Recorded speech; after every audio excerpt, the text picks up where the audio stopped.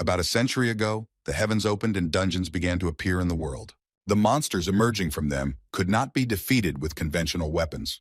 The only ones who could fight them were people in whose bodies supernatural abilities awakened at the same time as the appearance of the dungeons. These people began to be called awakened. Thanks to them, the world regained stability. While monsters, mana, and a new civilization took root, some of the awakened ones became hunters whose job it was to destroy these creatures. However, decades later, after the discovery of terrifying dungeons, it became obvious that there were too many hunters. Once the secret mechanism was revealed, it became possible to artificially awaken people. So anyone who had enough money for this could take advantage of it. The number of people wishing to become hunters naturally also increased, so the great era of hunters began to flourish. However, at the same time, such unforeseen changes in the order of the world led to obvious problems, so governments instituted a professional examination. Only those who passed it were allowed to become an active hunter. Of course, educational institutions appeared that prepared people for passing this exam. They provided all the necessary information and also trained students. Eventually, private institutions appeared that trained future professionals in their field. Such institutions began to be called hunter academies. Kim Seo-jun was the one who tried his best to adapt and succeed in this new world order. He is naturally awakened, and at birth he was given more power than ordinary people. However, in order to pay off the debts of his parents, who died in an accident shrouded in secrets, he has been transporting killed monsters for 9 years in a row. There is only one thing that helps him withstand such hard work, and the psychological pressure of debt. Naturally, we were talking about his youthful dream of becoming a professional hunter. Such a status would give him not just financial freedom, but also some influence. Naturally, his workmates, among whom there were no such young guys, were skeptical about his goals.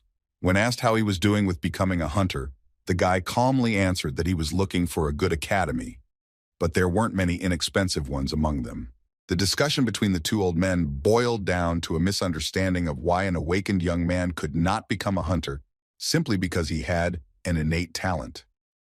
Of course, the fact was that attending the academy had been mandatory for becoming a hunter for 50 years. Most of the teachers at the academies are active hunters who share their experience and teach all sorts of cool tricks that you need to know before risking your life. Because of this, a huge gap has formed between the uneducated and the academy graduates. The time has come when, in order to become a hunter, you must study at the appropriate institution. Kim Seo-jun was sincerely happy about this day because he finally waited for the moment when his account had collected a large enough amount, which would be enough for a year of study at the academy. His joy was hard to miss. He would like to go to a better establishment, but they're too expensive. So he was content with the place for which, after many years, he was able to save with such hard work. At the same moment, a recruitment advertisement for the Transcendence Academy suddenly arrived on his mobile phone. This was the first time he had heard about it, but the promo promised that we were talking about individual tasks for each student from teachers who were more than 10,000 years old. It all seemed like some kind of unfortunate joke, as well as the inserted interview of a student who was able to pass the 9th grade Swordmaster exam. Shocked by what he saw, Seo-jun could not believe something like this and thought about what kind of crazy person created this advertisement. The Academy's website was the same as the other institutions, but the list of faculty names was more like names from history than a list of current outstanding hunters. The basics of using a staff and a spear were taught by a professor nicknamed the Great Sage. As it turned out, this sage was some kind of monkey, whose real name was Sun Wukong. For the guy watching this advertisement, it seemed that such classes looked very normal given the concept of the teacher. However, just a moment later, Sun Wukong decided to demonstrate a deflection move, one of the basic skills of a spearmaster. Using a spin and grab, he struck with a sharp movement towards the mountain nearby. Seo-jun was shocked by what happened in the video, because as soon as the monkey struck, the huge mountain disappeared. It seemed that this was nothing more than some kind of fake, because none of the famous hunters was capable of something like that. The guy rose to his feet screaming, saying that this was impossible even for S-class hunters. The advertisement ended and a window appeared on his phone asking if he wanted to sign up for this class. When he jokingly decided to accept the offer, it turned out that to do so, he needed to create an account and pay for a subscription. He couldn't believe that they were demanding $40,000 for this, exactly the same amount he earned after many years of difficult work. Shouting that they were some kind of charlatans, the guy closed the advertising window. Returning to work, his older colleague, who noticed the good mood of the young comrade, asked whether the young man was really going to enter the Hunter Academy. As always smiling, Kim replied that we were talking about an academy called the Ark. He heard that the teachers there are quite good, although this institution is not considered advanced compared to the others. Being happy for the young man, his colleague asked not to forget about him when he became rich as a hunter. In response, the guy laughingly suggested that he deal with the captured monsters and promised that he would even get a real dragon.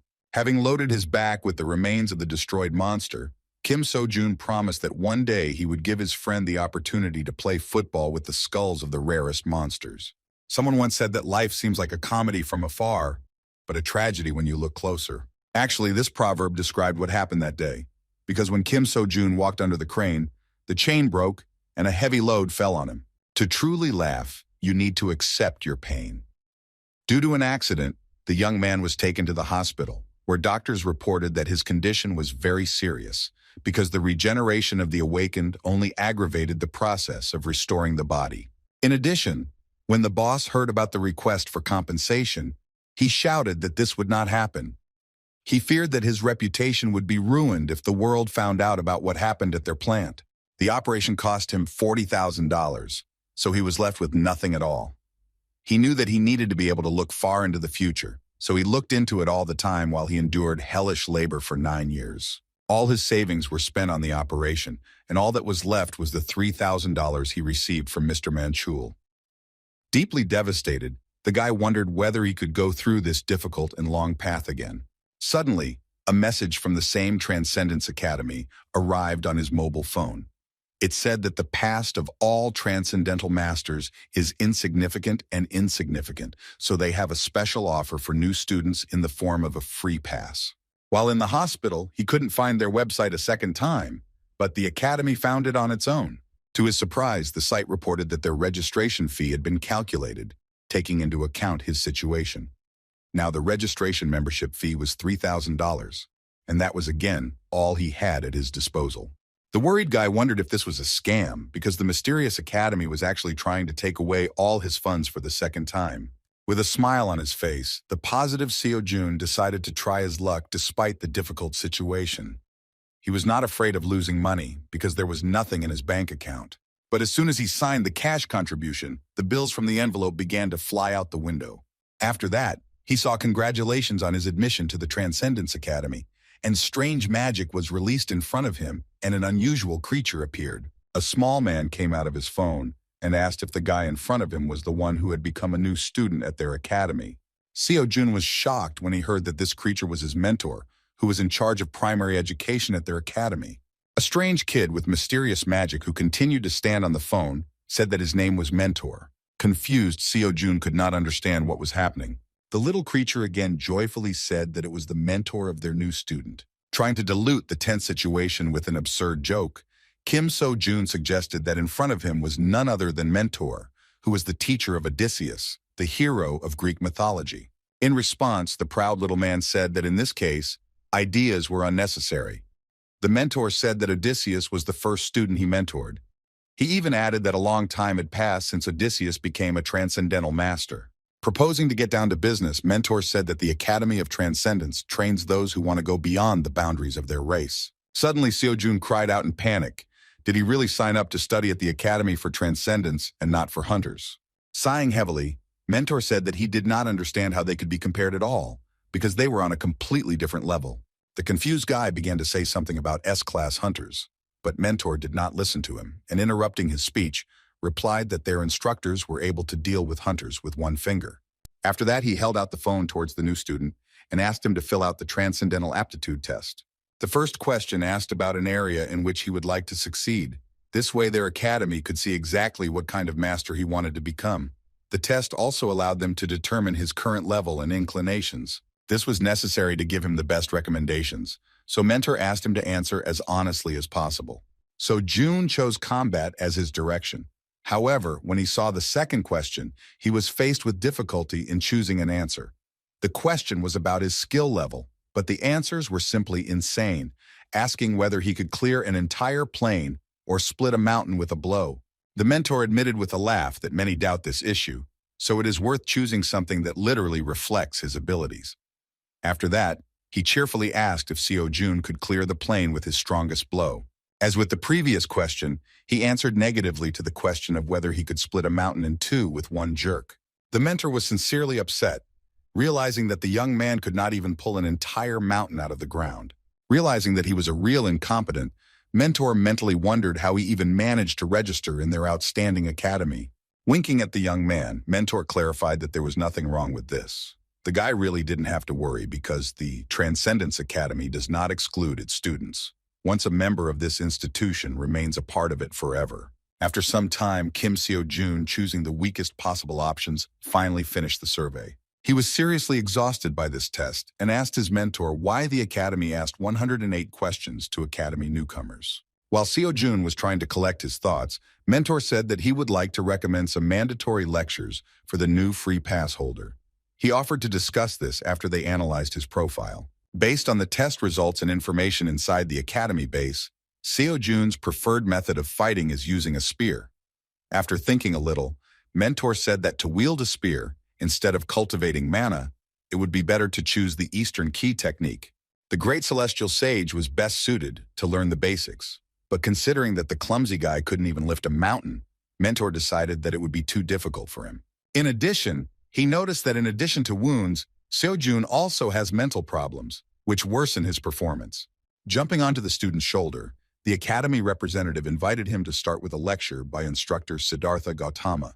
Hearing this name, Seo-jun shouted in shock whether he was talking about the Buddha himself. The mentor replied that this was true, and although the instructor denies such a title, all students address him this way. Thanks to his lectures on psychology, he is one of the most famous instructors. His subject is required for the Transcendence exam. Usually attending this lecture requires a huge amount of money, but Siddhartha Gautama is so insistent on saving poor souls that Kim Seo-jun received permission to study his teachings for free. The Academy's website said that upon completion of the lesson, he would receive an unshakable heart, an SSS rank skill. The mentor clarified that this is the reason why the instructor's lecture is considered necessary. An unwavering heart will help a guy succeed in almost any direction of transcendence. Winking positively, Mentor said that even if the young man thought he was going crazy, he should definitely watch the lecture to the end. Disappearing without answering all the questions, Mentor finally said that he would contact the student after he analyzed his profile in detail. The confused guy was left alone again. He realized that having lost all his money, he had no other option but to look at what he paid for. The instructor's first words were a question to the student about whether their world really exists. Seeing him for the first time, Seo-jun was surprised, realizing that this man really looked like a living golden statue of Buddha. Buddha himself answered his own question by saying that the word I did not exist, therefore he himself does not exist. The lecture turned out to be really difficult, because comparisons and reflections on existence on the part of the instructor were at the level of some kind of deep philosophy. Remembering the words of the mentor, Kim Seo-jun, continuing to study the lecture, only became convinced that the instructor's words could plunge him into shock and drive him crazy.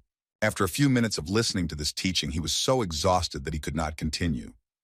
The lecture was less than 0.1% complete. And yet, he had a lot of free time. So throughout the week, the guy still studied the doctrine. The result was simply amazing. The doctor was confused when he saw the amazing speed of the young man's recovery. In his 30 years as a doctor, this was the first time he had seen something like this, even though he constantly worked with the awakened. During this time, Kim Seo-jun recovered significantly and became convinced that thanks to the lesson of Siddhartha Gautama, his heart knew peace, which increased the speed of recovery of his body. Every time he listened to the lecture, it seemed as if his mind was leaving him. However, even though the lesson was only 1.5% complete, the effect was truly amazing. Reviewing the research results, the doctor hesitantly said that you never know what can happen, so Seo-jun will be in the hospital for at least another week. Seo-jun didn't mind. He just wondered what would happen when he finished listening to the lecture. He accepted the doctor's offer with a smile, thinking that the Transcendence Academy was not some kind of joke, as he had previously believed. Now he could move his body and thought about watching Chiron's lecture at the same time. The reward for studying this lecture was Class of Metamorphosis. Compared to Unshakable Heart, the rank of this skill was quite low, but even so, it was far from a low-level ability. Remembering Mentor's words that with an unwavering heart, most directions would become a piece of cake, He decided that that skill was simply too powerful. After turning on the video playback, Seo-jun saw the face of the instructor named Chiron. As it turns out, Chiron is a centaur, a creature with the torso of a human and the lower body of a horse. He was the teacher of almost every hero in Greek mythology, so the importance of this lecturer is incredible. First of all, the hero teacher said that the purpose of this lecture is to prepare students to the stage from which they can move to the early levels of transcendence. Relaxed Kim Seo-jun with a satisfied face thought that such a legendary person was in front of him. In the meantime, the lecturer asked to note that in this course, military techniques will be discussed superficially. When Chiron spoke about the first step to becoming transcendental, he began to hold a strangely long pause. Within a moment, he furiously shouted to the student that the bastard should quickly get up and go to train. From such a terrifying scream, Seo-jun jumped out of his seat, and the phone fell out of his hands. The guy suddenly found himself on the ground, and a message appeared on his phone about a task in which he must perform a certain number of repetitions of 5 exercises. Looking thoughtfully at his phone, he wondered whether he would really have such a test literally every day. The doctor warned him that he should try not to overexert himself during the week, so he was not particularly keen on starting the exercises. Yawning lazily, he pressed the skip button to move on to the next lecture. During his stay in the hospital, he planned to simply listen to lectures. However, everything was not so simple. With a smile imposed by the situation, he learned that it was impossible to move on to lectures until he completed the assignment. No matter how he clicked on this button, the result did not change. The guy panicked and wondered how the academy even knew that he hadn't done anything on this list. He had no other choice but to start studying. Still, he had no intention of going against the doctor's advice. As soon as he went to the page with Buddha's lectures, he saw a message that the free pass to the teachings would end in 83 days. With tears in his eyes, he ran outside to begin completing his tasks. He could not waste time on rest, because the loss of knowledge due to limited time could play a bad joke on him. Initially, he was given 90 days, but only a week later he learned that there was such a framework. After all, this is an academy, and it is logical that not everything is free. Although Seo-jun did not know exactly how the academy worked, he assumed that in order to progress, he should absorb the knowledge until he understood it. Once he reached a certain level of understanding, he made no progress from listening until he realized something new. The Buddha's lecture turned out to be not so easy, so while doing Chiron's task, he doubted that he would be able to complete these free courses in just 83 days. To tell the truth, until that moment he had not seen the point in training at all, but fearing to lose this opportunity, the guy went to the training ground. For the sake of the opportunity to study at this academy, he carried monsters and killed hunters for 9 whole years. Now he couldn't afford to lose his chance to become a worthy hunter.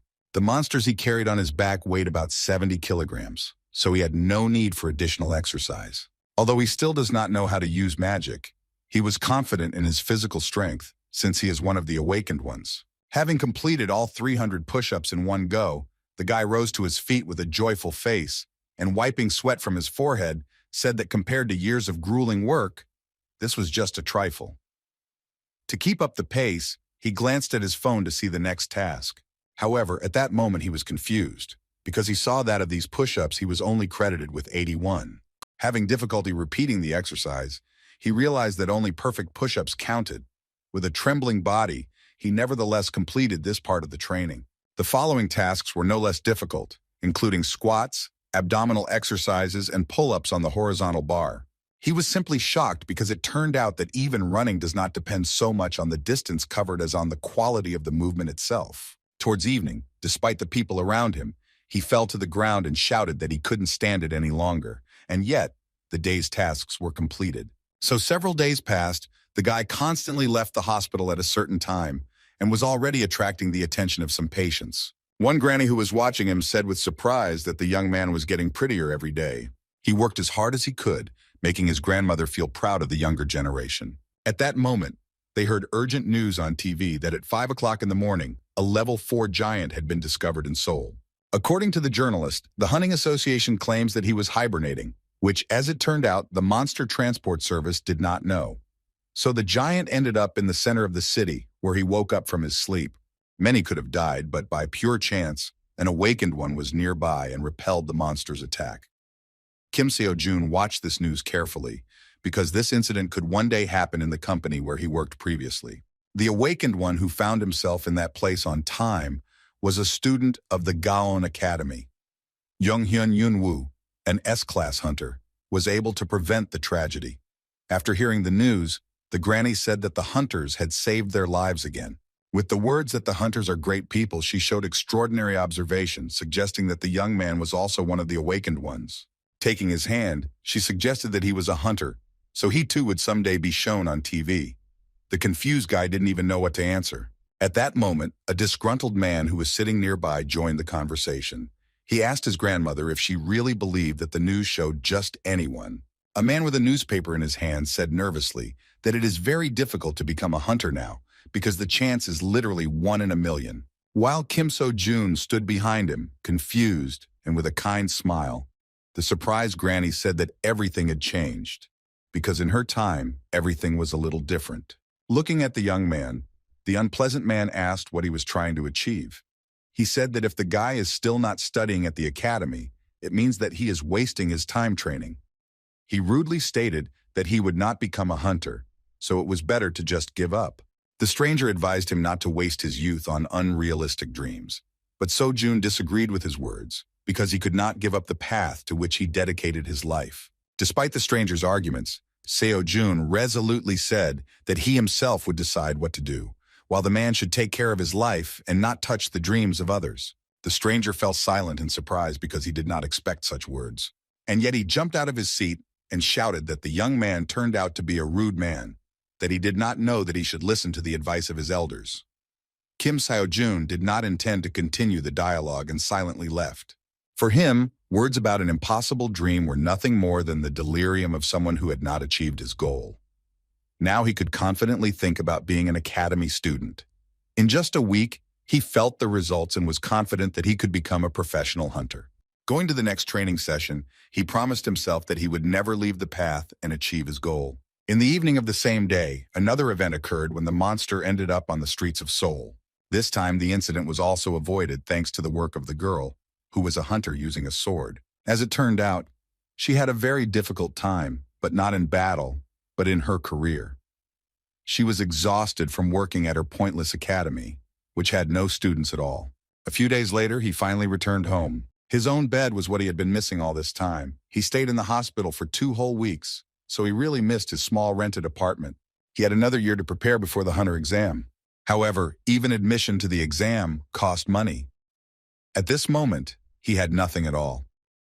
The next morning, he decided to check the academy's website, because he was already finished with the assignment, but did not look at the progress of his lecture.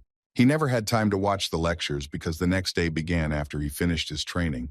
This time, he was able to resume access to training and even received praise from his mentor. However, he was a little upset by Chiron's words that now he had learned to walk like a baby. Now he was invited to take his first steps towards the mastery of transcendence. The first step discussed was mastering your feelings. The next morning, So-jun returned to the construction site again. Everyone was surprised by his appearance because they had previously heard that he needed some kind of serious operation. The boss even said that he was deprived of intelligence since he decided to return to work for him. He warned that the guy would not get off easily if this happened again. Of course, Kim was not particularly eager to return. However, he had no other choice. In addition, he noticed that, apparently, the boss feels guilty, albeit just a little. We were talking about a situation where he refused to pay compensation because he was afraid of an outcry. Under the guise of a great thinker, during breaks between work, he continued to think that all his plans rested on money. On the one hand, if he doesn't work, he won't have anything to eat. However, if he works, then he will not have time to study. His thoughts became increasingly deeper and more restless, because if he did not complete his daily task, then he would not be able to listen to Chiron's lectures, which would slow down his progress. It seemed to him that it was worth starting to review past lessons that he still had not fully mastered, especially those related to mastering his own feelings. Chiron mentioned that the 5 human senses play a key role in combat. Regardless of the feeling, we first perceive the stimulus, then we recognize it, and then we draw a conclusion. However, it was too slow. The mentor said that he would teach the student how to speed up this process as much as possible. What he meant was that So-jun would experience something completely different from these 5 senses. The 6th sense hidden within him. It seems that Kim So-jun has already gradually mastered this feeling. familiar to us as intuition. When his friend entered his locker room, he tried to slap him on the head with a friendly laugh and said that he was glad to see them. To their surprise, the guy was instinctively able to dodge this blow. The man and even Seo-jun himself could not believe how he managed it, because it seemed that eyes appeared on his back. At that moment, their conversation was interrupted by a disgruntled boss who shouted that they should not shirk work. When they returned to work, Ajoshi could not believe his eyes, because Kim So-jun decided to lift as much as 200 kilograms of weight at one time, even though he had only recently been in the hospital after a major operation. But the guy was fine and with a kind smile trustingly asked to load a little more. With a heavy load on his back, he looked quite happy as usual. The guys could not believe that such a young guy was able to carry such weights on his back, even though he had only recently been in the hospital. The fact that he was so frisky let them know he was fine, but that didn't make them any less worried. Meanwhile, the break began, but Kim had no intention of stopping. He experienced some strange feeling. For the first time, he felt that strength was filling his body, despite long work. Taking advantage of the free moment, he decided to start exercising with weights on his back to complete his daily task. After doing a few squats, he wiped the sweat from his brow and looked at his phone to see if he was keeping his form right and if those reps were counting. He was indescribably shocked when he saw his own results. One squat was counted as 3. Seo-jun suggested that efficiency increases depending on the amount of additional weight. While the guy was trying to calculate the number of repetitions required to complete all the tasks, his friend urged him to get some rest. However, Seo-jun, delighted with his knowledge, was not going to be distracted from the process. He snatched some more cargo from Ajoshi's hands and ran towards the loading of the material. The joyful guy realized that now it doesn't matter how he works, because the system only evaluates the result. He was happy with the news that he could exercise while working. With such an incredibly heavy load on my back, even push-ups were used. The day turned out to be very productive, but the exercise combined with work left him much more exhausted than ever before. Combining work and classes turned out to be very effective but very difficult. With a laugh, he said that he didn't even know who else would think of training and carrying parts of fallen monsters at the same time. As a result, he not only saved time on training, but also earned some money. In addition, he even found time to listen to lectures that interested him. He got it done so quickly that he began to feel like he was wasting his time. Repeatedly watching lectures no longer brought him progress, so he decided to enroll in another course. Among the free lectures, he took a closer look at the lecture of Professor Xiang Yu, who was nicknamed King Hegemon because he could even lift a mountain with his own hands. Hegemonic King Xiang Yu is the legendary ruler of Western Chu, known for his superhuman strength. When it comes to fighting against numerical superiority, they say that such daredevils are like him. As soon as Seo-jun signed up for this free course, he had access to the lecture. As soon as the guy opened it, he saw Mr. Xiang Yu, who said with a laugh that since he wants to learn the skill of the spear, he is probably just a loser who doesn't even know the basics. Kim Seo-jun truly felt insignificant from such words from the great master from the past. And yet the hegemonic king was not going to refuse him and declared that all narrow-minded people could be free in their choice. After that, for some reason, he decided to offend the monkey known as the great sage of their academy, saying that there was no need to listen to him. To the guy's surprise, the mentor said that he should just wave the spear in order to feel it with every cell of his body. Before returning to learning the basics, he had to complete a daily task of 5,000 swings of the spear. Seo-jun felt depressed because he expected a lot from this lecture. But in the end, the mentor only said a couple of sentences and gave him some kind of primitive task. The next morning, he went to work again. This time, they were visited by an important lady who was in charge of this sector. The boss tried in every possible way to suck up to her, saying that there was absolutely nothing to worry about, because they had not had a single accident at work thanks to his competent management. However, B-class huntress Park Seo-yoon came with another question. She asked if the boss had heard about the giant who had awakened the other day. She witnessed his death firsthand, but would still like to do a thorough check in case they missed something. The boss continued to please her in every possible way, causing some condemnation and even laughter from his charges. When the workers started talking about who this huntress was, Seo-jun decided to eavesdrop on their conversation. As it turned out, they learned that Park So-yoon is the granddaughter of the master known as the Star Sword. Even Seo-jun had heard about the man's fame. Park Ming-chul, nicknamed the Star Sword, is a true legend. 100 years ago, he was one of the awakened ones who received their power at the moment the gate opened. Back then, practically nothing was known about the awakened ones, and the monsters were more cruel and could roam the streets unhindered. There was no complete confidence that humanity could survive. Starsword was among those who grabbed the weapon without hesitation, mastering his new power. He was one of the few awakened people in Seoul, one of those who did not allow our civilization to disappear, the real savior of the world, a hero in the flesh. A lot of time has passed since then. He is already quite old, but he is still a heavyweight in his field, able to compete with any hunter of the highest level. Of course, Kim Seo-jun aspired to reach his level of fame. However, he was not interested in such tales now because he was completely focused on his training. Noticing what he was doing at the work site, So-yun asked the boss what he was doing. The confused boss asked her not to pay attention to him, saying that he had been acting as if he had gone crazy for a week. The girl decided to pass by, believing that he was simply not right in the head since he was exercising right on the work site, also with such a load on his back. Mincho was also not happy with what was happening. He was very worried about the condition of his young friend, but he still behaved strangely. When he approached the young man, he asked when he would finally calm down and have a proper attitude towards work. His productivity didn't really suffer, but it was crazy to see him straining with so much weight on his back, like it was the right thing to do. Having finished the next exercise, the guy happily said that these exercises really make sense. Minchel didn't understand his behavior at all because besides, Seo-jun was constantly looking at his phone with the screen off. In response to his comrade's words that he would soon be hoarded, Kim joyfully said that everything was fine and he could bring a little more cargo. This way, he not only trains, but also makes the work easier for others. In fact, Minchel was glad to see him so energetic and happy. Suspecting nothing, he did not notice how the body behind him regained consciousness. The young man's sixth sense made him understand that something was happening, so he looked around worriedly. Within a moment, a huge monster began to rise above his friend, which, having been divided into parts, gathered its body together. His terrifying scream sent chills down the spine of everyone nearby. Such a dangerous situation caused real fear in Seo-jun, and he worriedly shouted his friend's name. Meanwhile, Seo-yun, who is the only hunter nearby, has finally found a quiet place. She ran away from the site into the building of this enterprise. She was nicer inside the office than next to her boss, who was not to her liking. Her patience was stretched thin, but she couldn't leave irresponsibly without making sure the monster was truly dead.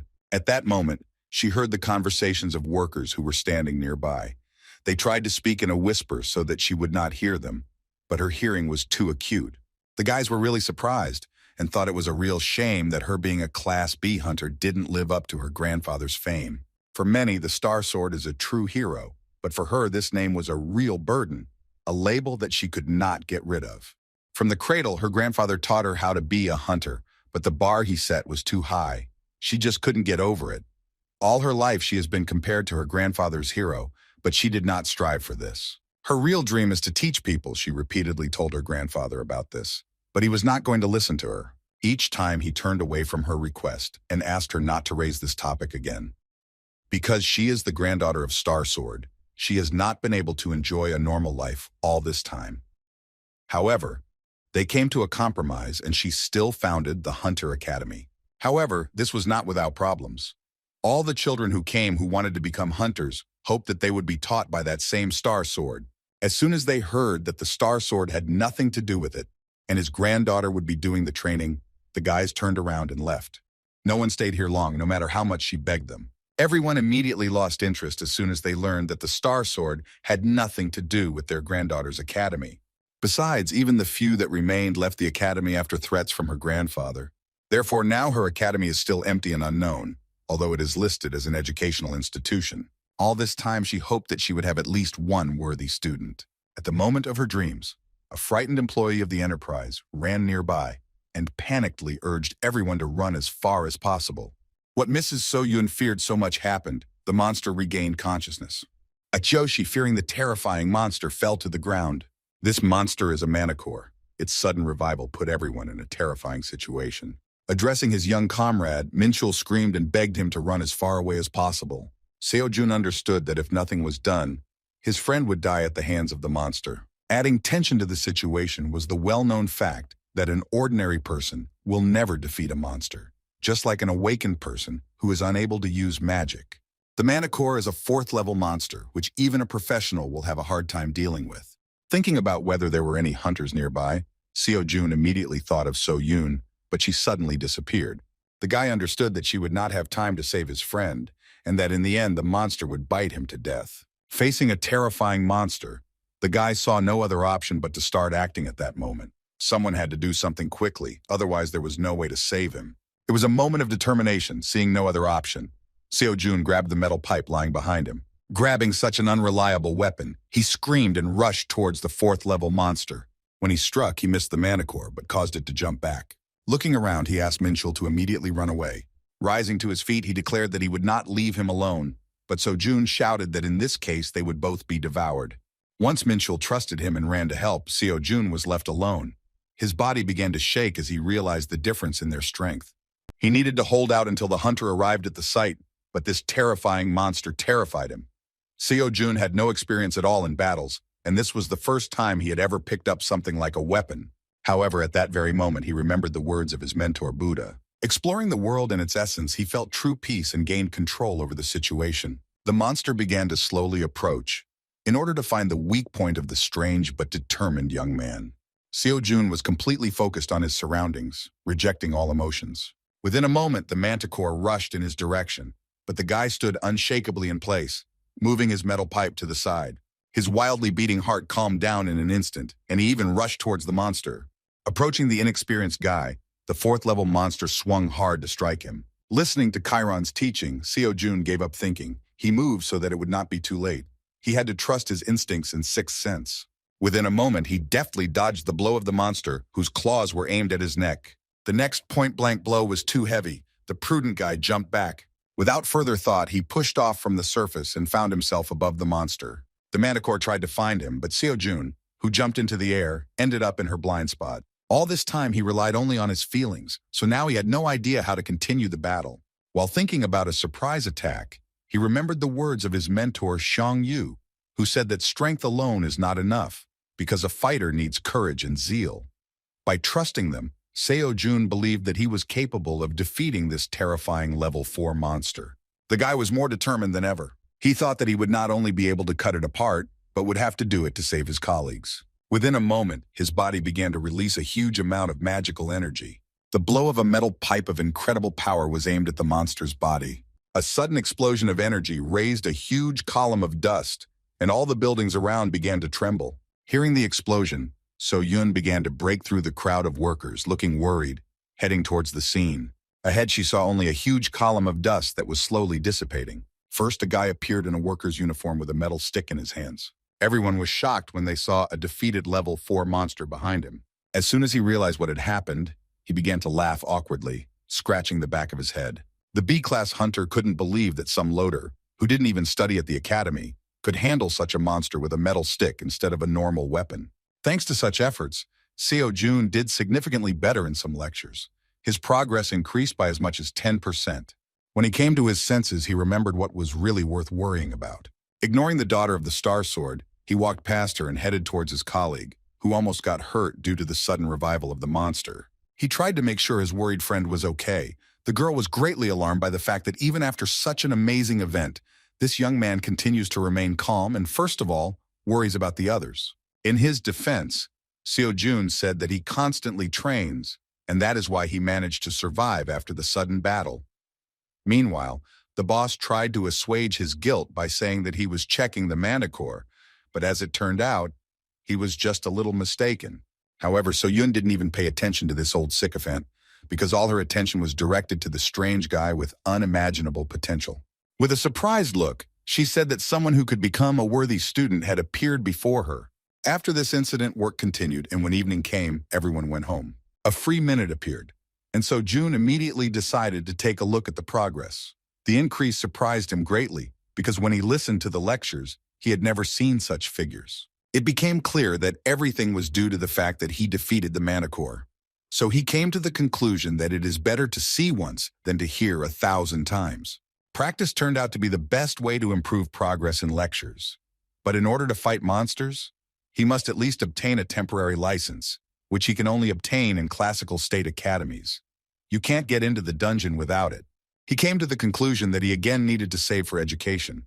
The financial burden only increased. At that moment, Seo Yun was quietly following him. interested in his potential as a hunter. Suddenly she turned to him, apologizing for wanting to distract him for a few minutes of conversation. Kim So-jun immediately recognized the granddaughter of the Star Sword, the huntress, who was collaborating with their company.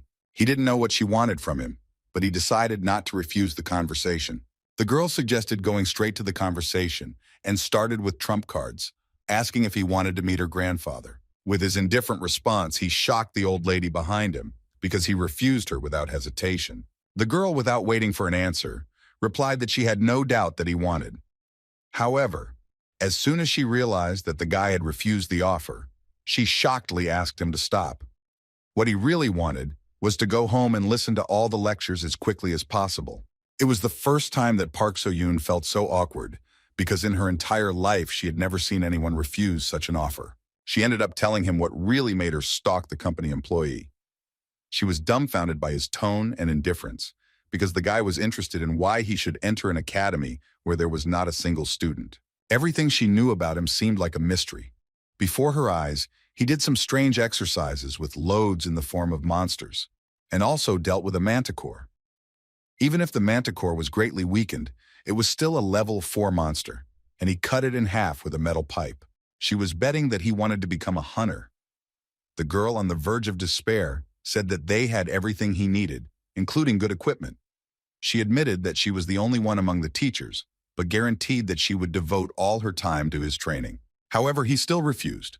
This was the first time in her life that it was so difficult for her to get a student. Her last compelling argument on the verge of breakdown was the offer to become her grandfather's student. However, even so, he still refused. So-yun was amazed because all the hunters dream of learning from the Star Sword.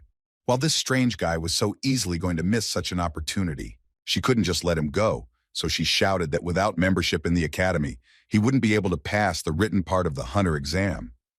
Even to this argument, Seo-jun replied that he could somehow handle it himself.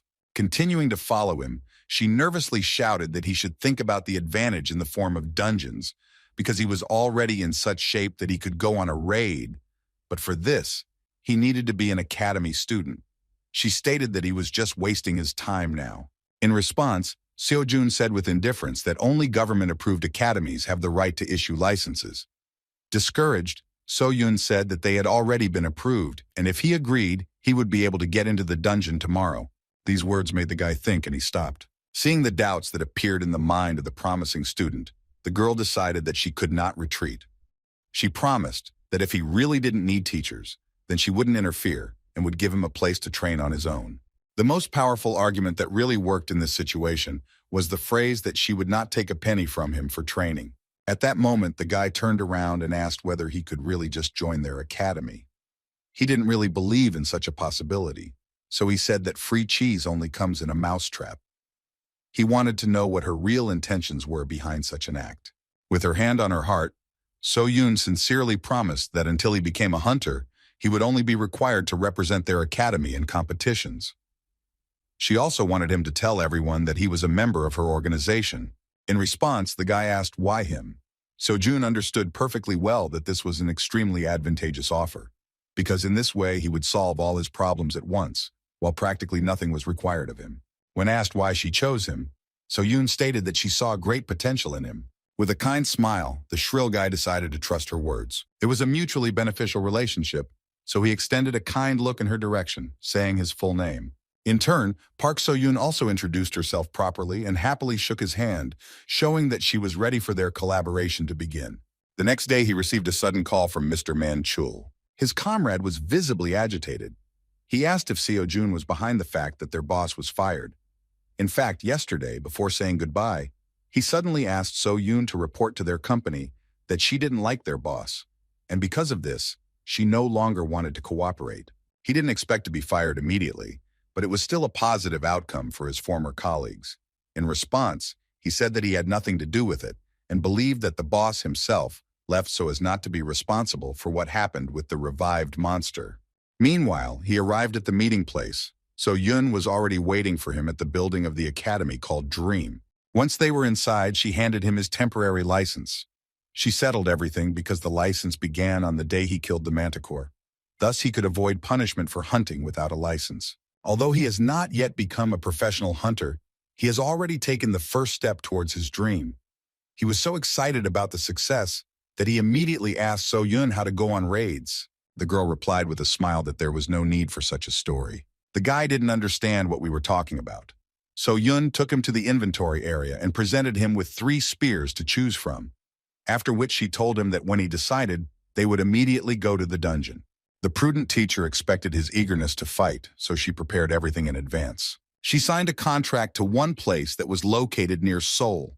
A low-level dungeon has recently opened here, suitable for a beginner who does not yet have enough experience in fighting monsters. As expected, So-Jun easily dealt with the local monsters, which looked like mutants of ordinary rats. Another splinter fell without much resistance at the hands of Donatello, so the guy with the spear asked So-Yun why she followed him, even though she promised that she would not interfere. In response, she said with a smile that she had no intention of interfering with him. She believed that she could not leave the only student at her academy unattended. With a sly expression on her face, she suggested that he consider himself to have a private lesson, which was an opportunity only for the most capable students. Seo-Jun considered it an honor. Moving forward, she assumed it was his first time in the dungeon. That's why she wanted to accompany him. Even though only kobolds lived here, she asked him not to let his guard down. Kobolds are second-level monsters that are ideal for training beginners without combat experience. Fortunately, he easily penetrated their magical armor, just like in the fight with the Manticore. However, what was strange was that attacks that were not imbued with mana should simply bounce off the defense of a monster of any level. It only meant that he was using it subconsciously. At the same moment, one of the monsters suddenly attacked him. So-Yun worriedly shouted that he should be careful, but the guy deftly dodged the attack, relying only on his own feelings. Within a moment, he easily got rid of the monster, which was trying to take advantage of the surprise. And yet the boy continued to wonder why his attacks were so effective, even without the obvious release of magic. As soon as he was distracted by his phone, which from the outside looked off, he shouted with joy that his progress continued to slowly grow. So-Yun continued to stand behind with a surprised expression on her face, not understanding what was happening to this strange student. Seo-Jun noticed that his progress in lectures was not growing as quickly as from killing a Manticore, but it was still better than just continuing to study the material he had learned a long time ago. In addition, he did not forget that you can make good money in dungeons. Turning to So-Yun, he said with a kind smile that he was going to speed up a little. Destroying monsters one by one seemed to him to be similar to how players farm experience in video games. When they finished clearing out this novice dungeon, they returned to the academy. So-Yun was still discouraged by his behavior. She immediately understood that something was wrong with him, but this time she was already scared that he continued to look at the switched-off phone and talk. Ever since they returned from the dungeon, he had been staring at his switched-off phone all the time. This happened for several hours, and all this time he looked as if he was devoid of common sense. This was just the beginning of the strangeness, because during the process of this strange meditation, he was constantly surprised by something he saw on the screen of his switched-off phone. She couldn't wrap her head around the picture she saw. Seo-Jun looked like a newbie entering the dungeon for the first time, but immediately began hacking away at kobolds like a trained pro, after which he began doing strange exercises with the killed monsters. Moreover, he himself carried the bodies of the killed monsters instead of calling a special service. Such savings seemed too strange. Still, she was more worried that she would not be able to hide the appearance of a new student from her grandfather forever. This continued until midnight. The guy's shout about some kind of lecture made So-Yun tensely wonder if she had made the right choice. While returning home, he received a message that made him sparkle with joy. He managed to earn 9.5 million won, although he had no idea that he could earn so much in a day. Although he carried and cut up the carcasses himself, it was not easy, but all his efforts paid off very well. However, the problems did not disappear because all this still took a lot of time and effort. He didn't even have time to listen to the lectures as he had previously planned. While returning home, he even thought about asking Man-chul to work with him. He trusted him, so he decided that this way they could stay in touch. Moreover, if in this way he opens his own personal business, then they will both be in the black. Seo-Jun decided that he would write to him as soon as he had free time. However, the issue of money was still relevant. He could start saving it again, but he thought it would be better to spend it usefully. By defending dungeons and earning money, he simultaneously increased his progress and completed lectures. But everything went somehow slower than he expected. They gave him nothing at all for the last kobold he killed. This made him wonder if there was a faster way to become stronger, to become as strong as the great celestial sage Sun Wukong.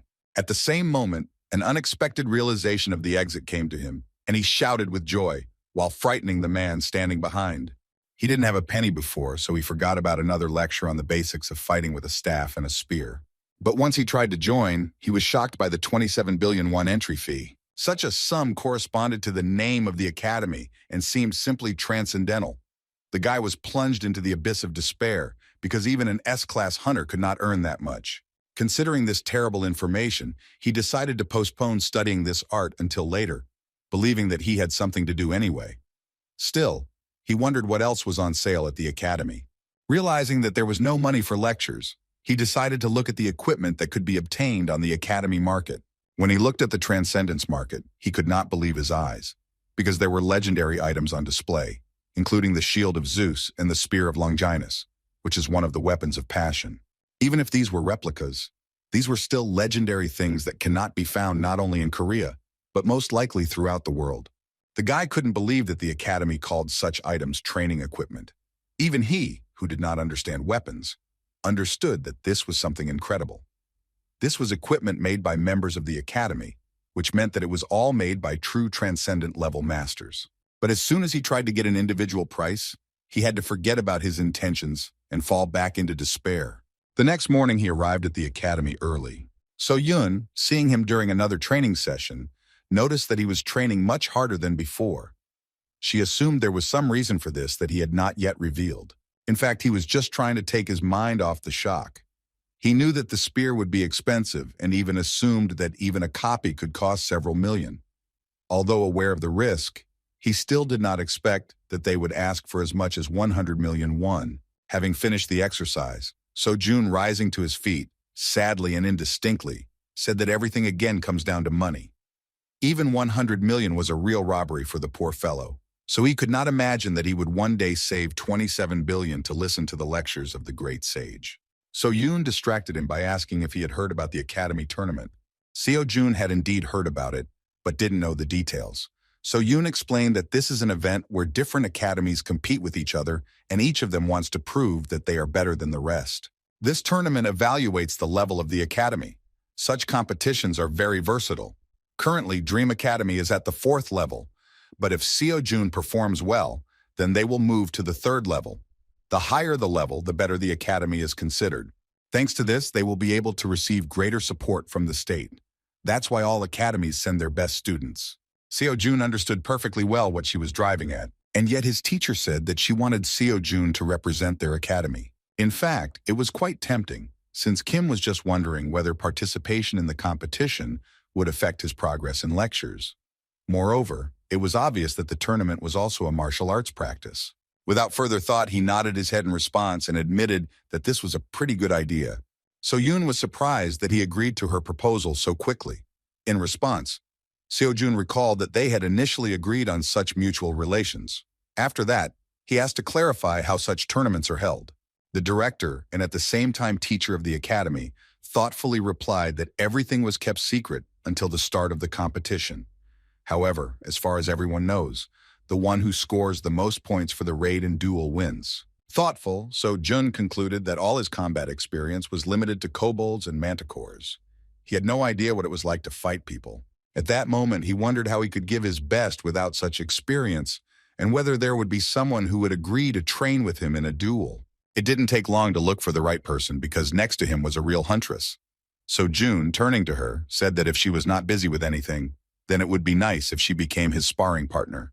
Although she wanted to refuse, she had no choice, because Seo Jun began to mock her, saying that she was just a coward. With the help of children's teasing, Seo Jun achieved his goal, but the real test was only ahead. This was a great opportunity to practice, but he shouldn't forget what level his opponent was. So Yoon is a B-class huntress, and although this is far from the pinnacle of peaks, she was taught by the Star Sword itself. Of course, he was only a beginner who could not objectively judge real hunters. But he had no doubt that it would not be easy.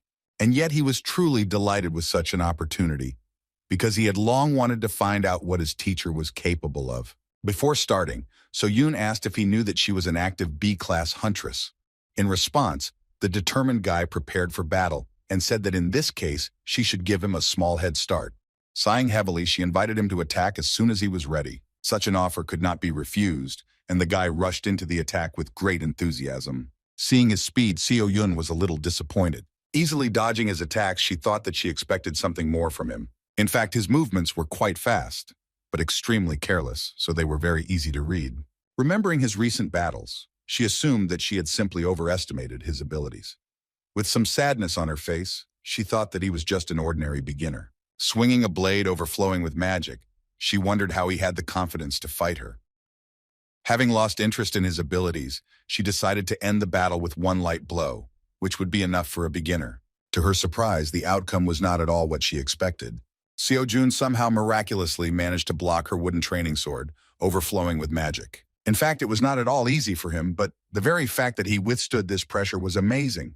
Now So-yoon completely forgot about her recent thoughts that he was an ordinary average beginner, because it was difficult to understand how he even managed to block her blow with magic. In this situation, the weapon should have jumped out of his hands, and her sword should have been at her throat. Moreover, having withstood such pressure, he even began to resist and tried to strike. Still, Park So-yoon couldn't let him get away with it and threw him aside with one swing. Now she looked at his strength completely differently. The determined student was still full of energy and had no intention of backing down. Wiping the blood from his mouth, he said that he would also fight seriously. Now he was even faster. He rushed into battle and his movements changed noticeably and his attacks became much clearer. This couldn't even be compared to what happened before. If Seo-yoon had fought like this from the very beginning, So-yoon would not even have thought to doubt whether he was worthy to become the representative of their academy. As it turned out, he simply listened to the words of his mentor Chiron, who said that the battle should begin with obvious attacks. All this time, he followed the plan and has already begun to change the situation with the help of feints, in other words, diversionary attacks. Her opponent was very difficult, and by delivering countless ordinary and unremarkable blows, he made sure that she, assessing the situation, could change tactics depending on the level of threat. Without giving her the opportunity to move, he continued to strike, distracting her attention. In response to her blows, he used the same obvious blocks in order to relax her attention. However, as soon as his next blow was repelled, he rotated the spear back. He repeated this until So-yoon opened herself up to his real attack. As soon as this moment arrived, he prepared to put all his strength into the blow. Seo-yoon was more focused than ever to take advantage. Seeing his huge swing and really serious attitude towards battle, So-yoon felt danger from him for the first time. Within a moment, there was a powerful explosion from the collision of their blows. As expected, So-yoon not only blocked his blow, but also threw it aside. Still, she couldn't believe that Seo-yoon was actually capable of something like that. However, when she saw that she had overdone it a little and threw him into the wall with great force, she screamed in panic. She hit with all her might without even thinking, so she immediately rushed towards him to make sure that he was at least alive. Rising to his feet as if nothing had happened, Seo-yoon began awkwardly scratching the back of his head and laughingly admitted that he had indeed lost in the end. In response, Seo-yoon couldn't hide her surprised expression as she realized that all this time Seo-yoon had been hoping to defeat her, even though he knew he was fighting a B-class hunter. The girl did not know how to react to this, while Seo-yoon, continuing to scratch his ridiculous head, recognized the power of the huntress. Still, it was not possible to fight her like a monster, and this made him understand that the approach to fighting people should be a little different. However, he did not lose his positive attitude, because he knew that if we talk about his difference with professionals, then it is worth noting that he still has everything ahead of him, since he has just begun his journey. As he expected, although slightly, his statistics still increased. Now he realized that he should develop in different directions, just as he did in video games. So Yoon couldn't believe that after such a beating, he would decide to ask if they could somehow repeat it. With a stupid smile on his face, he suggested that she have a few more duels before he went to the academy tournament. This would really be useful for him, but his zeal seemed strange given the fact that this time he suffered greatly in battle. Still, So-yoon came to the conclusion that she didn't care about his weirdness if he tried so hard. She had previously promised that she would work on his skills every evening, so she enthusiastically replied that she would have no problem doing anything he asked. Moreover, she mentioned that she was going to give him all the prize money. When the guy heard about the money, he was surprised because he didn't even think that there would be any reward besides the rating for the academy. After thinking a little, the girl tried to remember exactly what amount we were talking about. As soon as she remembered and said that the reward would be 100 million won, the guy is on the spot, realizing that this is exactly what he needs to buy a spear from the Transcendence store. Another coincidence indicated that he could not miss this opportunity. Suddenly, for the teacher, with incredible fervor, he asked when this tournament would take place. It was only 2 weeks away, so Seo-jun was determined to gain as much experience as possible before he could earn the much-needed 100 million won. With incredible fervor, he began training and began to bombard the teacher with a lot of questions about whether she had sandbags and whether it was possible to use improvised objects as weighting agents. As a result, he, without listening to Seo-jun to the end, took a huge stone and began to squat to improve his progress in lectures. Seo-jun still didn't understand what was going on in his head, but she didn't mind not asking herself unnecessary questions if Seo-jun really proved himself to be a worthy student. 2 weeks later, the day of the tournament finally arrived. A large number of people gathered at the tournament site, among whom were a variety of contenders for victory. The huge crowd made the clumsy and insecure guy with big glasses and a green checkered shirt become confused. All the people around him came to the conclusion that he was suffocating, because this guy immediately began to talk about the fact that there were many more awakened people and interest in their battles had increased, which is why so many people gathered in front of the arena to watch the tournament.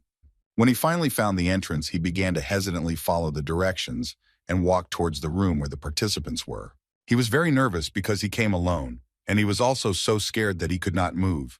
This was not strange, because compared to the insecure guy, all the other participants seemed like real warriors. Students from various academies that gathered in one place surprised him with their equipment, confidence, and big muscles. All the guys looked really strong, and this guy with the ridiculous eyepieces admitted that it shouldn't be surprising since academies send their best students. And yet, among this crowd of outstanding students, he managed to notice a calm guy sitting on a bench with an old weapon and a bag for a spear made from clothes. Everyone around was whispering that Seo-jun was some kind of hillbilly from the backwoods. It seemed to them that he was simply trying to withdraw into himself so as not to attract unnecessary attention.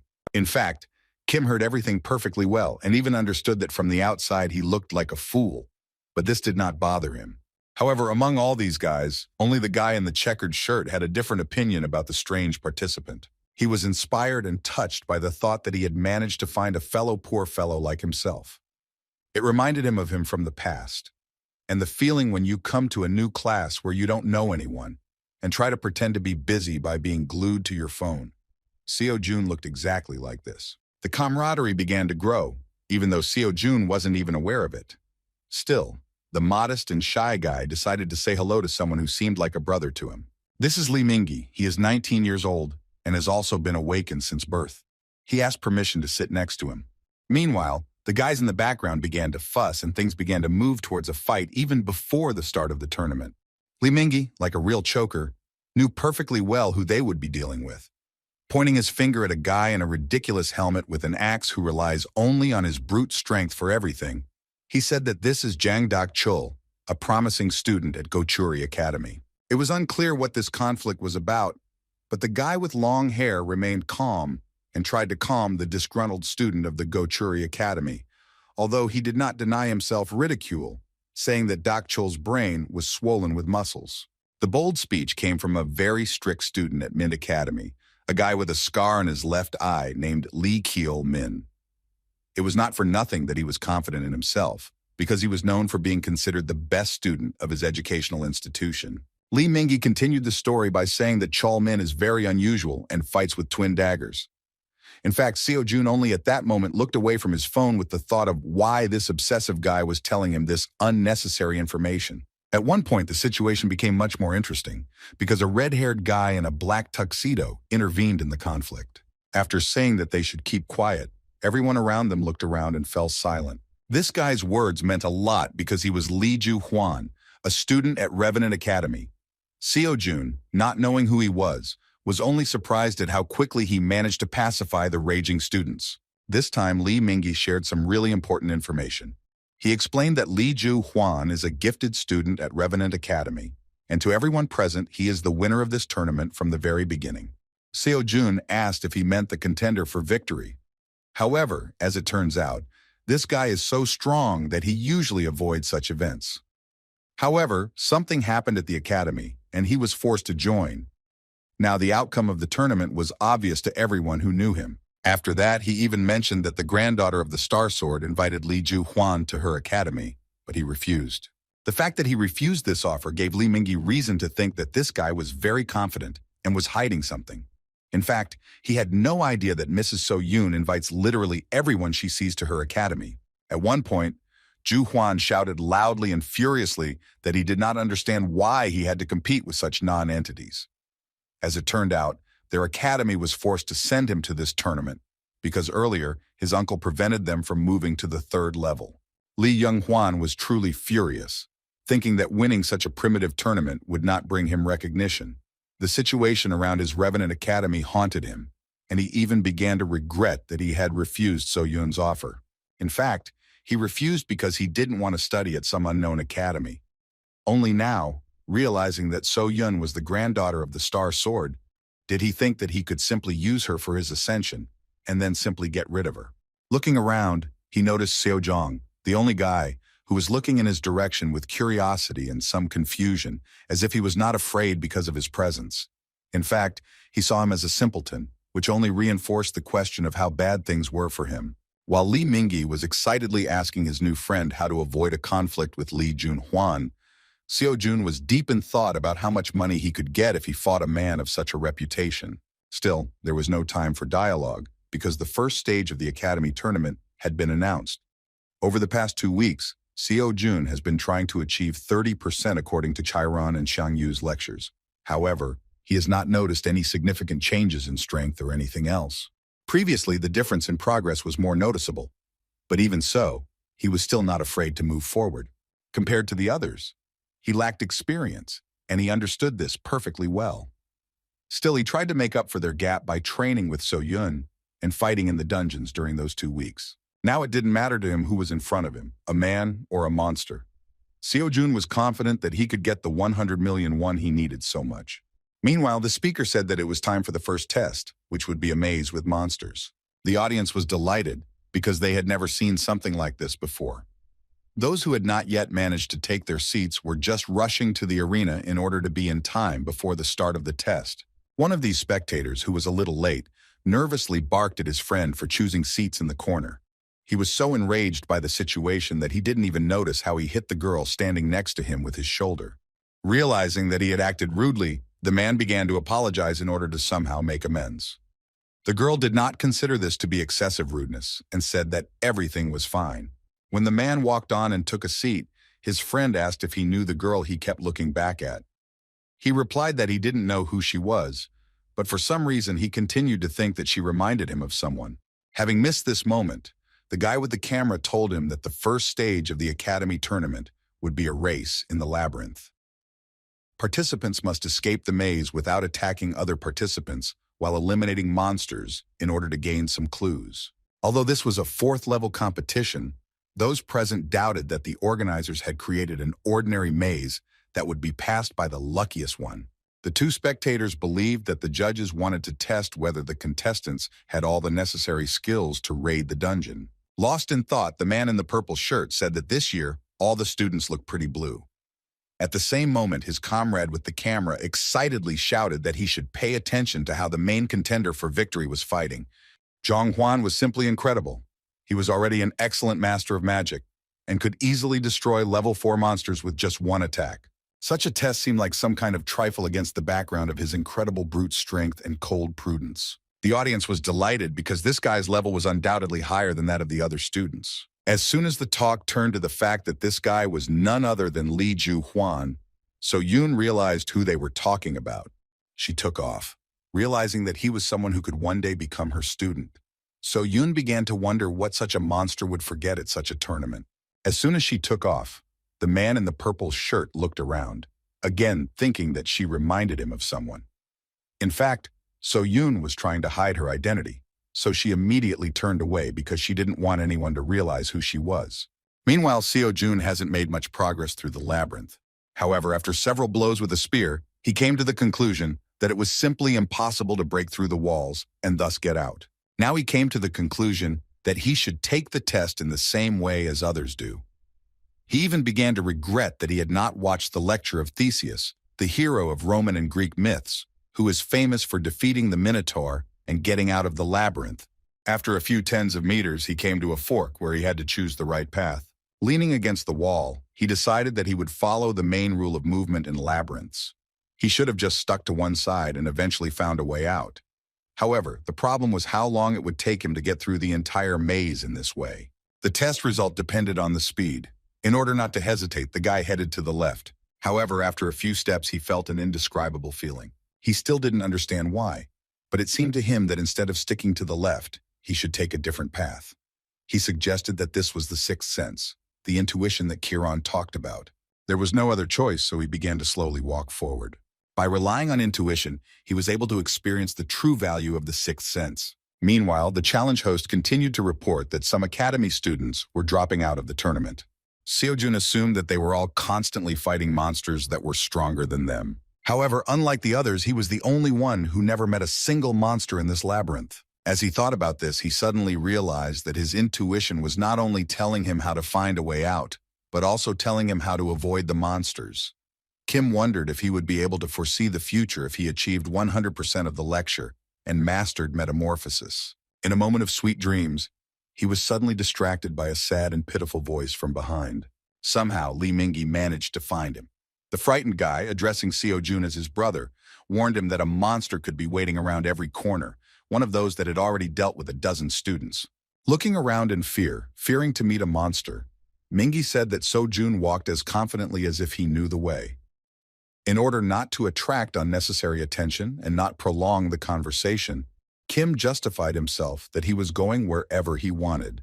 Lee Mingi was simply amazed by his irresponsibility and screamed that he couldn't go wherever he wanted, because it could end badly. Then he said that he would help him, because he knew how to get out of the maze. Showcasing his incredible intelligence, he boasted that he had heard that the exit from the maze was easy to find if you used the left or right-hand method. In response, Seojun said that it was too long, so you should just trust your feelings. When the guy in the plaid shirt denying this proposal said that they could get lost, Seojun suggested that they split up. He had no idea why Lee Mingi decided to tag along like a stray dog. Adjusting his glasses, Mingi shouted that they should stick together, since they were brothers in misfortune. Seeing the misunderstanding on Seojun's part, Mingi awkwardly said that he did not come from the academy, but himself. And looking at him, he decided that he was also a loner. Only after these words did Seojun realize why this strange and absurd guy decided to talk to him. His world was turned upside down by the words that weaklings better stick together. Seojun did not consider himself a weakling and could not understand at all why Lee Mingi decided that he was one. With incredible surprise, he suggested that he could really look like that from the outside.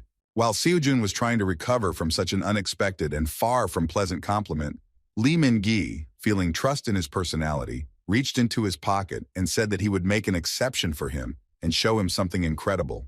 The joyful, ridiculous guy had a blush on his cheeks as soon as he showed his new friend a photo of his little sister, who looked exactly like him. Even this trick did not work, and Seojun decided to go alone. He turned around and moved on, saying that he was glad to chat, but had to deal with the passage of the maze. At that moment, Lee Mingi let go of his sword and tearfully grabbed his leg, begging him not to leave without him. Seojun felt that he was in a very unpleasant situation. Lee Mingi was very pestering, but Kim understood that even an awakened person could be scared in such a place. He believed that he himself would have been scared if he had ended up in such a place at the age of 19. On the one hand, Lee Mingi talked a lot and it was irritating, but in the waiting room he still said a lot of useful things. But even this was not enough. Seojun considered him a rival, because as much as 100 million won was at stake. Remembering his words about being alone, Seojun inquired about why his sister and parents did not come to the arena to support him during the tournament. Having lowered his eyes, Lee Mingi paused for a short time and sadly said that his parents died, so he has no one except his sister. These words brought understanding from Seojun. He was also lonely in life because his parents died in a car accident. Seeing that Seojun began to feel awkward about this matter, Lee Mingi began to fuss on the spot and asked him not to worry about it since it was a long time ago. He just wanted to say that his sister was still little and could not come to support him. Suddenly, Lee Mingyi still found support from a very cold and indifferent participant. Seo-jun said that he was right when he said that they were brothers in misfortune. With a kind smile, the Dream Academy representative said that they could go further together, and he would not mind. However, he did not forget to warn that this does not mean that they are now a team, because the prize for first place should go to him. After these words, Seo-jun rushed forward, and Lee Mingyi hovered in place, not understanding his friend's unexpected behavior. In a few minutes, they passed several more turns, Seo-jun moving so fast that his new friend could not keep up with his pace. Seo-jun recalled the words that he was not going to wait for him, and if Lee Min-gi did not want to become a burden for him, then he should speed up a little. The guy in the plaid shirt thought this behavior was very strange. He could not understand why Kim was so confident in his decisions and did not hesitate at all, despite the danger of the labyrinth. The friend leading ahead did not even think about choosing the path. It seemed that Seo-jun knew in advance where they should go.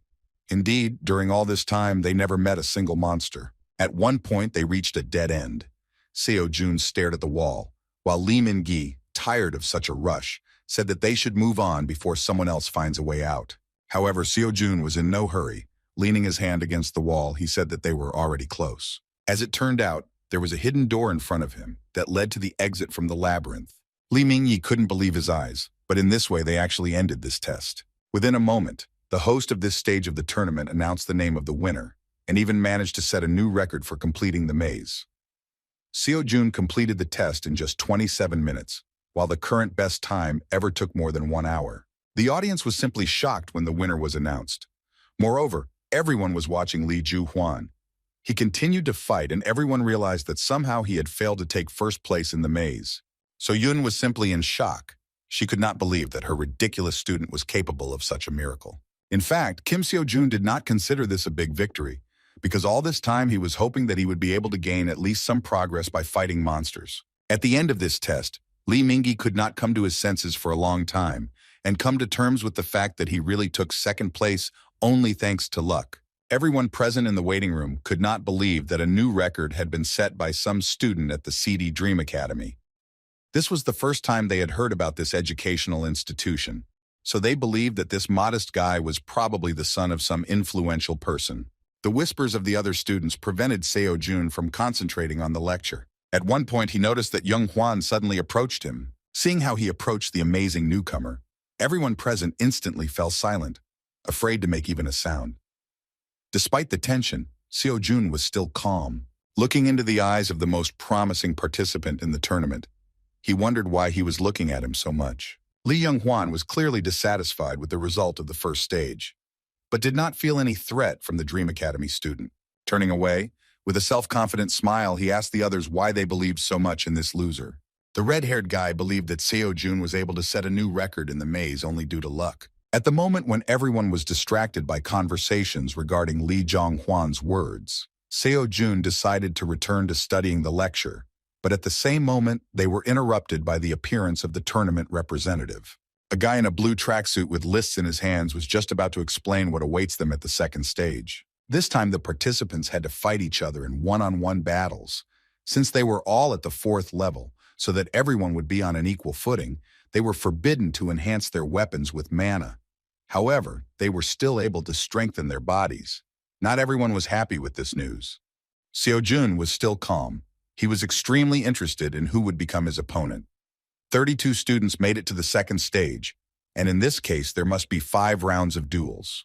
However, as soon as the tournament representative announced that they would now begin to draw up the tournament bracket, he was suddenly stopped by one of the participants. Suddenly for Seo-jun, the guy announced that he was going to abandon the duel and leave the tournament. Meanwhile, So-yoon decided to leave the arena to a more secluded place where she would not be in danger of being discovered. She nearly revealed her identity the moment she screamed in surprise at her student's victory. Being in a very secluded place, she did not expect to hear loud conversations. Looking around the corner, she saw a place where spectators began to place bets on the winner. As it turned out, the second stage was going to start immediately from the semifinals, since most of the students refused to participate in the tournament. It seemed that now there was no point in betting, because everyone present firmly believed in Lee Ju-hwan's victory. Because of this, the odds for his victory were quite small. As soon as the guys started talking about how no one in their right mind would bet on another participant, Some crazy guy came up to the table and said that he wanted to bet 100 million won on Kim Seo-jun. The man in a dark robe shocked everyone present with his statement. The guys convinced him that this was a rash decision because this student simply turned out to be too lucky and no one had ever heard of his academy before. Seo-yun, observing this event from the side, became interested in the identity of the stranger. The mysterious man in a black robe who emitted very strong magic seemed very mysterious and unpredictable. Meanwhile, Seo-jun himself was bored while waiting for the duel list to be formed. A few minutes ago, a sudden event occurred. Many students began to refuse to participate in the second stage. Excited, Lee Mingi explained in a whisper that he had previously heard that in fourth-level tournaments this is not uncommon, because the same ones always win here. This behavior was due to the fact that everyone was afraid of Lee Ju-hwan. Participants spread rumors that he didn't care about the rules at all, so after a battle with him, you could remain crippled for the rest of your life. However, not only Ju-hwan, but also the guy with the helmet on his head, as well as the participant with the scar on his left eye, seemed to be very impressive opponents. Doubt spread with incredible speed. One by one, the participants left the waiting room. Lee Mingi would have run away himself, but he was so scared that he literally stuck to the bench. And so only 5 semi-finalists remained. An hour later, the lists of duel pairs were presented. In the first fight, Kim Seo-jun and Jang Dak-chul were supposed to fight. In the second fight, Lee Ju-hwan and poor fellow Lee Mingi were going to fight. Since there were only 5 participants, Lee Chul-min received an automatic win. Seo-jun began to think that if he won the first stage, then most likely, if he makes it to the finals, regardless of the result, he will become the winner of the tournament. At one point, he noticed his comrade's excitement. Lee Mingu was trembling with fear, and when Seo-jun noticed this, the guy in the checkered shirt whispered in panic that he couldn't believe that he was going to duel with Lee Ju-hwan. Despite his incredible fear, he still had enough energy to shake his new friend. With a kind smile, Seo-jun said that Lee Min-gi was acting stupid because he wrote himself down as a loser, even though his fight had not even started. Seeing his friend's condition, he suggested that he withdraw his candidacy, because with such an attitude, nothing would really happen for him. With his eyes downcast, Lee Mingi sadly said that he couldn't just leave the tournament. Meanwhile, a tournament official entered the room and announced that Kim Seo-jun and Jang Dak-chul should prepare to enter the arena. Getting up from the bench, Seo-jun gave friendly advice at the end and said that if Mingi decided to fight, then he should fight to the very end. After all, who knows? Maybe he will be lucky and even win. After these words, Lee Mingi grabbed his hand in surprise. He asked in confusion why Seo-jun was not worried before such a difficult battle. With a confident smile, Seo-jun replied that he only cares about how much experience he will be given for this fight. This answer naturally did not satisfy his friend's interest, but Seo-jun simply left, motivated by the opportunity to earn 100 million won. As soon as he entered the stage, the presenter announced the continuation of the tournament and the beginning of its second stage. The first to be presented was the new record holder of the race in the labyrinth, who was able to bypass all the monsters. Seo-jun was presented as a participant shrouded in mystery, because no one could say for sure whether he was talented or just plain lucky. At the moment of thunderous applause towards Seo-jun, he suddenly heard from his opponent that luck would not help him here. Jang Dak-chul was so self-confident that he didn't even hide it. Moreover, he was presented as one against whose crushing power any tricks were useless. With a loud laugh, an arrogant guy with a ridiculous helmet on his head said that student Kim spent all his luck on the first stage, where he managed to set a new tournament record. In response, Seo-jun said that it was too early to judge which of them was unlucky. These words seriously angered his opponent. As soon as the referee announced the start of the battle, Dak-chul furiously attacked, shouting that he would make Seo-jun regret his bold words.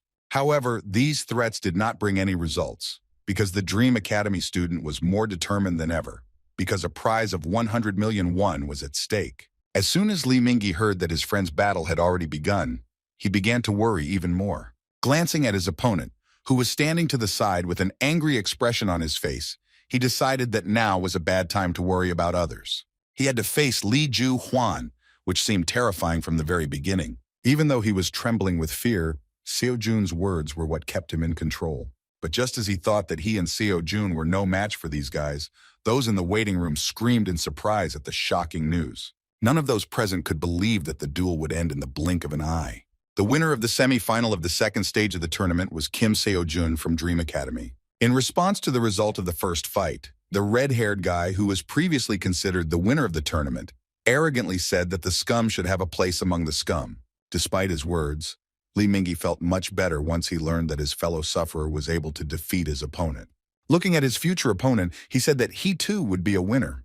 As expected, the fight of the first couple began with an aggressive attack by an offended guy in a ridiculous helmet with horns. One could not expect anything less from Chan Dak-chul. His strength was truly crushing. However, Seo-jun also surprised everyone present because instead of blocking the blow, he easily dodged it. Moreover, the Dream Academy student continued to maintain a frantic calmness, which caused self-doubt on the part of the enemy. Dak-chuk attacked without respite, and even managed to run out of steam, while his morale was plummeting due to the fact that all this time Kim looked like he was not taking him seriously. Enraged by the situation, the opponent with the axe could not gain control of the situation at all, and wondering why his attacks were not working, continued to move forward. At one point, he seemed to go crazy, so he strengthened his body with an aura and rushed to the attack with a powerful swing of the axe and shouting that now the vile Seo-jun would not be able to dodge. However, at that very moment, the games were over, because the student from the Dream Academy took the matter seriously and easily knocked the heavy axe out of the hands of his opponent. Dak-chul couldn't believe what happened. His body trembled with the realization that his axe was behind him for the first time in his life. It was simply incredible. No one expected this, and did not even think that the battle would end in the blink of an eye. The muscular fighter was in despair, as he could not accept that he had lost to someone he considered just a lucky fool. He turned out to be weaker, and the first winner of the second stage was Seo-jun, who did not even use a small part of his combat potential. As expected, he was very disappointed with this fight. His progress in lectures only increased slightly, since the actual battle never took place. Previously, he thought that by fighting with other students, he could easily reach a new level of understanding of the arts. In addition, there will be much fewer fights than expected, because most of the participants simply abandoned the second stage. The battle pass was already ending, and Seo-jun was afraid that he would not have time to master the basic knowledge in 50 days. He needed to tighten his belt to at least save up for a spear and renew his pass to the Transcendence Academy. He couldn't afford to lose in this tournament. When he returned to the waiting room, he couldn't understand why Mingyi was so nervous. As it turned out, his friend was simply delighted with the battle and continued to be surprised that Seo-jun was so strong.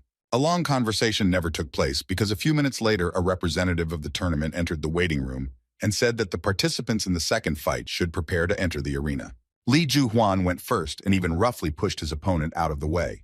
The already trembling Li Mingyi considered this insolence to be normal behavior, and instead of being indignant, decided to remember the moment when, together with Seo-jun, they managed to cope with the first stage. He admitted that as soon as he saw him, he felt a kindred spirit, and therefore, when he defeated a formidable opponent, he was so happy as if he had won himself. He had a bit of jealousy at that moment, but more importantly, his friend's success gave him at least some motivation to fight. Pouring out his soul, Li Mingyi even mentioned that he is never lucky and does not have the talent or strength like Seo-jun. All that moved him forward was the unquenchable desire to please his little sister. He hoped that one day she would be proud of him. When he was asked to hurry up, he ran towards the exit, and Seo-jun asked him to give it his all. As soon as Li Mingyi entered the arena, he began to feel nervous due to the huge number of spectators who were eagerly awaiting the start of the battle. As soon as he began to support himself with words that he could handle it, Ju-hwan began to get angry. He despised his opponent, whom he considered an ordinary weakling, so he nervously asked him to shut up and stop mumbling under his breath.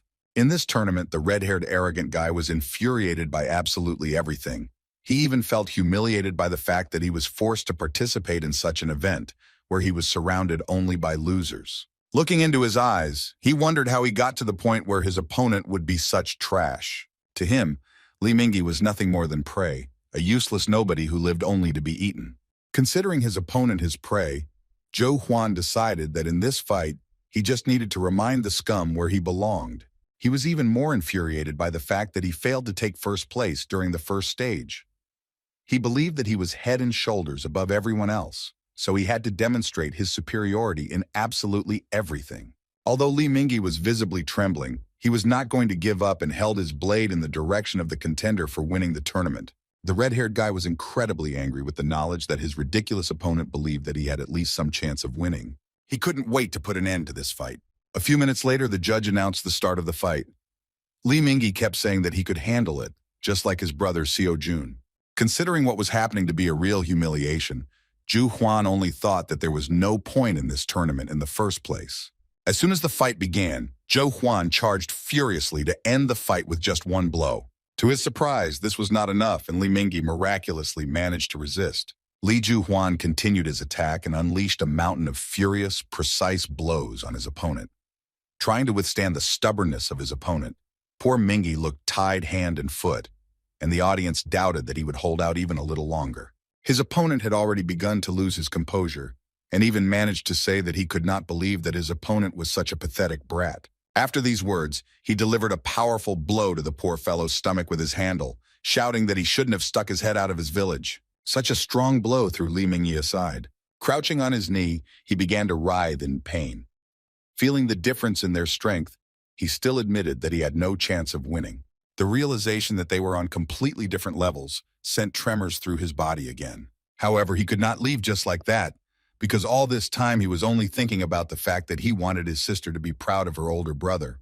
At that moment, he remembered his brother and his success. Unexpectedly for all the spectators, Li Mingyi began to rise to his feet, despite the pain. He knew that there was no point in counting on victory, but now his task was to hit this vile bastard at least once. Putting all his strength into the blow, Li Mingyi rushed into the attack in order to at least catch the enemy with the tip of his sword. He couldn't count on more, yet they were on completely different levels. Within a moment, the fight was over. The crowd began to cheer as they predicted the winner of the second battle was Li Ju Huan from Revenant Academy. The audience was delighted and only confirmed that the rest of the participants in this tournament are not even suitable for such a monster. Ju Huan had no place in the fourth level competition because everyone understood that this brute was a master of his craft.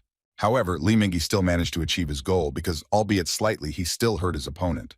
Moreover, the public also noticed a small cut on the face of the invincible Ju Huan, which was left to him by a completely ordinary boy. The arrogant, red-haired Revenant Academy student was beside himself with rage. Considering himself an elite, he was filled with rage at the realization that some ignorant weakling had managed to hook him. Then he suddenly turned to the judge and said that he was withdrawing from the tournament. The man in the yellow t-shirt was shocked by the words of the main contender for victory, so he asked in surprise how to understand this. Everything came to a head at that moment when the inadequate red-haired guy walked up to his already beaten losing opponent and furiously kicked him in the face. Addressing the audience, he shouted that this tournament was a bunch of losers. He accused the organizers of accepting just anyone, after which he stated that therefore they would not be able to achieve anything above the fourth level. Tournament officials immediately rushed into the arena, saying that the fight was already over, and if he did not stop, they would be forced to take action. However, in response, the arrogant Ju Huan said that he was sick of looking at this pitiful spectacle of losers who want to become hunters. After these words, he completely placed his foot on the head of the poor fellow lying on the ground. Within a moment, Seo Jun burst into the arena and rushed to attack the inadequate, arrogant bastard who had completely lost his fear. After that, he said that he was tired of this, and if Ju Huan insisted so much, then he would beat him right now without waiting for the finale. When a Dream Academy student asked the impudent red-haired opponent to remove his foot from the head of his work, he refused. The patience of the guy with the spear was already at its limit. In response to the self-confident words, he furiously swung his spear, and the insolent man was forced to jump back. As soon as he scared off the enemy, he immediately sat down next to his comrade to find out if he was conscious. Li Mingyi was injured and could barely speak. Seeing this picture, the arrogant Ju Huan said that it was very touching. Seo Jun couldn't stand by. Looking at the daring opponent who considered himself an elite, he sternly asked if he really enjoyed looking down on people. Until the very end, he could not understand what was wrong with him, because no one in their right mind would put their foot on another person's head. In response, the arrogant academy student Revenant said that he was sickened that some hillbilly forgot his place and even dared to enter the arena to fight him. Seo Jun still didn't understand his behavior and asked if they really couldn't even dream, since they were worse than him. Ju Huan took his words as some kind of joke and started laughing, saying that he didn't know that in their time, anyone still believed in such fairy tales. It seemed strange to him that someone thought that if they trained hard, then they would succeed. The watching public did not understand how the judges allowed something like this to happen. As it turned out, the judges simply could not interfere in this conflict because this was the order from above. They could only watch what was happening. The fight was inevitable, and So Yoon was well aware that her student was weaker than his opponent. And yet she did not interfere and only watched excitedly, trusting her student. Meanwhile, Ju Hwan had already begun to lose patience and, angrily calling his opponent a non-entity, said that he would now demonstrate to him how the world works. He believed that people without talent are nothing more than scum, and to achieve success, you need to go over your head. Seo Jun couldn't come to terms with his words. Ju Hwan really believed that there is no place for dreams in this world, and all awakened people are divided into worthy and losers. And yet he couldn't hate him, because in truth, he used to think so himself. During these 9 painfully long years, when he endured everything just to become a hunter, he was constantly faced with a harsh reality. He hated himself because he had neither money nor talent. He hated himself for his helplessness. Work only helped him stay afloat, but he could not achieve more, because most of the money went to pay off loans. In his reflections, he came to the conclusion that, probably, there is nothing more pathetic than clinging to something that cannot be achieved through hard work. He asked himself many times how his life would have turned out if he had given up and chosen a different path. However, after a while he got rid of these doubts and even now did not lose his determination in the face of a formidable opponent. Addressing the judge, he asked him to take care of Mingi. Seo Jun took a few steps towards the enemy, thinking that he would not repeat his mistake again. Previously, he constantly succumbed to fear and doubted himself. This is how many people fall into despair. However, now he was ready to tear his opponent to pieces in order to erase his arrogant grin and the opinion that people without talent are nothing more than scum. With a cold look, he said that he would teach a lesson in politeness to someone who had never felt superior to ordinary guys. After these words, Seo Jun rushed to attack, and the judge began to shout that he had to stop because this was against the rules of their tournament. These words no longer meant anything to him. The Dream Academy student began to spin his spear to deliver a quick and unexpected strike. Seeing this, Ju Hwan sighed arrogantly. After that, he angrily said that Seo Jun must be joking since he dared to challenge him. Seo Jun landed a powerful spear strike with a high jump, while Ju Hwan was able to block using his huge two-handed sword. The red-haired guy did not feel threatened by him at all, and said with a laugh that the pathetic bug would regret that he decided to show up in front of him. He then swung his sword with ease, throwing Seo Jun aside. Without losing speed, he charged furiously, grabbing his sword with both hands. The madman tried to strike at high speed, but Seo Jun managed to jump back. Then he was forced to constantly block furious blows, and several small cuts appeared on his face. Kim recognized that his opponent was very strong, so it was not surprising why everyone thought so highly of him. In the fight with Dak Chul, he did not even doubt his victory. Now the situation had changed, and Seo Jun felt overwhelming pressure from the enemy. Catching himself on this thought, he immediately decided to listen to the advice of his mentors. Seo Jun trusted his feelings and began to simply go with the flow, so as not to strain himself with unnecessary thoughts in a responsible battle. Within a moment, he threw his opponent aside. Naturally, the arrogant Ju Hwan was infuriated by such insolence. When the judge said they had to stop immediately, the red-haired guy furiously shouted for them not to interfere. Anyone who considered himself a predator, the top of the food chain, could not come to terms with the resistance of his prey. However, in this battle, his opponent was different from the others. He couldn't understand why someone he considered trash was looking at him as if he were a predator himself. Now Ju Hwan was really angry. He mockingly said that dreaming is not harmful, but the pathetic non-entity should see for himself what will happen to his dreams when he is faced with cruel reality. Within a moment, he closed the distance with incredible speed. Then he launched a furious blow, which Seo Jun still managed to block. The impact was so strong that the surface of the arena began to collapse. Although Seo Jun began to tremble from such incredible pressure, the fact that he was able to block this blow only angered his opponent more. As Ju Hwan continued to throw punches, he noticed something strange. He realized that his pathetic opponent was becoming stronger with each blocked blow, like a monster growing right before his eyes. Within a moment, Seo Jun himself rushed to attack, and this time they exchanged blows. Ju Hwan was furious and began to lose his temper, because he could not accept the fact that some brat managed to push him away.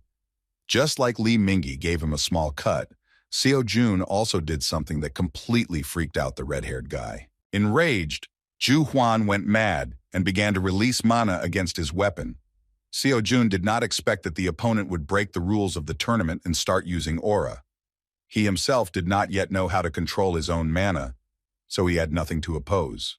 The judges and other tournament workers began to panic and rushed into the arena screaming, realizing that the crazed red-haired guy was going to kill his opponent. Seo Jun himself understood perfectly well that running away was the best option.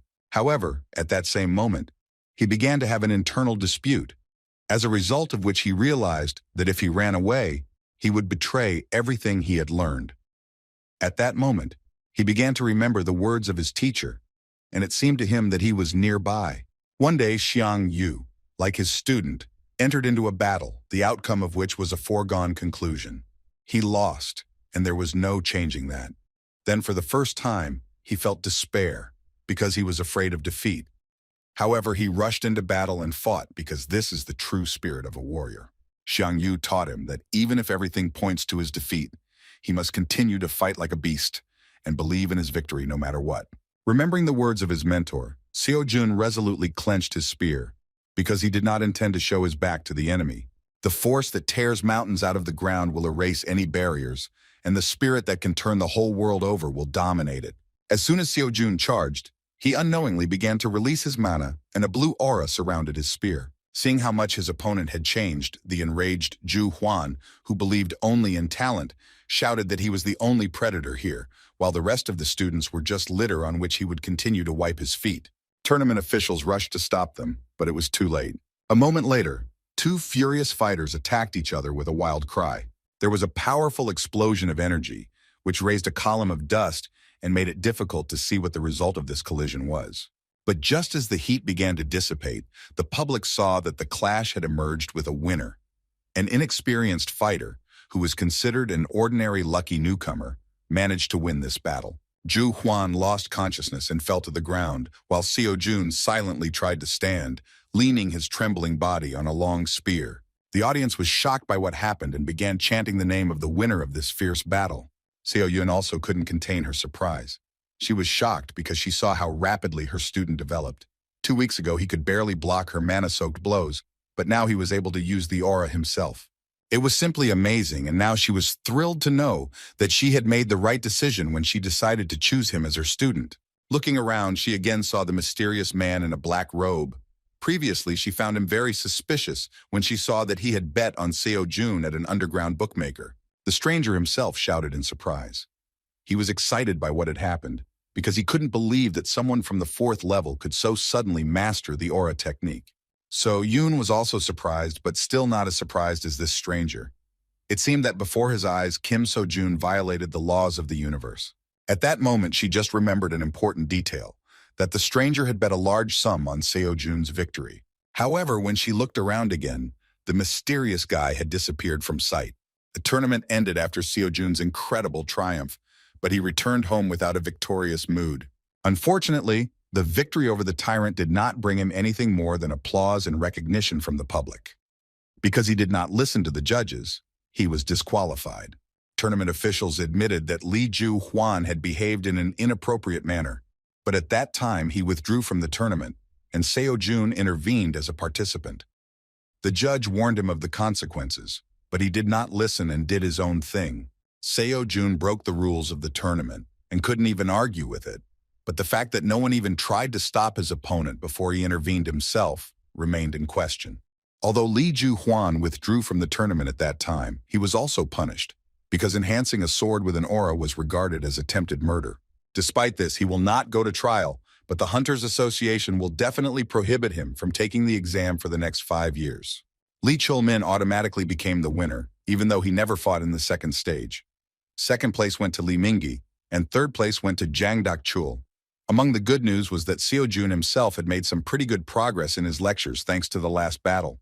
According to Xiang Yu's lectures, he achieved 56% mastery of information, while Chiron's lecture was close to 49%. After thinking a little, Seo Jun came to the conclusion that the incomprehensible power that he felt in the battle could manifest itself precisely because progress had passed halfway. Based on the increase in his level, he decided that it was worth looking at the list of courses to choose another direction. However, at that moment he was distracted by So Yoon. She was very worried about his condition and decided to see him after the tournament ended. Fortunately, Seo-jun was completely fine and said in his defense that although he looks like a weakling, he is actually a very tough nut to crack and doesn't mind such a battle. After making sure that everything was fine, So-yun breathed a sigh of relief. Suddenly, for his teacher, Seo-jun decided to apologize. When asked what he was talking about, he said with a feeling of guilt that he could have won if he had not interfered where he was not asked. Seo-jun was surprised to hear that there was actually nothing wrong with it, and she just wanted to know if he was okay. After her words that he initially counted on a cash prize, Seo-jun was speechless from the realization of the main problem of disqualification. The poor guy grabbed his head and started screaming because he really forgot that the main reason for attending this tournament was the money for a spear from the Transcendence store. He plunged into despair, and when asked what he wanted to spend the money on, he admitted that he liked one incredible spear.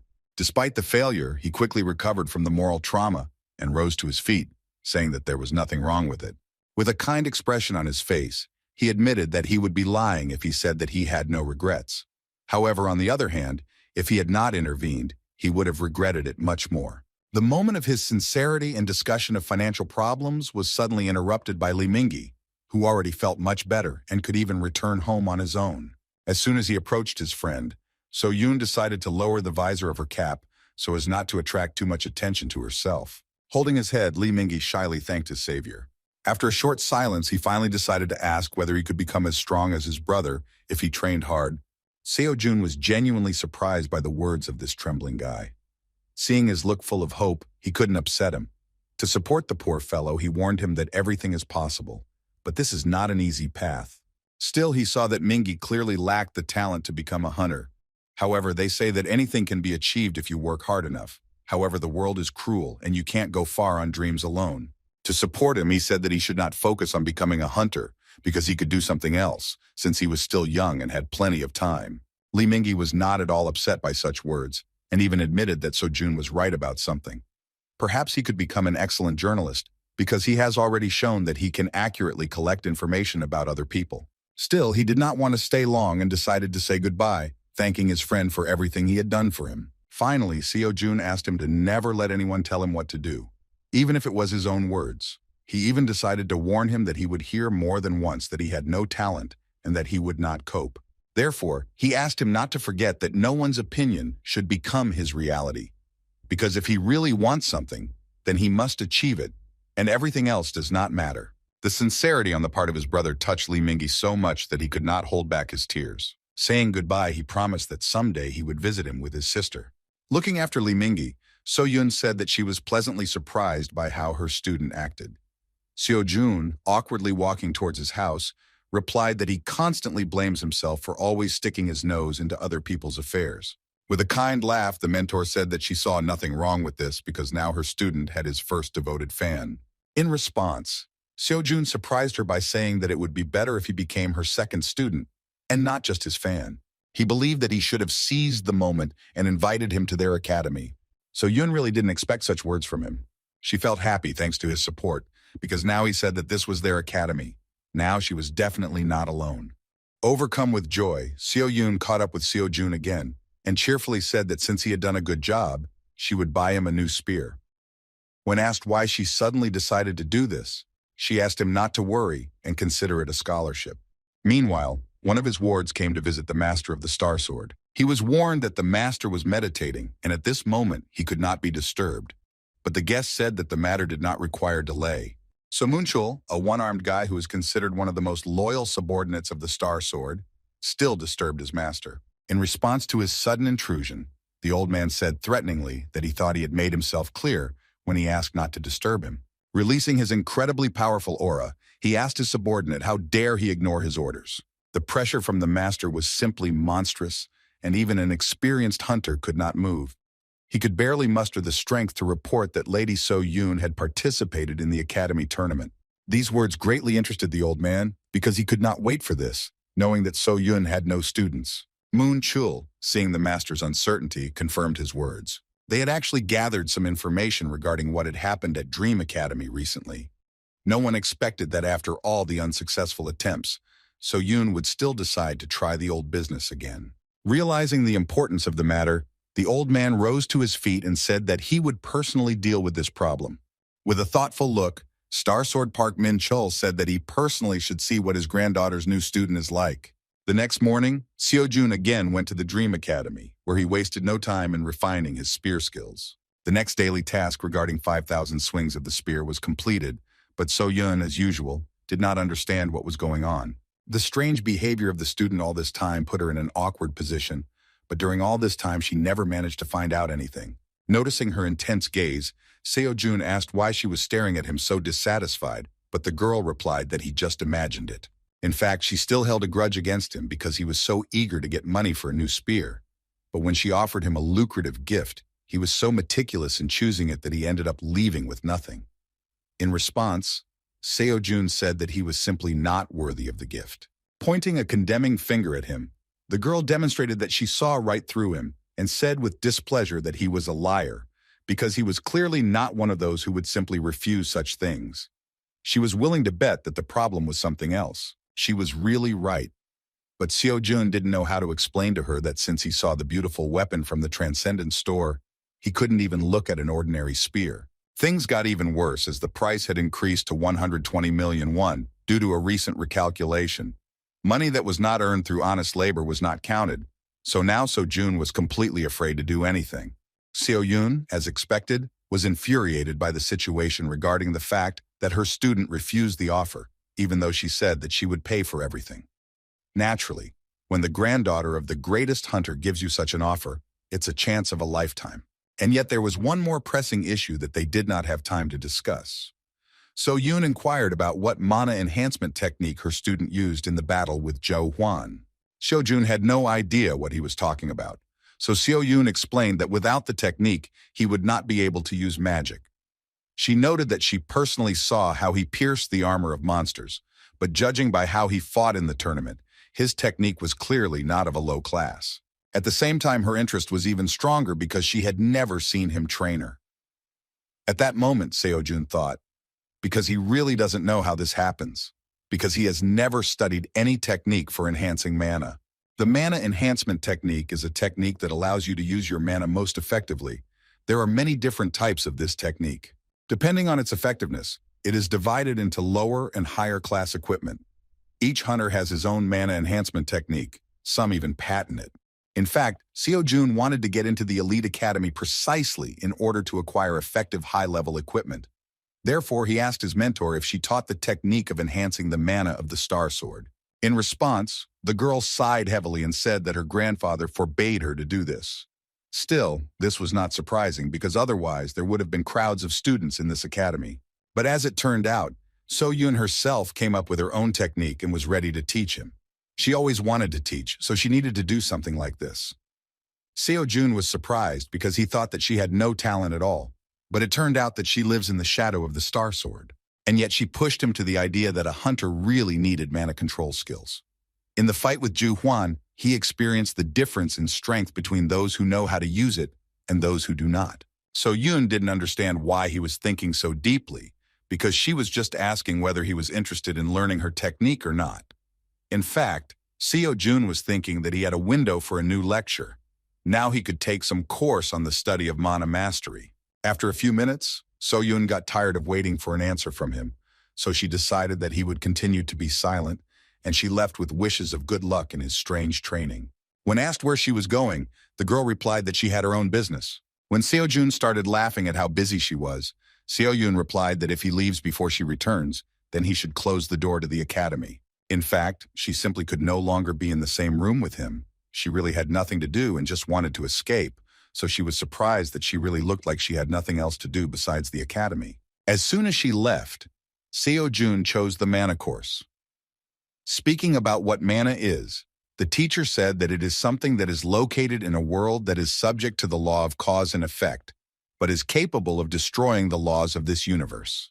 Of course, such words turned out to be difficult to understand, and So Jun became convinced that the Archmage Merlin was someone similar to the Buddha himself in terms of the complexity of teaching his skill. It seemed that these words were only the beginning of the lecture, but after a moment the old man said that with this, he had said everything he wanted. Seo Jun felt like he was going crazy again because of his studies. The training time was over, and the Archmage suggested taking up practice. Seo-jun received a daily task in the form of creating 1,000 mana spheres. Without wasting any time, the guy started trying to make at least one sphere. Now he could say that sensing and controlling mana was not that difficult, and it was all thanks to Chiron's lectures. However, it was still not easy, because although he felt mana, he could not give it a form. The Archmage mentioned that he should use mana to connect his mind with the outside world, transfer the fruit of his imagination into reality, deceiving and convincing it that everything happens according to the laws of nature. At one point, the student concentrated so much that he began to feel how he could give shape to his energy. In the most striking example of how to do this, the Archmage Merlin described a force that truly does not exist anywhere in nature. It was about the mana aura that Seo-jun had already used once. A few minutes later, the guy saw a small accumulation of energy in his palms, which really left his imagination and ended up in the real world. The crumb between his palms actually turned out to be a sphere of mana. He was surprised that all his efforts gave him such an insignificant result because the Archmage was unlikely to count this as a correctly performed exercise. Despite this, he was proud of himself because this was a real achievement. He understood that over time he would do better. He just needed to constantly hone his skills. At that moment, Park Min-chul suddenly entered the academy and addressed the stranger with a dissatisfied tone. Seo-jun, holding a small sphere in his hands, was surprised by the appearance of a gentleman whom he had previously only seen on television screens. Mr. Min-chul really came to the academy to see who became his granddaughter's student. He did not expect to see something like this because he felt that there was a clot of mana in the guy's hand. What was suspicious was that something like this was not easy to create. This meant that this guy was talented. However, this only deepened his understanding of the situation.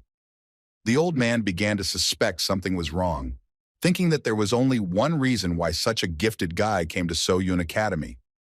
He feared that Seo-jun was one of those who wanted to take advantage of his granddaughter.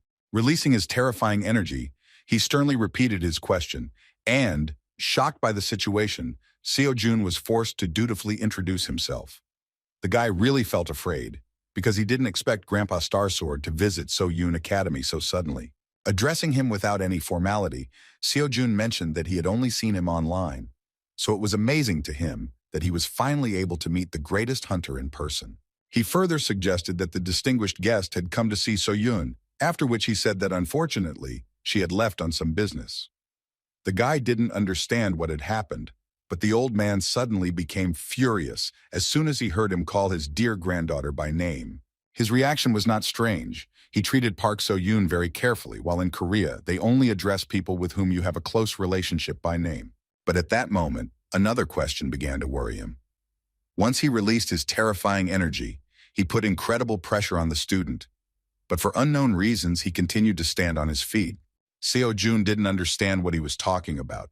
So Park Min-chul said that his lust for killing, soaring in the air at that moment, usually paralyzes anyone below the S-class of hunters. After these words, the student understood what was happening, and the only explanation for why he was on his feet, he believed that this was the action of an unshakable heart. Silence began on his part, and the old man again asked a question regarding what such a guy forgot at the Park So-yun Academy. Seo-jun really didn't understand what he was talking about, so he looked very confused. In response, Mr. Park began to slowly walk towards him and reach for his sword, saying that with such and such talent, he would have been accepted into any academy. But for some unknown reason, he decided to get closer to So-yun. Releasing his menacing power, the old man threatened that the guy would regret it if he decided to lie to him. Sensing danger, Seo-jun began to panically ask him to stop and shouted that it seemed to him that they had misunderstood each other. However, Mr. Park was not going to listen to him to the end and said sternly that he did not think that he would receive an honest answer so easily. Within a moment, he swung his sword, and Kim, sensing terrible danger, was forced to fall to the ground to avoid being hit. He only miraculously managed to avoid being seriously wounded, which greatly surprised the old man. As it turns out, Seo-yun was going to visit her grandfather when she decided to leave on business. When she came to his house, she found out that he was not there. The lady who worked here said that she should ask the chairman about what Mr. Starsword is doing now. In fact, she just wanted to tell her grandfather about her new student. At the moment when she wondered where her grandfather might have gone, Seo-jun was in a mortally dangerous situation. The old man continued to apply incredible pressure and repeatedly asked the question of what goal he was pursuing. So Yun had no idea what was happening at that moment. However, she understood that something was wrong here. She wanted to keep everything a secret for as long as possible, but after participating in the tournament, it was no longer possible to hide Seo Jun.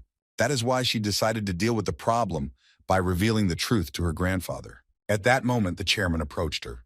The chairman was a one-armed man who was very trusted by the Star Sword. He greeted the young lady with a sincere smile, saying that he was glad to meet them. So Yun admitted that he was just in time because she was looking for him. As soon as she told her that she had come to her grandfather, she was shocked by the truth that Mr. Park had just gone to her academy for a visit. At the same moment, she hurriedly ran back, realizing that during this time something terrible could have happened. The lady in the purple jacket didn't understand why So Yun was so scared by this news, but the chairman already guessed what it was about. So Yun was in a hurry like never before. She was already blaming herself for letting her guard down. Still, she knew that grandfather would come to their academy sooner or later, but she did not think that everything would be so soon. She had to hurry so that Seo Jun and Mr. Park wouldn't meet without her. Unfortunately for her, the battle had already begun. This was the first time Seo Jun had been in such danger, even though Master Star Sword had not even drawn his sword from its sheath. However, this detail played into his hands because now it became clear that the old man was not trying to kill him, but rather simply wanted to pacify him and get an answer to a strange question. Surprised by the young man's resilience, Park Min-chul asked who he really was. Sujong again began to beg him to stop, saying that he really didn't understand what he was talking about. He tried to explain that it was all a misunderstanding. However, the picture in the old man's head was completely different, because he could not understand how his granddaughter's student could demonstrate such incredible skills. He said that the guy was clearly hiding something because he knows how to control mana, moves well in battle, but still continues to claim that he did not understand something. All this made him angry, because he thought that the little shit was blatantly lying to his face without even thinking. Flying to the side after another blow, Seo Jun rose to his feet and shouted that he had no idea what So Yun told him, but in this situation, he needed to calm down. In response, the old man shouted that he was a scoundrel. Seeing the raging energy of the Star Sword, Seo Jun realized that he only made the situation worse because he said something wrong. He still didn't realize that the fact was that he was calling his granddaughter by name. With a serious and threatening tone, the old man, releasing his bloodlust, said that he was originally going to discuss everything, take into account the circumstances that brought him here, but now he has no other choice. Being in this situation, Seo Jun thought that it was just a lie, and the old man was not really going to have a friendly conversation with him from the very beginning. Seo Jun decided to continue fighting, because he understood that such a great hunter would not listen to him. He was not afraid of dying, because he understood from the enemy's movements that no matter what he said, he would not kill him. If the Star Sword really wanted to kill him, it would have done it the moment Seo Jun sensed its presence. One who is above the stars themselves, Park Min-chul's Star Sword was on a completely different level. Seo Jun didn't think that during his first meeting with the person closest to his ideals, he would have to fight. In fact, he was delighted that he had such an amazing chance to gain an incredible amount of experience in battle with the greatest hunter. Of course, Mr. Park was not particularly happy with this behavior on the part of the young man. He considered him a real scoundrel. Seo Jun's attitude has changed. He even enhanced his own body with an aura, showing that he does not deny the fact that he is ready to fight. During his life, Mr. Park saw many hunters, but only one looked into his eyes without fear. Seo Jun looked exactly the same, so you'd think he was strong enough to really try his luck. Rushing into the attack, the old man struck the first blow with thoughts about what this young man needed from his granddaughter. Seo Jun could hardly resist such pressure. He still couldn't cope with his opponent's speed and couldn't even feel his attacks. His face was covered with cold sweat from every movement of the great hunter. He couldn't even notice the simple blows performed by the Star Sword. The old man's power was beyond his understanding. However, Seo Jun continued to try to hold out and dodge the attacks in every possible way with incredible interest in how much longer he could hold out against such a monster. At one point, he himself rushed to attack. However, Star Sword did not feel any danger from him.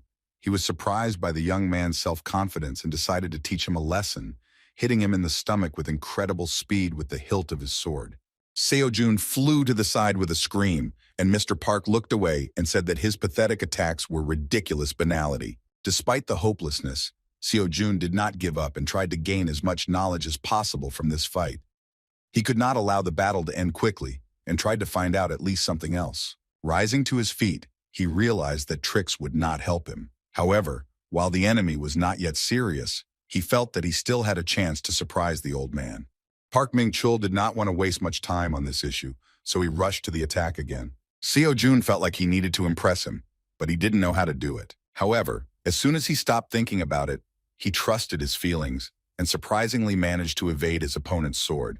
He then desperately swung his spear to strike at close range. Subduing the mana to his will, he forced it to fill the spear, strengthening the counterattack. The old man was unexpectedly surprised at what the young man was capable of, who didn't even have a hunter's license. He couldn't figure out what kind of mana technique he was using, but it looked extremely interesting. Seo-jun directed his punch with a furious cry, putting all his strength into this attack. A powerful surge of energy directed at the old man limited visibility at that moment. However, the result was a foregone conclusion. He did not even manage to catch a powerful enemy. After Seo-jun used his aura, Mr. Park shouted that the young man had finally shown his true mean face. In response, Seo-jun said displeasedly that Mr. Starsword was the first to attack him. After these words, Seo-jun, who did not understand the old man's feelings, again said that he could not wait for his teacher to return, calling the granddaughter of the Star Sword by name. The greatest hunter began to lose control, demonstrating his terrifying strength. He said that if the young man wanted it so badly, then he would personally send him to the next world. Just as Kim was beginning to say goodbye to life, fortunately for him, So-yun burst inside the training room and shouted that it was enough. The fighting stopped, and So-yun started screaming that she wanted to know what was going on here. She was incredibly angry at her grandfather for starting to scare the crap out of her students again. Looking at Seo-jun, she began to get angry at her grandfather and accuse him of beating the poor fellow until he had bruises all over his body. Kim tried to smooth the situation over, saying that he had no serious injuries, although he was already in pain. Turning his gaze away, the old man said that such a mattress should not dare call himself a man. In response, Seo-jun allowed himself the impudence of telling the Star Sword that it doesn't matter whether you are a man or a woman, anyone would be hurt if they were beaten by a great hunter. As soon as he said that he wouldn't be surprised if Mr. Park didn't care who he beat, the old man immediately jumped out of his seat and shouted that the young man would soon regret his words. Seo-jun, taking advantage of the situation, cleverly hid behind the granddaughter of the Star Sword, asking if he would continue to beat him. So-yun didn't understand what was happening at all. She had never before seen simpletons who would allow themselves to talk to her grandfather like that. Continuing to communicate with the great hunter as if they were some kind of relatives, the dissatisfied Seo-jun asked if it was possible to find out why the Star Sword met him in such an unfriendly way. So-yun understood that sooner or later her grandfather would run out of patience, so she asked everyone to keep quiet. Then she awkwardly apologized to her only student for what happened. But So-jun did not hold a grudge against her and said that she was not to blame for anything, and he himself escaped with only bruises. Despite his words, Miss Park again respectfully apologized, saying that she was very sorry, but she could explain the situation a little later. Now Seo-jun began to understand what was going on. Seo-yun really needed a frank conversation with her grandfather, who apparently treated her very carefully and controlled her in everything she did. At such a moment, it was necessary to leave them alone, so the guy said that it wouldn't hurt him to drop by the emergency room. After these words, he left the academy building, and So-yun peered after him, smilingly thinking that she was lucky that he treated this with understanding. After that, she looked towards her grandfather with a stern look. They had to have a very serious dialogue about what had happened. Although she had decided in advance that she would tell him everything, at the moment when she had to speak, it was difficult for her to even utter a word. Grandpa himself started the conversation by saying that Seo-jun seemed suspicious, so she should stay away from him. So-yun began to get nervous and answered hesitantly that he was not suspicious at all. She asked how he even knew what Seo-jun really was like. All her life, her grandfather completely ignored her opinion. The academy turned out to be a compromise among all her decisions, but even her grandfather constantly interfered with her activities. He gave every new student a dressing down, and so they all left, unable to withstand such pressure. Still, she understood why grandfather behaved this way. Previously, students actually came to her academy because of her big name, so she couldn't stop them when they wanted to leave after learning that Grandpa didn't teach here. Not wanting to discuss this, Park Min-chul said that So-yun should throw this guy out of her academy. He didn't even expect that So-yun would dare to contradict his words. Refusing his instructions, she said that Seo-jun is not at all the way he sees him. When her grandfather asked her to repeat these words in a stern tone, So-yoon shouted that she would not do this, and that she should not always listen to him. Not wanting to put up with her grandfather's next intervention, she shouted to remind him that this was her academy, and only she could decide what to do with her students. She had almost nothing to remember during the time she communicated with her student. But when she looks at him, she feels something strange. She wants to be with him as long as possible, because in these moments, she feels happy. Now she wanted to take matters into her own hands. So-yoon showed her character for the first time, although it was more like a desperate cry from the soul. Turning around, she apologized in a quiet tone for allowing herself to shout at her grandfather. And yet she again said that this time she would do as she decided.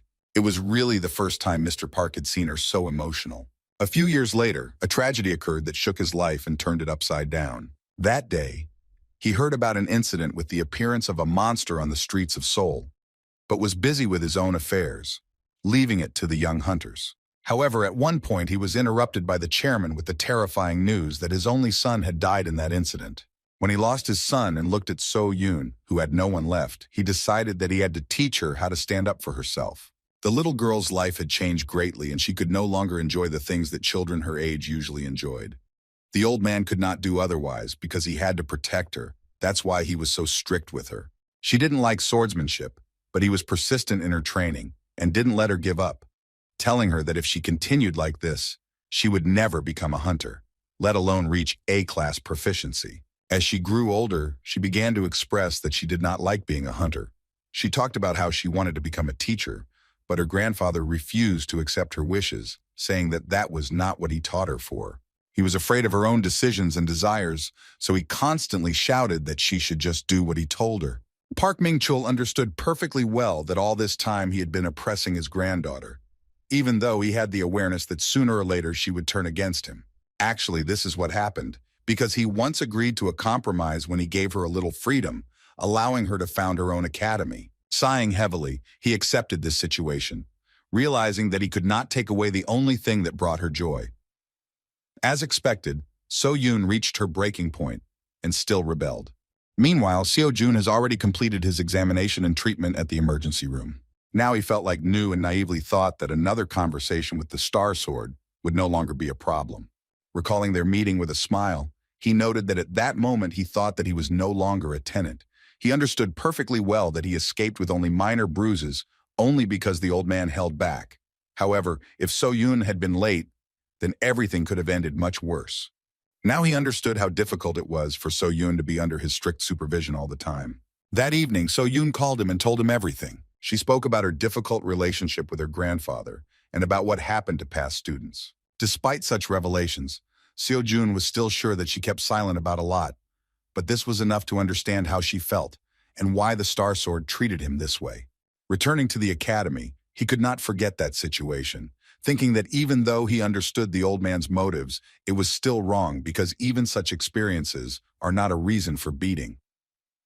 As he walked back to the training room, he doubted he would hear an apology. On the other hand, he still learned a valuable lesson because he made little progress not only in his skills, but also in mastering the lectures. Joyfully opening the doors, he suddenly heard a low male voice. He couldn't believe that this time he would be greeted by the Lord of the Star Sword again. Park Min-chul sat calmly on the floor and, seeing the young man's indecisiveness, asked him not to stand at the door. The guy began to feel trembling, realizing that the old man probably wanted to beat him again, but the Star Sword made an offer to sit next to him. During a calm conversation, Mr. Park learned that So-yoon and her strange student had entered into some kind of mutually beneficial agreement. Yet he was still suspicious and with a stern look asked if Seo-jun was hiding something else. Kim was as impatient as the Star Sword himself, so he nervously replied that he had expressed everything and had nothing to hide. Taking a closer look at the calm flow of the young man's magic, the old man admitted that he was not lying. However, the question of where he got such talent and so much strength still remained a mystery to him. In his entire career, Park Min-chul had never seen so much power in an ordinary academy student. Even more questions were raised by the moment when they first met, and so June, seeing his anger, not only wasn't afraid, but was even somehow inspired and didn't back down. When Seo-jun said that he wanted to go away to start his training, the old man decided that this would be a great time to find out more about him. He wanted to see how this scoundrel trained to see what he might be hiding. However, after several hours of careful observation, he was sure of only one thing, This young man was clearly not himself. He couldn't believe that what Seo-jun called training was continuously staring at his phone, which was turned off with a blank screen. At the same time, Seo-jun was very emotional and even sometimes screamed strange things. Distracting the young man from the strange method of teaching, the old man suggested that he was meditating this way. Seo-jun didn't know how to explain his training, so he decided to just agree. In response, the experienced hunter agreed that meditation is an excellent workout, but noted that you shouldn't overdo it either. He wanted Seo-jun to understand that meditation strengthens the mind and spirit, but not the body. Seo-jun simply agreed with him and continued to look at the phone, so Mr. Park was surprised that he was not at all interested in his words. The old man decided to play trump cards and said that if the young man wanted, then he could teach him something. Seo-jun pleased his pride because he was really distracted with surprise that the Star Sword himself decided to take care of him. The old man did not expect a different reaction, yet the young man hurt his pride, so he blurted it out. To keep things simple, he didn't mind showing him a couple of his moves. However, his pride was trampled a moment later, because the ridiculous boy refused, saying that he was happy with everything anyway. Moreover, he asked if he could be left alone during training because they could talk a little later. The moment of trampled pride of the great hunter could have ended in tears, but So-yun visited the training hall on time. She was shocked when she saw her grandfather next to the student whom he had recently nearly beaten to death. The old man was glad to see her and immediately headed towards her, saying that he needed to discuss something. So-yun was afraid that he was up to something, so she warned him that she would not forgive him if he even laid a finger on her student. However, as it turned out, he just wanted to speak out about Seo-jun's shocking behavior, saying that he was not right in the head. They could not understand that there was anyone in the world who could refuse training from the Star Sword itself. Instead of getting a few lessons from the greatest hunter, Seo-jun actually continued to act like he had a headache. The guy stared at his switched-off phone, which looked very crazy. So-yun understood her grandfather's feelings, but she had already come to terms with such oddities of the student and therefore said that this was still normal behavior on his part. Still, she agreed with all his words, saying that she also thought exactly the same way before. After that, she turned to her student, saying that she was already free. Seo-jun immediately looked away from the lecture and looked at her with a smile, and began answering questions regarding his well-being. Yet the old man was still suspicious, since he could not find answers to all his questions. From his observations, he could definitely say that Kim So-jun is not particularly smart, but even despite this, So-yun always smiles when she looks at him. He found it hard to believe that she actually enjoyed talking to him. It made him remember that he had never actually seen her smile like that before. In conversations with her grandfather, she is always strict or sad. He often saw her offended, but not so sincerely happy. Realizing that this could be their sympathy for each other, the old man began to get angry again, worried about his granddaughter, thinking that So-jun dared to hit on her. As soon as he took the first step to teach the impudent man another lesson, he was interrupted by the chairman, who hastily burst into the training room. He immediately apologized for distracting them, but said that the matter was urgent. As it turned out, the Order of Truth invited Mr. Park to visit them. Star Sword was surprised that those wonderful guys even wanted from him. In response, he said that if they want something from him, then they should come themselves, because he doesn't mind. However, this time the matter was very serious, because as it turned out, Sir Kalia himself wanted to see the master of the Star Sword. Even more shocking was the addition that the Order of Truth had another request. Everyone was literally speechless when they heard that Kalia wanted Mr. Park to bring a man named Kim Seo-jun with him. Hearing his name, Seo-jun was surprised that anyone actually knew about his existence. The old man immediately thought that the strange guy was somehow connected with the cunning Order of Truth, so he assumed that he was Sir Kalia's faithful dog. Even So-yun believed this assumption, so Seo-jun answered impudently and dissatisfiedly that he himself was interested in how they knew his name. Everything fell into place when Mrs. Park remembered that there was a strange man in a black robe at the academy tournament. She assumed that the stranger hiding his identity was somehow connected with the Order of Truth. But even after these words, the old man thought that it was still somehow strange because Kalia was unlikely to be interested in any ordinary person. Turning to So-jun, So-yun asked if he happened to know this person, but her student answered with tension that he didn't remember anything like that. After that, he completely put the guys in an awkward position when he confusedly asked if he could refuse this request. All his life he was far from such things because he devoted himself to working at the enterprise. So Yun said that the Order of Truth is an organization that includes 7 apostles who are on a par with the heads of major states, so it is unreasonable to refuse their request. Sir Kalaya is the successor of the Apostle of Chastity, and usually people like him do not schedule personal meetings. Even after hearing this, Seo Jun did not cease to amaze and said that he had nothing to do with this, because for him, it was just some unfamiliar foreigner. He was more interested in continuing to train. In response to these words, Mr. Park's chairman said that he now fully understood why everyone thought so highly of Sir Kalia. When Starsword asked to clarify what he was talking about, Seo Moon Chul replied that Sir Kalia knew in advance that Kim So-jun would refuse his offer. The young academy student froze in place when he heard that the foreigner asked to convey in such a case that if Seo Jun agreed to come, then he would give him 100 million won. The mere mention of such a large sum caused neural activation in the monkey's brain, and Seo Jun immediately smiled reflexively, agreeing to the offer. Moreover, he wondered how the stranger knew that he needed exactly that amount. The Order of Truth is a religious organization, but it does not serve human gods because their god is truth. That mysterious man in a robe is the Great Voice, and the organization is headed by 7 apostles. They convey the will of God, that is, the truths of humility, diligence, gratitude, mercy, patience. A century ago, the Order of Truth was considered a simple cult, one among many. But when the cataclysm happened, they joined forces with the forces of the heroes. Largely thanks to them, peace reigned on Earth again, and so the number of followers of the Order increased significantly. But more importantly, the Berserker giant monster was destroyed thanks to their power. When everyone thought that the trouble was over, Berserker suddenly appeared. He was so strong that even all the heroes combined could not cope with him. The situation was so desperate that it was called the Second Cataclysm. Only the Great Voice and the 7 apostles were able to cope with it, thanks to which the Earth was saved.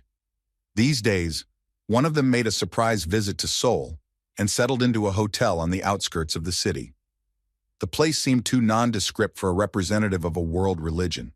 When Mr. Park and Seo Jun arrived at the place, the old man told the cult member that he had come personally to Kalia, after which he began to introduce the guy next to him, calling him a fraud. In response, the man in the robe, without listening to the end, looked at the young man with interest and, with anticipation of something interesting, said that he knew very well that in front of him was Kim So-jun.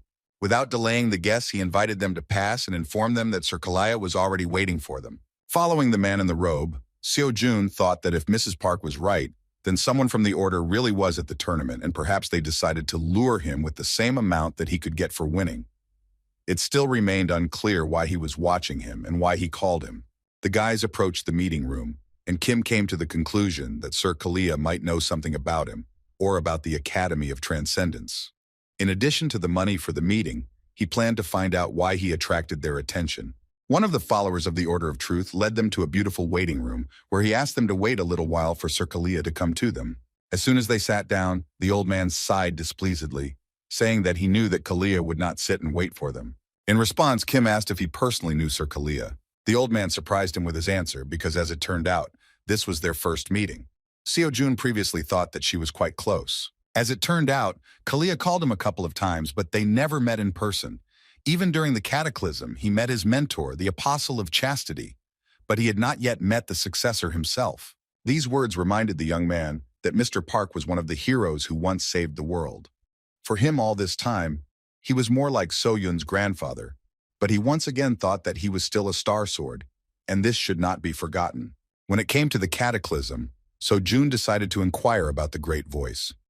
He shared that he had previously heard that he only appeared in public once, during a fight with a berserker. The curious guy asked the old man whether he had personally met such a great man, and Mr. Park wondered what the Great Voice was like. He succinctly replied that there was no such thing. With some thoughtfulness, he nevertheless clarified that once he managed to see him from afar. At that moment, they heard the door open, and Sir Kalia himself walked inside. When he mentioned that he was glad for their first meeting, Mr. Park replied with a stern look that Kalia himself called them here, and ended up making them wait. Kalia, the successor of the Apostle of Chastity, who looked more like a pretty girl, finally appeared in front of them.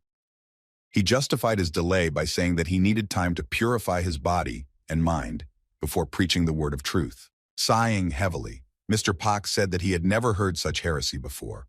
While Kalia himself approached the interesting young man, apologizing for being late in making his acquaintance. He introduced himself properly, and when the young man was about to answer, he interrupted him with words that he already knew about him.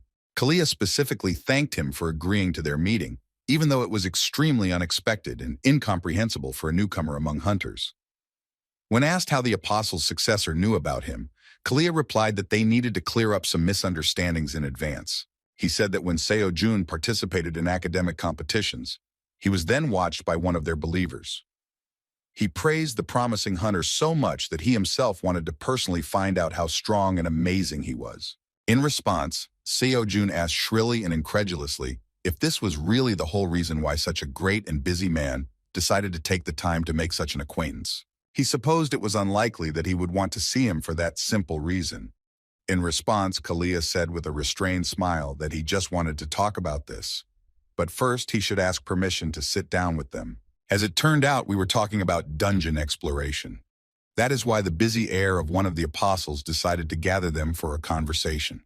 He sincerely hoped to cooperate with Mr. Starsword in dungeon exploration. The old man, dissatisfied and impatiently, asked why he should do this. In response, Kalia said with restraint that he knew better than anyone that this was far from the end. These words sounded mysterious, and Mr. Park asked what they were talking about. Kalia reported that he had a report of corruption in one of the dungeons in Korea. He decided to meet with the Starsword, believing that he was the best person to know about that incident. The old man did not want to talk about this because he believed that this was a common coincidence, but the heir of the apostle said that this was the decision of the Order of Truth, so they must definitely check the condition of that dungeon. Now Mr. Park could confidently assume that this was why Kalia flew to Korea. A piercing observation was also the words that, in this way, the young master of the Order of Truth would be able to consolidate his position. With a sincere laugh, Kalia admitted that he could not be fooled, and was truly shrill, as always. In response, Minchul said that it was arrogant of them to declare that this was the decision of the Order of Truth, and not his own personal interest. Kalia understood that Mr. Starsword was not particularly interested in doing him a favor, so he decided to touch his personal life and said that he knew that he was unlikely to be missing anything, but he might be interested in their help for his granddaughter in the development of the Hunter Academy. As soon as Mr. Park Min-chul heard the mention of his beloved granddaughter, whom he was trying to protect from too much attention and danger, he immediately showed his determination and unleashed his true form of terrifying bloodlust, which left Seo Jun's body numb. With a stern look, he said threateningly that if Kalia ever tries to involve So-yun in something like this again, then he will not leave him alive. Kalia didn't even flinch from such a powerful force, but he admitted his mistake and calmly apologized for mentioning Miss Park. In his defense, he said that apart from this, he had nothing that he could offer to the Starsword. Having no other choice, he offered to fulfill one of his requests, just as he would help him with this matter. In response, the old man said that this was simply ridiculous, because Kalia could say tomorrow that there was no deal. He had no reason to trust the influential heir of the apostle. Kalia understood his words and said that if the Starsword wishes, he can swear an oath to him in the name of the Order of Truth. This was more than enough, but Mr. Pak did not understand whether this would be enough for Kalia to determine the place of the apostle. But for Kalia, this was not particularly important, because in this way, he could not claim that there was no deal between them. When it came to the right of oath in the name of truth, Mr. Park could not refuse to help him. Once they completed their deal, Sir Kalia decided to move on to talk with the academy student. With a pleased look, he said that he would speak directly. They in the Order of Truth suddenly wanted to sponsor his future path as a hunter, seeing incredible potential in him. It was about sponsoring various activities that the academy would not be able to take care of. Seo Jun remained cool and asked what he would do if he received their sponsorship. Kalia replied that they did not require anything in return, because it would be enough for them that Mr. Kim and the Order of Truth were close and could contact each other. It all seemed strange, and so Jun understood that they would still want to receive payment for their services. In response, he decided to satisfy his own interest and said that if Sir Kalia answered one question honestly, then he would think about their proposal.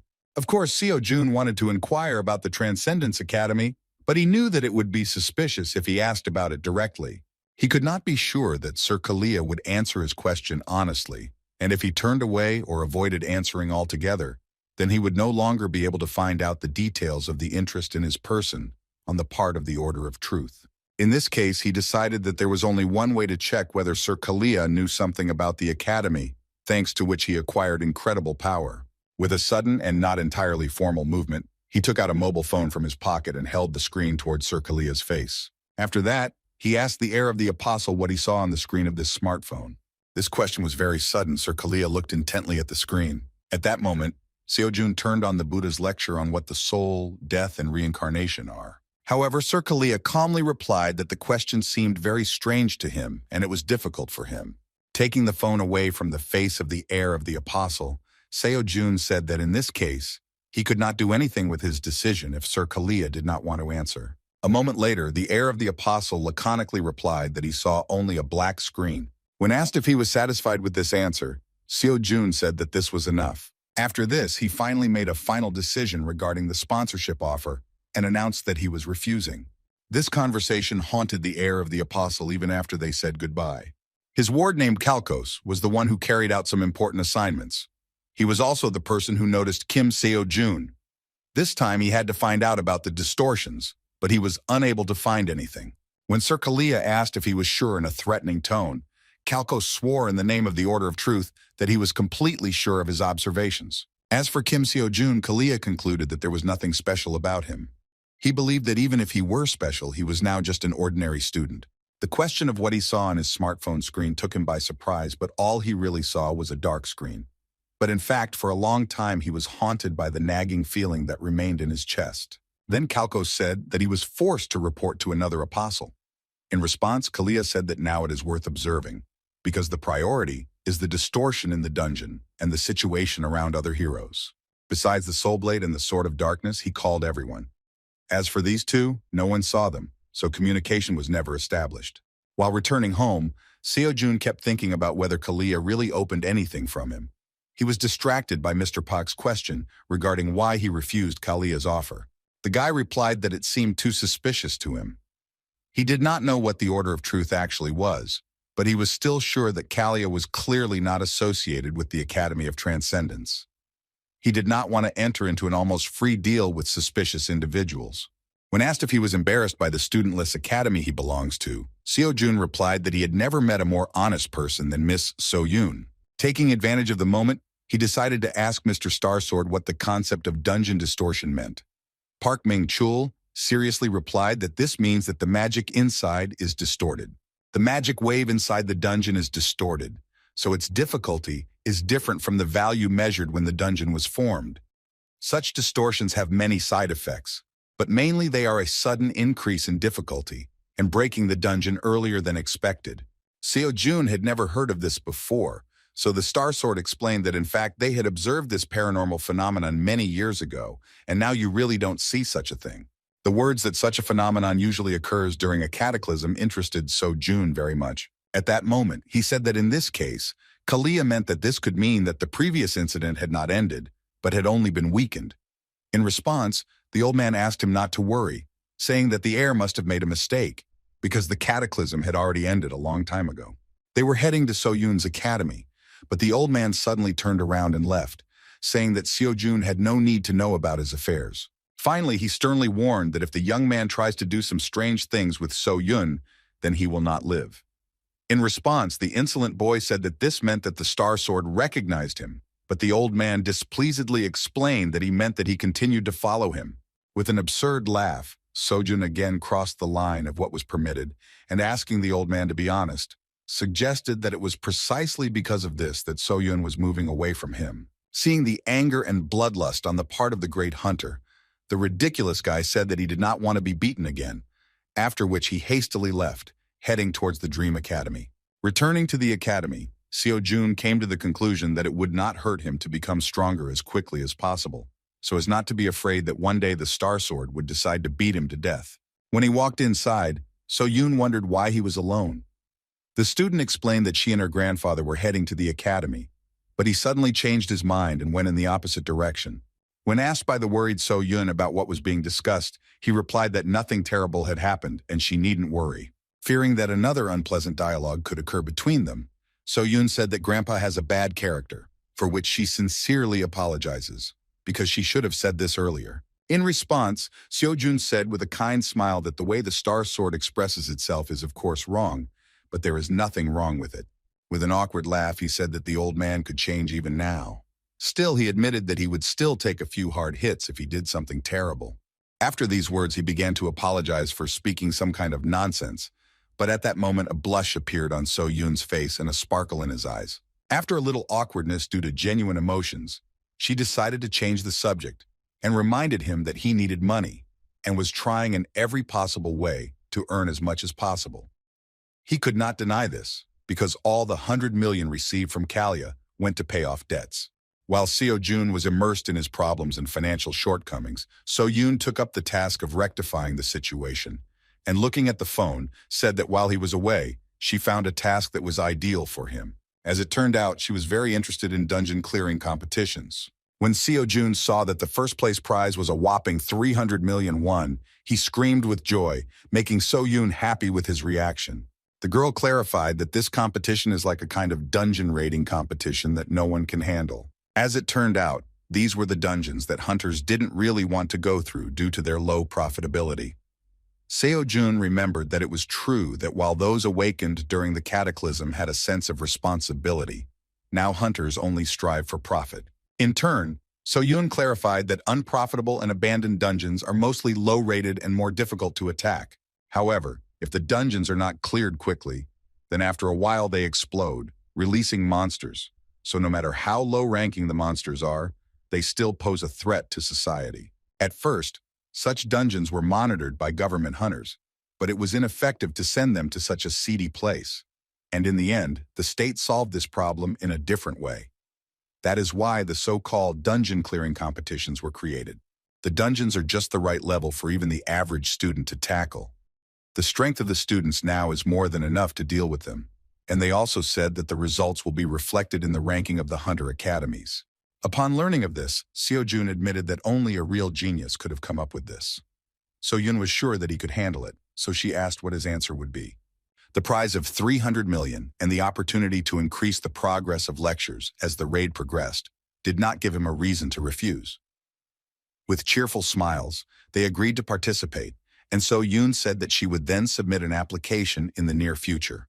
Seo-jun had no idea how much she worked to satisfy his needs. He assumed that most likely she was looking for information on how to raise the Academy's rating, and came across something similar. As for the competition, he already guessed that taking into account the experience of the last game, it would not be easy.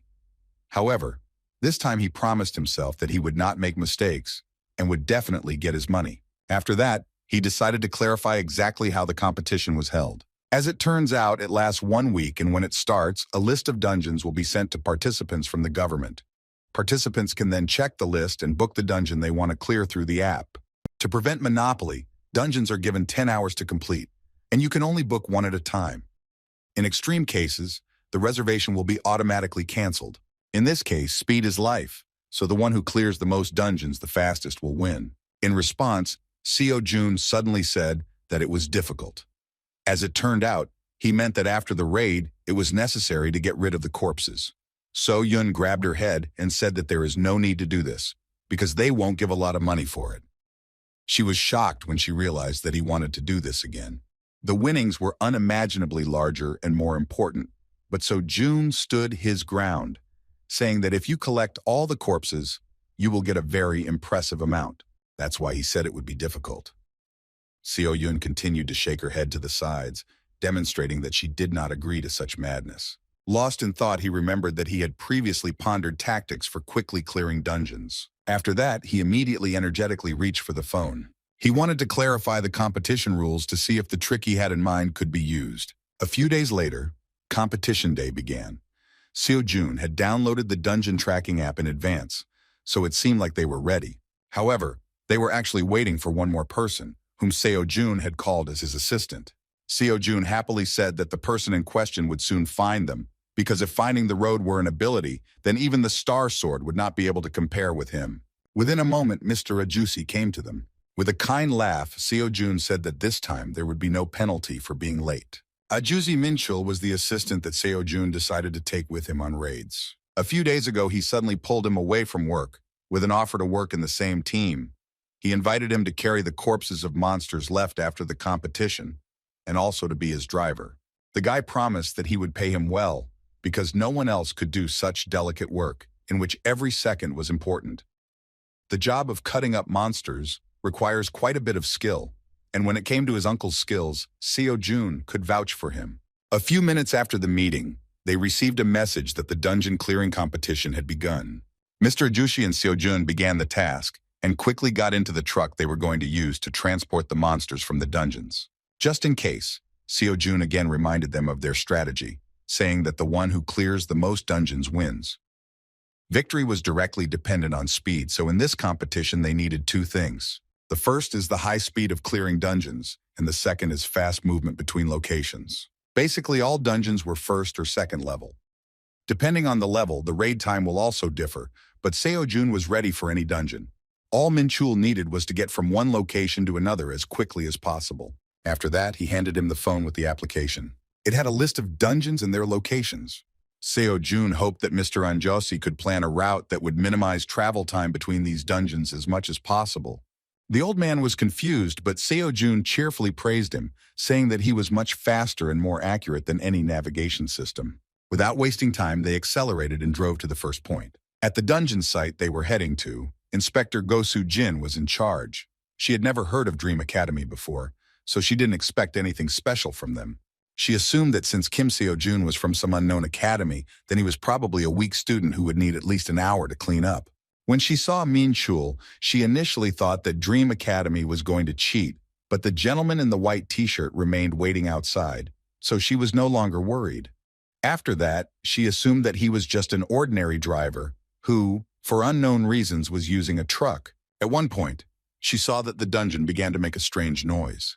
The gate suddenly opened and a student appeared from it, turning to his friend and saying that he had already finished, after which he asked him to get ready. Anyosi was surprised because he didn't even have time to drink coffee. Madame Gu didn't understand what was happening, so she hurriedly said that according to the rules, outsiders were prohibited from interfering with the dungeon raid. Seo Jun did not understand the reason for her excitement, and calmly replied that he knew about it, but the raid had already been completed. As expected, the nervous inspector couldn't believe it, so she hurriedly went inside the dungeon. What she saw simply shocked him. A student from some unknown academy actually completed the dungeon in less than 5 minutes. While she was trying to realize that this was true, Seo Jun got down to business. The confused girl asked what he was doing. In response, the guy she thought was crazy began carrying the monsters outside while doing exercises. Mr. Anjosi, who was just preparing the table for cutting up the monsters, was also amazed that the joyful youth continued to engage in madness in the form of exercises with monsters on his shoulders. To keep things simple, Seo Jun replied that in addition to his main quest, he also has side goals in the form of exercise and selling dungeon monsters. When asked how much time they would need for this, Mr. Anyasi said that since these are low-level monsters, they have few profitable parts, so cutting one goblin will take no more than 15 seconds. While Mr. Anyosi was preparing for the cutting, Seo Jun was going to move the rest of the monsters to the place of work. The inspector was simply shocked when she saw such a picture before her eyes. Despite her dissatisfaction, she could not utter a word regarding this, because the rules did not exclude the possibility of butchering destroyed monsters. There were no complaints, so the guys got to work. As soon as they finished, they immediately clarified what their next route would be. As a result, Mrs. Gu, who saw something crazy, was freed from her work in just about 10 minutes. The inspector of the next dungeon was having a nice time in nature after another hard day at work at the computer, when suddenly a truck flew past him, blowing away the butterfly that was sitting on his hand. Within a moment, Seo Jun and Min Chul rushed past him, preparing to clear the gate. Inside were low-level undead that Seo Jun had never encountered before. However, he did not see any particular problem in fighting such monsters. With one powerful swing of his spear, he created a wide-area attack, destroying everything around him. Another batch of bones completed the work of Mr. Anjasi. In front of the confused inspector, he began to extract all the bone marrow, which was the only valuable thing of this undead. In just 5 minutes, the guys finished and hastily left this dungeon. Mr. Inspector found himself alone with nature again, realizing that his great time was over so quickly that he was forced to return to work in the office. Towards the end of the day, the deputy of the dungeon management team at the Ministry of Public Administration and Security finished his report regarding the first day of the competition and left it on his boss's desk. The head of the office began to look through the quite expected results, and first of all came across the statistics of the East Academy and its representative Lee So-yeon, which was able to once again surprise him with the incredible statistics of 16 cleared dungeons. He expected her to get first place, but was surprised when he noticed that she was currently in second. It was expected that in this case, someone would be found who was able to cope with this task, clearing, most likely, 17 dungeons. He was simply shocked when he saw that some Kim So-jun was able to clear as many as 32 dungeons.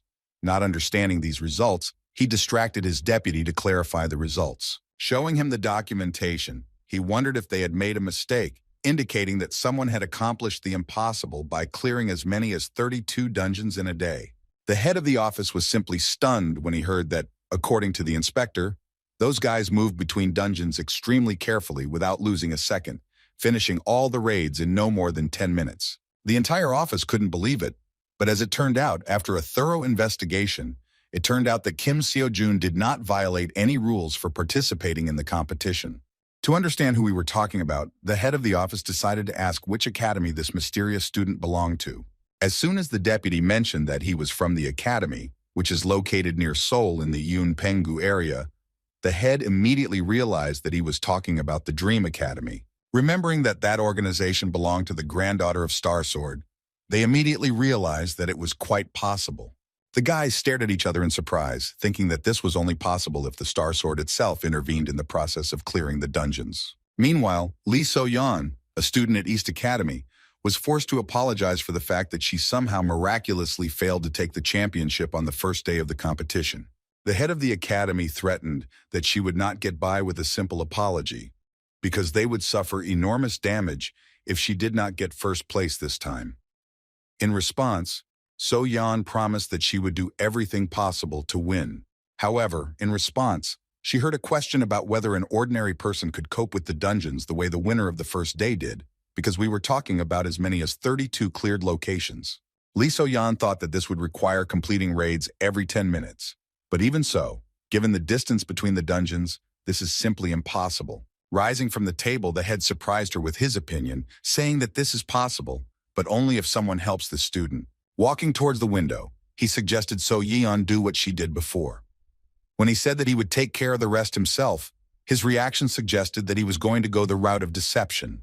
This vile man is her father, as well as a former A-class hunter who now serves as the headmaster of Vostok Academy. Lee Seok-man, addressing his daughter, asked her not to take such methods into her head because in the end, this is the law of life, where the most cunning survive and what matters is who wins, and not who is right. Despite the internal conflict, she could not go against her father's words, because she completely agreed with such a true truth of the modern world.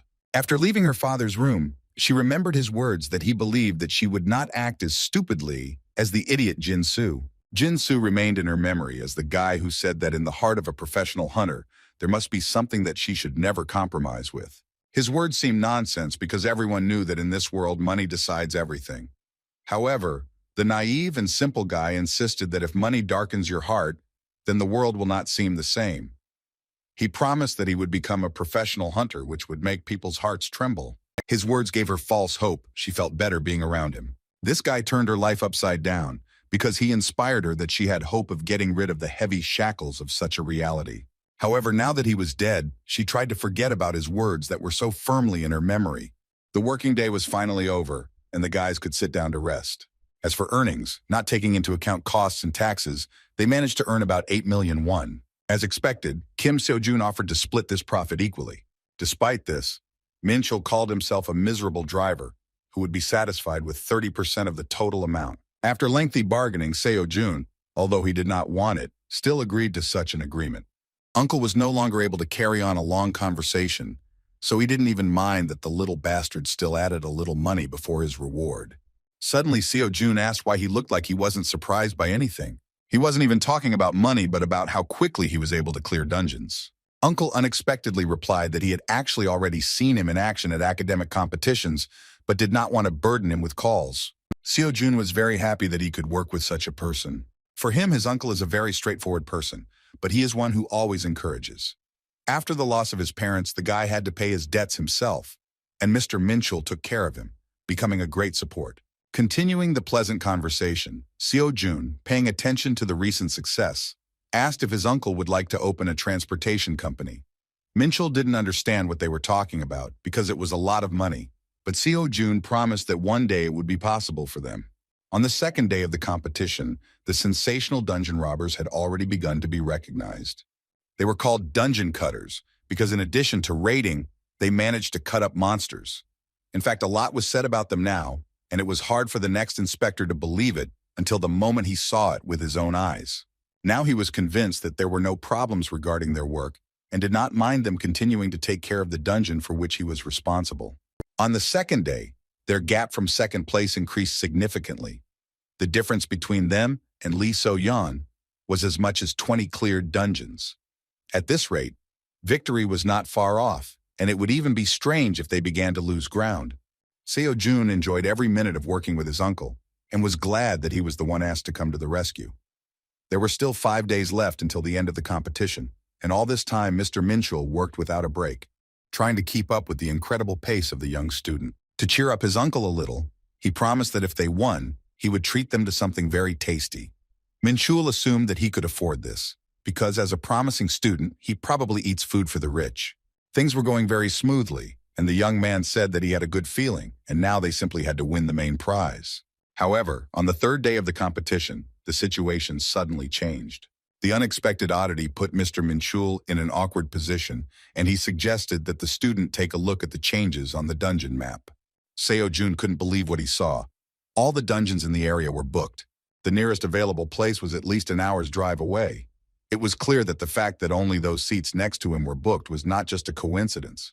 A suspicious change in the activity of their competitors indicated that they were trying to stop their success.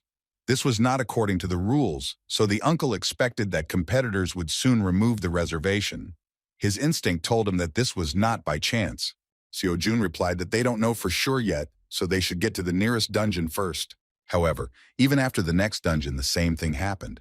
As a result, they managed to clear only 10 locations, while Lee So-yeon began to rapidly approach first place with a result of 25 successful raids. Seo Jun understood that something very strange was happening, so it would be impossible to do without help. They approached So-yoon with this question, believing that this was the work of the Members Academy in second place. You can use the app to find out who booked dungeons, but not these ones. It was for this reason that Miss Park decided to contact the competition organizer. Seo Jun was still in first place, but he understood that at this rate, he would quickly give way to his competitors, because this was only the third day of the competition. Turning to his uncle, he said that now they would be forced to change their strategy a little, because there would simply be no time left to cut up the monsters. The gain was much more valuable, but even so, no matter how quickly he cleared the dungeons, the distance was inevitable, and even his uncle's talent could not overcome this obstacle. Suddenly, Seo Jun announced that he had a good plan to counteract. A very cunning thought came into his head, which surprised So-yoon and Manchul. Its implementation was supposed to make the efforts of competitors pointless. The next day, Vostok Academy representatives gathered together again to begin booking the dungeons. The Academy representative asked everyone present to be on guard, because as soon as Seo Jun appeared on the map, they would have to reserve the dungeons around him. The guys did not take their eyes off the phone, anticipating that they would be able to repeat the trick that worked last time. While all the participants in the cunning scheme were discussing the situation, a representative of the Vostok Academy noticed activity on the part of their main competitor. He shouted that everyone should get ready to book everything around his location. Like last time, he asked to make the reservation gradually so that it would not look too suspicious. The guys knew very well the essence of their business and asked the gentleman not to worry, but instead to make sure that he paid for their services on time. However, once they logged into the app, they saw that Seo Jun had booked a dungeon right next to Lee So-yeon, which could hinder her success. Moreover, they could not book dungeons near it, because according to the rules, you cannot cancel a reservation within 10 hours if you have not completed the raid. The cunning plan of the Vostok Academy collapsed with unprecedented speed, and their representatives suddenly felt a tremor. Meanwhile, as usual, the cold and imperturbable Lee So-yeon cleared the next dungeon without any problems. Returning to the chauffeured car, she surprised him by completing the task in less than 15 minutes. However, as soon as her driver looked at the map to select the next location, his face broke out in a cold sweat. They couldn't believe that their competitor would reciprocate and book all the dungeons around them. Using the same approach, the competition's top players finished day 4 with nearly identical results. Seo Jun was able to stabilize the rankings with this approach, and using the advantage he gained during the first 2 days, he could comfortably win this competition. As it turned out, the director of the Vostok Academy was not very excited about such a move on the part of the competitors, and came up with another way that would allow his daughter to get first place if she continued to clear dungeons in the same spirit. On the 5th day, both sides competing for first place were forced to meet due to their dungeons being next to each other. The inspector, feeling some tension, said in advance that quarrels between participants were prohibited and violation of the rules would result in disqualification. When both students approached each other to meet each other, Kim Seo-jun said that no matter who wins, everything should be fair between them. He recalled that this competition was started with good intentions. Lee So-yeon wasn't even going to admit that she was the first to cheat in order to slow down her competitor's pace. And yet, looking at Seo-jun, she thought about his words and remembered a friend who also constantly talked about good intentions. She believed that such a thing did not exist in this world, so she was not even going to believe his words. During her life, she learned that people are by nature selfish, no matter what they do, and their actions are based on personal gain. That is why people help only when it is beneficial for them, so that they can then abandon you at the right moment. In this cycle, she saw no room for good intentions, so she, with a once again cool mind, continued to exterminate the monsters in the dungeon. As soon as she left the gate, she saw the surprised inspector who could not believe that the rumors about Seo-jun's madness were true. At that moment, something unimaginable was happening that even attracted the attention of Lee So-yeon. The madmen separated the monsters right before her eyes and then loaded them into their truck. The girl was surprised while Seo-jun, with the dead monster on his shoulder, noticed that she finished the raid even faster than he expected. He then caught her off guard by asking if he could also take the monsters from the dungeon she had just cleared. Seo-jun couldn't miss the chance of such profit while Lee So-yeon didn't mind. Still, she felt a little awkward at the way this strange student, who was her main competitor, behaved. Having grabbed the monsters from her dungeon, he began to cheerfully walk towards his uncle while doing exercises. Noticing Lee So-yeon's attention, he explained that he was just doing exercises so as not to waste time. As for the monsters, he explained that they also bring in a lot of money, so he would not want to leave them in dungeons that would soon close themselves. In fact, Lee So-yeon quickly regained her former sanity, saying that it was a waste of time. She has not changed her opinion that there is no place for good intentions in this world because Seo-jun only does it for the money. Her brother, who tried to force such an idea on her, once said that he would reach the level of a professional hunter, which would make people's hearts tremble. However, in a time when anyone can become a professional hunter, she saw it as nothing more than an ordinary profession, which is also practiced by selfish people. Meanwhile, Starsword and Mr. Kalia went together to the 6th level dungeon, in which they suddenly discovered a 10th level monster. Mr. Starsword dealt with it without much difficulty, but the reason why the dragon was here remained a mystery. Lady Kalia mentioned that when measured, this dungeon was definitely level 6. She assumed that the fool appeared here due to a possible distortion. Mr. Park considered this nonsense, saying that the distortion could not appear in this way, and it was more like the work of the Order of Truth. Moreover, he even said that this very much reminded him of the events that happened 30 years ago. In response, Lady Kalia admitted that she fully understood his concerns, but swore on the honor of the Order of Truth that they did not do this. Their conversation was suddenly interrupted by Young Jimin, the Star Demon's disciple.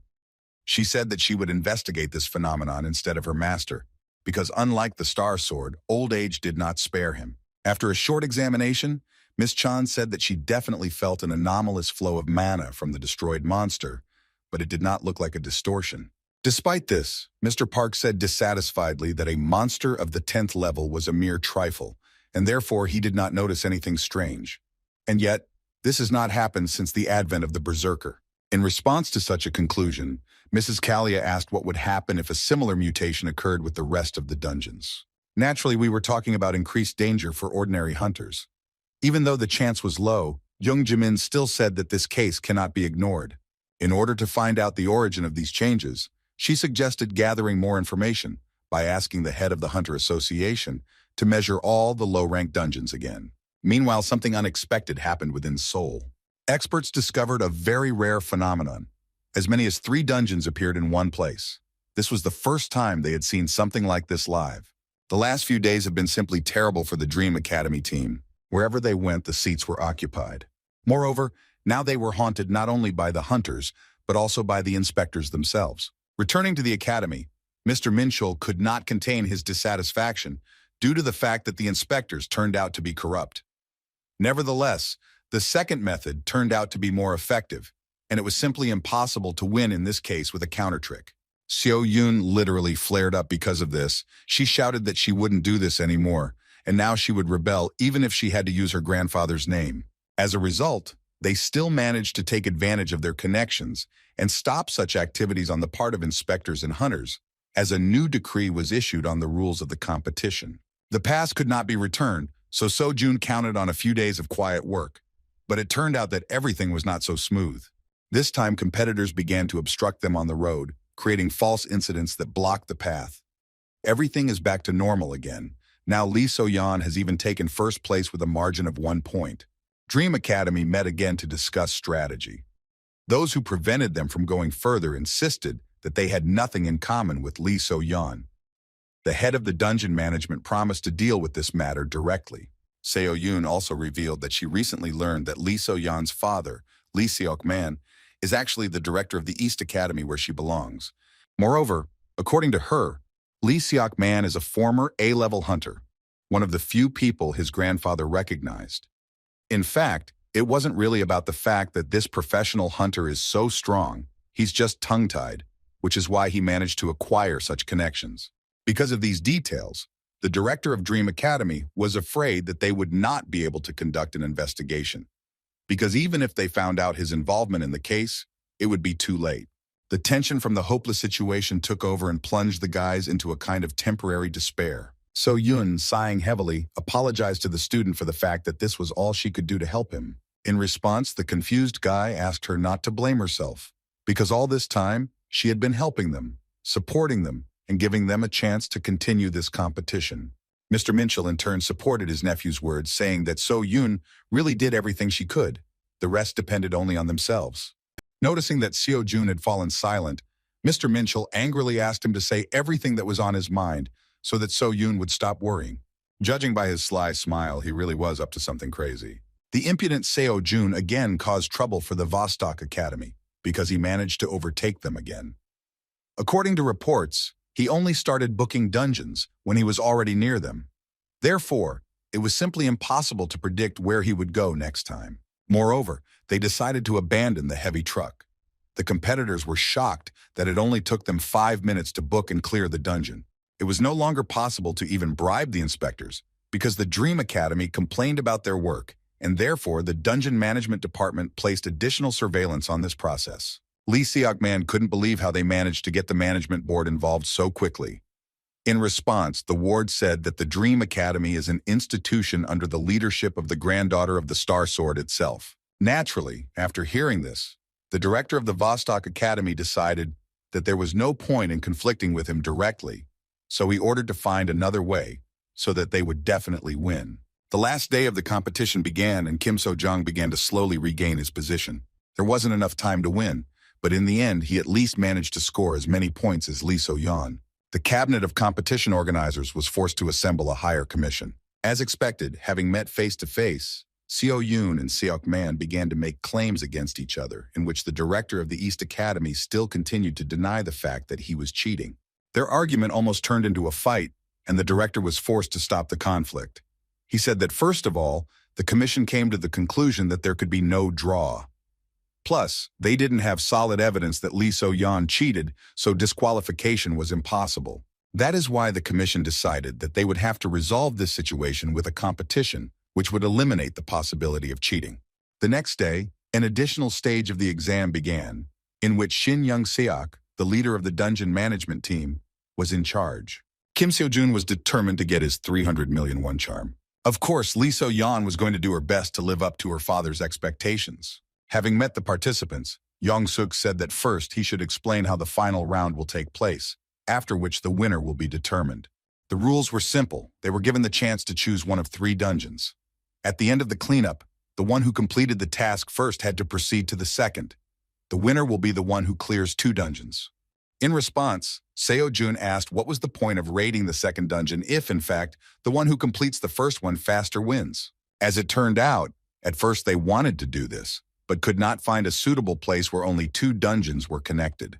Therefore, they chose this place because they could not leave this gate unattended. In addition, the winner must have more dungeons cleared. He also said that all 3 dungeons have 2-star difficulty, so they can discuss which dungeon and who will go. Seo-jun doubted that they had set something up this time, but just in case, he decided to choose first. Lee So-yeon didn't mind. As a result, Kim So-jun chose the right gate, while Lee So-yeon went to the left. Having chosen the dungeons, the guys prepared to begin the test. Before Mr. Yeon Seok announced the start, Lee So-yeon addressed her opponent and coldly said that after the end, they should not show their tears due to losing. Seo-jun was surprised by her speech, because he didn't think that she was so unfriendly towards their academy. As soon as Yeon Seok announced the start, both students rushed inside their dungeons.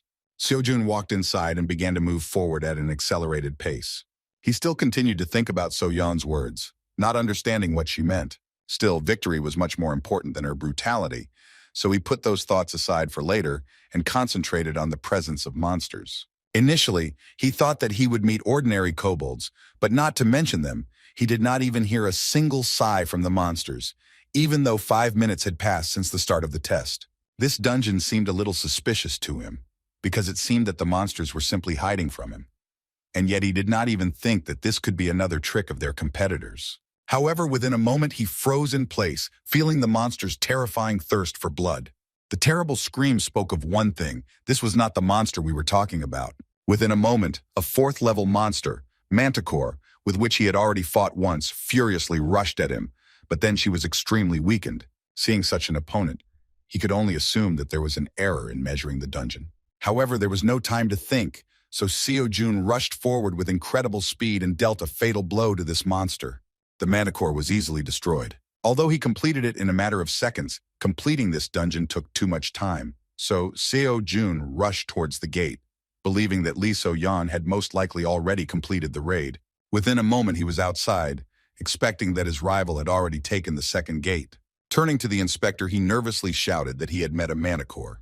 Pointing his finger at the gate, he asked the inspector to make sure that this could not be a 2nd-level dungeon. As expected, Yeon Seok was surprised that this guy could handle such a monster alone. So Jun, considering this unfair, demanded revenge. Still, the inspector fully understood his request, but there was one nuance. It was difficult for them to cancel the competition at this point. When asked what was the matter, Young-suk unexpectedly replied that member Lee So-yeon had not yet come out of her dungeon. The girl who entered the ominous gate, in which there should be nothing worse than kobolds, had been there for more than 10 minutes. Her dungeon had also been corrupted, and a monster even worse than her competitor was waiting for her. Lee So-yeon, although she was a strict older sister, always took care of her brother. Still, she did not understand his kind soul and such behavior, so she was wondering why he did not listen to his father. Jin-soo was not stupid, but he seemed naive, saying that he did not want to cheat for his own gain, even if he had to go against his father's words. He always idealized the work of a hunter and insisted that if you are a professional, then there must be something in your heart that you should never compromise on. His sister could not come to terms with his gentle nature and constantly reminded him that his people called him a reckless fool. She believed that all the problems in this world only come from kindness, and therefore those who cannot take care of themselves should not try to jump over their heads. But no matter how much she scolded him about the fact that the era of the heroes he was talking about had already passed, he still looked at her with kind eyes, full of hope and sincerity. Despite all his sister's attempts, Jin-soo did not agree with such a true world.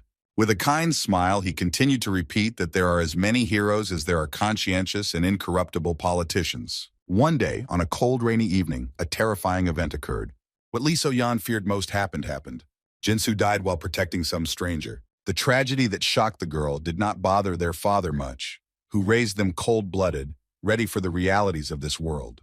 Lee So-yeon promised that she is not like her reckless brother. She believed that he died trying to help others, not knowing his place.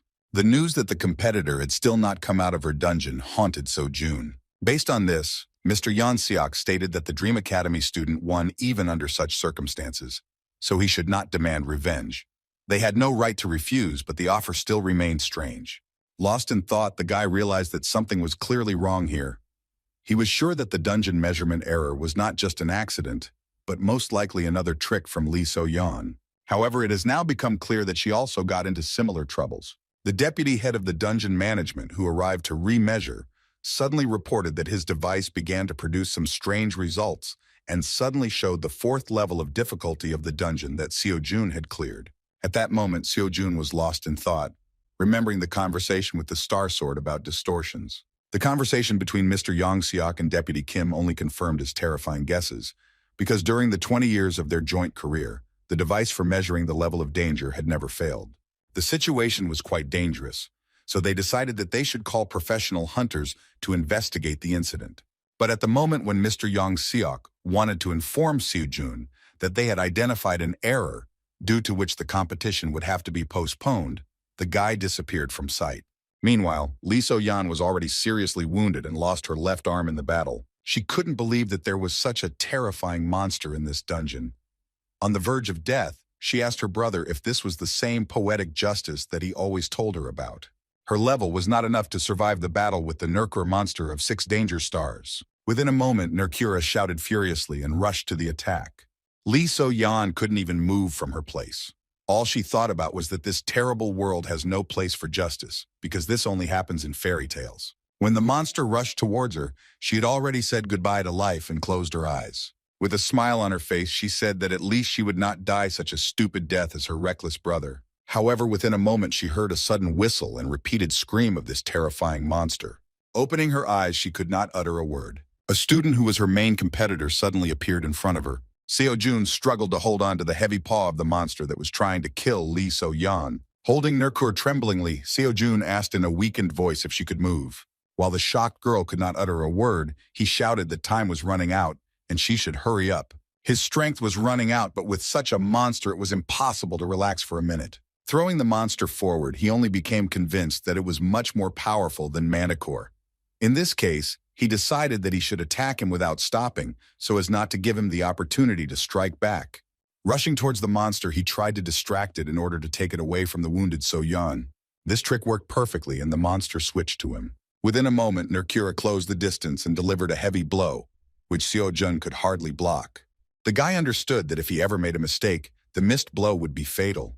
Still, the monster's movements seemed somewhat familiar to him, so he hoped that if he continued to cause damage to him, then in time he would defeat him. However, within a moment, the monster pierced him with its horn with incredible speed. Seo-jun was shocked at such speed because he did not even have time to notice this attack. With a wave of its head, the monster threw the wounded Seo-jun aside. Seo-jun fell next to Lee So-yeon. His body began to tremble in pain, but he could not give up. Meanwhile, Nurkura began to rage, spreading a huge amount of terrifying magic. Rising to his feet, Seo-jun, remaining calm, said that the monster was more agile than he thought. Keeping his spirit up, he suggested that the fight would not end soon, so So-yeon should hurry up. The confused girl, holding back her bleeding, asked in a weakened voice why he was doing this and what benefit he would get from it.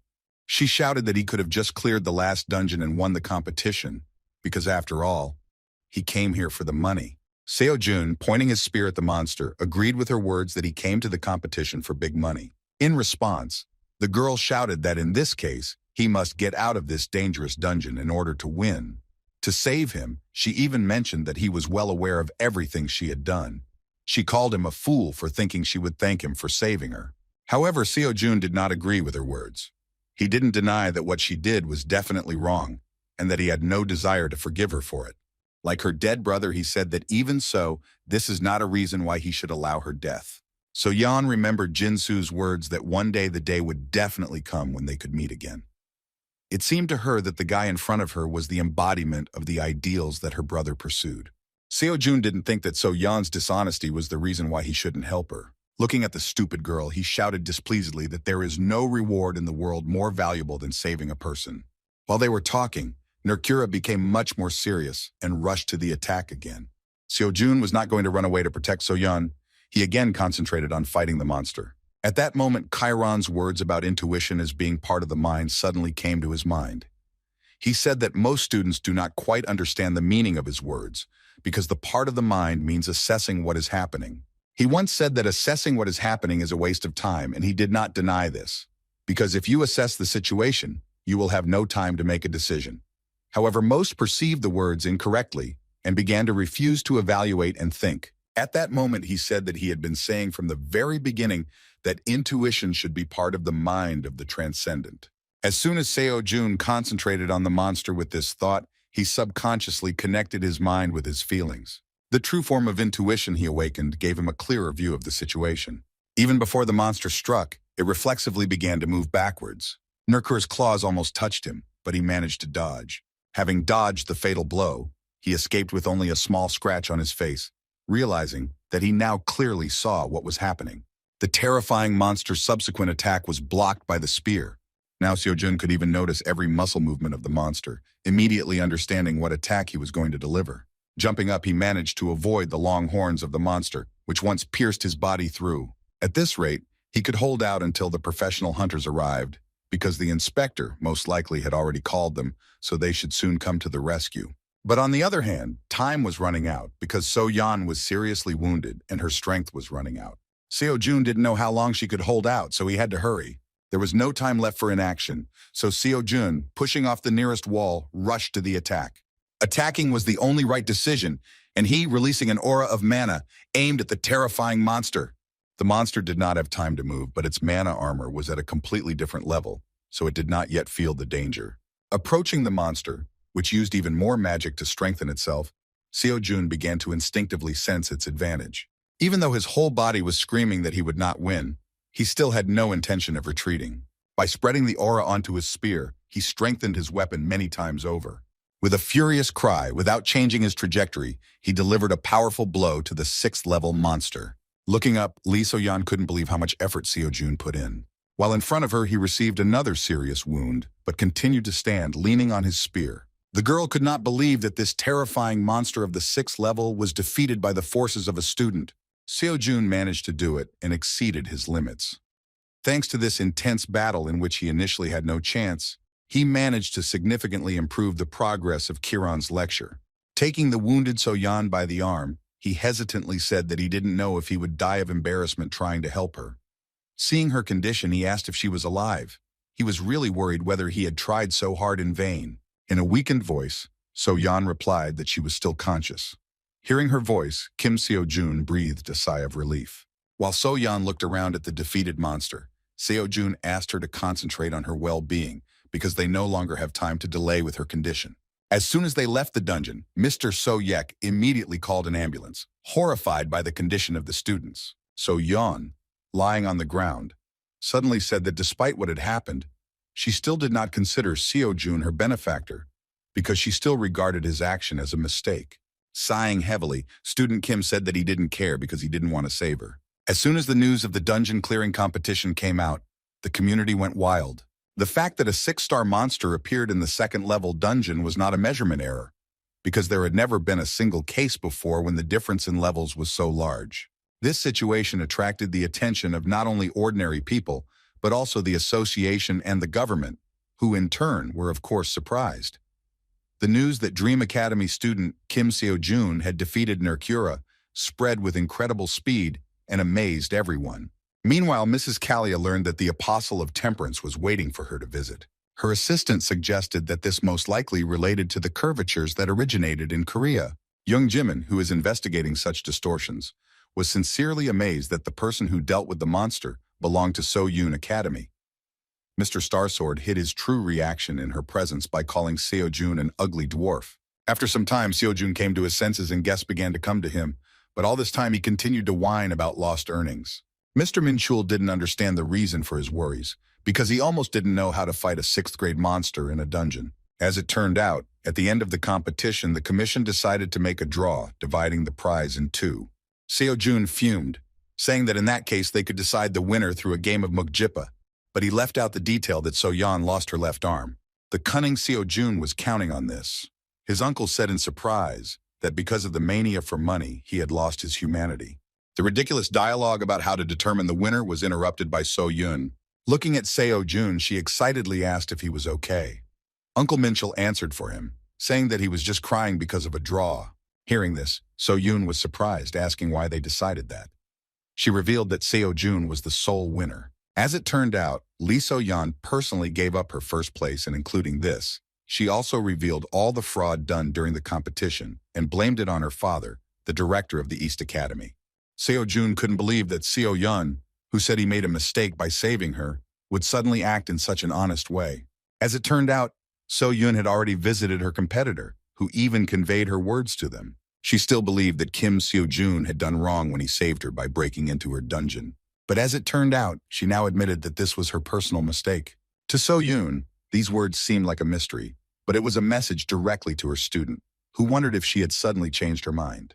With a joyful expression on her face, Seo-yeon concluded that their academy now has every right to receive 300 million won for first place in the competition. In addition, the government took responsibility for that unforeseen incident, so it offered him benefits, and if we talk about only the most important ones, it is Seo-jun's tax exemption for prize money, and 100 million won as a bonus.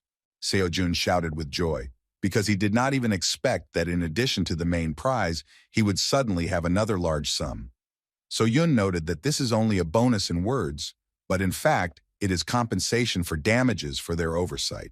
While Seo-jun was trying to calculate his total balance, which was already over 400 million won, the director of Dream Academy said that there was more to come. Thanks to winning the competition, their academy was finally promoted to 3rd grade. Thanks to Seo-jun's winnings, they have met the evaluation criteria and now have several privileges available to them. What's most important for Seo-jun is that you can now clear level 4 dungeons. Seo-jun could not hide his sincere joy, because in previous competitions he was worried about being promoted to the 3rd class of the academy level and rewarded for first place. But now he received a decent payment for his efforts. Things suddenly picked up, and this hard week was completely worth it. With a kind smile, Seo-jun said that now they can slowly recruit other students for themselves. Distracting his joyful nephew, Minchul admitted that the young man's affairs were rapidly going uphill. In response, Seo-jun, who now had money, finally regained his humanity and offered them a lavish dinner at his own expense. The opportunity not to deny himself anything turned out to be temporary, because Seo-jun remembered why he needed such an unimaginably huge amount. When he entered the Transcendent store again, he saw that the price of the spear had risen to 400 million won. Only recently, the spear of Longinus was worth only 100 million. The problem is that he did not know how the cost calculation works and how he could wait for the moment when the price would be the most favorable. He wondered if there was a way to calculate it, or if the price would continue to skyrocket.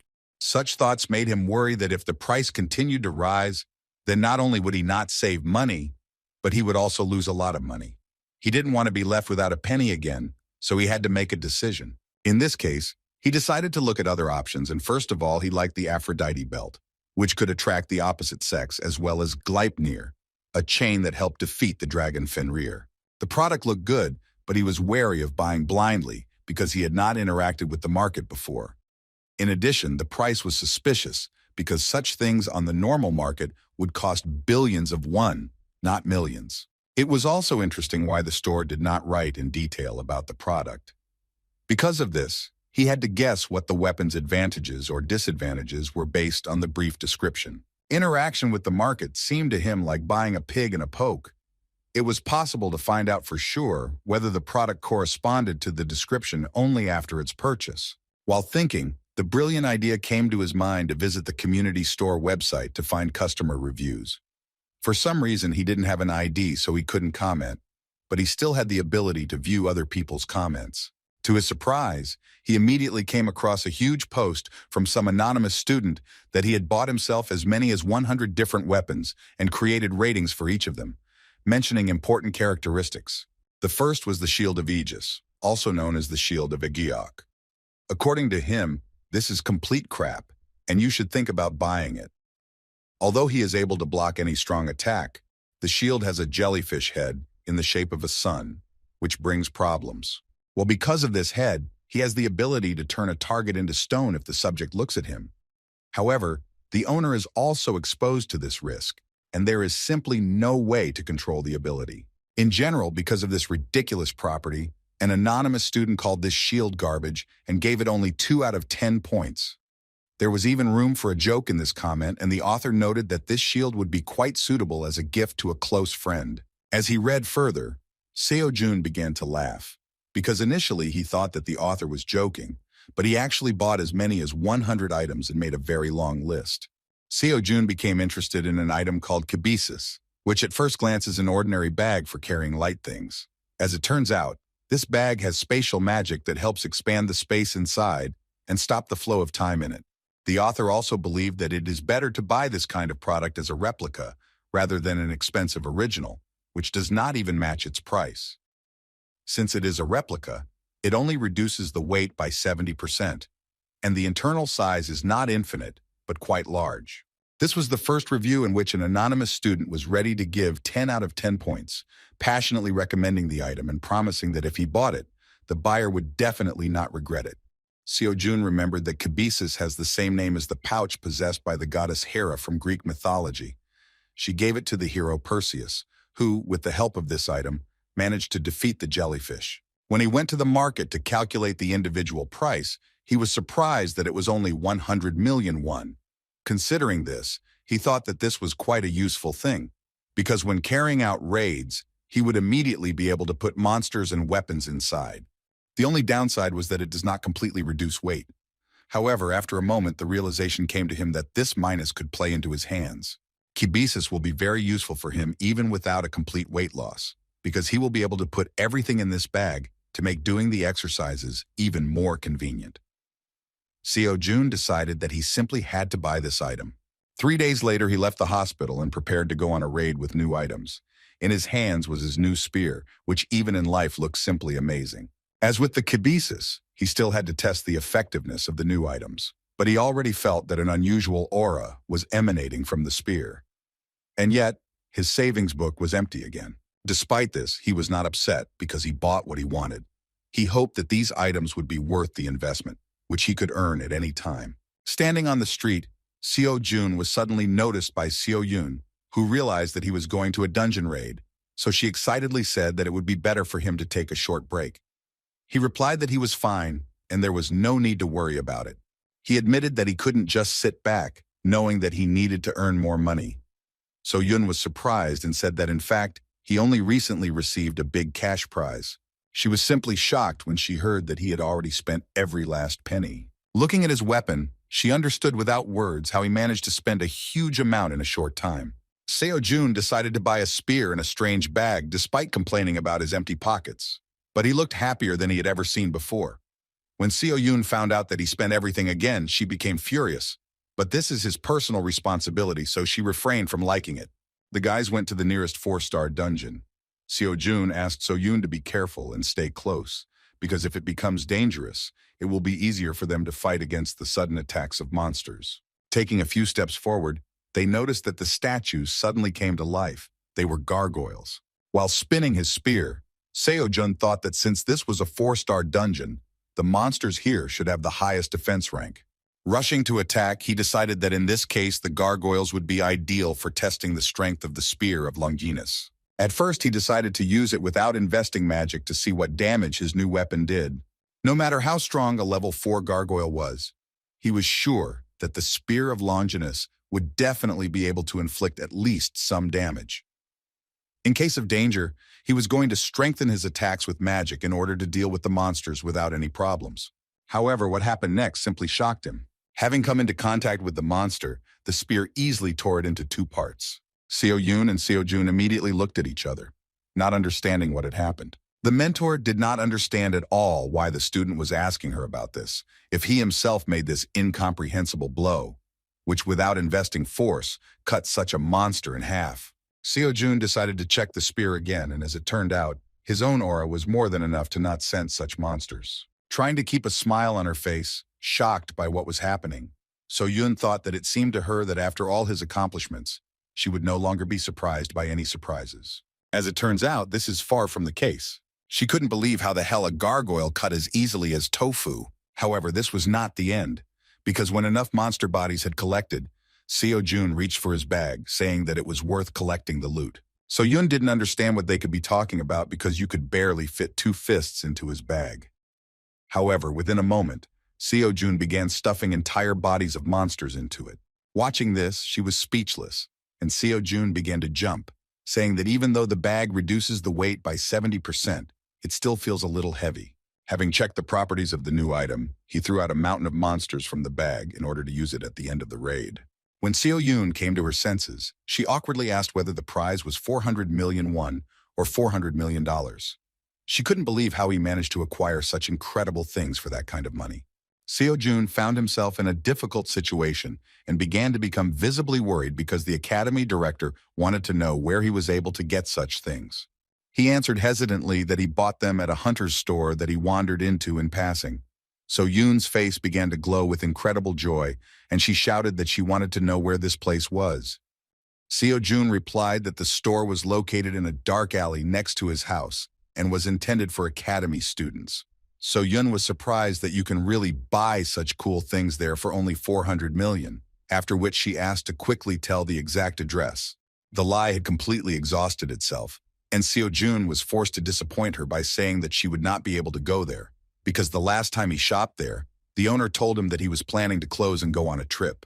Looking at the ridiculous expression on her student's face, Miss Park knew perfectly well that he was trying to lie. Despite this, she sadly said that if he said so, then she was forced to believe him. After a moment, they had no time to talk. They felt the dungeon begin to shake violently. It became clear that this was due to the approach of a huge number of gargoyles. So Yun, grabbing her sword, said that she would take care of them herself, but her student quickly asked her to stop. He asked to be given a chance to deal with them with his own hands, since he had not yet fully tested his new weapon. The spear of Longinus was indeed stronger than he expected, because it cut the gargoyle like tofu without any invested magic. Moreover, having felt the aura of this weapon, the monsters were afraid to attack alone and always tried to do it only in a crowd. Now Seo-jun decided to find out what would happen if he put the magic he had recently learned into the spear. When a whole crowd of monsters appeared in front of him, he decided to put into practice the teachings of Chiron, the enormous power that rips mountains out of the ground, erases all obstacles on the way, and dominates enemies. Concentrating on his spear, he poured his magic into it. After this, he began to use complete destruction. A huge sphere like an aura of magic formed around him. Seo-yun sensed the powerful power that she first saw her student use. The terrifying power that the magic-embedded spear possessed gave her goosebumps. The monsters that were already several meters away, sensing the incredible power, wanted to run back, but it was already too late. Seo-jun had already swung his spear, releasing terrifying energy towards them.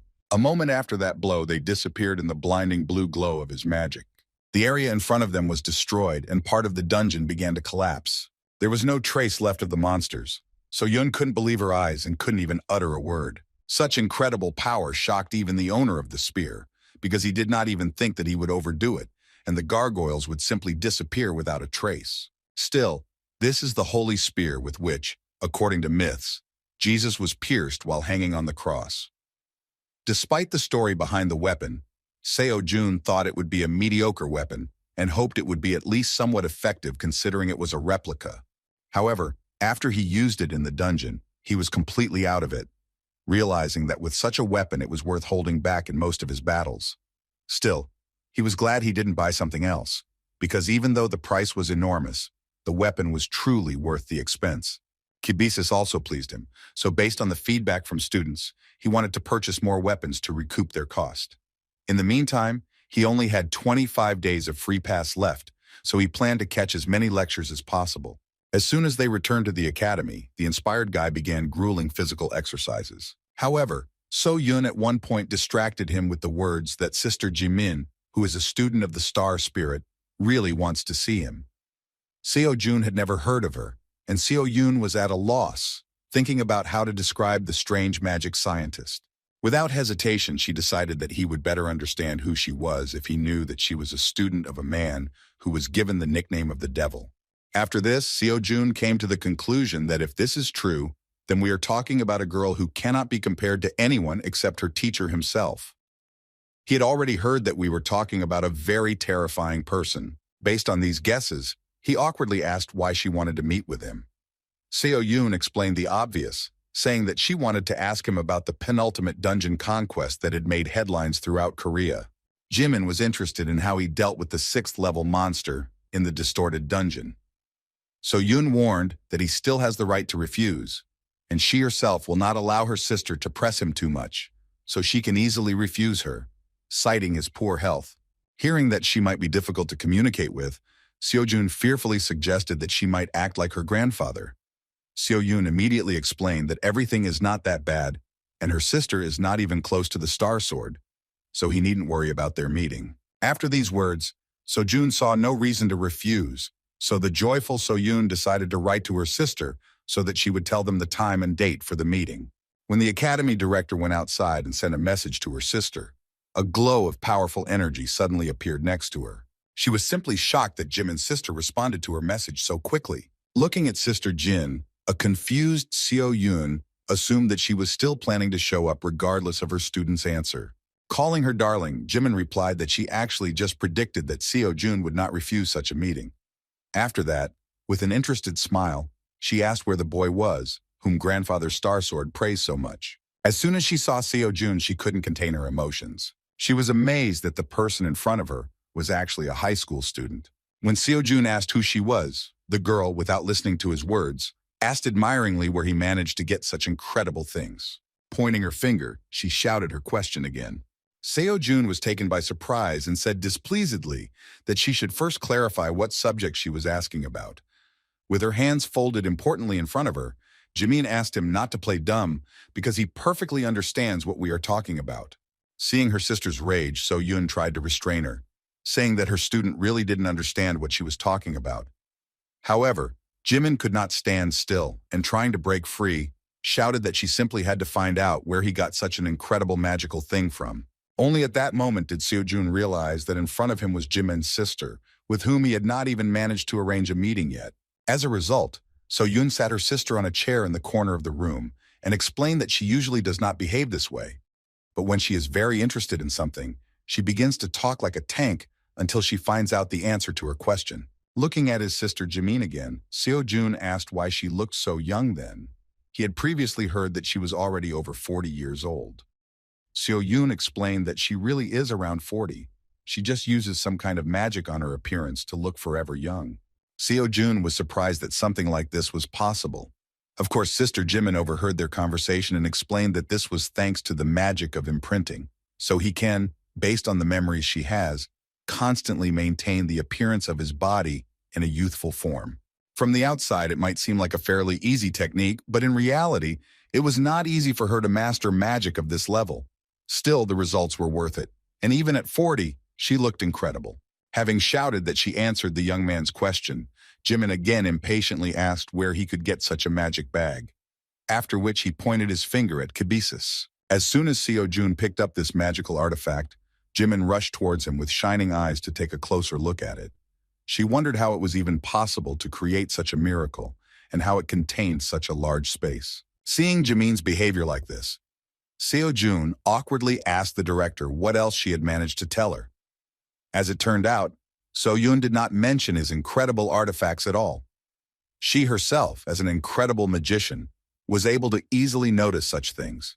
When Seo-jun said sickeningly that he himself did not see anything in Kibisis that could delight her, the devil's disciple nervously shouted that he must have fallen from the oak tree, because this is the coolest thing that she could previously only dream of.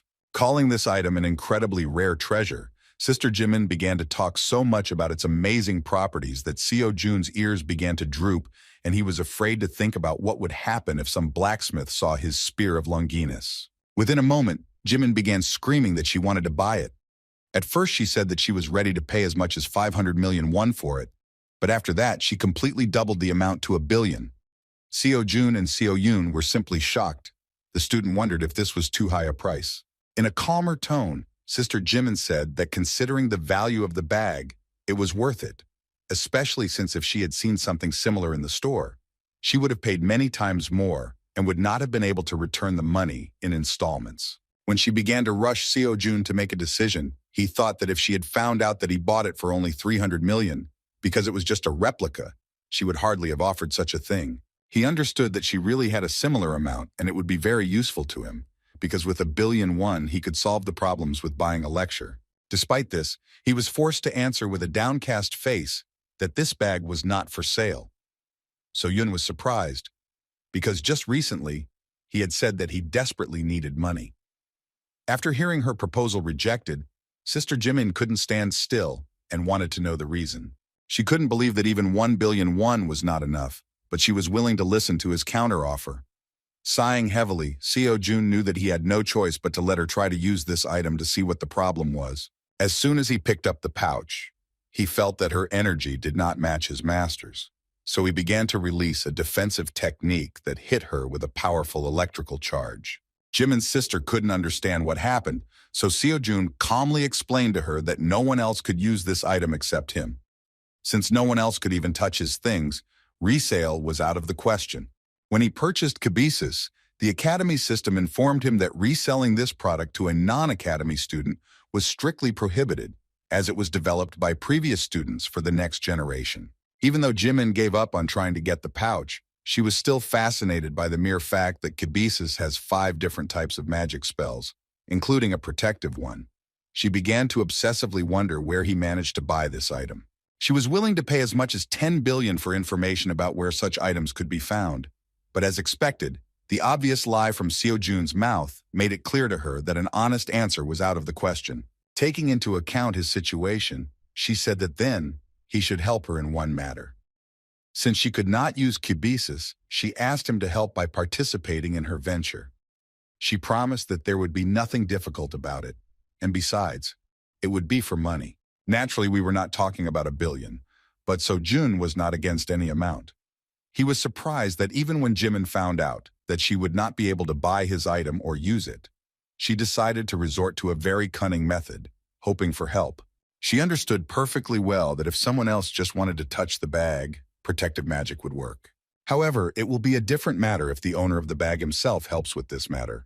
There was little time to make a decision, but Jimin glared at him so much that he couldn't refuse her. Seo-jun didn't mind helping if she paid him decently. The joyful sister jumped up, anticipating an incredible exploration. He immediately said that sometimes he is very busy, so it is better to notify him in advance about when to start. Jimin replied that it would be a little later and she would inform the date and time in advance, and then they would go to the laboratory together. After that, she finally remembered the reason for her visit. Seo-jun immediately assumed that she was interested in the penultimate conquest of the dungeon. Jimin was ready to listen to a detailed account of what happened that day. Over a cup of coffee, she learned that Nakura somehow ended up in the dungeon, but the magic cast there could not detect him. It seemed strange to her that the Academy student was able to defeat her, but Seo-jun, without looking away, said that he was just lucky. Jimin could not accept this answer, because we are talking about a 6-star monster, and even a high-class professional, when fighting him, was raked and carried away quite a few times. Still, any person would have suspected something was wrong, because even a professional could not defeat him. He was unstable only to the magic he used, so Seo-jun understood that it would be scary to imagine what the outcome would have been without Merlin's training. Remembering Merlin, he wondered if it could be that the theory discussed in the lecture could be applied in their world and in this particular situation. Jimin was already looking at him with suspicion, but Seo-jun, not wanting to talk about the battle with the monster, asked if he could express one theory that was firmly lodged in his head. Jimin was surprised, but was still ready to listen to the strange young man. In response, he mentioned that everyone knows that magic and aura are directly dependent on mana. He wanted to touch on the topic of how mana is used and how it relates to their world. He warned in advance that this might sound absurd, but perhaps there would be some truth in his words. After these words, he suddenly assumed that the deformation of the dungeons was somehow related to the influence of mana. Hearing this, Jimin jumped up and asked him to tell him more about his theory, not missing a single detail. Seo-jun began with the assumption that magic and aura still tend to be distorted. He wondered whether the deformation would be related to these distortions. Merlin often mentioned in his lectures that after using one or another magic, one could even distort the space of their world. So the student considered that based on this, the assumption was valid.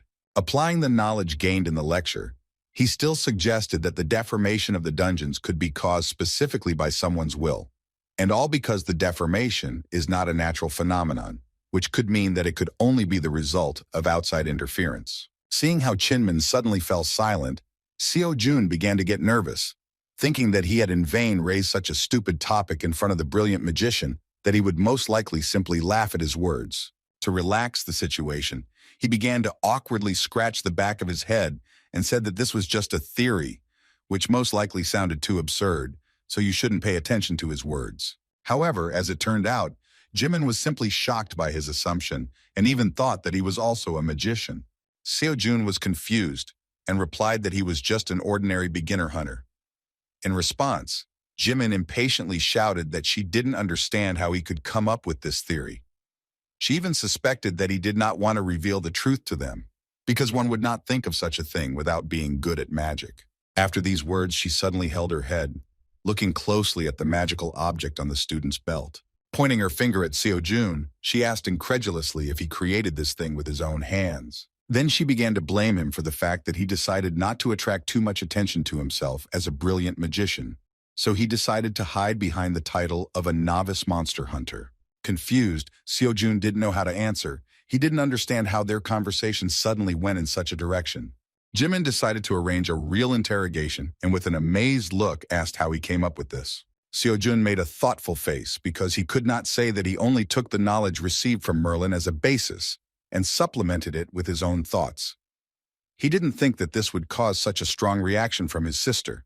With a confused face, he apologized, saying he didn't know how to explain it and just wanted to get back to his training. However, Jimin decided to move on to the next question, which concerned the origins of mana and aura. Seo-jun didn't expect anything different because the lecture said that their knowledge was beyond the ordinary. Be that as it may, he is an ordinary student who dreams of becoming a professional hunter, who has no knowledge of magical sciences at all.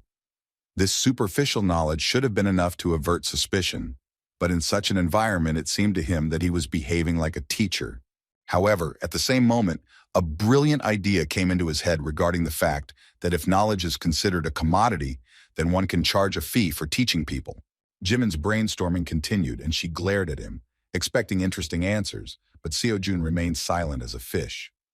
He thought that even though he promised to lend kibisis, knowledge could be traded. He considered some of the knowledge to be wisdom, which he acquired through his own efforts, as opposed to equipment from the store.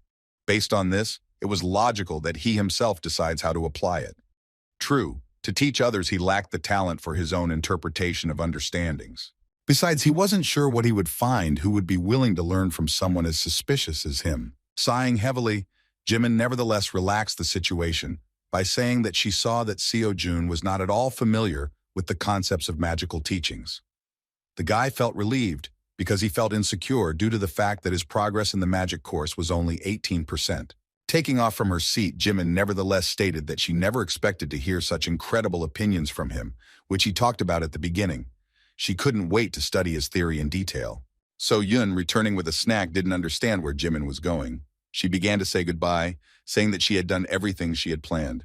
As a result, only the two of them lost the Pokemon buns.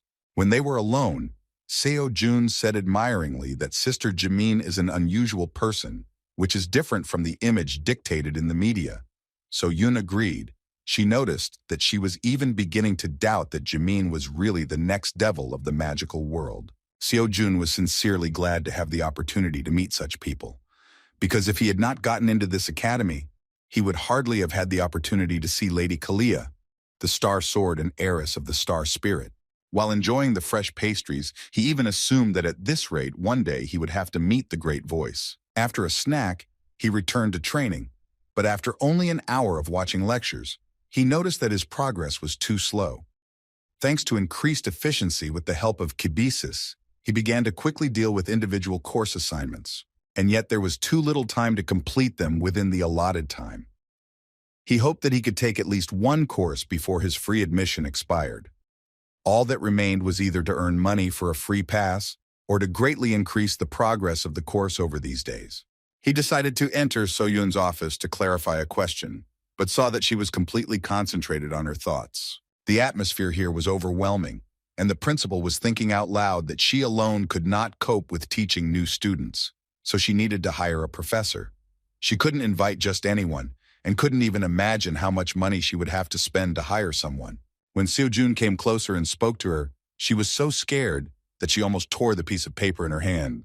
The student, who did not understand what was happening, immediately asked what she was thinking about, that she even heard him calling her.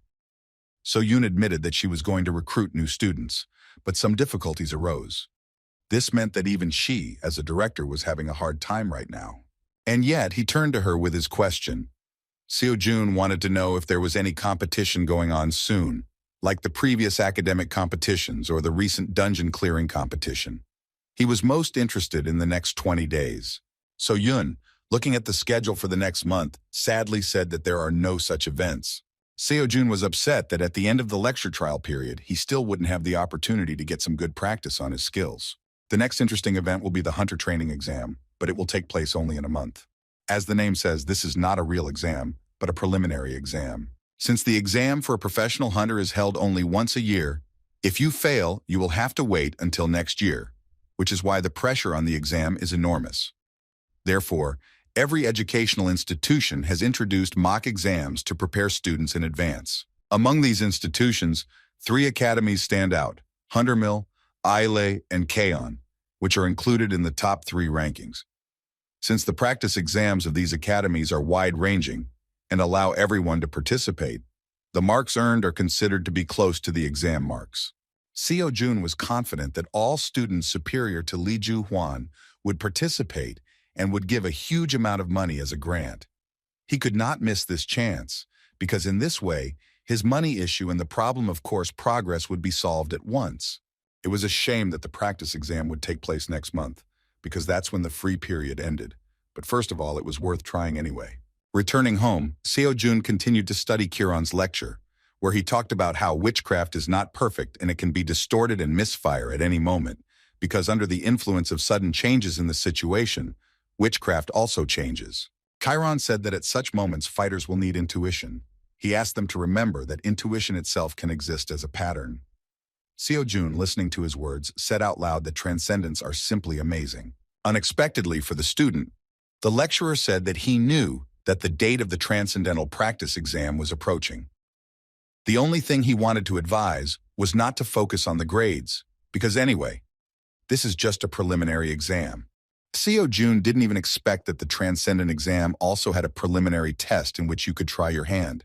This was a unique innovation of their academy, which was accompanied by a thorough analysis of exam questions in each subject.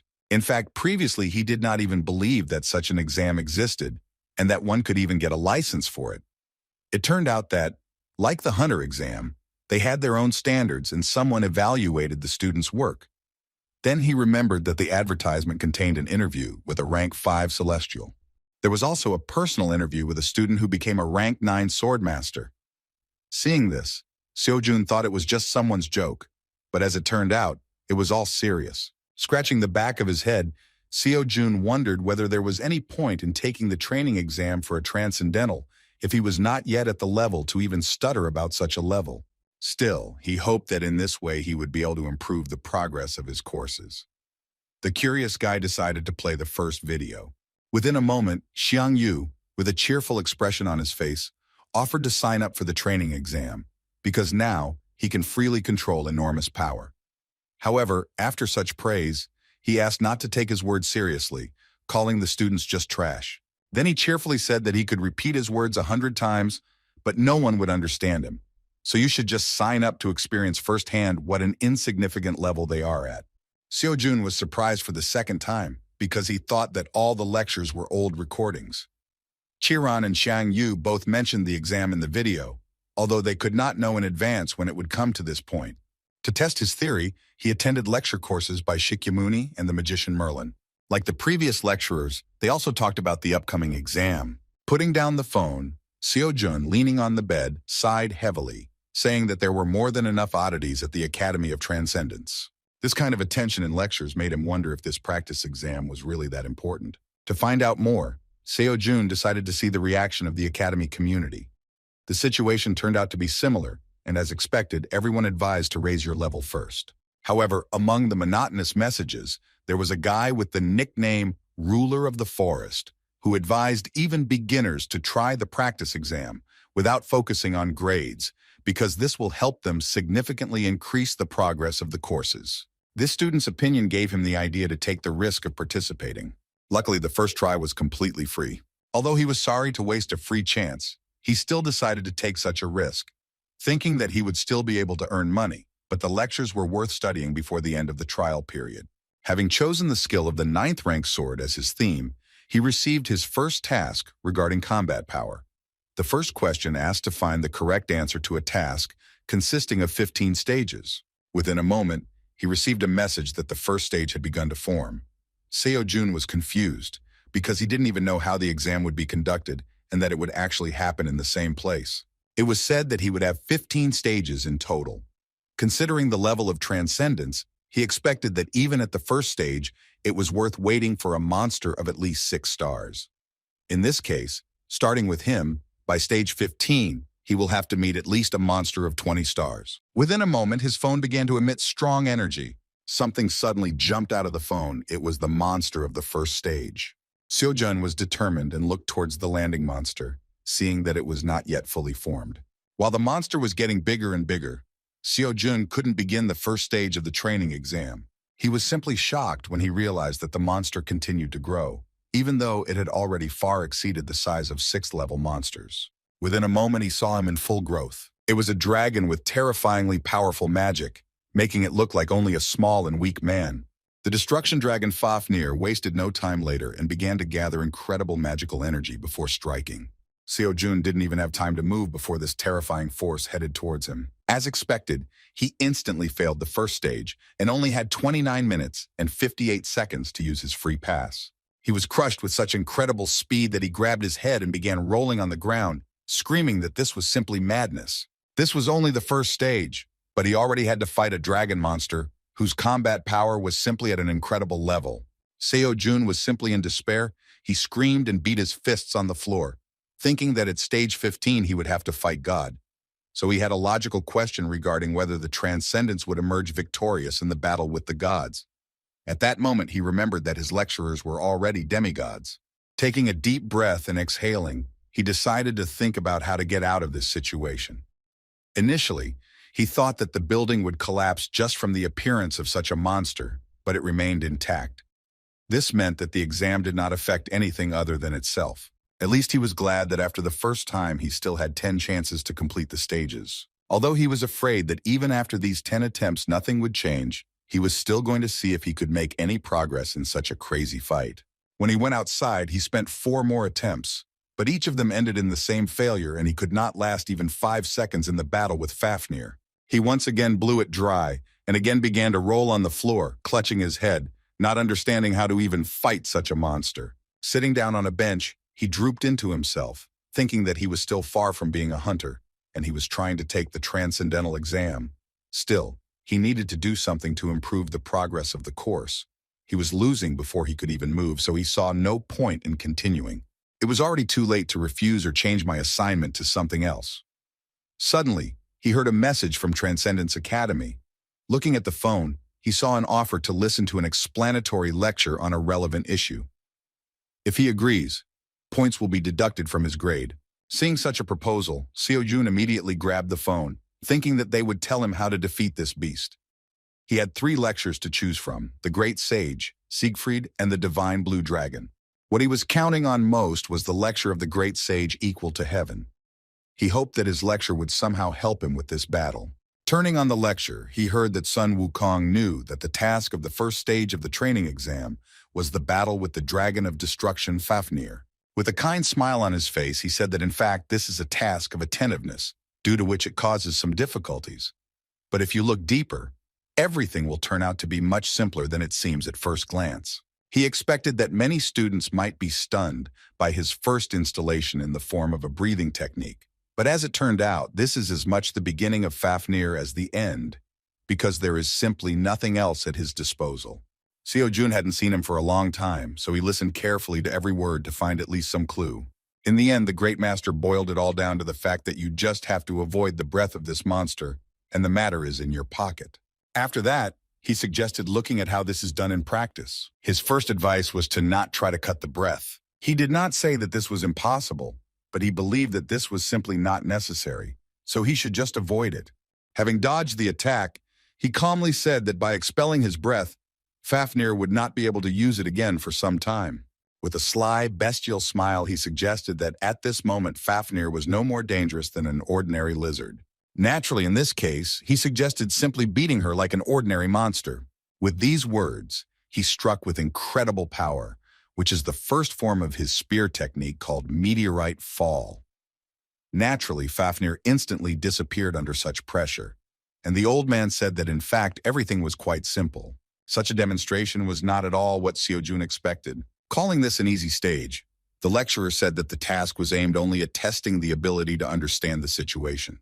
Seojun couldn't believe that this was actually an expository lecture. He plunged into severe despair and literally lost his own identity from the realization that he was unfamiliar with the concept of clarification used by transcendental level masters. The second lecture was no less useless, since the divine blue dragon simply stopped Fafnir's attack with lightning breath. Naturally, Seojun was not a dragon and had no idea what to do with this information. At that moment, he felt completely disappointed in the lectures and thought that this was the end. There was only one lecture left, but he no longer believed that he would find answers to his questions. Having spent his precious free coupons, he thought it would be a shame to back down right now. The last was Siegfried, a hero who possesses the famous sword Balmung and is the strongest dragon slayer. The dragon that helped him gain such a title was none other than the dragon of destruction named Fafnir. The title of the lecture mentioned the characteristics of this dragon, which was not strange, because Siegfried really is the most knowledgeable about this. Seojun hoped that he was the compiler of the first stage, because in this case, he would have at least some chance of a decent explanation. Siegfried began his lecture by saying that the key to defeating Fafnir depends on whether you can dodge his breath or not. He said that a student just needs to be able to dodge the flames to achieve the goal. As soon as Seojun heard these words, he immediately lost hope and decided to stop the lecture. However, he immediately changed his mind when Siegfried said that he was probably watching this lecture because for him, dodging the dragon's breath was not so easy. As it turned out, he was the only one who could understand the features of Fafnir and show the second way to achieve the goal. First of all, he clarified that Fafnir spews out his breath where he is summoned, so if you call him and quickly jump away, the breath will rush in that direction. It was pure trickery, but knowing this, inexperienced students might have a chance to evade the breath. Still, Siegfried took into account that there would be students who would find it difficult to cope with the speed of the dragon.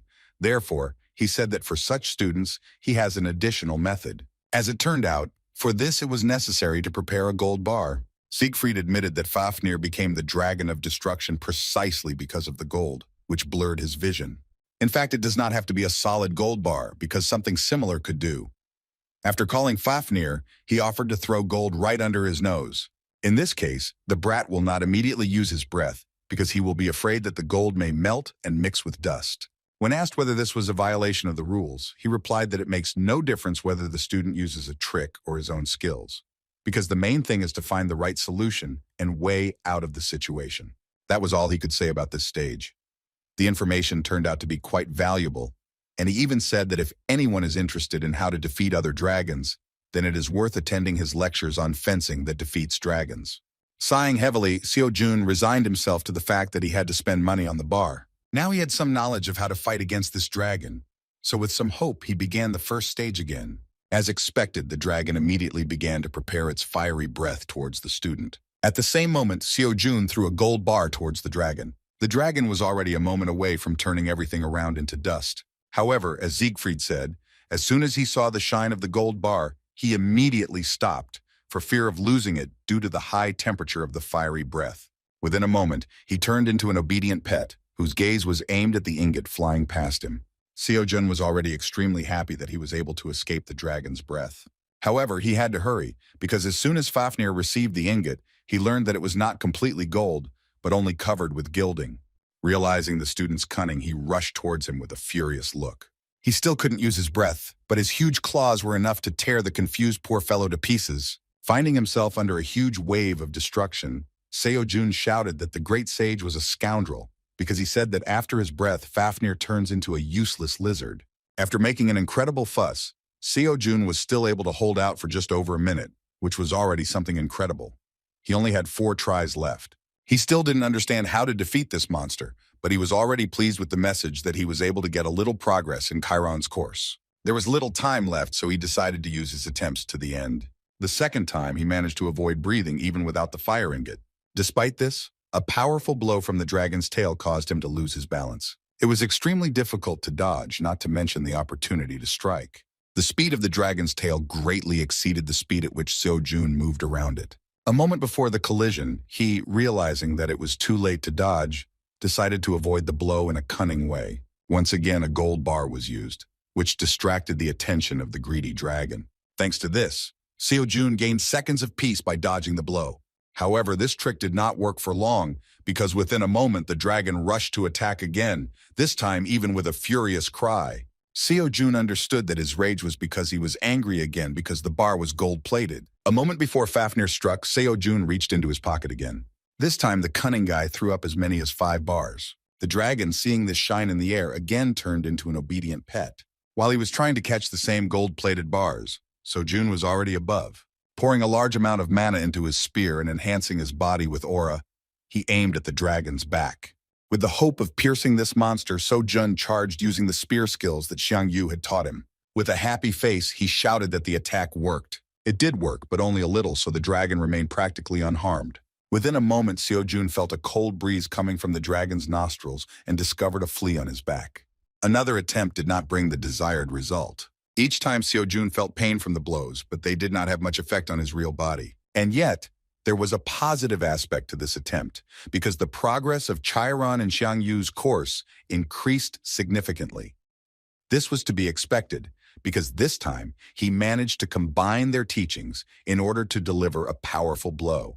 Looking at the progress of the lectures, Seo-jun realized that if this continues, then by the end of the free trial he will complete at least 1 course, and if he tries, even 2. Finally, a smile appeared on his face with hope that he was doing this for a reason. After using up his remaining 3 attempts, he returned to the academy to continue studying the lecture.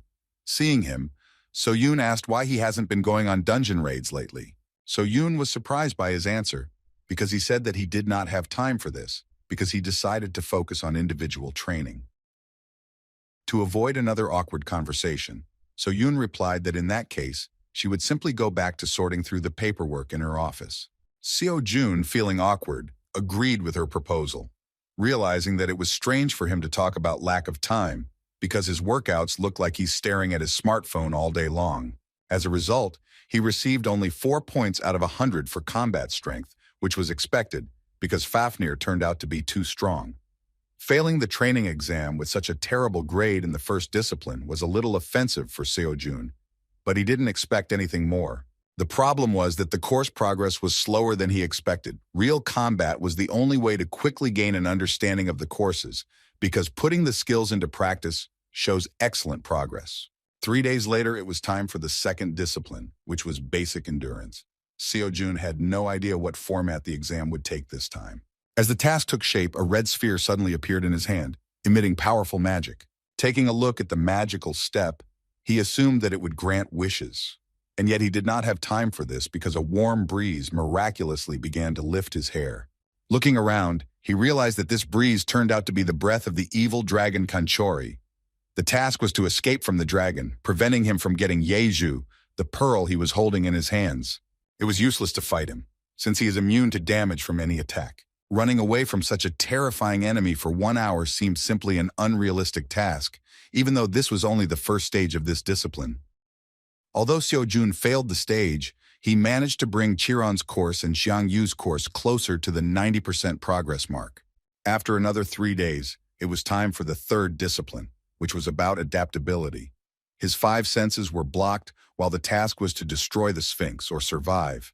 Seo-jun didn't understand what was happening at all, so he simply stared at the majestic Sphinx with incomprehension. He thought he was going to play a word-guessing game with him, so all 10 attempts were wasted in a few minutes. The fourth discipline was testing mana-related abilities. The first stage involved curbing Pulgasami's appetite within the allotted time. Seo-jun was forced to feed this elephant-shaped monster with his mana, but his city was simply immeasurable. After a few minutes, the student had exhausted his small supply. With a scream and tears in his eyes, he ran away from the monster in horror. The fifth discipline turned out to be where he showed himself quite well. In the first stage of the mental strength test, he had to hold out for 30 minutes while listening to the siren's song. Surprisingly, this test, which should have driven him crazy, turned out to be quite pleasant for him thanks to Shakyamuni's wagging ataraxia. Having completed the first level for the first time, he hurriedly moved to the second with a joyful face, expecting that he would easily overcome all 15 stages. As expected, he failed to last the allotted time while listening to the requiem from the world of the dead. Despite this, he was able to make minor progress in the Buddha course. the percentage of understanding of which reached 15%. As a result, Chiron's course and Xiang Yu's course exceeded the 95% mark, and Sojun was already close to their complete mastery. He was glad, knowing that if he continued like this, he would be able to complete them completely during the next 2 disciplines. There were 2 disciplines left to choose from, but he did not know what would be in them. In those first 10 answers when he chose the 9th rank, nothing was mentioned about the disciplines to choose from. And Seo-jun thought about what he should simply be allowed to choose on the day of the exam. After 3 days, he still had not received the message to continue the practice exam and began to get nervous. Seo-jun couldn't help but notice the change in his behavior, but Seo-jun tried to deny it, saying that everything was fine. He was literally in a cold sweat due to the fact that he was unable to complete the courses because there were only 5 days of free use left. When he stopped looking at his phone, he thought that the only way out of this situation might be to raid the dungeon. It was better than just sitting and waiting for something unknown. However, at that moment, his phone began to release some magic. As soon as he looked at the phone, a mentor suddenly appeared in front of him and said with a joyful look that he had been waiting for their meeting. The mentor showed up on time because he had quite a lot of questions. Trying to relax the situation with his sweet smile, he realized that he was a little late because the last time they saw each other was at the very beginning of the free course. When Seo-jun came to his senses a little, he, not noticing Seo-yun behind him, shouted dissatisfiedly to the mentor about what he had been doing all this time, that he only showed up at the end of the course. Seo-yun was a little scared, thinking that he was talking to her. Hearing her voice, Seo-jun hid the phone behind his back and tried to awkwardly justify himself, saying that due to fatigue he was starting to talk some kind of nonsense. After these words, the strange guy simply ran out of the academy onto the street to continue the conversation with his mentor. Once away from the people, Seo-jun began the interrogation by asking what had made the mentor so late since their last meeting. When the mentor said that he thought the student could cope just fine without him, Seo-jun nervously replied that these were just excuses. Seeing the student's dissatisfied face, the mentor, feeling that he was still to blame, said that he would continue to be honest. He admitted that he was going to check his profile and come back right away, but after looking at it, he was very upset. Seo-jun did not understand what he was talking about and asked him not to hesitate and explain what he meant. As it turned out, the reason for this was his level. At that moment, the mentor wanted to give at least some advice, but realized that this would not help his level much, so he decided that it was best to let the student focus on the 2 recommended courses. The fact is that the period of free use is short, and consultations become useful only when the student acquires a specific level of knowledge. Seo-jun didn't know how to answer because the mentor really sounded convincing and there was no point in being angry with him. Still, he apologized for disappearing without warning. Next, the mentor decided to check whether he had missed lectures and whether there was at least some progress in his studies. Expecting nothing from the student, the mentor could not believe his eyes and thought that some kind of mistake had occurred. His intense gaze made Seo-jun a little worried. When asked if there were any questions, the excited mentor answered hesitantly that it was nothing special, but he didn't understand why the system showed as many as 4 courses being studied and what generally happened to their progress. Seo-jun only confirmed that this is current information and that he actually teaches all 4 courses. The mentor could not believe his ears and hastily began to verify the information, thinking that perhaps there had been an error in karma. Hearing that the information on the screen was correct, he put on a shocked expression, showing the unexpectedness of this situation. The fact is that Seo-jun's level was previously terribly low, and the mentor could not believe that in just 3 months it was possible to achieve such progress, because even if these are just introductory courses, they usually take 4 times as long. He was no less surprised the moment he heard that Seo-jun had already started studying for the Transcendence Training exam, which greatly helped him in his progress. With a kind smile, the mentor admitted that his presence was indeed not required, although not for the reason he expected. Taking the opportunity, Seo-jun said that since they were talking about increasing the level, he would like to ask a question about the exam. He was interested in the elective disciplines and how they should be chosen. Looking at the screen, the mentor was surprised, because even though the training exam was in full swing, for some reason, Seo-jun was displaying that no disciplines had been selected. The student assumed that this was due to the fact that he did not have a Transcendence Academy ID. The mentor could not understand how this was even possible, since it is usually created during registration. In response, Seo-jun said that he simply missed this stage. To confirm his words, the student simply showed a screen on which it was written that he could not create topics for discussion in the academy community without having his personal ID. Nothing like this had ever happened before, so the mentor didn't even know what to answer. Nothing came to mind, so he decided that he needed to address this question directly to the director of the academy. When he said that he needed to go away for a while, Seo-jun fearfully said that he would probably disappear again for several months. In response, the mentor promised that he would just leave a request and return immediately. Returning the phone, he said that he had already solved the problem with the elective disciplines, and now Seo-jun could calmly choose to continue the practice exam. As he disappeared, he again promised that he would return before the free pass ran out. The mentor disappeared again before Seo-jun asked all the questions that interested him. Still, he hoped that he was not lying and that they would meet again soon. After several attempts at completing additional disciplines, Seo-jun finally completed Xiang Yu's course, achieving 100% of his lecture progress. Now the system reported that he had completely mastered the spear, the power of which would move even mountains. Seo-jun couldn't believe that this was really the case, so he decided to test his skill in practice. Filling the spear with magic, he made a small swing and felt the destructive power emanating from it.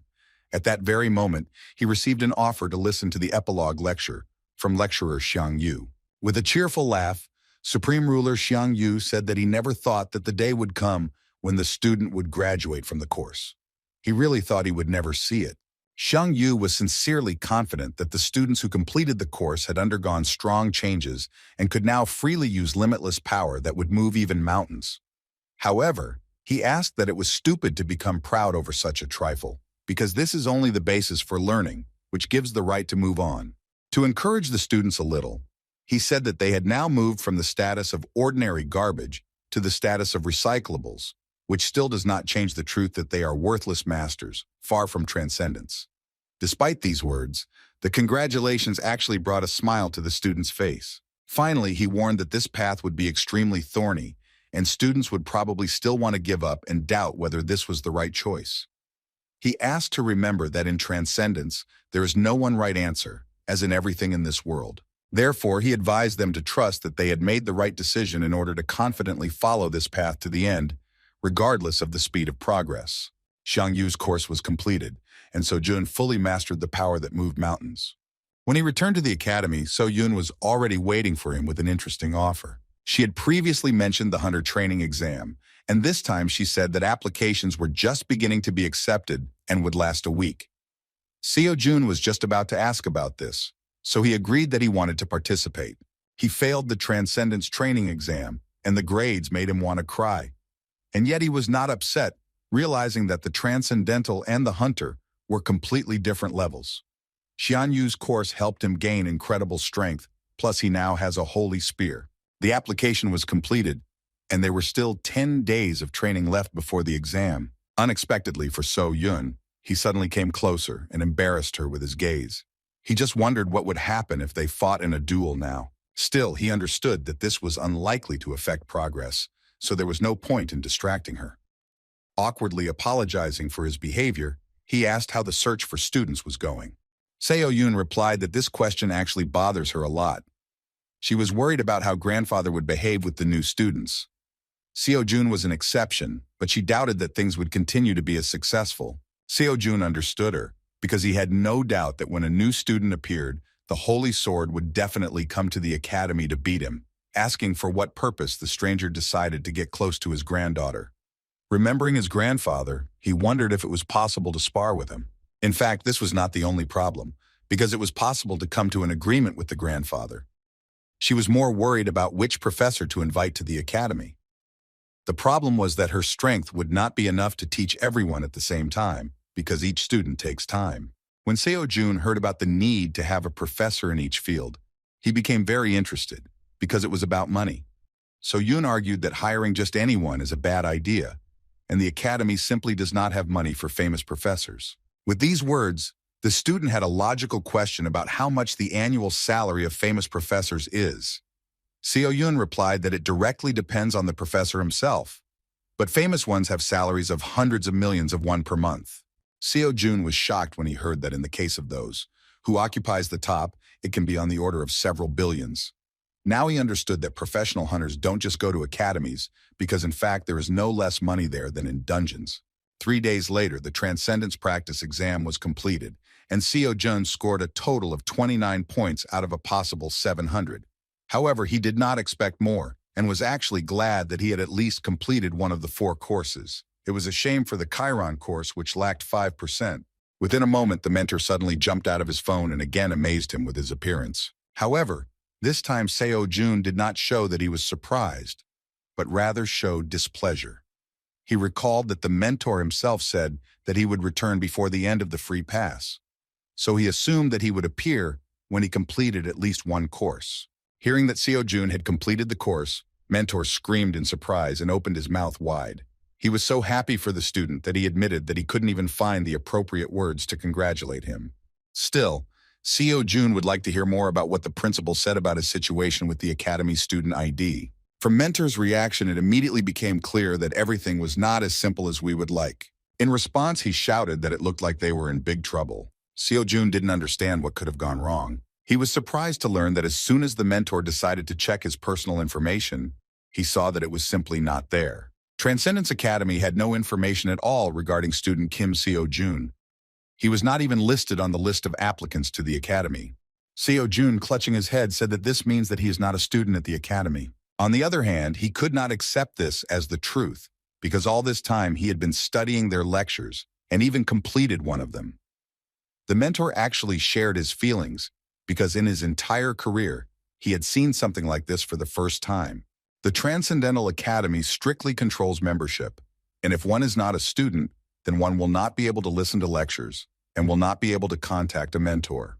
When asked how the director of the Academy reacted to this, the mentor said that he also did not understand how it happened. Although Seo-jun did not know the director of the Academy, it was easy to assume that he was someone very impressive. Even if the director doesn't understand what's going on, then it's hard to imagine who will explain the situation to them. Seo-jun suggested that perhaps this was a system error, but the mentor replied that this does not happen unless karma is changed. However, karma remains the same no matter what happens. Still, the director noticed that there were some traces of someone else's intervention, but they could not even guess who did it. The only question that worried the student was what would happen to him next. He was afraid that because of this news he would be forced to leave the academy altogether. Noticing his excitement, Mentor quickly asked him not to worry, because one way or another it was just a misunderstanding. The problem arose from their side, and the student had nothing to do with it. Ironically, he really had nothing to do with this, therefore, when he spoke about problems, they concerned only the academy itself, because, as mentioned earlier, the one who became a member of the academy will always remain one. And yet the words that the lack of ID was not a simple system error made him think. Signs of someone's interference meant that his membership in the academy was completely intentional and even had its own purposes. But Seo-jun had no idea why his life was affected specifically. Still, he believed that there was nothing special about him, because he was a simple hard worker who dreamed of becoming a professional hunter. The mentor assured him that this situation would not affect his further studies in any way, so he could safely do what he had done before.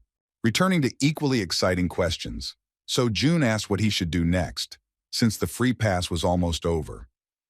The mentor decided to explain a certain feature of their curriculum, namely that it can be divided into 4 stages. Seo-jun had just completed the entrance exam. As it turned out, even having overcome the last stage, he will not become transcendental.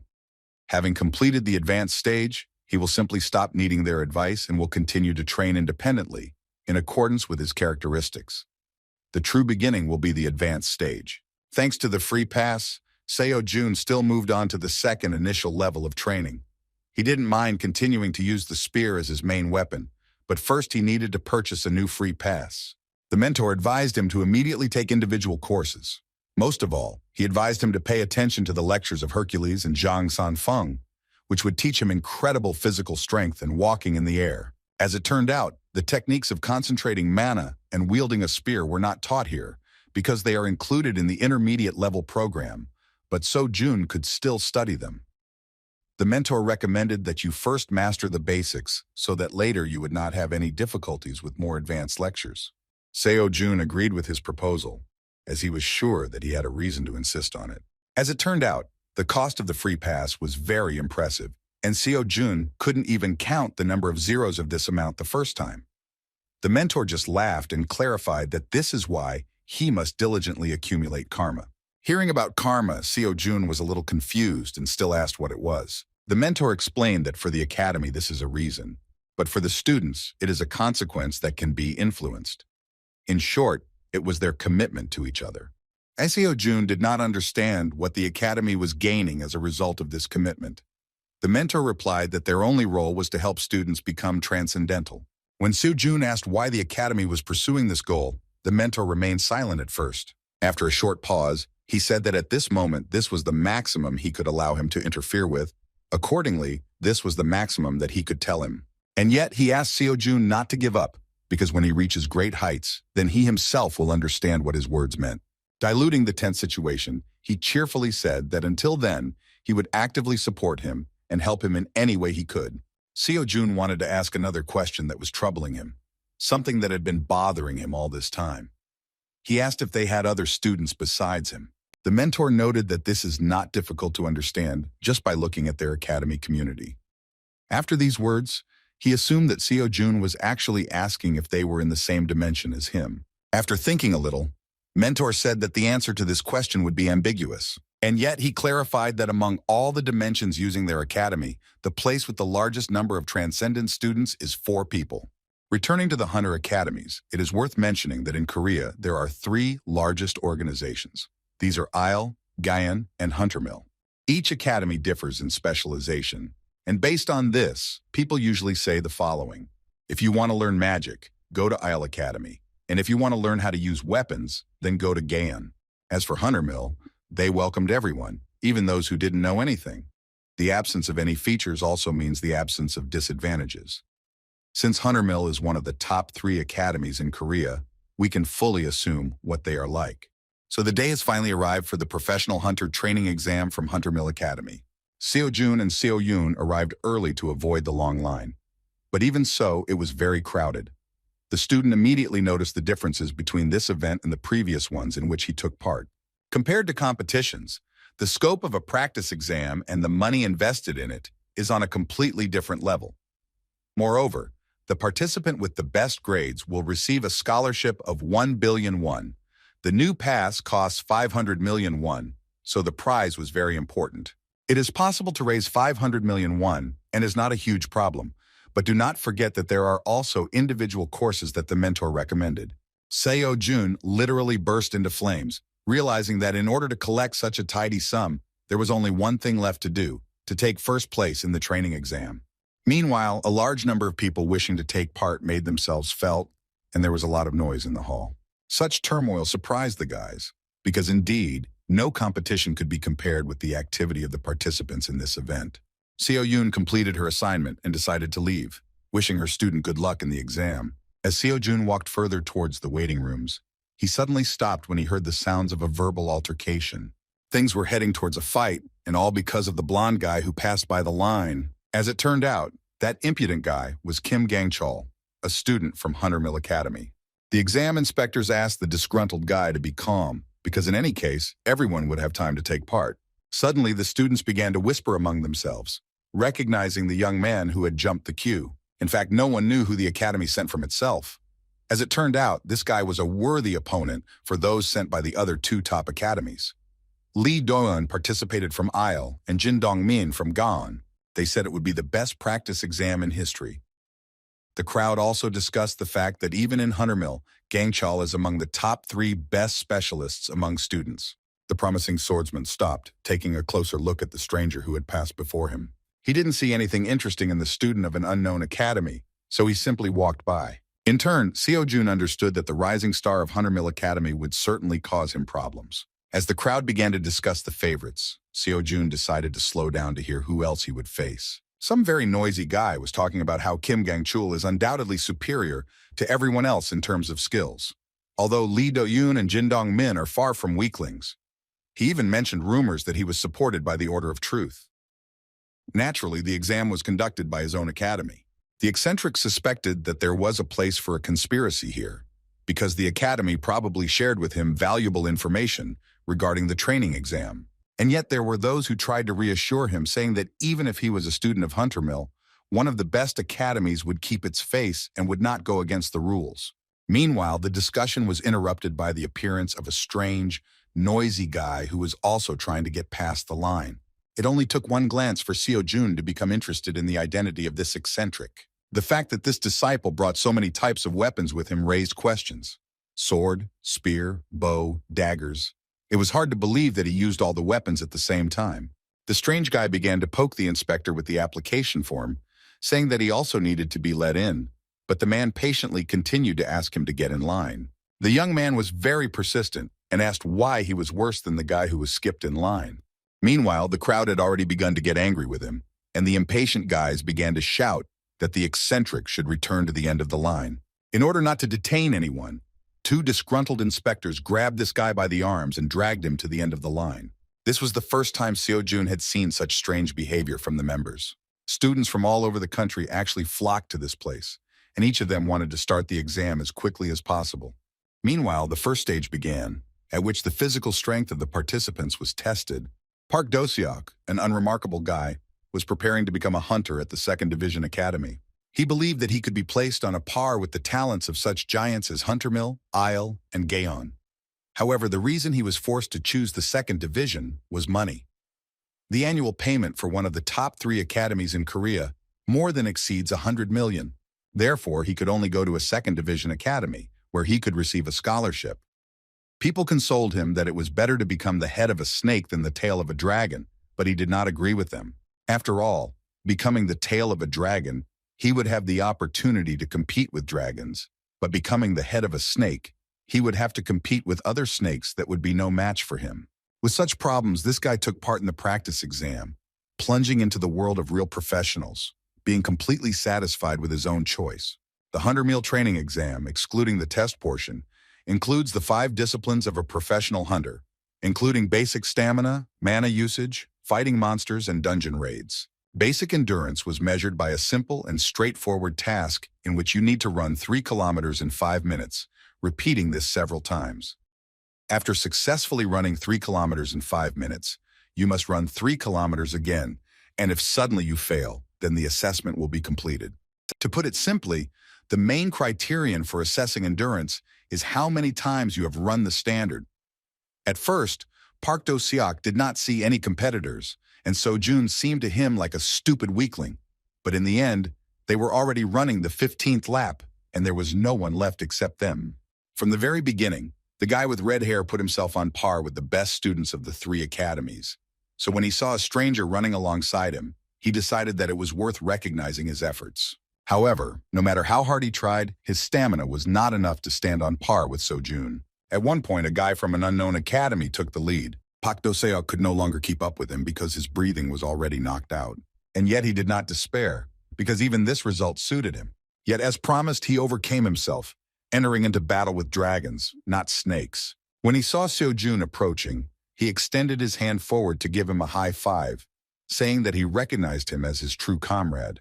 However, to his disappointment, Seo-jun did not feel that he was finished at all and ran past him altogether. He didn't even have time to notice Park Do-seok's sincerity, because the stage of testing his endurance was surprisingly easy for him. As expected, the rest of the tasks, aimed at testing physical indicators, were given to him just as easily. All the students present were shocked that an inconspicuous guy could perform exercises with a huge amount of weight with such ease. It was hard to believe that he was a person like them, because from the enormous amount of weight, his barbell began to bend right on his back. While everyone was surprised, Seo-jun continued to practice, thinking that the tasks of the practice exam were very easy. Although the daily tasks had strengthened his stamina, he was more confident that Xiangyu's course had given him the ability to instinctively use enormous strength. When he came to this conclusion, he began to dream about what would happen when he completed the Hercules course, which promised an S-rank skill of divine power. Seo-jun was literally fired up with the idea of earning even more money to afford the Hercules course, while the academy worker behind him asked him in a confused voice to take a break and move on to the next task. Meanwhile, Kim Gang-chul also finished his strength testing exercises and was asked to rest before starting the next task. He was in another room, but none of those present could compare with him. He believed that, in fact, for above-average specialists, the training exam does not play a big role. Kim Gang-chul, Lee Do-yoon and Jin Dong-min, as the strongest participants in the training exam, were supposed to put on nothing more than a demonstration performance to confirm the prestige and greatness of the top 3 academies in Korea. Kim Gang-chul himself understood perfectly well that this entire exam could be called a battle to defend the honor of the 3 academies. However, his case was a little special because he received some assignment from the Order of Truth. They asked him to take a closer look at the actions of a member named Kim Seo-jun. They didn't demand anything more from him, just watch what that guy was doing.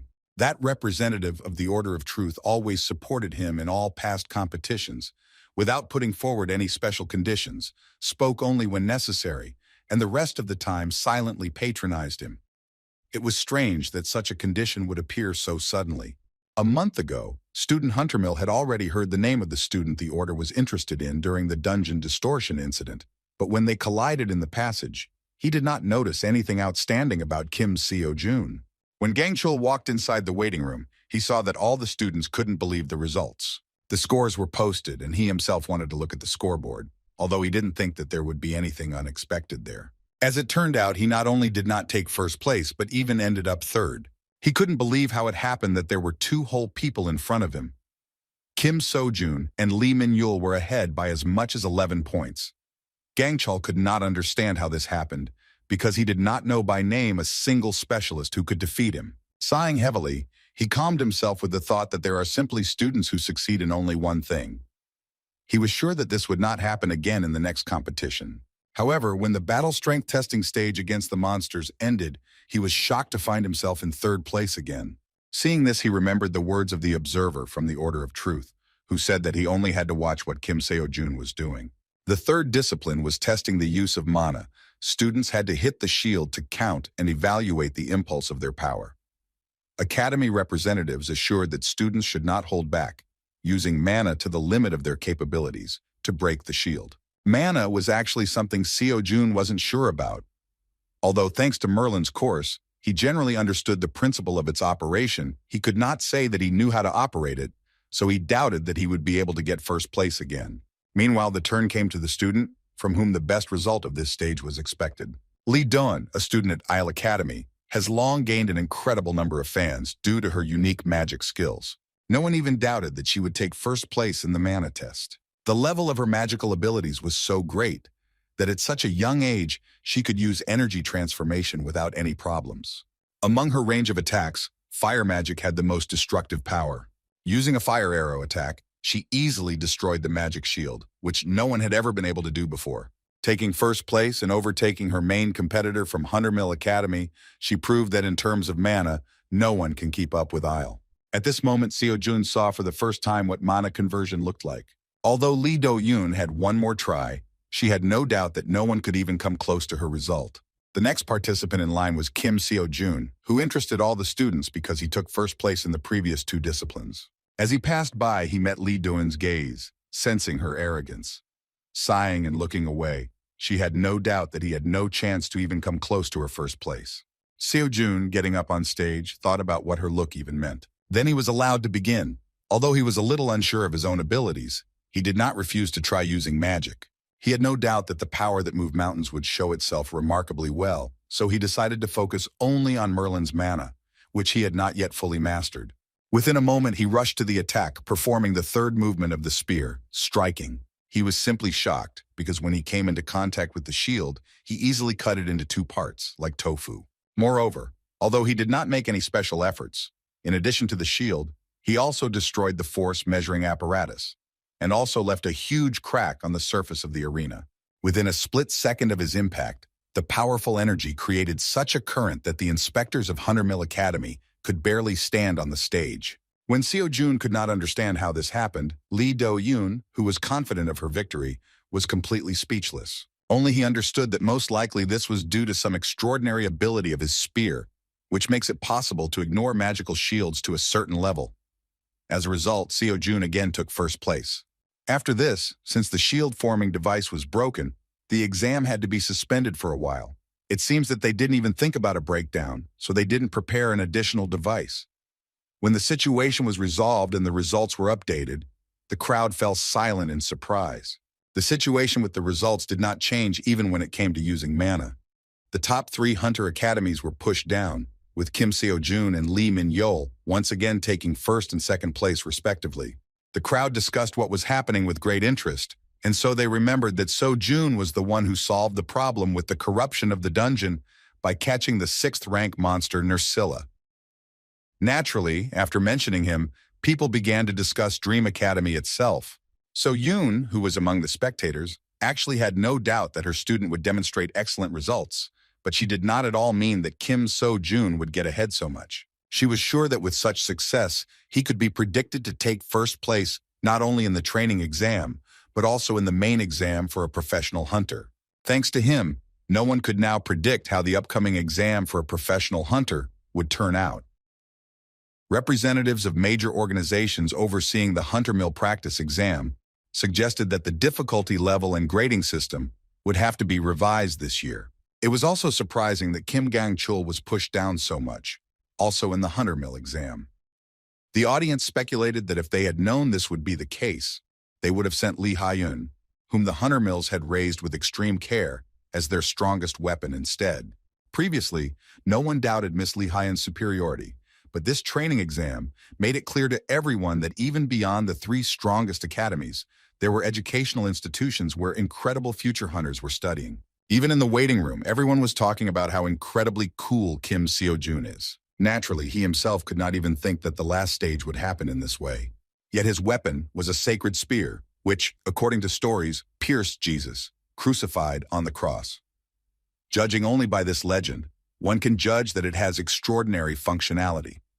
The problem was that it was necessary to first find out what this spear was. All he knew was the legend passed down without any explanation of the weapon's properties.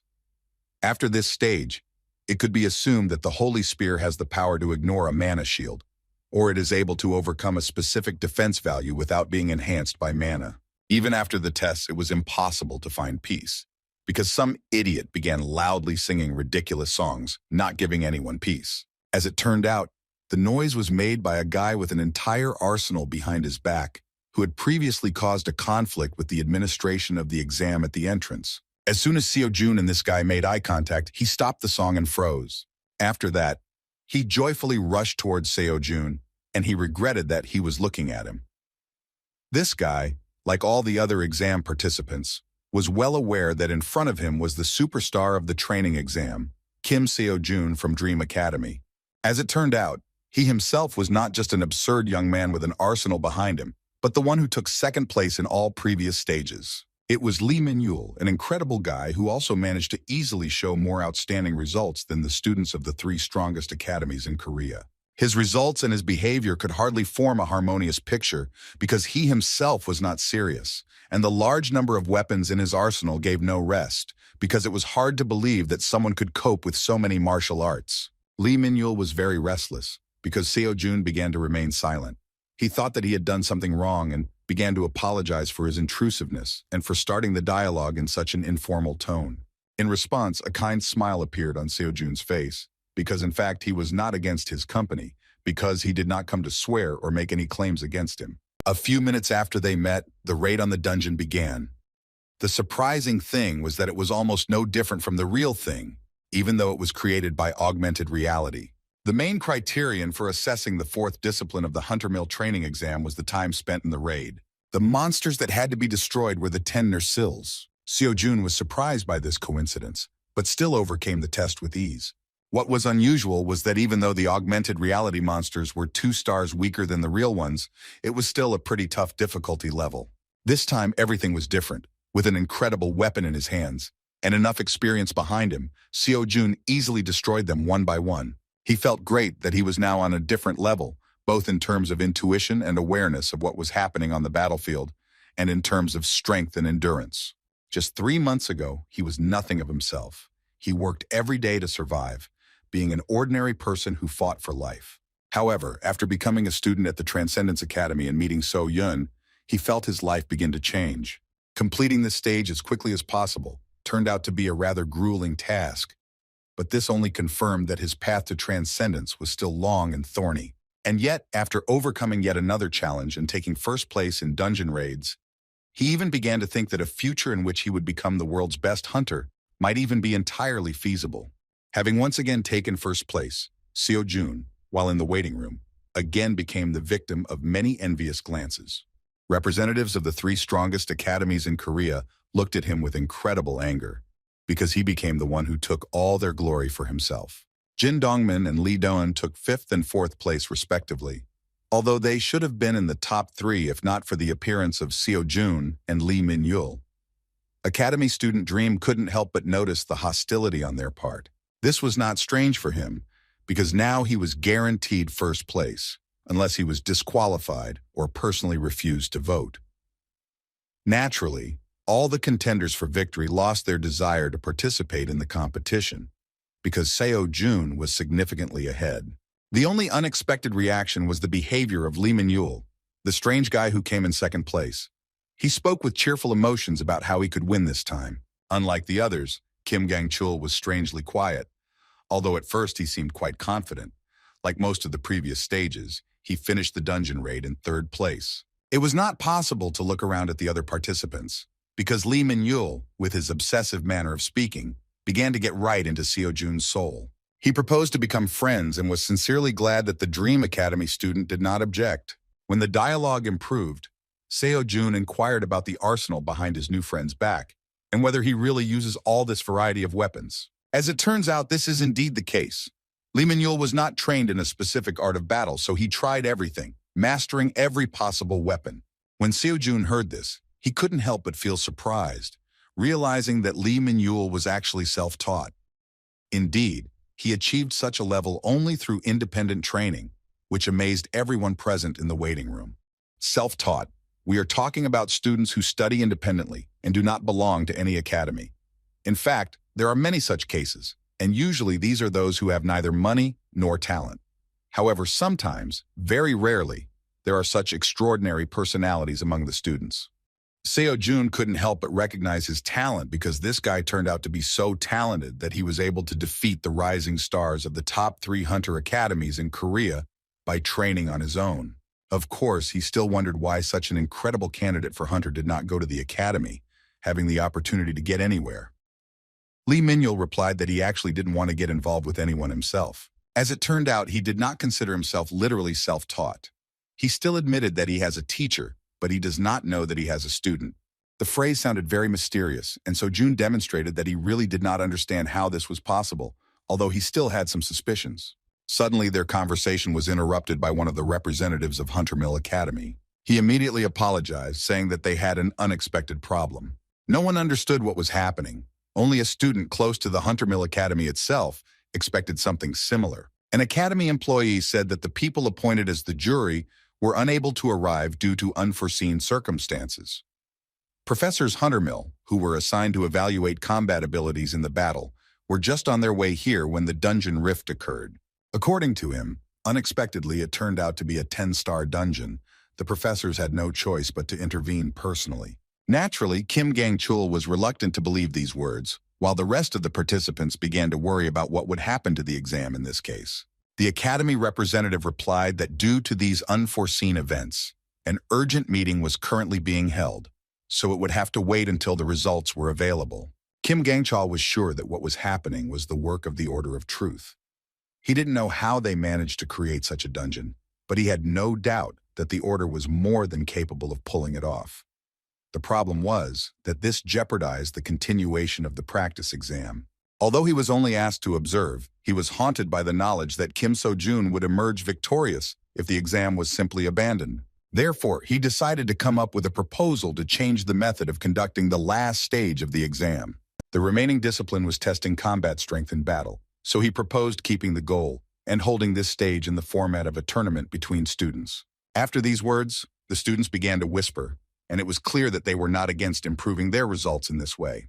The academy representative admitted that his words made sense, but he warned that it would be difficult to implement, since there are many people participating in the training exam, and it would take a long time to hold such a tournament.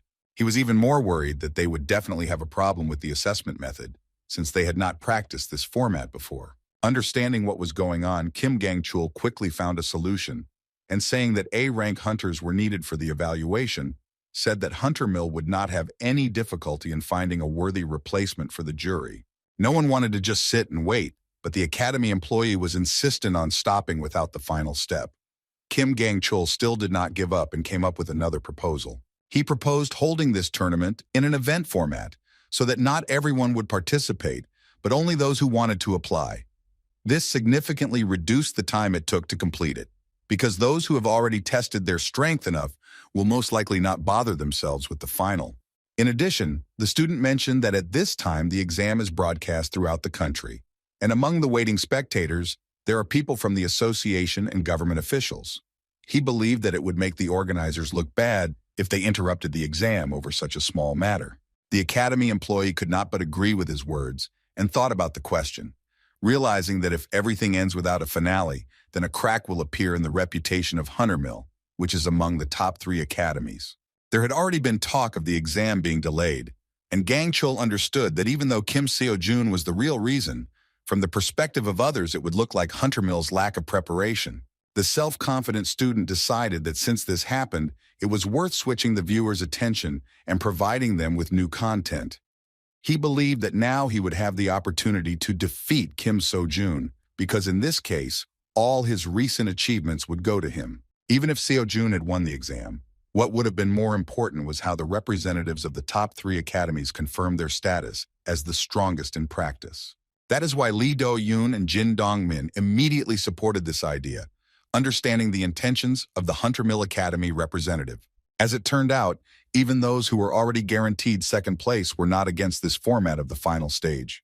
Lee Min-yul was looking forward to the tournament among the best, so he happily asked what Seo-jun would do. Many eyes were directed towards the first place of the tournament. It was worth considering here, because even without participating in the tournament, he had already secured a monetary reward for himself. Taking this opportunity, Kim Seo-jun, confident of his advantage, decided to ask for an additional reward for the victory.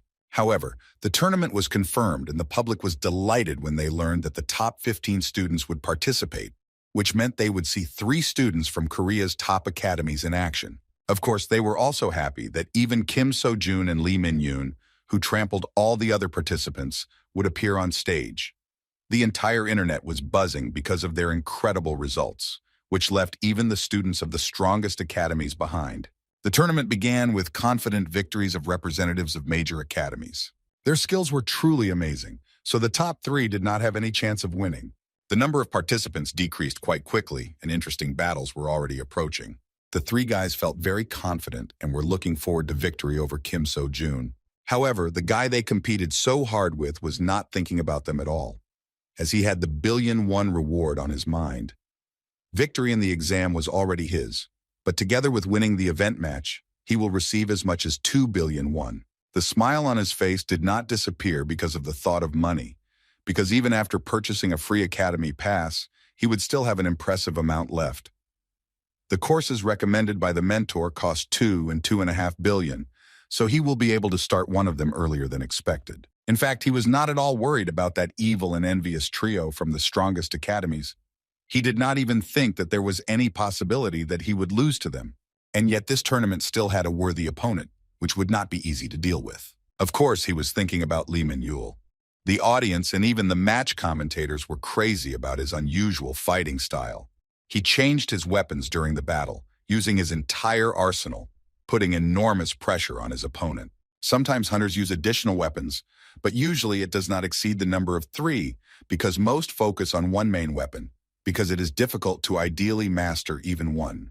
But Lee Min-yul had at least 8 guns on his back, and it was hard to believe that he could use all of them. His unusual fighting style embarrassed everyone who encountered him. The sudden use of a bow during a battle caused enemies to go on the defensive, doubting what this guy's main weapon was. A fairly good swordsman, whom Lee Min-yul encountered in the first battle, was not going to give in, and having repelled the next arrows, he shortened the distance in order to fight the battle himself. However, he was greatly mistaken when he thought that this strange guy with an arsenal on his back was a bow user. He wielded 2 swords no less skillfully, with which he easily stopped his opponent's attack. Moreover, he threw the poor guy aside without much difficulty, even though he was initially on defense. Watching the battle, Seo-jun only confirmed his suspicions that the battle with him would not be easy. This is not Kim Gang-chul, or the rest of the 3, from whom you know what to expect.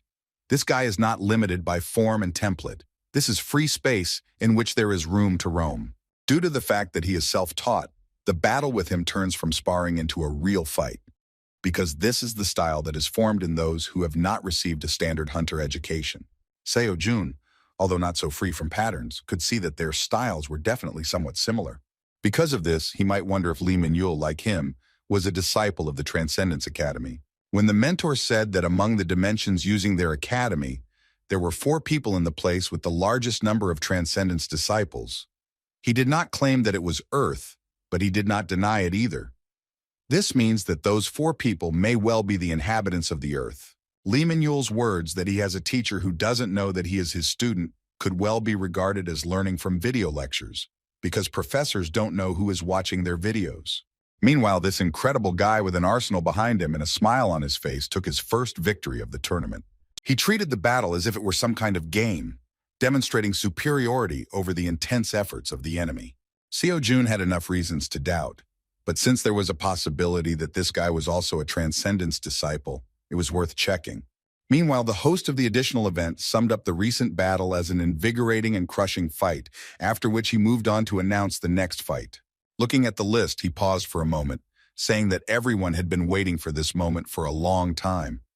The next participant was a talent recognized by the Devil's disciple herself. The world of magic was anticipating that she would be the one to usher in a new era.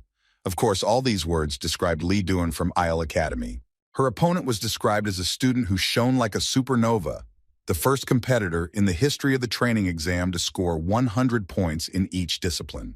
Of course, we were talking about Dream Academy student Kim Seo Jun. It is no exaggeration to say that Lee Do-eun is a true genius. She has abilities that even go beyond the definition of genius. She is one of the 5 strongest students at Isle Academy, which is the top 3 best hunter academies. Her talent was recognized by the Devil's successor, Young Jamin, a genius magician and professor of witchcraft. There was nothing impossible in Lee Do-eun's life up to this point, so she was anticipating her victory, thinking that the Hunter Mill training exam was simply drowning the magicians, which is why she dropped in the rankings. Starting the battle with her powerful fire magic, she thought that if this was a training or professional exam for the Isle Academy, the results would be different and she would have no equal.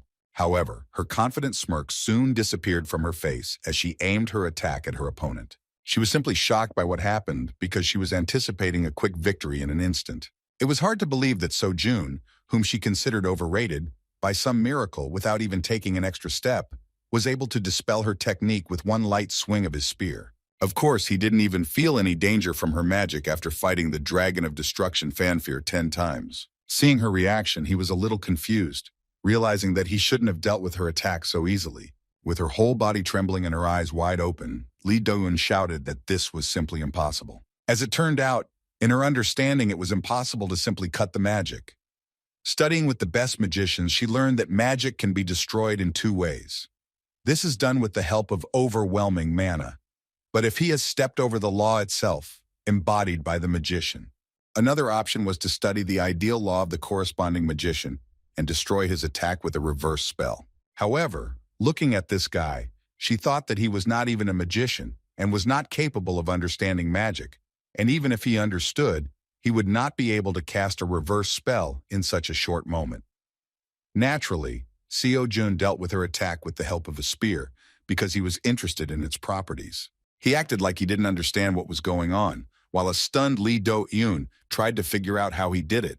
Realizing that the spear still had some special effect that he could not accurately determine, Seo Jun decided that it was worth buying an additional weapon with 1.5 billion in order to conduct a comparative experiment. Within a moment, Lee Do-eun distracted him from his reasoning by sending her most formidable arsenal of magical weapons, consisting of fire arrows, at him. She poured most of her mana into this attack with incredible fury, so as not to give her opponent any chance to counter. However, even in this situation, Seo Jun did not feel much danger and reacted to the magic with a calm and cool mind. Again, without even moving, he spun his spear and began to parry each of the attacks with ease. Lee Do-eun, filled with anger, directed subsequent attacks at him even more furiously, hoping that at least some of them would hit the target. No matter how much she screamed, Seo Jun did not experience any difficulties at all and calmly cut through all the magic arrows. Mana was running low, and the powerful fire form of magic that Lee Do-eun was famous for did not bring any results at all. Shocked by what was happening, she let go of her magic cane and fell to her knees. She was completely overcome with fear and despair because of how terrible Seo Jun was in her eyes. She understood that there was no way she could defeat such an opponent. As he approached, he pointed his staff at her. With a kind smile on his face, he asked if this was his first victory in the tournament. Confused that she could not break through his defense, Lee Doyun shouted that he was a real monster. Next up was an equally interesting duel between Lee Min-yul and Jin Dongmin. Unexpectedly for everyone, at first the battle was on equal terms. The fight was fierce, and Lee Min-yul even agreed to play by his opponent's rules, using a heavy weapon in the form of a huge axe. The self-confident Dongmin believed that the advantage was on his side, and he would soon be able to break the enemy. However, from Lee Min-yul's smile, it was easy to understand that in fact he was just playing around, trying to assess the level of his opponent. Within a moment, he reached for his leg, making his opponent nervous. As it turned out, he wanted to change the distance of their battle, and by throwing his dagger, he was able to throw the enemy further away. Dongmin was seriously angry, because he barely had time to react to this unexpected attack. However, at the moment when he thought about when his opponent managed to take out the dagger, Lee Min-yul had already managed to close the distance and was right above him. With a cheerful laugh, he struck with his sharp claws. His opponent barely had time to cope with such incredible speed, and in defense, shouted that Lee Min-yul was using dirty tricks.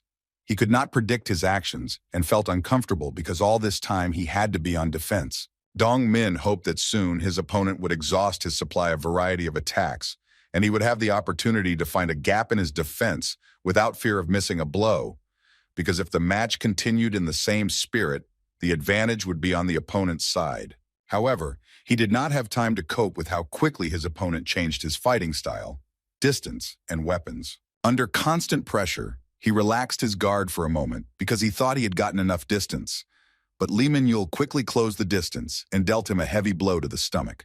The representative of the Gan Academy dropped his weapon a moment later and, grimacing in pain, knelt down. The judge thought that this was the end, so he declared Lee Min-yul the winner. Dongmin's self-confidence was shattered, and he began to scream in dismay that his opponent was fighting against the rules. He did not understand who would even fight in this way, so he said that he was not going to admit it, calling the fight invalid. Hearing his cry, the opinions of the spectators were divided, but no one could deny that in a real battle there is only a winner and a loser. Young Doman was ready to explode and continued to shout that it was all because of his opponent's cowardly tricks. Seo Jun, being in the waiting room, watched the broadcast with some pity, realizing that no matter how hard that guy tried, he would still have blown it. Based on what he had seen, he was sure that even if Lee Min-yul had not changed weapons during the battle, the outcome would not have changed. After seeing the defeat of two representatives of the strongest academies, Kim Gang-chul finally understood why the Order of Truth pushed the organization to change the final event. They were not only watching Kim So-jun, the Order also had its eye on Lee Min-yul. That's why they asked Gang-chul to stay back and just watch. The true goal of the Order of Truth was to bring these two monsters together in a duel. The event match would have ended successfully without his intervention, but now he began to suspect that Lee Min-yul might be a member of the Order, because he believed that no matter how talented a person was, a self-taught person would not be able to suppress the tops of all academies. The event match was coming to an end. The host said that the next match would become legendary. The first to enter the arena was the owner of strength as strong as steel. Kim Gang-chul could not stand aside, even though he was asked to do so. His opponent was the one whom the presenter described as the main character, going ahead, demolishing all obstacles along the way. Seeing Seo Jun in front of him, Kim Gang-chul, feeling deep resentment due to the results of the previous stages, wanted to tear him to shreds. He was determined and did not intend to obediently follow the plans of the Order of Truth, because from the very beginning they planned to use him as a witness. From the very beginning he was not going to give in and put mana into his weapon. Seo Jun was also serious and rushed to attack. Although he did not use magic, he had to use a spear with both hands to stop the furious blow of the enemy's blade.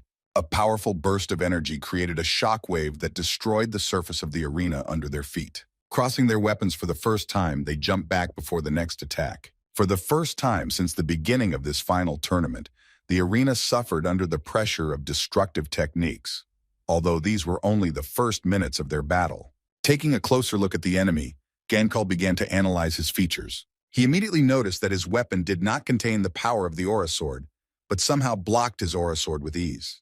Taking a closer look, he felt that his opponent's spear was not just blocking, but not allowing this force to pass through at all, as if ignoring it. Even from the outside, all of Kim So-jun's battles looked unusual to him. Now Gang Chol was sure that the reason for such a high score in the training exam was due to the fact that this guy possessed a special and very powerful weapon. Furiously rushing to the attack, he decided that if he avoided this spear, then the difference in abilities would practically be erased, and he would easily defeat a newcomer from an unknown academy. With great effort, he tried to put pressure on Seo-jun, but he could not see that he was still getting acquainted with his strength. Kim Gang-chul continued to press, not giving his opponent a moment's rest. It was hard to believe that a two-handed sword, inferior in efficiency in high-speed battles, could deliver such a swift attack with great destructive power. Even though Seo-jun was able to block this attack without using any mana, he still recognized his talent and that this guy was superior to all the participants he had fought with. Kim Gang-chul didn't give him time to think. With his next blow with incredible destructive power, he hoped to gain victory, however. This time, Seo-jun managed to block and hold back. Seeing the rage and high-level skills on the opponent's side, Seo-jun recognized his strength, realizing that he was not called one of Hunter Mill's 3 most capable students for nothing. Then Seo-jun jumped to a safe distance and thought that in such a battle, he needed to show more respect for this enemy. At this moment, he was ready to give his best for the first time during the exam. Within a moment, magic began to surround him, the thirst for blood mixed with the aura. The sudden change caused a shiver and surprise from Gang Chul, who believed that his opponent had been fighting at the peak of his powers for a long time. However, it was only now that Seo-jun became serious enough. In an instant, he closed the distance and struck with his spear with incredible speed. Ganchal, strengthening his blade with mana, barely had time to block this attack and had difficulty in holding his opponent. With a powerful swing of his sword, he nevertheless threw the enemy aside, and Seo-jun, who was not used to such battles, could barely stay on his feet.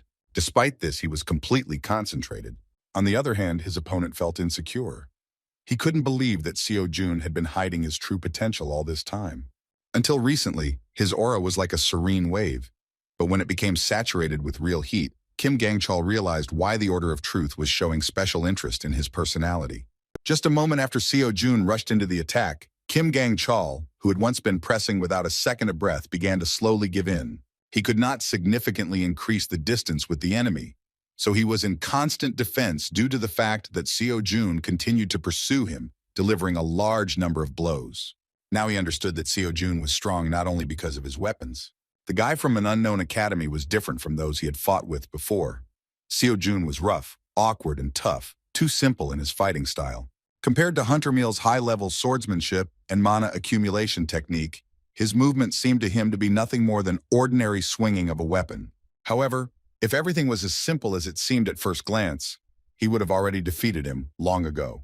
Kim Gang-chul could not understand where the enemy had such enormous strength.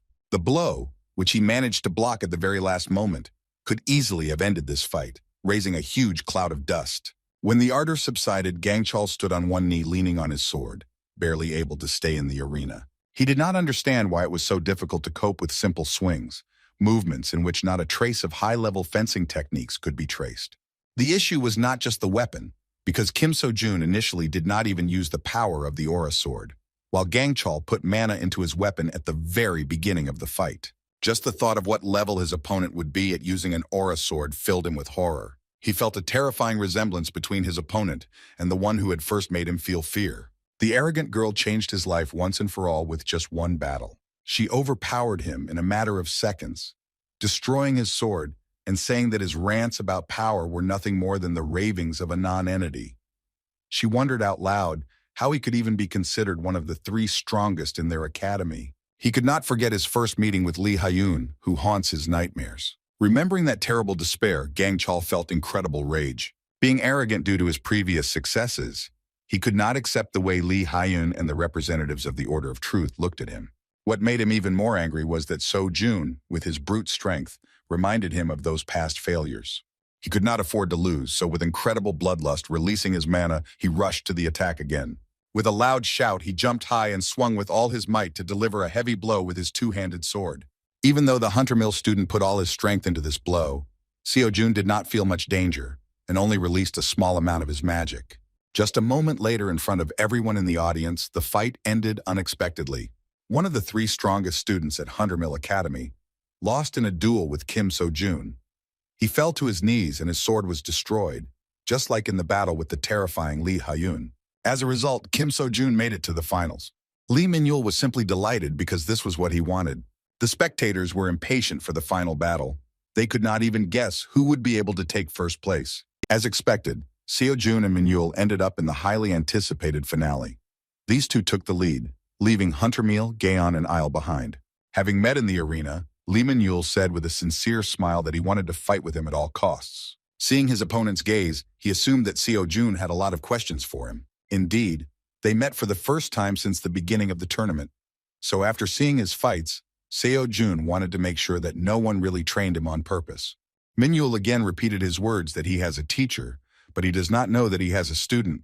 When Seo-jun asked who his teacher was, he suddenly became more serious. With a predatory look, he asked why he needed to know. Seo-jun spread his hands to the sides, saying that he had a guess that he already knew who he was talking about. When Min-yul nervously shouted that he was lying, Seo-jun only winked in response. He wondered if it would be better to directly mention the Transcendent Academy right away. Nevertheless, he immediately rejected this option, because if Lee Min-yul is not a student of the academy, then everything will end in a simple misunderstanding, and if he is a student, then the conversation will immediately become different. Moreover, Seo-jun understood that this would not make them comrades, but most likely on the contrary, it would be more correct to call them rivals. In such a situation, he could not predict how Lee Min-yul would react, so it was more logical not to put his cards on the table first. In that case, he decided to ask around for some clues, and immediately made Min-yul excited with the idea that if his teacher was who he thought he was, then he must be a transcendental strongman. Lee Min-yul was shocked by such an accurate guess and confusedly asked who Seo-jun really was.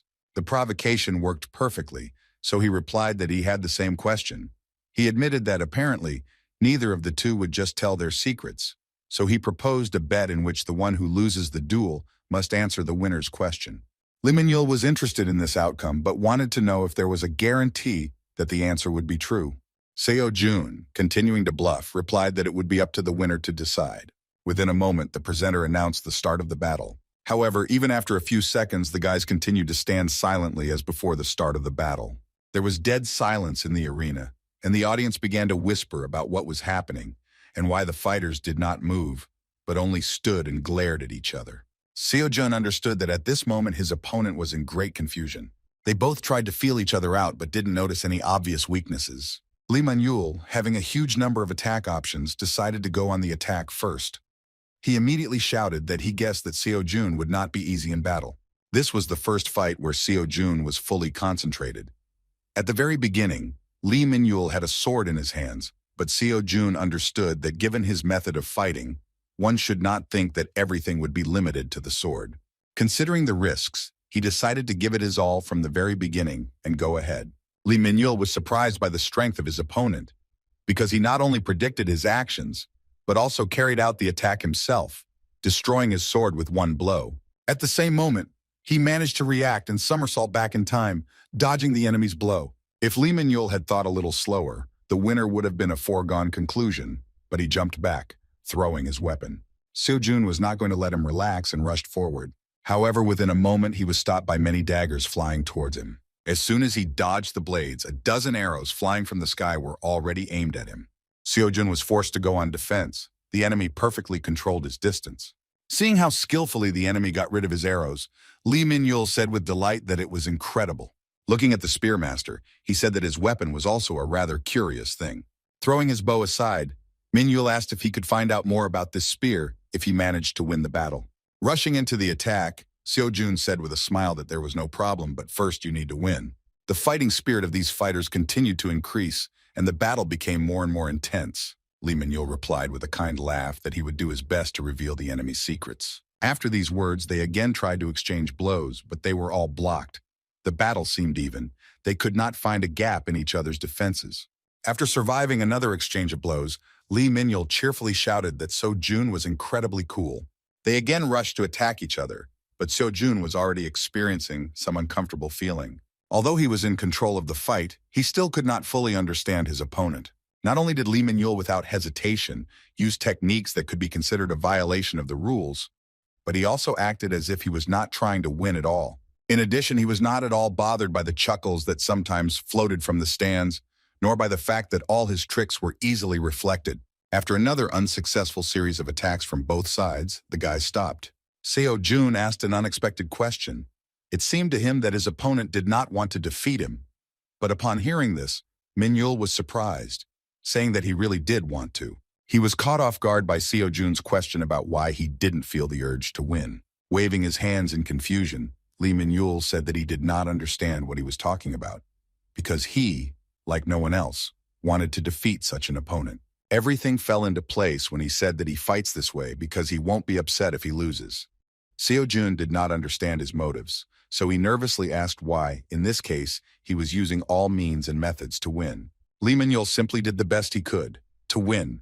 He really gave it his all, and when asked how others would react to his methods, he curtly replied that he didn't care. Pointing his finger at himself, he said with a sincere smile that his importance would not decrease because others scold him. These words clarified the situation, and Seo-jun rethought everything that happened earlier. The amazing attitude towards the situation on the part of the enemy amazed him so much that it made him smile. After that, he suddenly pulled his hand towards his pocket, and Min-yul wondered what kind of cunning trick his opponent was going to use. However, Seo-jun decided to take out his old spear, hiding the sacred weapon, and then said that he hoped that Min-yul would not view his actions as if he was looking down on him. This fight gave him the opportunity to rethink some of the Buddha's teachings. Then he mentioned the struggle for existence, how the strong devour the weak. Even the laws of nature force you to drop out if you do not have the necessary strength. Because of such a life, we are all forced to constantly adjust ourselves to a competing level in order to keep up with others. Lee Min-yul's words made him remember this lecture by Shakyamuni. Now, the words about freeing the mind from these thoughts sounded different. The Buddha wondered if the student had ever left his thoughts behind, looking at the world from a different angle. Then he told a story that happened during his difficult service in a dimension called Earth. The story happened at a time when Shakyamuni still bore the human name Siddhartha Gautama, when he had not yet received the title of Buddha and served as a simple monk. One day Shakyamuni saw children having a running race.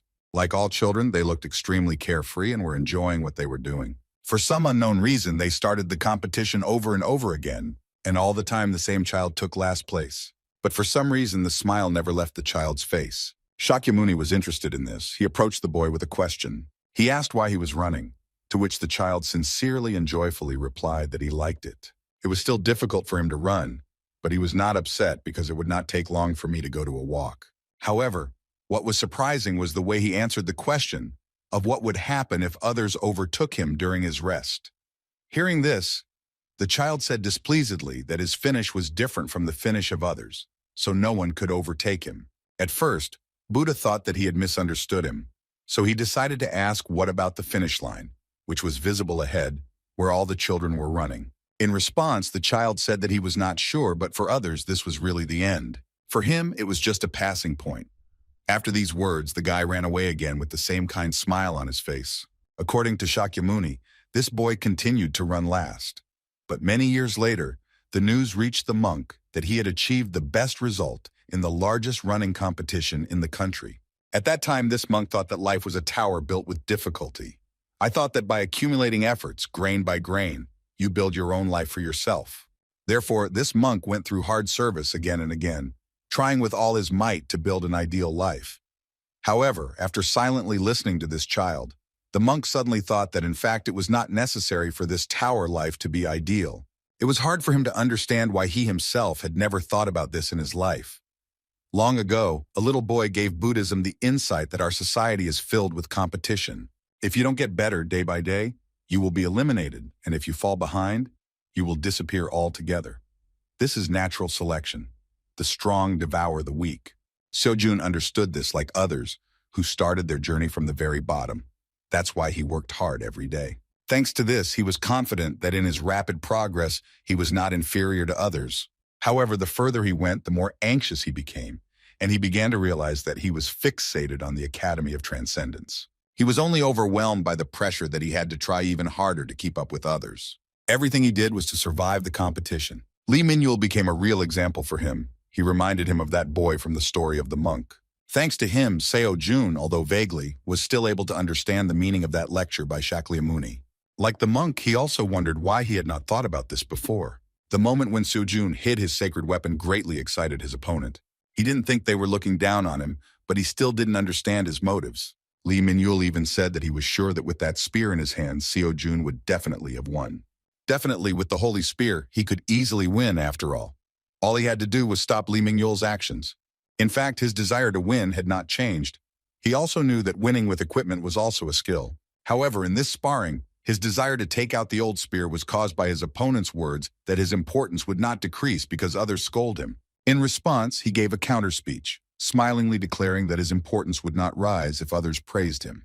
He no longer desired the recognition of others because he now understood that he determined his own worth. Hearing his words, Lee Min-yul froze with a surprised look. Then he said in confusion that Seo-jun turned out to be even better than he expected. Unexpectedly for everyone, he reached for his belts that held all his equipment. Having dropped most of his weapons, he turned to Seo-jun and asked him not to think that he was looking down on him. The dagger remained in his hand, and he said that this is the only thing he learned from the teacher and what he is most confident in. Seo-jun replied with a smile that he did not look down on him, but considered him a worthy opponent. After these words, they rushed into the attack with incredible strength, and parrying each other's blow caused powerful destruction. Now they were united by a common goal. They fought freely, wanting to emerge victorious. Lee Min-yul wasn't lying when he said that he was giving his all for his goal. While at close range, he pushed Seo-jun's spear away, opening his body to the strike. Seo-jun expected a blow from him and was about to jump back, but the unconventional fighter with a free style suddenly acted too unpredictably. He did not intend to strike, but only closed the distance to suddenly throw his blades. With an ordinary spear in his hands, it was not easy to cope with this attack. Some of the blades were able to leave small cuts on Seo-jun's body. However, this did not make him feel any discomfort. He enjoyed the difficult battle more and more. If he had a holy spear, he could easily parry this blow, but now such things pose a threat to him. A moment later, Min-yul closed the distance and suddenly grabbed the end of Seo-jun's spear. A feature of his attacks was his extraordinary mobility, which was difficult to adapt to. Seo-jun barely managed to stop his point-blank blow with a dagger. Losing control of his spear, he was forced to grab the blade with his bare hand. Snatching the spear from the enemy's grip, Seo-jun powerfully swung it, throwing the enemy into the distance. What was strange to him was that as soon as he accepted the possibility of losing, his body immediately became much lighter.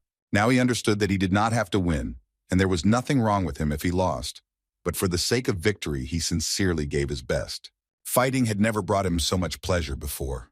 Lee Min-yul was incredibly fast, jumping high into the air. He dodged a wide blow from the spear, proving that he was not lying, that his daggers were the only weapons his teacher taught him to use. The skill of this guy's daggers was truly at its best, but once behind Seo-jun's back, she said threateningly that it was too early for him to be surprised. After that, Lee Min-yul tried to strike him while in the air, but the experienced guy with a spear managed to dodge. As it turned out, this is exactly what his opponent was waiting for, and the blow was a distraction. Within a moment, it became clear that Min-yul simply hid his intentions to lift the dust curtain with the help of earth and dust until the very end. After that, Lee Min-yul's silhouette began to disappear from view. Seo-jun was extremely wary. Realizing that the enemy had created the opportunity for himself to carry out a series of unexpected attacks. This was surely a concealment technique. Seo-jun couldn't believe that this young guy was even capable of such a high-level technique. Still, he did not perfect it, and sometimes one could notice his rapid movements around the perimeter of the arena. And yet, even Seo-jun, without proper concentration, could not follow his movements for long. Although Lee Min-yul had such an ace up his sleeve, one could safely assume that this was his last winning move. With this in mind, Seo-jun decided to use his accumulated mana to respond with a brutal but powerful blow. However, after a moment he stopped, wondering if he was doing the right thing. All past battles that Lee Min-yul won ended after others underestimated him. It wasn't that Seo-jun lacked confidence in himself. It was just that watching this guy's frivolous fighting style made him realize a very important thing. Now he clearly saw how limited his own fighting style had been all this time. These reflections prompted him to progress Merlin's lecture. Now he was able to think about the words of the lecturer regarding the fact that if learning becomes a habit, it can become an obstacle to self-expression, since be that as it may, learning remains knowledge received from another person. It became clear that it would not be possible to fight well using only the knowledge acquired by other people forever. Concentrating on his energy flow, Seo-jun realized that the moment had come when learning alone was not enough. Now, using Merlin's knowledge and Kiron's sense of touch, Xiang Yu's enormous strength and Shakyamuni's ataraxia, he finally managed to bring his own method into reality. Having created his own, his body began to release an incredibly powerful magical aura. This bright yellow mana is quickly absorbed by his spear. The audience was shocked because the power he used was nothing other than an aura blade. It was hard to believe this, because even hunters who had devoted decades of training were barely capable of using this power. Focusing on his surroundings, Seo-jun suddenly began to clearly sense the presence and movements of his opponent. As soon as Lee Min-yul tried to launch a sudden strike, he was immediately met with Seo-jun's spear. The powerful energy dispelled all the ardor, and Lee Min-yul stopped. His dagger was destroyed, and the blade of the spear was right at his neck. With a cold sweat on his face and an admiring smile, he admitted that he had lost this battle. The Order of Truth, observing this event, soon reported Kim So-jun's victory to the heir of the Apostle. Mrs. Kalia tried not to show surprise. In response, she asked the follower whether they were able to detect the distortion. The man replied that he saw the distortion, but did not believe that it could be called such. It was about something they couldn't even imagine. Kalia was seriously wary when she heard that Kim Seo-jun suddenly changed his weapon and used an aura blade during the battle, enhancing an ordinary spear. Taking into account this unexpected information, Lady Kalia ordered to continue to keep an eye on the target, while she herself reported this to the Apostle. In response, Calchas asked her why they should resort to such measures.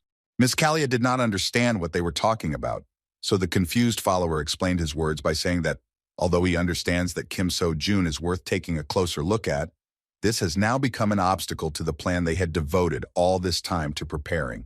When he said that he did not understand why Mrs. Kalia was doing this for the sake of one particular student, and asked what the Apostle of Abstinence had said, the heiress of the Apostle could not stand it and nervously shouted his name. Seeing her stern look, Calchas suddenly fell silent, realizing that he had allowed himself too much. After that, he apologized and left the mistress's chambers. What was happening haunted her, and the situation became even more tense after the last meeting with the Apostle.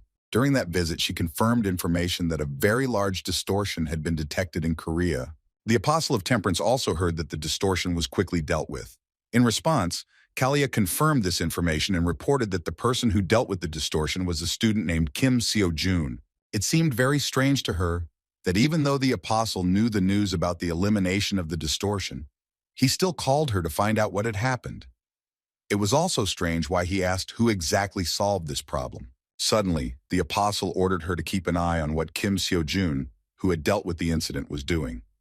Not understanding the reason, she politely asked why to do this. The Apostle reacted very nervously to her words and unleashed his terrifying power of bloodlust on her. After that, he said in a threatening tone that he knew very well that the young mistress had the strongest position of all the successors of the Apostle of Chastity. Using incredible pressure, he forced her to apologize after saying that she sometimes forgot that her position as heir did not make her the next apostle.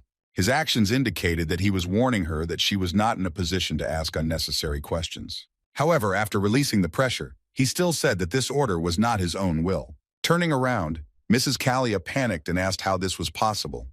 The Apostle of Temperance not only occupies the most important place in the Order of Truth, for the whole world he is one of the 7 apostles, whom no one dares to contradict. In response, he said that he knew that Kalia had been forced to solve matters alone all this time, without the support of the elders. He asked that it be considered a kind of favor, given her title as successor. All he asked now was to report on everything related to Kim Seo-jun. Kalia thought for a long time about how it was possible that the Apostle of Temperance, one of the most influential people in the world, was used as a messenger to convey the order. In the whole world, there are only a few people capable of this. However, there was obviously a man standing at the head of the entire Order of Truth, whom few people saw alive. Of course, we are talking about the Great Voice. The training exam was over and people began to return home. They were all amazed by the results and how good Kim Seo-jun turned out to be. Seeing the incredible strength of the students, the public became increasingly interested in purchasing spectator seats for the professional hunter exam in advance. Seo-jun had not yet left the building because he had to resolve some organizational issues, including receiving the reward. When So-yun saw him, she nervously asked how it happened that her student was turning more and more into some kind of monster. When Seo-jun replied that it was a bit harsh, Seo-yun impatiently replied that her words were absolutely consistent with his progress, because anyone who looked at his results would think the same thing. What was especially amazing was his sudden ability to use the aura blade. When she asked the student where he even learned this complex technique, He absurdly replied that he was just lucky. These words caused a nervous outburst on the part of So-yun. She began to boil, saying that the student was again trying to make an excuse. Sighing heavily, she decided to again miss another strange moment and simply asked if the student was going to go home. Seo-jun replied that he would indeed go straight home this evening, but he had one thing to finish before doing so. He said that he needed to meet someone. Immediately after these words, a noise arose behind So-yun because of the awkward situation surrounding Seo-jun's new comrade. Many representatives of academies aggressively attacked the promising guy who took second place in the tournament. Lee Min-yul was self-taught, and this attracted organizations, because in this case, they had a chance to get him. But he ran away from them, saying that he did not care about them. Still, it was to be expected that he would be glued to him immediately after the end of the training exam. Even though he lost in the finals, he attracted enough attention. And considering that he is self-taught and does not belong to any academy, all educational institutions were already drooling over him. Lee Min-yul was completely surrounded, and Seo-jun began to doubt that with such a huge line, they would be able to talk calmly. However, as soon as the fast travel master saw Seo-jun, he immediately stood behind him and shouted that he was going to go to Dream Academy. Everyone present was simply shocked, especially Seo-jun and Seo-yun, who heard this news for the first time. The representatives of the academies that tried to recruit him still had questions, so the guys had to run away from them. Thanks to their skills as hunters, they managed to break away from the pursuit, and Min-yul began to laugh awkwardly, realizing that he had caused trouble for the others. Seo-jun actually attacked him with a nervous question about what he was thinking when he said something like that. As it turned out, he was simply forced to say something like that because they were not lagging behind. In his defense, he said that this was not an unfounded statement. Hearing this, Kim Seo-jun was surprised because his friend had previously said that he was not going to the academy. He replied that he also didn't say that he wasn't going to the same academy as Seo-jun. These words confused the situation a little. Seo-jun didn't understand how to react to this at all. He could not express his opinion about his desire to join the academy. Besides, he himself was only a student. However, he also could not refuse, because then So-yun would not accept him, and it would turn out as if he was pressing on her like Grandpa's star sword.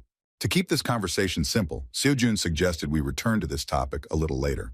He further recalled that there was a promise between them. With a smile on his face, Min-yul replied that he remembered it. It was time to clear up the earlier questions, so Seo-jun immediately asked who the person Min-yul called teacher was. Lee Min-yul expected this question, but at first he paused as if it was too difficult for him to reveal such a secret. However, after a moment, he absurdly replied that he himself did not know who his teacher was. This sincere but stupid answer put the guys in an awkward position, and they began to look at him as if he were an idiot. Seo-jun immediately got angry, so he began to walk towards him with a threatening look and even a thirst for blood, saying that now was not the time for such stupid jokes. When he said that in this case he himself would force Min-yul to speak, he began to shout that this was not a lie at all. The dissatisfied winner of the argument could not believe his words and reminded him that he himself had recently said that he had learned from his teacher only the use of a dagger.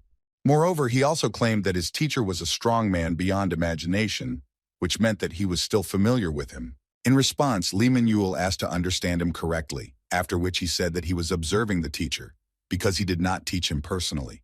It was hard to believe, and words still did not answer the questions. Lee Min-yul is truly self-taught, having incredible talent and wealth and money. He still chose this path because he did not want to get involved with anyone. According to him, he trained in the mountains alone. No one taught him. But he still liked that he did not have to adapt to the tedious academy program. And then one day, as usual, he was going to practice.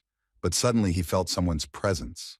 Looking around, he saw a man in dark clothes and gray hair lying on the ground. Fearing for his condition, he immediately rushed to his aid, but he did not respond. This was his first meeting with the person he calls a teacher. The old man was seriously wounded and could not be left in the mountains. Throwing him onto his back, Lee Min-yul asked him to hold on until he took him to the hospital. However, in response, in a weakened tone, he replied that they could not go down. Min-yul was very worried about his condition.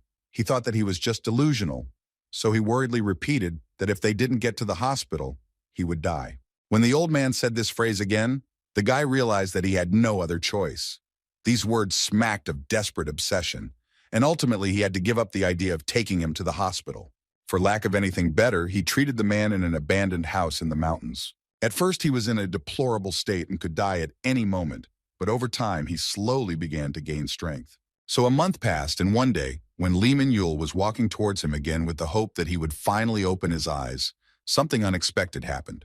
He was forced to stop near an abandoned house after hearing unfamiliar voices. Someone was discussing the old man with words of surprise that he managed to get out of such a state. Peering from behind a tree, he saw that the man he had been treating all this time was standing on his feet, surrounded by many armed, unfriendly men in cloaks. The master whom he saved was surprised that the one who had recently become an elder personally came to him, a dying old man. According to Lee Min-yul, he was shocked that his grandfather had already woken up. But what was even more important was the question of what was happening. The unknown armed men were hostile to him and were definitely not friends. They were interested in who helped him, but the master did not answer. The one whom the master called the elder, with a cunning and arrogant tone, said that he had guesses, after which he asked whether the boy hiding behind a tree nearby was his savior. Hearing his words, Lee Min-yul realized that he had been discovered and was now also in trouble. However, just a moment later, the master, realizing that his savior was also in danger, struck the first blow and instantly beheaded the daring guy who was standing next to him. With incredible speed, he instantly dealt with 3 more armed strangers, using only a dagger. The enemies were simply shocked by his speed and strength, but taking advantage of their numerical advantage, they quickly came to their senses and rushed at him together. While talking about that incident, Lee Min-yul could not hide the trembling in his body. However, as it turned out, it was connected with memories that were not so terrible for him, but delightful. He admitted that at that moment, for the first time in his life, he met someone who fought so skillfully. The wounded elder was the only one who could survive. He was stronger than the rest of his squad, so he managed to survive one attack from the master, but he already had a huge scar on his face. Covering the young man, the man he saved said to the enemies that they had probably forgotten that they were not able to see his attacks and cope with his speed. Turning to his savior, the master shouted to him to immediately leave this place and never return. After this, the battle continued, and a powerful burst of mana followed, which blinded the youth and exerted such pressure that he barely remained conscious. However, when he opened his eyes, the master and elder of the enemy squad had disappeared, and he was left alone among the bodies of the killers lying on the ground. He absolutely could not understand what had happened, but according to him, at that moment his intuition told him that he needed to listen to the old man. So he collected all the trophies and left. When he entered the abandoned building in which he was treating the mysterious master, he discovered a book. He decided to grab it at the same time, thinking that the old man had left it behind when leaving in a hurry and would probably be angry if he lost this thing. With a deep sense of guilt, Lee Min-yul admitted that he wanted to return her if he suddenly found him later. But so far, he had not had the chance to meet the mysterious master. With his hands folded in front of him, Seo-jun remembered his words, that the old man was his teacher, and then asked why he called a teacher someone who had not taught him anything. In response, Min-yul clarified that in fact, that book turned out to be a secret teaching. Seo-jun didn't understand what he was talking about, so the shy, well-mannered guy admitted that this teaching was related to the art of dagger fighting and concealment techniques. As expected, he read it, although he regretted it, knowing that it was bad to look into other people's things. Actually, because he saw how the old man fought, he believed that this technique was created by him. He doesn't know that he took his secret technique, much less that he studied it, which is why he called the master his teacher. Seeing his friend's surprise, Min-yul restlessly asked him to believe him. The story turned out to be very confusing indeed.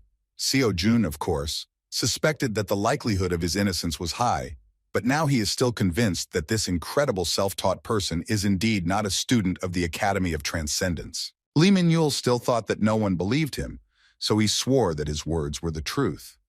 When asked if he really did not know the identity of this master, he replied that he participated in the practice exam because he hoped to find the teacher at such a large event. After hearing this incredible story, Seo-jun was surprised, but noticed that something came to her mind.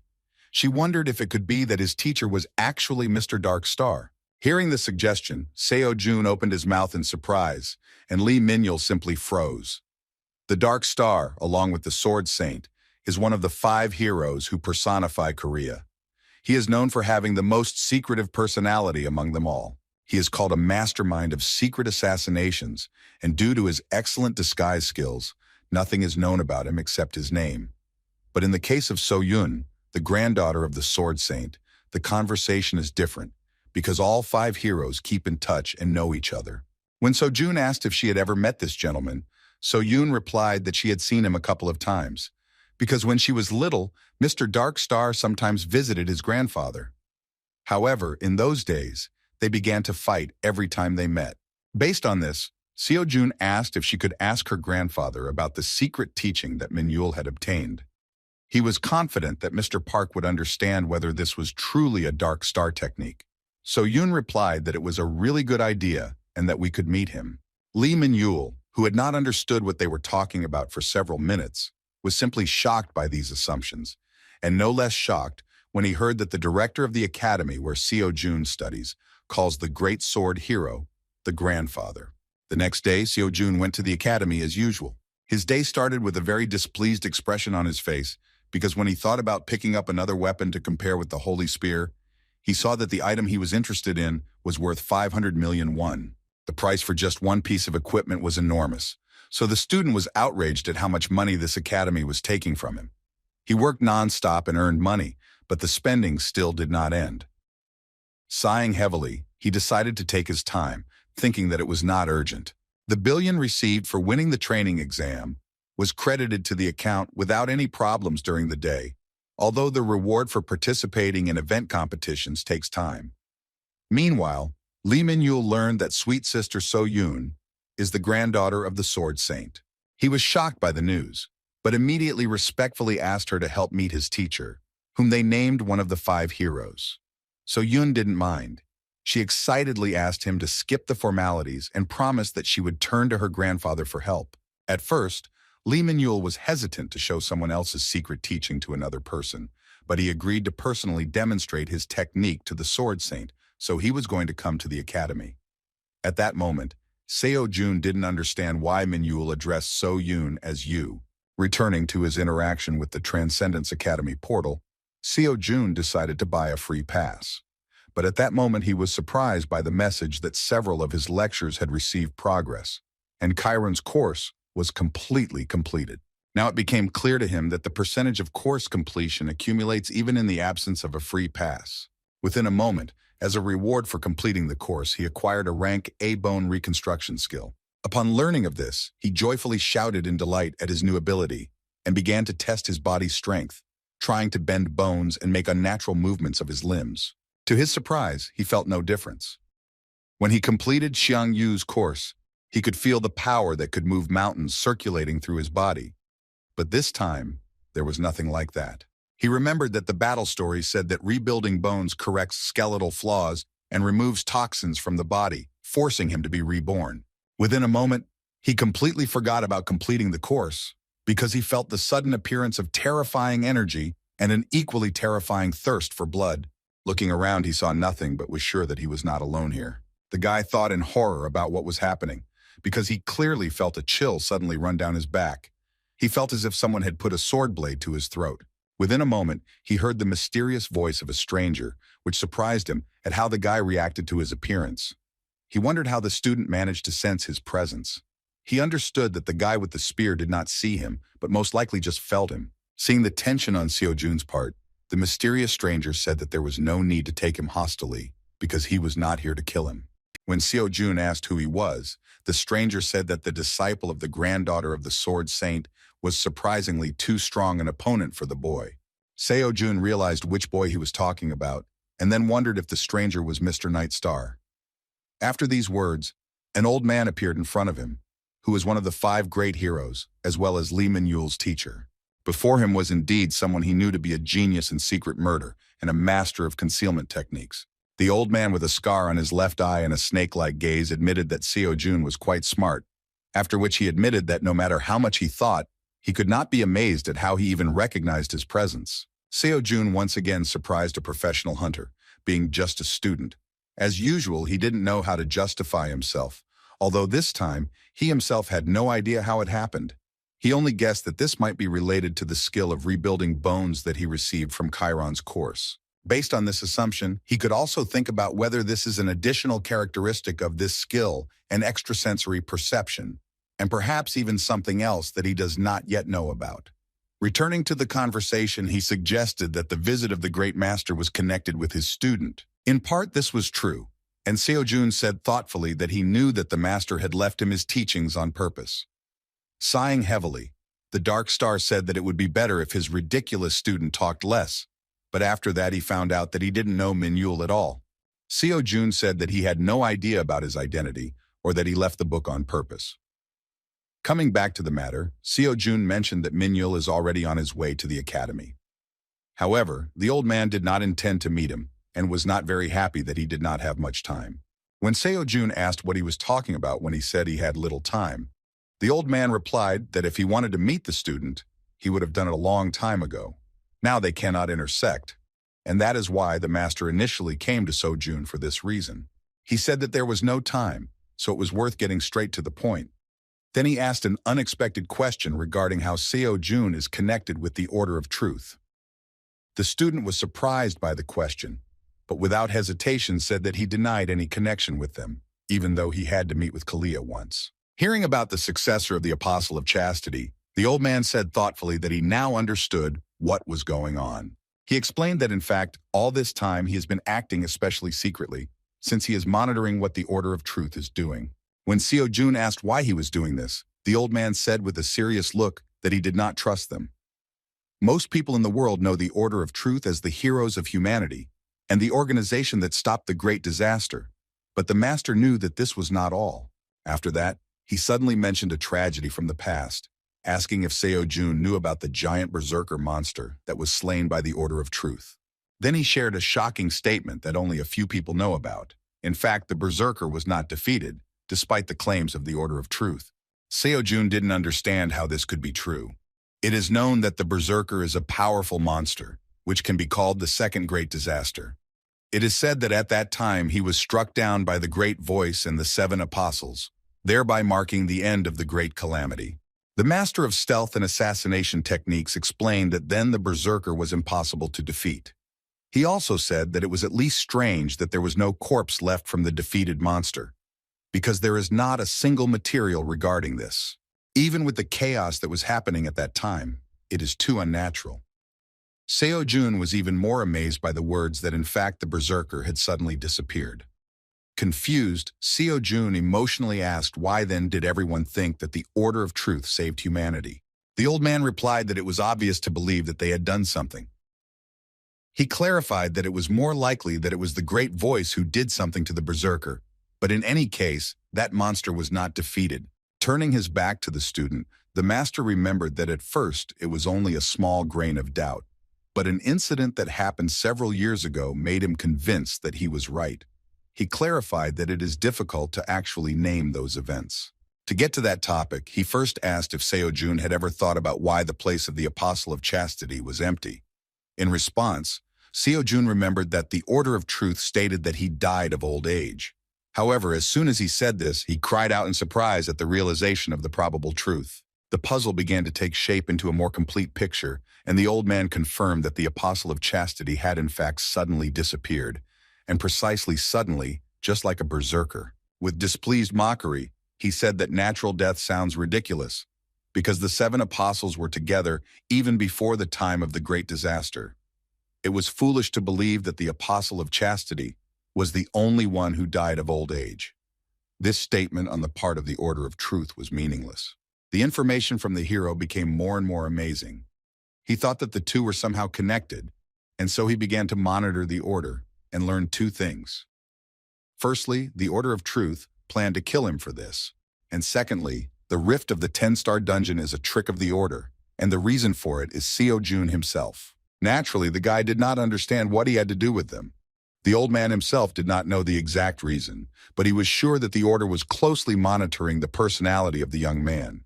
When Seo-jun asked why Mr. Dark Star was telling him such secrets, he said with a serious look that he had come to him with a personal request. He wanted Seo-jun, whom he had only known for a few minutes, to take care of the boy for him. It was about Lee Ming-yul, and the assassin admitted that if he could, he would look after him himself, but this is impossible while he is being persecuted by the Order of Truth.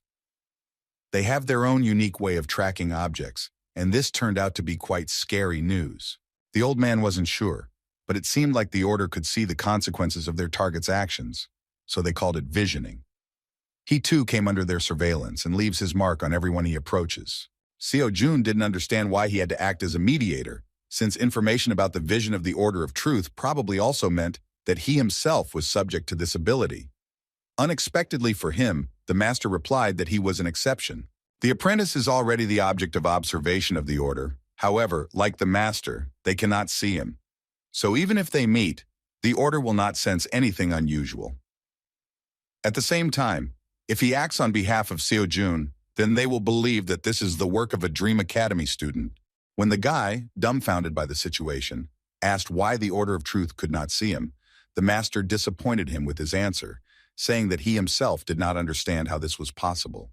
The old man himself was able to free himself from their gaze, finding himself one step away from self-forgetfulness. But the young man's method remained a real mystery to him. Naturally, Seo Jun thought with a thoughtful face that this had something to do with the fact that the academy did not have any data on him. Time was already running out, and the old man could not afford to continue this conversation, so he handed a new book describing his teaching toward the academy student and asked him to pass it on to his heir. He wrote previous materials in a hurry and only managed to write down the art of wielding a dagger and the technique of concealment, but here everything was presented in more detail. In response, the surprised Seo Jun restlessly asked where one of the great heroes had so much faith that he would give him such a thing. As expected, such a powerful master could not be afraid that Seo Jun would decide to do something, because in this case, he can easily get rid of it. And yet the people outside the surveillance are the only ones he cannot put pressure on. The master of assassination and stealth was prepared for such a question, so he had something to give him as payment. He took out another scripture and said that this was another secret teaching that he himself had written down. He believed that it could be very useful to the young man for further development. The master was simply amazed when he heard that the guy answered that he didn't need that, and then asked to give him something else after a heavy sigh. He tried to hide his reaction, thinking that this brat didn't understand that even S-rank hunters would rip each other's throats out with the Dark Star technique. Without losing his status, he asked what exactly the young man would want in return for his request. Seo Jun hesitantly replied that he did not want anything special, and after a thoughtful pause with a cocky expression on his face and an insolent tone, he asked the old man if he had ever heard of alimony. Mr. Dark Star was amazed. He thought that he had heard it right, because it is unlikely that one of the 5 heroes would be asked for money out of the blue, giving up a secret technique. However, the guy convinced him that he really wanted money. When Seo Jun brazenly said that if he didn't give him anything, then he himself wouldn't do anything, the master displeasedly asked what amount he was talking about. The student, with a cheerful expression on his face, said that at the moment he only needed a couple of kopecks, or rather 3 billion. Hearing about this impudent and disrespectful request, Mr. Darkstar nervously said the amount and called the young man a little asshole. In response, Seo Jun asked him not to get angry, but to listen to what he had in mind. Then he began a monologue about the importance of the situation. He began to manipulate with the words that, frankly speaking, he is the only one who can fulfill his request, because, as the master said, it must be someone whom the order does not see.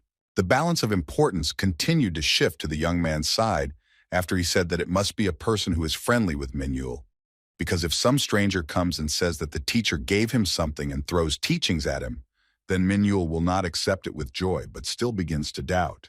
Then he said that maybe it would work once, but it wouldn't be possible to do something like this again, even though the matter needs to be taken seriously, because this is his student who saved his life.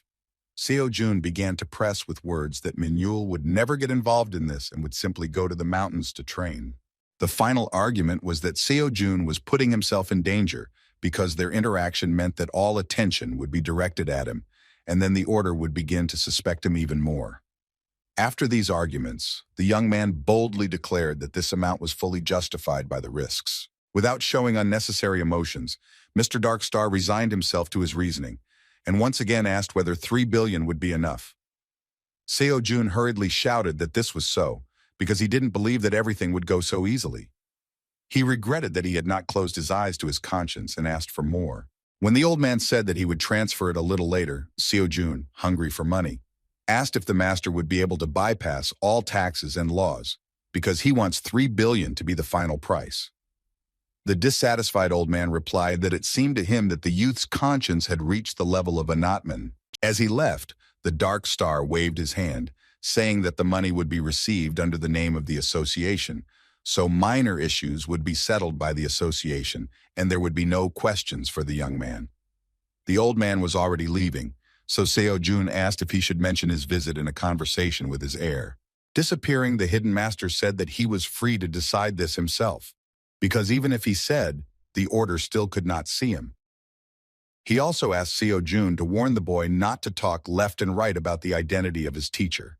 While Seo-jun was extremely serious due to his thoughts about the surveillance by the suspicious Order of Truth, Lee Min-yul rushed inside the training hall and said with sincere joy that he was already there. In a short dialogue with a friend, he nevertheless learned that his teacher was one of the 5 heroes, known as the Dark Star.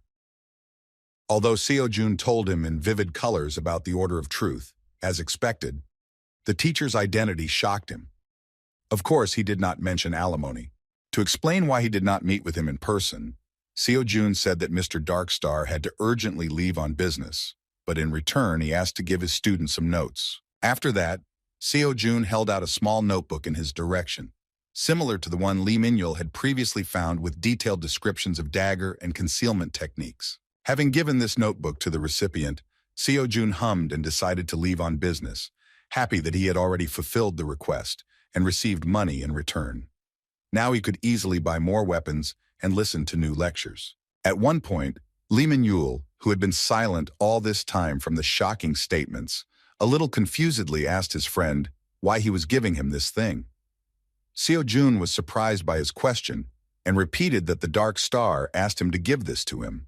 To his surprise, Lee Min-yul said that with such a valuable item, Seo-jun could actually hide the truth from him. It became clear that he was asking why he didn't steal the teachings and give them away, as he was asked. Seo-jun began to pause before answering, because he thought that if he said that they were useless to him, he would insult the Dark Star. Still, he could not reveal the truth that he was a disciple of Transcendence Academy. Putting on an important face, he demonstrated feigned sincerity and said that this would be wrong. Lee Min-yul was shocked by these words, and after a short silence, he firmly said that he had made a decision. Seo-jun didn't understand what he was talking about, so he asked to clarify what he meant by this. In response, Min-yul, with a sparkle in his eyes and admiration in his tone, shouted that he had now firmly decided that he would attend Dream Academy with his best friend. He stated that he would start that day because he was touched by how nice a guy Seo-jun was. The glow of boundless trust began to blind the academy student, and he himself began to think anxiously that there was some misunderstanding that he could not explain. When they met with So-yun, Lee Min-yul leaned on his friend's shoulder and said that from that day on, he would study at the Dream Academy. In fact, Madam Director was not against the fact that she was simply presented with a fact. She didn't mind, and even admitted that she would be happy about it. So Jun, trying to free himself from the embrace of his obsessive friend, only confirmed his guesses that So-yun would also not resist his action. In fact, at first it seemed stupid to him that he would actually be able to extract any benefit from this whole situation. However, it has now become clear that Min-yul will train himself according to the secret teachings that the Dark Star will provide him with. So Seo-jun will not frantically search for this troublesome guy every time the Dark Star gives him an assignment. He was very much cheered up by the mere realization that, on the contrary, if he carried him everywhere with him, then the Dark Star would have more reasons to give him a large sum. Looking at this troubled boy from the other side, he himself began to joyfully hug him and support the idea of him joining the academy, realizing that this was a real goose laying golden eggs. While Seo-jun rejoiced at his genius and the prospect of taking all the money of one of the 5 heroes for himself, So-yun thoughtfully said that now that they had a second student, they would be able to participate in team competitions. Seo-jun had not heard about this before, so the director explained that among educational institutions, there are all sorts of events where several students from the same academy participate, and of course, if a group participates, then the prize is much larger. Hearing that he could earn even more money this way, Seo-jun felt incredible joy. His face began to shine at the thought that this way he could cover some of his needs. Now he looked at the troubled boy completely differently, because he really had become the goose laying the golden eggs. 3 days later, Seo-jun had already begun studying the lecture of one of the most extraordinary lecturers, which most of all reminded him of some kind of avid jock. At first, during the lecture, the student had difficulty understanding why he needed to look at what this man did in his free time. As it turned out, at the beginning of his lecture, this man with incredible muscles and a strange t-shirt with a picture of the sun continued training and asked the student to be patient and wait until he finished the approach. The fact is that 3 days after Manuel entered Dream Academy, he was able to receive a prize for winning the match of 1,000,000,001 and 3 billion so-called alimony from the Dark Star for raising his obsessive student. Although he only had to lift his finger twice for the huge sum of 4.5 billion to evaporate instantly, he gained access to the incredible lectures of Hercules himself, who is a student of Chiron and the strongest hero of Greco-Roman mythology. The muscular hero stated from the very beginning that for the transcendence of a fighting group, the physical body is the most important and integral factor because strength, agility, reflexes, and other indicators are a complex system of interweaving. What he was going to teach in his lecture was strength. With a wild look, he said that he was sure that some of the students who had listened to this point most likely thought that strength would only add weight to them. With a loud, stern, manly laugh, he said that this was an obvious fallacy, an unprecedented stupidity, a mere trifle. Showing off his biceps, he shocked Seo-jun with his incredible strength and size, as well as the words that, in fact, strength, agility, and reflexes are what stem precisely from muscle strength and the development of their interaction with the nervous system. As soon as the great hero of Greco-Roman mythology tensed just a little, his muscles swelled twice as much, and he sat down a little and said that he would now show something interesting. Within a moment, he began to demonstrate incredible speed, which the Academy's transcendental camera could hardly capture. With an admiring glance, he said that he was capable of speed, fast as light, thanks only to his pumped-up leg muscles. With an incredibly fast lunge, he destroyed a huge boulder with his bare hand, saying that thanks to his art, he had destructive muscle power at his disposal that could bring down the skies themselves. There was no doubt that he could demonstrate such incredible success using only the brute strength of his menacing-looking arm muscles. Moving quickly from side to side, he demonstrated incredible conditioned reflexes that react with lightning speed to his thoughts, coupled with intuition, which he learned from Chiron himself. Demonstrating an incredible number of push-ups in one breath, he said that the endurance that knows no fatigue was given to him, thanks to the magnificent muscles covering his entire body. The radiance of this madman, who radiates incredible energy with the help of physical strength alone, blinded the student, who no longer regretted that in 2 clicks he had lost a fortune, which would have been enough for several generations of a family living in Seoul. The veteran rocker turned transcendent surprised his student by saying that it all comes from sheer brute muscle strength. After the introductory lecture of the Hercules course, Seo-jun received a message about a new daily task, which only confirmed to him that this hero is a student of Chiron. At first glance, it seemed that the tasks were the same as Chiron's, just with an increased number of repetitions. But as it turned out, everything was not so simple, because the fine print indicated that all this should be done with a weight of at least 1 ton. Seo-jun couldn't believe what was written there, so he decided to rub his eyes, but even after that, the crazy inscription about extra weight did not disappear. Looking at the phone again, Seo-jun shouted in panic that the title of the lecture about 500 tons was not a joke at all. He really hoped that Zhang Sanfeng wouldn't have such crap in his course. With this thought in mind, he opened the second lecture on gait. Usually gait refers to the movement of the legs in sports. Roughly speaking, this is the mastery of the legs. But the old man clarified that when they strive to master not only the movement of the legs, but to put the movements together, this is called practicing technique. Seo-jun hoped for a detailed and clear explanation of Zhang Sanfeng's heavenly march, relying on the fact that he was the founder of the Wudang clan and Taoist, famous for creating several of the highest arts of movement. His interest only increased when he saw this celestial being's skills on display. The old man skillfully ascended into the air with incredible ease and began to walk as if on the ground.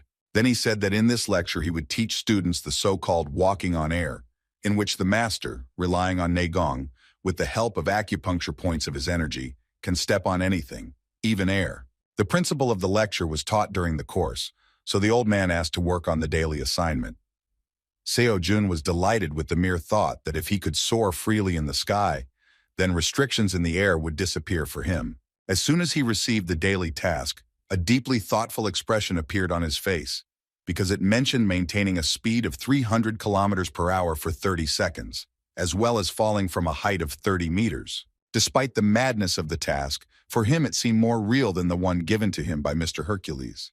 Sighing heavily, he considered that it was not so scary as for advanced courses, because at first glance it seemed very doable. Then he was distracted by some girl who hesitantly entered the academy and, apologizing, said that she heard that Seo Jun was studying at this place. As it turned out, it was his close friend, Su Yeon, who called him Oppa. Seo Jun immediately invited her to go to the lounge and offered her coffee, inquiring about her fate at the academy and how she found out that he was here. As it turned out, she is Uncle Mankyul's daughter, so she already knew where her brother was all the time. First of all, with an uncertain tone, she asked if he had seen her dad lately. Sitting down opposite, Seo Jun replied that they had been in touch by phone and talked for the last time when he participated in the practice exam. Seeing Seo Yeon's worried look, he immediately asked what happened and why she was so sad. She replied that Dad had stopped communicating, and that is why she decided to go to the academy to ask if Seo Jun knew anything about his disappearance. The student was excited by her words and immediately took off, asking how long it had been since she had been able to contact Uncle Manchul. Soyeon replied that it had been a day since he had been in touch since he left for some extra unscheduled part-time work. Seo Jun reassured her a little, saying that since only a day had passed, there was no need to worry too much, because it had already happened that her uncle drank and fell asleep somewhere nearby, perhaps in one of the 24-hour bars or visiting friends from the enterprise. Even after these words, although Seoyeon took it as an option, she did not stop looking so worried. Seo Jun realized that there might be some other problem bothering her, so he asked if something else had happened. As it turned out, she was worried about a conflict with her father after she said that she wanted to become a professional hunter. Seo Jun was simply shocked by her words, and remembering that she was not awakened, asked if she was going to do it artificially. The Dream Academy student was even more stunned by the news that she had actually awakened about a month ago. That is why she said that she no longer wants to go to university, but instead will choose an option among hunter academies. As expected, her excitement was due to the fact that Dad was categorically against it. After these words, she thanked him for his words of support. Seo Jun understood her perfectly because he knew that at this time the hunter's earnings were much better than in a prestigious job after a good university. He understood her feelings because she wants to lighten the load on her father's shoulders as soon as possible. But there is no parent who will allow her child to do a dangerous activity. Uncle Manchul, as someone who works at a dungeon monster processing plant, has heard a lot of accident stories over his long career, so he would hardly take such news positively from his only daughter. As they said goodbye, they exchanged good wishes, and Seo Jun asked her to be careful and call immediately if something happens, or if her uncle still doesn't get in touch. He tried to support her in this situation until the very end, hiding his concern behind a smile and kind words. As soon as Soyeon left, he walked around the corner of the academy and tried to call his uncle himself, but he didn't accept the call. He could not understand what had happened in the old man's life for him to allow himself such irresponsibility, because of which his daughter was so worried that she even came for help. Even after several attempts, nothing changed. Hoping for the best, he returned inside, thinking that since his uncle had not been in touch for the first time, it was unlikely that anything dangerous could happen. He decided to wait one more day in the hope that everything would resolve itself. Meanwhile, at a hotel on the outskirts of Seoul, Miss Kalia was again taking a report, and this time she learned that Evil Doom, who is called the devil among hunters, noticed the activity of the Order of Truth and began to dig under them. As expected, Lady Kalia was unhappy that following the Dark Star, another dangerous hunter from the 5 strongest heroes began to monitor their activities. Going off topic, she asked how the situation with Kim So-jun was. She began to chew her legs nervously when she heard again that even after a while of trying to track his actions in future, they still had no success. To resolve the situation, the lady said that the truth about the rift of the 10-star dungeon should not be revealed under any circumstances. She asked that all possible resources available in Korea be used to avoid the dissemination of information, especially among government officials and hunting associations. The next day, Seo Jun returned to the academy and began training again. He already regretted that he had sold all the bodies of the monsters, because they could have increased the load quite well. Instead, he began storing bar weights in his bag as weight. In such a situation, he was really glad that he had obtained kibisis, even though it was not intended for such purposes. As soon as the bag began to weigh a ton, Seo Jun began to perform the workout with incredible effort. He still doubted whether he had enough weight, but was amazed at how serious Hercules' training was. After several repetitions, he fell to the ground and said in a weakened voice that it was difficult even with the strength that moves mountains. To overcome his limit, he had to resort to using mana to complete the task. He could not even think that one day he would have to go out of his way for sports, although in fact, these exercises were more like torture than sports. Releasing his mana, he shouted that it was time to put all his strength into the task in all seriousness. A few hours later, when Seo Yoon arrived at the academy, she was stunned by the picture she saw. Seo Yoon was lying on the ground exhausted after doing push-ups, and his bag was lying on his back, looking like he was being crushed by a weight. With a stern tone and look, she asked what her dear student was doing, and he, in response, asked her to help in a weakened and pitiful voice. He asked her to remove the pouch on his back before he went to the next world. Folding her hands in front of her and looking at his wonderful object for carrying things, she thought disapprovingly that now for the first time he reminded her of some kind of loser. Sighing heavily, she reached out to Kibisis with the question of how much he had stuffed inside this amazing magical object. However, as soon as she grabbed the bag and tried to pull it towards herself, using only one hand, she felt a trembling throughout her body and resistance from the object, which was associated with its enormous weight. Realizing that it was no small matter, she grabbed it with both hands and used magic to strengthen her body. Using incredible efforts to the limit of her capabilities, she hardly moved the bag, and Seo Yoon was finally able to get up at least on all fours. The headmaster couldn't believe that the bag he used as extra weight made her, a B-rank hunter, tremble with tension. Seo Yoon, rising to his feet, sighed heavily and shouted that he thought he was going to die. After words of gratitude, he asked her an equally strange question about how tall the academy building is. The director, not understanding the essence of such interest, answered in confusion that there were only 5 floors, and in total it was about 15 meters, taking into account the height of the training floor. Seo Yoon said that this was not enough, so Yoon, with concern in her tone, asked why he was asking this.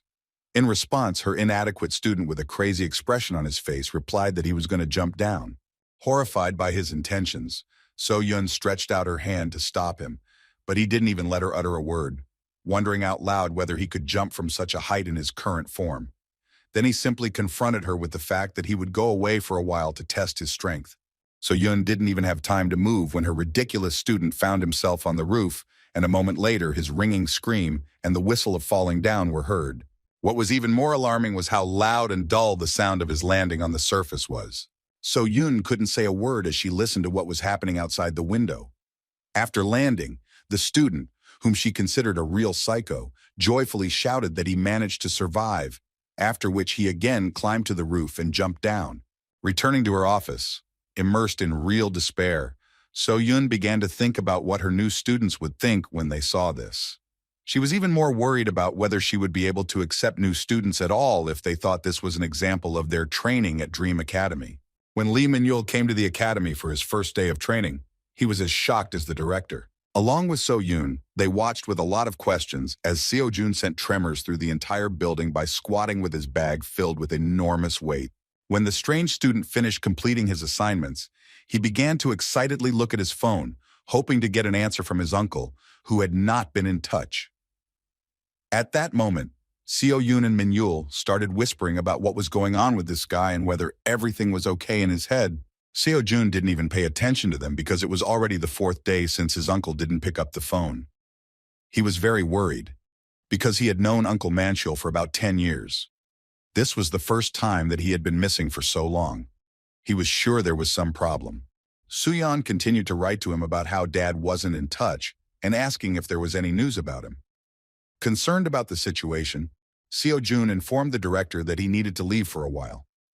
Seo Yoon began to worry, thinking that he would jump from the roof of the building again. While her student tried to make an awkward excuse, she shouted that he probably forgot that because of this, they received a complaint from citizens that they thought zombies were falling from somewhere. They even submitted a request to see if there had been a dungeon fissure somewhere nearby. To calm down the academy director a little, he still admitted that this time he was going to go outside the academy to look for Uncle Manchul. Seo Yoon was excited by the news and immediately asked what could have happened. Putting on his jacket, Seo Yoon replied that they shouldn't worry, but he himself doesn't know what's wrong yet, so he'll tell him after he returns. To get some information, he went to the company where he worked with his uncle. A very warm welcome awaited him there. His old colleagues began to come running to meet the new star of the world of future hunters. They immediately began praising him for his success in exams and tournaments, saying that his efforts had finally come to fruition. Seo-jun felt a little awkward, because he didn't have a chance to say a word amidst the heaps of praise and controversy about when he would become a professional hunter and what place among the legends he would occupy in the near future. Having calmed down a little, the old men inquired about the fate of the boy who came to see them. When someone suggested that he wanted to entrust them with transporting corpses from the dungeons, he replied that it had nothing to do with it, and he just stopped by to say hello. In fact, this is how he found out that their life became much better after the previous foreman was fired with his help. Manchul still did not hide the secret that it was he who tried. Seo-jun felt a little awkward remembering that this was his first request to So-yoon. Returning to the real reason for his visit, he asked if anyone had seen Uncle Manchul. The company's employees replied that, in fact, they had not seen him for a long time. When discussing his disappearance, they, as expected, first of all assumed that he had gotten drunk again and was sleeping somewhere in some bar. However, among the workers, there was one who uttered a clue, mentioning that Manchul had been missing since he went after some person who looked a lot like a powerful hunter. Hearing this, Seo-jun excitedly asked for more details about that incident. The elderly worker said that this happened about 4 days ago, when some strange man came and said that he was looking for labor to transport monsters. It was then that Manchul left with him, and after that, no one saw him. As it turned out, Manchul was not the only one who thought about this, because that strange man promised to pay an indecently large amount and many were tempted, but they lacked determination, so he went himself. Seo-jun asked why his uncle was the only one who followed the stranger. The guys mentioned that the man seemed confused, because he did not order through the company, but contacted him directly. The matter seemed unclean, because such money is something dangerous. Everything fell into place when the guys mentioned their uncle's words that he needed such risky and big money to send his daughter to the Hunter Academy. When asked if they knew which dungeon their uncle and their unknown hunter went to, the guys replied that they had not been told anything about it. Discussing this situation, the guys began to behave restlessly, realizing that Manchul's disappearance was probably connected with his risky task. It seemed that Seo-jun was at a dead end, but one of the workers gave him a good idea, saying that the Hunters Association could probably tell him something because they always report there about all sorts of raids and transportation. After that, Seo-jun hurriedly ran to the association, thanking the guys for the valuable information. When he arrived at the Hunters Association and reported his problem, a representative of the organization replied that this was personal information and they did not have the right to disclose it to third parties. Seo-jun could not come to terms with this and began to shout that it was a matter of a missing person, but the man in the tuxedo replied that until the loss was confirmed, he could not disclose anything, and even if the raid member was missing, he could not discuss it with a third party. No matter how hard he tried, the association's policy did not allow him to obtain any information regarding the situation. He left the building. Seo-jun sat down with folded hands on a nearby bench and began to think about what he should do next. Remembering the information obtained, Uncle Manchul stopped communicating since he left with a suspicious person 4 days ago. There was no doubt that something unexpected had happened, but the problem that prevented him from solving this situation was that, as the association employee said, there were no confirmed facts for them to deal with this. An anxious feeling haunted him because Uncle Manchul is a man who always came to his aid with a smile and full responsibility. They were connected by a long journey of life and even 9 years of hard work together at the enterprise. Moreover, it was he who supported the orphan in the most difficult moments of his life. He gave him all his savings when Seo-jun ended up in the hospital due to an accident at the plant. Despite the boy's words that the uncle himself had a hard time and that he should think about his daughter's future, he said that when an adult helps a child, he cannot simply refuse, but must thank him for it and take it for granted. The old man did everything possible to support him in difficult moments. When Seo-jun was broken, having lost all the money he had accumulated after 9 years of hard work, the first person who rushed to him and consoled him and worried was Manchul. Although he himself was poor, but with the words that money can always be earned again, he gave him a huge amount, sufficient to pay for his daughter's admission to a good university. It was those 3 million won that were the money that made Seo-jun what he is now. Therefore, the boy could not just sit and do nothing in a situation where Uncle Manchul was in danger. He needed to find any way to somehow influence the situation. It was because of this that he was forced to approach So Yoon to ask her for a favor by arranging a personal meeting with her grandfather, the sword saint of the 5 heroes of Korea. Relations between them were far from the warmest. The old man was still very prejudiced towards him, but despite this, he agreed to a personal meeting because his only granddaughter asked for it. In general, he was already familiar with the situation, so he assumed that the young man wanted to ask for his help, but he said that the purpose of his meeting would sound a little different. As it turned out, he wanted to find out how the Holy Sword looked at him in order to fight with him in a duel once. After this unexpected and crazy phrase, silence began. So Yoon was simply shocked by his words. The Sword Saint's chief assistant was speechless, as it was the first time he had seen someone who was not even a hunter above S rank even think about fighting the strongest among the swordsmen. Mr. Park himself at first thought that he had misunderstood the impudent young man, so he asked him to repeat it. Seo Jun explained that he wants to arrange a duel with conditions, and if he wins, then Mr. Park will not only help him, but will even take an active part in this matter. More sudden was the second condition, which concerned Sejun's loss. He stated that if he loses, he will leave Dream Academy. Naturally, he did not even dare to imagine that he would defeat such a formidable opponent. That is why he asked to take into account the condition that his victory should be counted as at least a small wound on the body of the Holy Sword. The situation required such crazy measures because Uncle Manchul went after a suspicious person and something happened, but the association did not disclose details, citing the confidentiality of this information. However, the conversation will be different if the request is made by one of the 5 heroes of South Korea, the Sword Saint. Although this is a game of roulette, he really had no other way to save Uncle Manchul. The old man, possessing terrifying power that even the suspicious Order of Truth fears, admitted that the young man's proposal was very self-confident. And yet he decided to agree and offered to follow him. First, Mr. Park Ming-chul went to a room that was emitting powerful energy. Lately, he had not visited it often, which greatly surprised his assistant. As it turned out, there was some kind of mysterious blade inside, from which came a terrible thirst for blood and the powerful energy that he himself possesses. Seeing this blade, Mr. Park's assistant was horrified. This blade is known throughout the world as the Sword of the Azure Dragon.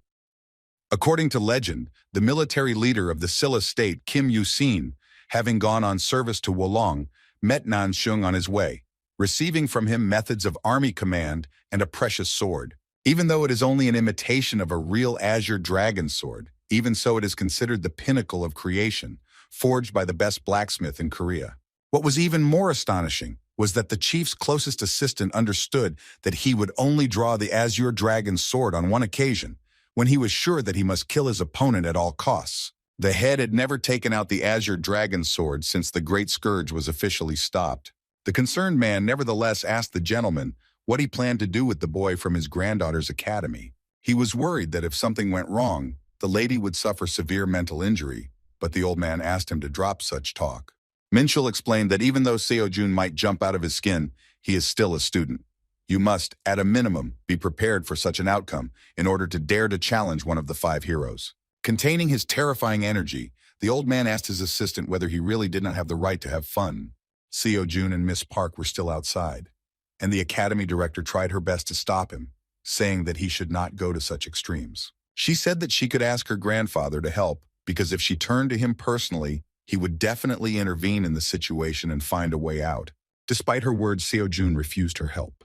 In response, he sincerely thanked her for her concern, after which he said that this was a necessary measure for the future. He couldn't be sure that something like this wouldn't happen again. At this moment, he could not find out why Uncle Manchul disappeared, but the mere thought that he himself was the problem scared him. If this is so, then it is unlikely that such an incident will be the only one. Gathering all his determination into a fist, he thought that he still did not have the strength and authority to protect the people around him. That is why he had to involve the Holy Sword in the matter, so that people would remember that he is not an empty place, and if someone touches him, he will deal with him personally. After that, he looked So Yoon in the eyes and confidently said that he would return victorious. There was an unshakable determination in his eyes. He demonstrated that he was ready to do anything to protect the people dear to him. So Yoon could only watch in silence, because she could not influence his choice in any way, and grandfather had already agreed to this crazy fight. Seo Jun and Mr. Park Min-chul went to the duel hall, and a small crowd of people from the Sword Saint Palace gathered at the main entrance, in front of which was So Yoon and the main assistant of the hero. Releasing powerful energy and a large amount of bloodlust, The stern lord of the sword said that if the academy student thought that because of So-yun, he would be given an indulgence, then he was mistaken.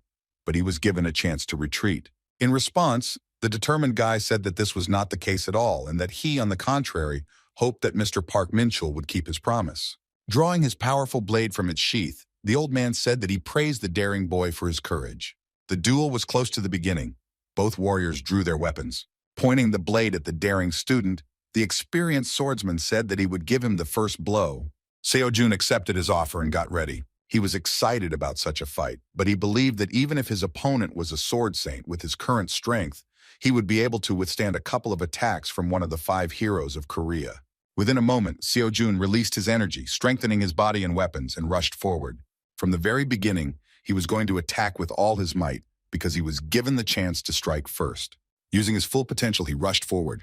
A furious blow was aimed at the master of the holy sword, but he continued to stand in place with the blade lowered to the ground. Within a moment, despite all the efforts of the young master, the blow was blocked. Mr. Min-chul, without even releasing his energy, easily stopped this furious attack. The old man not only didn't move, he didn't even look in the direction of the attacker. When he turned his gaze to Seo-jun, he sternly asked if he had now seen everything that the one who dared to challenge him was capable of. With one light swing of his blade, he threw the daring boy aside and he barely managed to stay on his feet. It was not a blow. Mr. Park Min-chul simply threw him away. But even this movement put incredible pressure on the student's body, even though he had mastered the course of incredible strength that even moves mountains. However, there was no time to be distracted by my well-being. Within a moment, the sword saint closed the distance and struck him with a quick blow, which Seo-jun barely managed to dodge. Now he could see the attacks of one of the strongest hunters in Korea, but even so, it was not easy to block them. A few more swings of the sword, which did not cause much fatigue in the old man, made the student feel his superiority. Mr. Park made it clear that he meant business, and his incredible swordsmanship demonstrated that every attack, every move, everything carried an air of lethality. The style that the old man used was called sword dancing, and it seemed that its fluidity was taken to the greatest possible limit. Now that he had used a small portion of his mana to strike, a powerful surge of power made the entire building, which was originally intended for Mr. Min-chul's duels and training, tremble. Seo-yun and Moon-chul could barely stand on their feet from the gust of wind from just one wave of their grandfather. Seo-jun, trying to resist the terrifying force, continued to resist. This fight was the most serious test of strength in his entire life, because his opponent was the hero of the great disaster, S rank, which towers above the rest. It would not be an exaggeration to call it the level of the sky above the heavens, such as the Holy Sword of Korea. After this blow, the old man continued to apply incredible pressure with his endless attacks, which were deadly, but clearly not particularly serious, considering the potential of the Holy Sword. Continuing to throw blows, which the young man either dodged or barely blocked, Mr. Park Min-chul admitted that he was still a brat. In his memory, just a couple of months ago, this clumsy boy was an ordinary quitter who could not stay on his feet with just a swing of his sheath. Even then, he knew that he had amazing potential, but it seemed that his exceptionality did not go beyond the level of a student. However, now Seo-jun, who had survived several minutes of battle with the strongest swordsman, looked different in his eyes. Even at this very moment, he continued to grow. Although he lacked experience, even at the moment when Mr. Park Min-chul caught his spear, he was not at a loss. He put in even more energy to break free, and even gain an advantage in the situation by throwing a punch. Despite this, he failed to carry out his plan, because the Holy Sword suddenly managed to interrupt his attack, knocking down the spear with the help of the hilt of his Azure Dragon Sword. Having knocked down the attack of the Academy student, Mr. Park Min-chul was at the ideal distance for the sword attack, so within a moment, Seo-jun was surrounded by powerful energy. With a light swing, he delivered a strong blow that there was no time to block, and yet Seo-jun resisted. Mr. Park had noticed the unusual appearance of his weapon before, but it was difficult for him to understand how it was that it could even suppress the energy of his sword, one of the most powerful imitations in the entire world. Frankly speaking, this amazing spear was the reason why the battle was still not over. Initially, the old man did not intend to fight at full strength, but rushing forward and crossing weapons with the enemy, he said that it was time to add a little seriousness. Crossing weapons with Seo-jun, the Holy Sword, without retracting his weapon, carried out another heavy swing, which engulfed the poor fellow with powerful energy and sent him forward.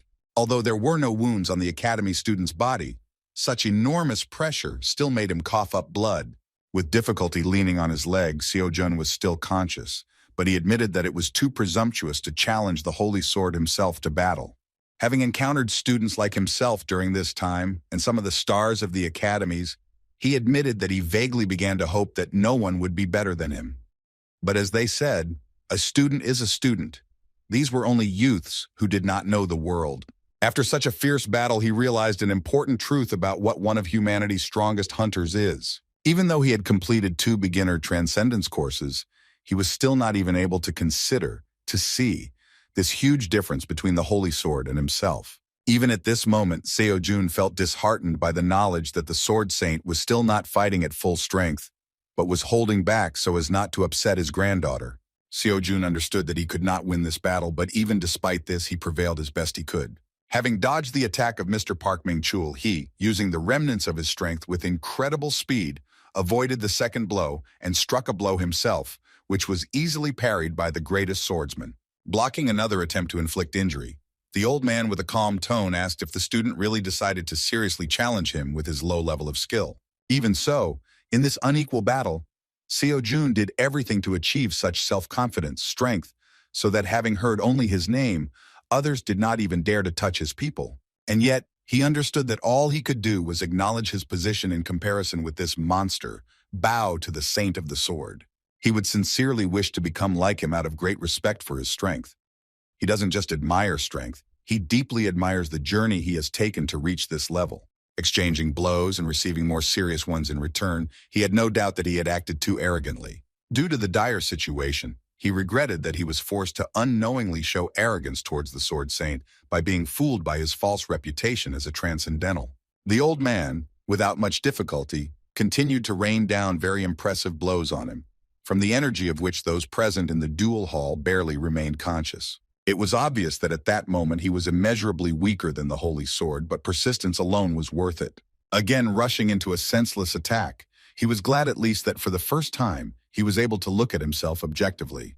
And yet, for the sake of all the people dear to him, he thought that someday in the future he would definitely do everything to overcome this adoration and surpass such an incredible hunter.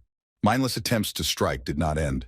However, at the last moment before swinging his spear, Seo-jun realized that by losing his composure, he had also lost control of the situation. He still lacked the speed to cope with his intuition and sense of space. Finding himself in front of the enemy, he understood that although his palm was tightly gripping the shaft of the spear, he did not feel anything.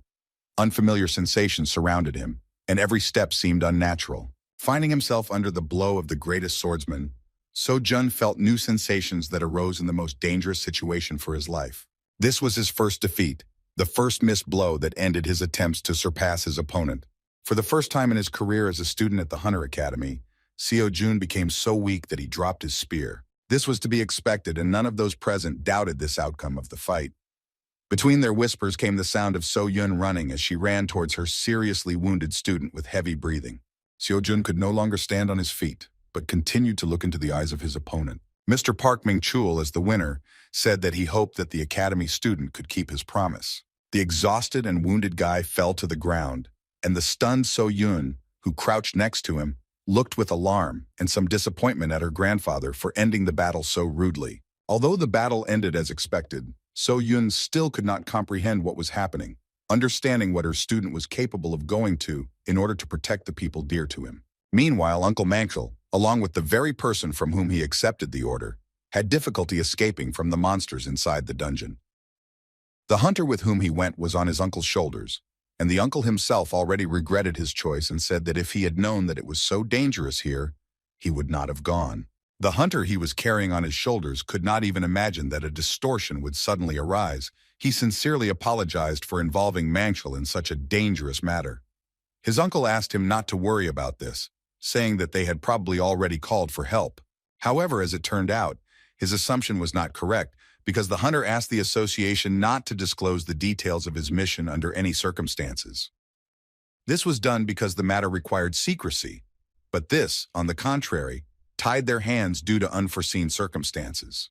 Considering the terrifying situation and the kind of monster they encountered in this place, the old man said that most likely it would be difficult for them to get out alive.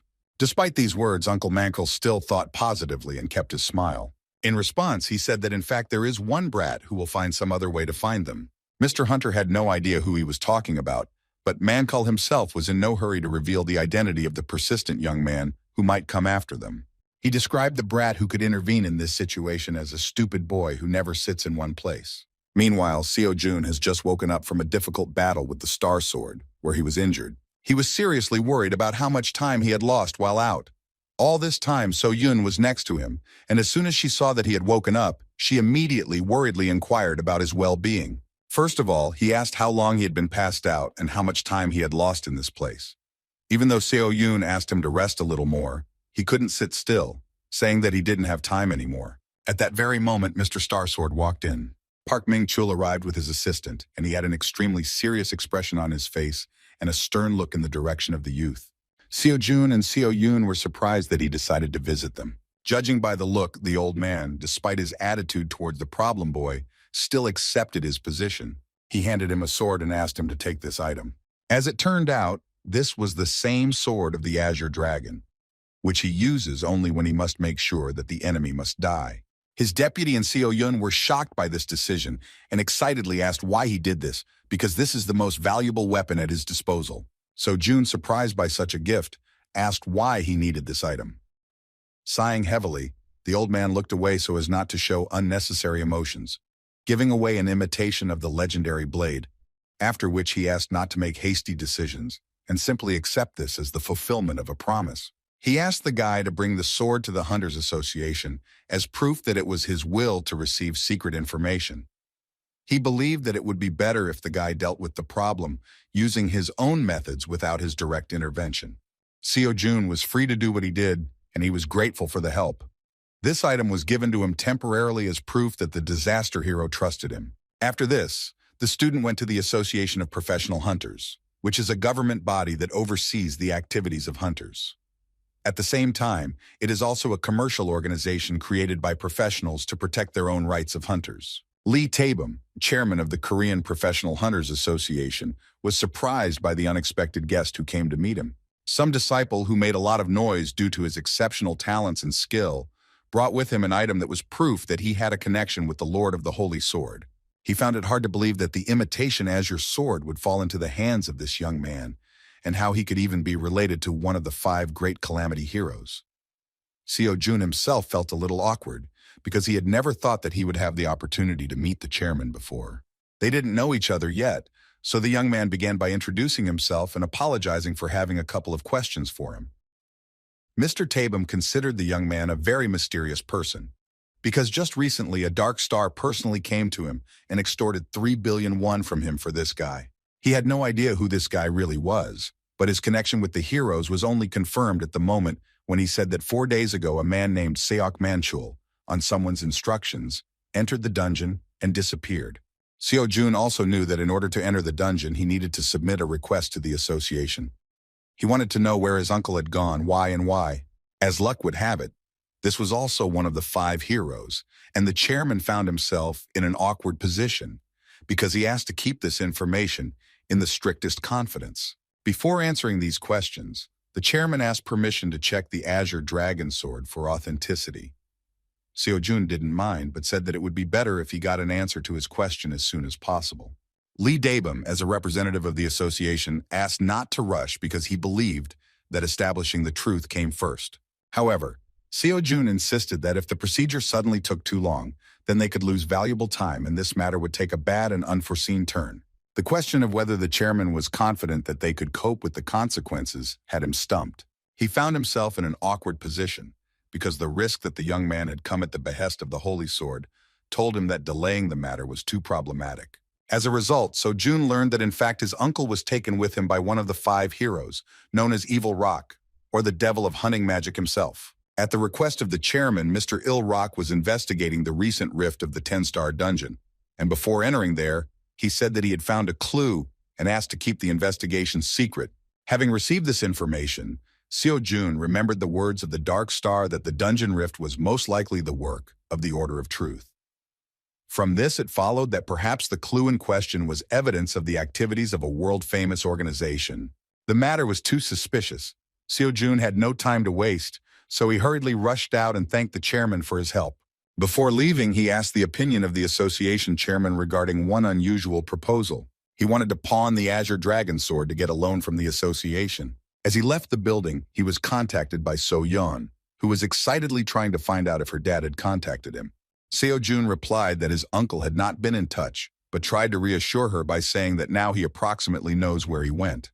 He also said that most likely, some kind of problem arose in the dungeon where Mr. Sak-min-cheol was carrying out an assignment. So-yeon was horrified by his words because she began to fear worse events. Her panic made Seo-jun realize that it was very difficult for her right now. She had no one except her dad, because her mother died 11 years ago due to the same dungeon rift. Moreover, she sacrificed herself to save her daughter. Perhaps this is the reason why Soo-yeon was so eager to become a hunter, because she did not want to lose the people she loved to monsters again.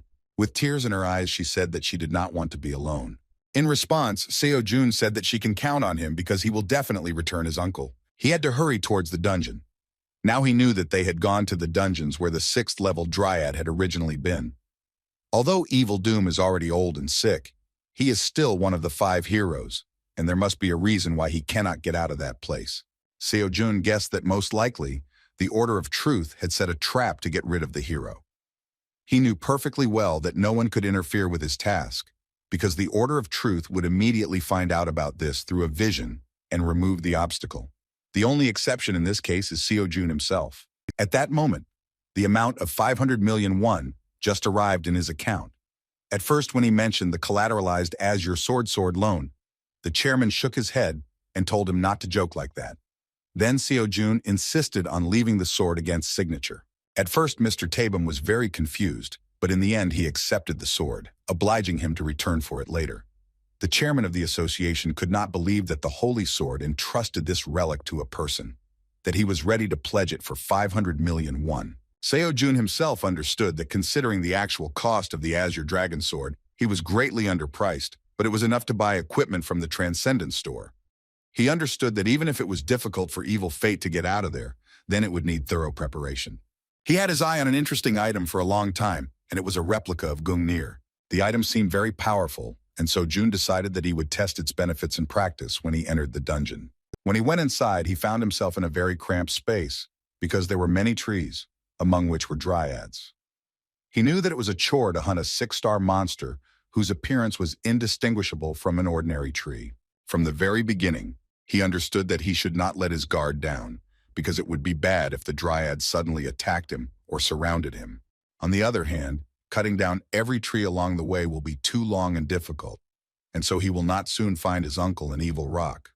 To get out of this situation, he decided to involve touch in the matter. Concentrating on the area, he began to analyze the aura of the trees around him.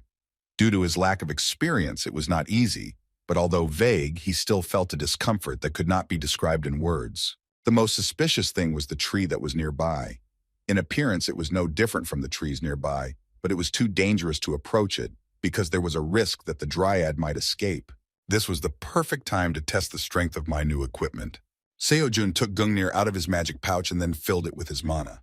Then he threw the weapon into the tree that was in front of him. As soon as the energy of this weapon approached the tree, it woke up and began to scream angrily. Surprisingly, the dryad turned out to be very agile and managed to dodge at the very last moment, after which she began to run into the depths of the dungeon. However, as soon as Gungnir flew past her, he suddenly changed his trajectory and again rushed towards the target. With incredible speed, this spear caught up with the dryad and pierced her through. Gungnir is still not an ordinary weapon at all. It is an imitation of the spear that Odin used when he tore into pieces the body of Ymir, the source of everything, after which he created 9 worlds from him. Seo-jun could not believe the effectiveness of this imitation. He assumed that the spear had amazing power, but still thought that the replica must have its limit.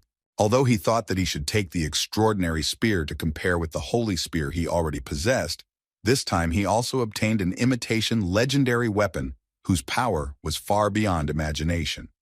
Most likely the fact is that it was created by a master of transcendence. Stretching his hand forward, Seo-jun decided to test the knowledge from myths regarding the fact that in addition to the option of hitting any target, this spear also had the property of calling back. As soon as he directed his mana at Gungnir, the spear began to move, but it was not enough to rise into the air. For the return of the weapon to work, it would have been necessary to invest a little more magical power, but Sojun could not even think that we would be talking about a solid reserve of mana. After increasing the impact, the spear rose sharply into the air. Within a moment, it returned with great force to its owner's hand, and Seojun could barely stand on his feet when he caught Gungnir. After using a large amount of magic to do this, Seojun fell to his knees and sighed heavily. The callback ability is a great option, but it costs a lot of mana, so with his magic reserves he can only use it twice. Having depleted his reserves of magic, Seojun took another look at the legendary replica, realizing that its limitation was that it did not return on its own, but required a lot of effort. His current level allowed him to make a return only once in a tense battle, but he knew that the day would come when he would be able to use it freely, and then he would become a real walking bomber.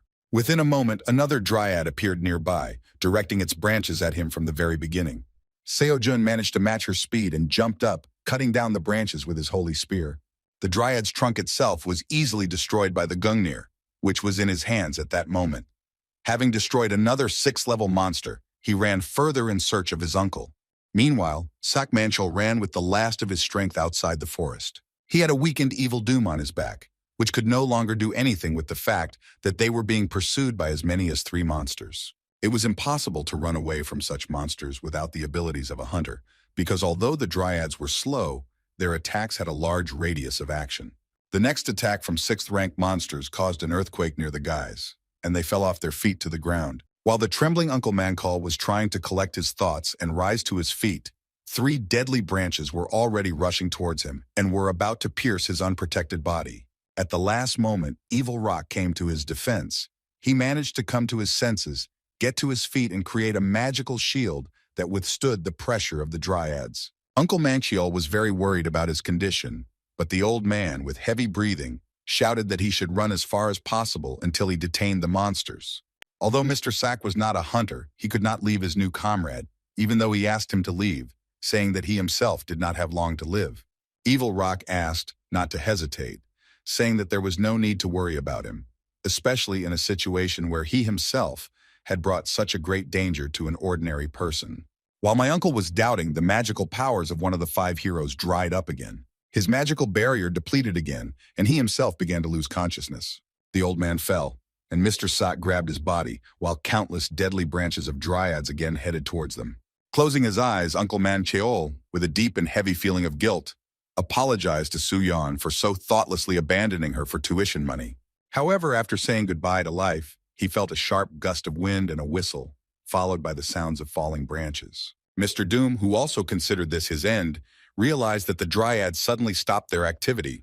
When they looked forward, they saw a young man standing in front of them with a spear, which protected them from the attacks of the dryads. Looking at his uncle, Seojun smiled and asked if he understood that Suyan was very worried about him. With sincere tears in his eyes, Manchel said that Seojun is a real brat who still needs to be found. Seojun ran further toward the dryads, asked to leave conversations for later, and take the evil fate away from danger. He finally managed to find his uncle in Evil Rock, which was more important. He also drew the attention of the monsters to himself. To begin with, he had to get to the main body of the monsters, but everything was not so simple. Many attacks had already been aimed at him, which he managed to dodge at the last moment before the collision. While in the air, he cut the branches, but no matter how many times he repeated this, the branches were still restored. In this situation, it was difficult for him to get closer, so he hoped that it would be better to simply throw Gungnir from a safe distance. Hastily looking around, he tried to find the place where he had left his spear. As it turned out, it was very close, but going to it at that moment was too reckless. First, he should have made sure that his uncle and Evil Doom were safe. As it turned out, they were moving too slowly and he didn't have time to think. They were too close, and the dryads were already approaching a distance convenient for their attacks. Seojun went on defense again and began blocking countless attacks from these monsters' deadly branches. Holding the enormous pressure of the dryads, he quickly looked around and saw that Mr. Sak and Evil Doom were already quite far away. After that, he jumped back and headed towards his weapon. Grabbing the Gungnir, he jumped high up, dodging the branches. While in the air, the guy put mana into his weapon and threw it at the dryad, which had been haunting them all this time. The dryad's pillar was destroyed and a terrifying scream was heard. However, the dying screams of this monster set into action 2 more dryads, who together with her pursued the evil fate. Their sudden attacks turned out to be faster than the previous ones, and the guy barely had time to block them, and one of the branches even left a small cut on his face. Cutting through the branches, Seo-jun jumped up again, looking around for Gungnir. His spear turned out to be nearby, very close to the trunk of the dryad that had recently been struck by this weapon. The pressure from the monsters increased, and this time he was forced to force the return of the weapon by investing a large amount of magic into it. Within a moment, the spear was in his hands in exchange for depleting his magic reserves. Having returned the Gungnir to his possession, Seo-jun was fully armed. Although he was exhausted, he no longer needed huge reserves of magic and could fight using only the brute force of his weapons. Seeing Gungnir in his hands, the dryads began to scream in panic, demonstrating real fear. Looking around, Seo-jun began to laugh at how pathetic their reaction was when the situation suddenly turned against them. With a smile on his face, he said that they only needed to see Gungnir in action once to understand how dangerous it was. The dryad screamed in fear on the spot, and Seo-jun, playing, began to choose which of them would become the first victim of his terrifying spear. When he stopped at one of the monsters, he pointed at himself with a branch and began screaming in panic. Within a moment, the trunk of this tree was destroyed into pieces by the unimaginable power of the legendary weapon. Having finished with the first of them, Seo-jun looked around and saw that the fear of death had now disappeared from the faces of the dryads again. They surprised him by the fact that instead of trying to escape, they regained their courage and rushed to attack. As it turned out, they tried to block Gungnir with their branches, believing that this was the most dangerous thing their enemy had. After this, the dryads themselves crawled towards him, believing that he was no longer dangerous to them. In fact, their closing the distance was what Seo-jun was looking forward to the most. Within a moment, he released the enormous power of his magical aura. The dryads were so frightened by the deadly spear of Gungnir that they did not notice that Seo-jun possessed another holy weapon. Having finished with these monsters, the boy returned to his uncle and the hero of the great disaster. Manhwa thanked him for his help, but asked why he was so delayed in searching for them. Seo-jun replied displeasedly that it was his uncle's fault that he suddenly disappeared. In addition, he noted that he already knew that he had decided to take such a thoughtless step in order to send his daughter to the academy. Mr. Seok became a little embarrassed when he heard the question about why he started a quarrel with Seo-yeon. Returning to more important issues, Seo-jun inquired about how Evil Doom was feeling. His condition was very serious. He could no longer stand on his feet. He was already bad when he came to the dungeon, and here, in addition, he had to spend a lot of energy on defense. When Seo-jun sat down next to the hero of the great disaster, he only confirmed that his condition was extremely deplorable. So he reached out to Kibisis to get the elixir he always carries with him for emergencies. Although it was not comparable to decent first aid, at least this elixir could greatly improve Master Doom's condition. After using the elixir, the old man began to cough and gradually came to his senses, starting to rise. Mr. Seok, seeing the old man's gaze towards the amazing young man, introduced him as the brat he spoke about earlier. In fact, one of the heroes was even surprised at how strong the Hunter Academy student turned out to be. In a weakened voice, he said that he was surprised that he had come to save them. He couldn't understand how he managed to find out where they were. When he inquired about where the dryads that were pursuing them had gone, the young man calmly replied that he had dealt with them all on his own. The old man found it hard to believe that an academy student without much combat experience could simultaneously cope with 3 6th-level monsters.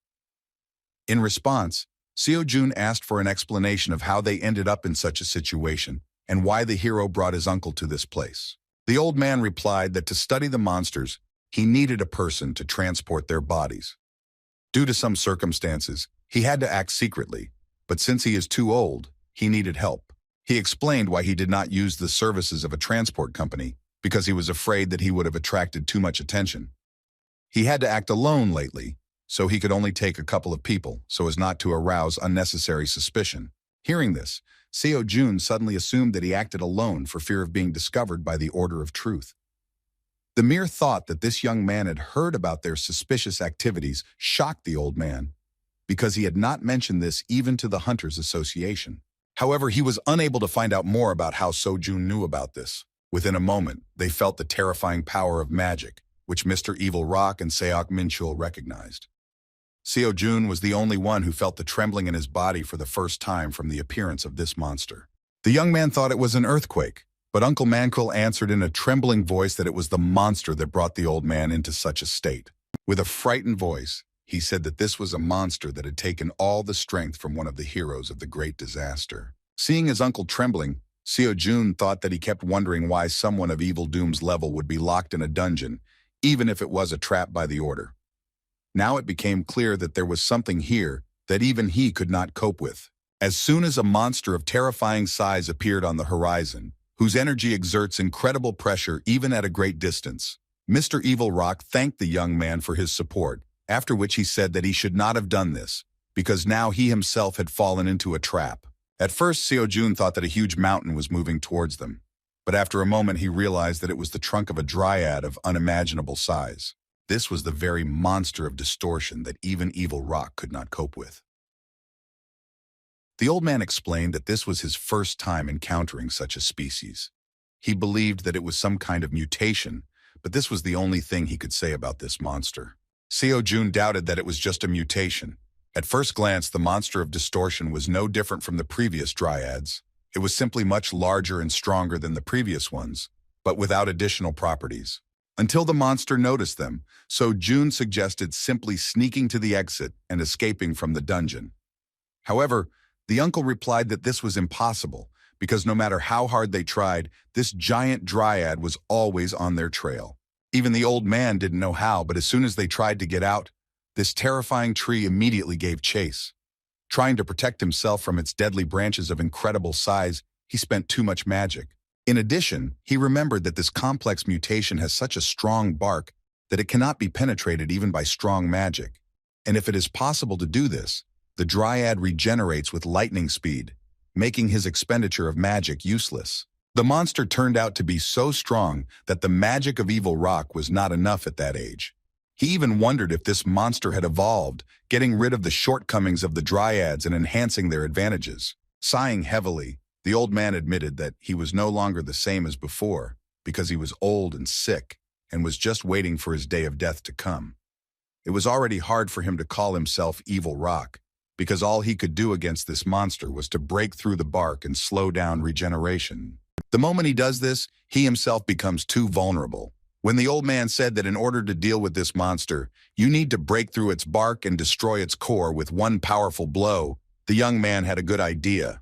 Having specified that one powerful blow would be enough, he took out a powerful spear from his magic bag, which he had recently purchased at the Transcendence store. Demonstrating an imitation of Gungnir, he suggested that the hero of the great disaster weaken the monster so that at that time he would destroy its core with his own forces. The idea that came out of his mouth was a very good one, but as soon as he took out the Gungnir, the great magician stopped listening to him. Not understanding what the academy student was talking about, the old man shouted that the core could not be destroyed with a simple blow, because even though he would make every effort, he could only weaken, and not neutralize, the monster's defense. Continuing to cough, the weakened hero said that the more important thing was that they were unlikely to have another chance if they failed during the first attempt.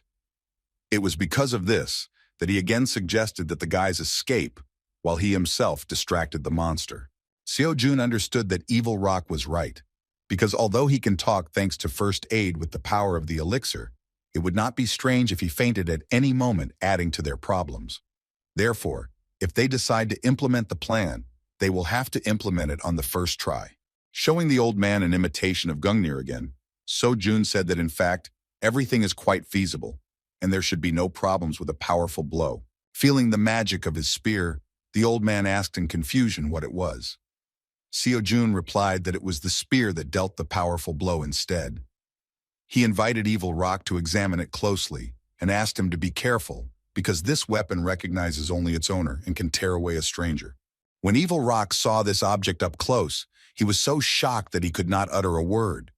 Within a moment, he began to shout in confusion that he could not believe how such complex magical chains did not conflict, but could coexist with each other in military weapons. He couldn't fully comprehend what kind of magic the weapon was made of, and how it could work harmoniously without destroying the item. His shocked realization of such an incredible level of magic from the creator of this weapon turned into a loud cry that was reminiscent of the behavior of his student. Sighing heavily, Uncle Mankiel said in a whisper that it was the first time he had seen this old man so energetic and talkative.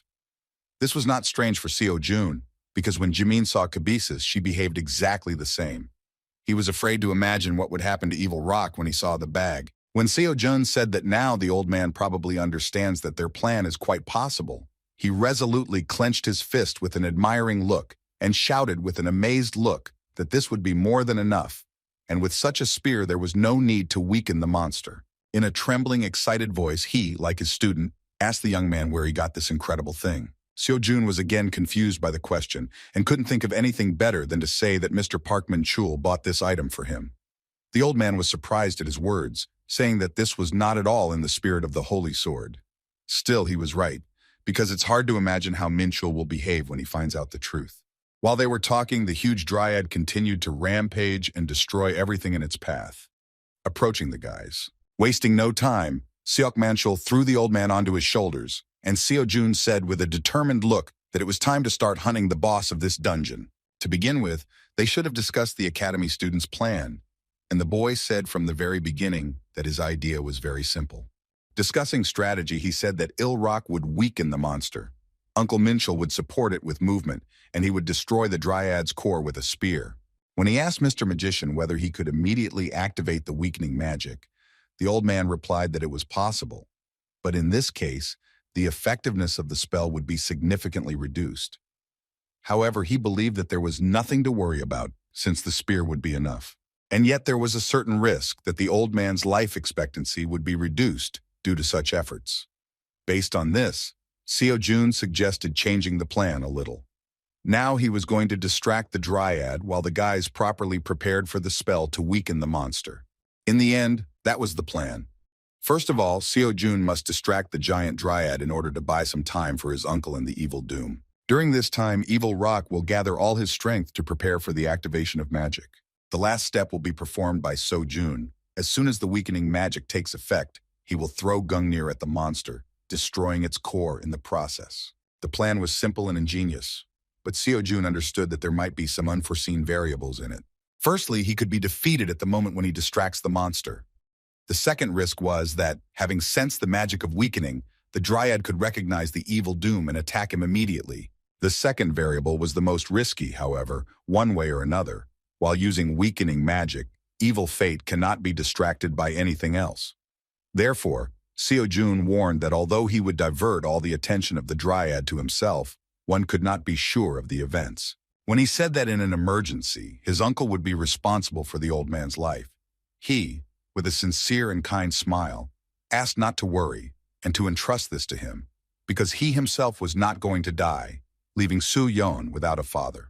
With a cheerful laugh, he asked the old man to remember these words and stay close to him in order to get out of this scrape alive. In response, Evil Rock sadly said that he no longer has the former honor of a hero, so he relies on the help of Mr. Seok Manchul. Their cheerful conversations and positive attitude brought a smile to the young man's face, giving him even more strength and confidence that everything would be fine. After discussing the strategy, the guys got closer to the monster, and so June jumped onto the branch of an ordinary tree. As expected, the dryad that haunts them is so huge that finding it was easy. Against the background of the forest, it seemed like a huge mountain that reaches the sky. Addressing his uncle and the old man, Seo-jun asked them to stay in this place, because if they come too close, the monster might notice the magic of evil doom. When the hero of disaster asked the boy not to bring too much danger upon himself, he objected, saying that in his opinion, it would be better to distract the monster, despite the danger, because he was the only one who could move deftly, avoiding the dryad's attacks.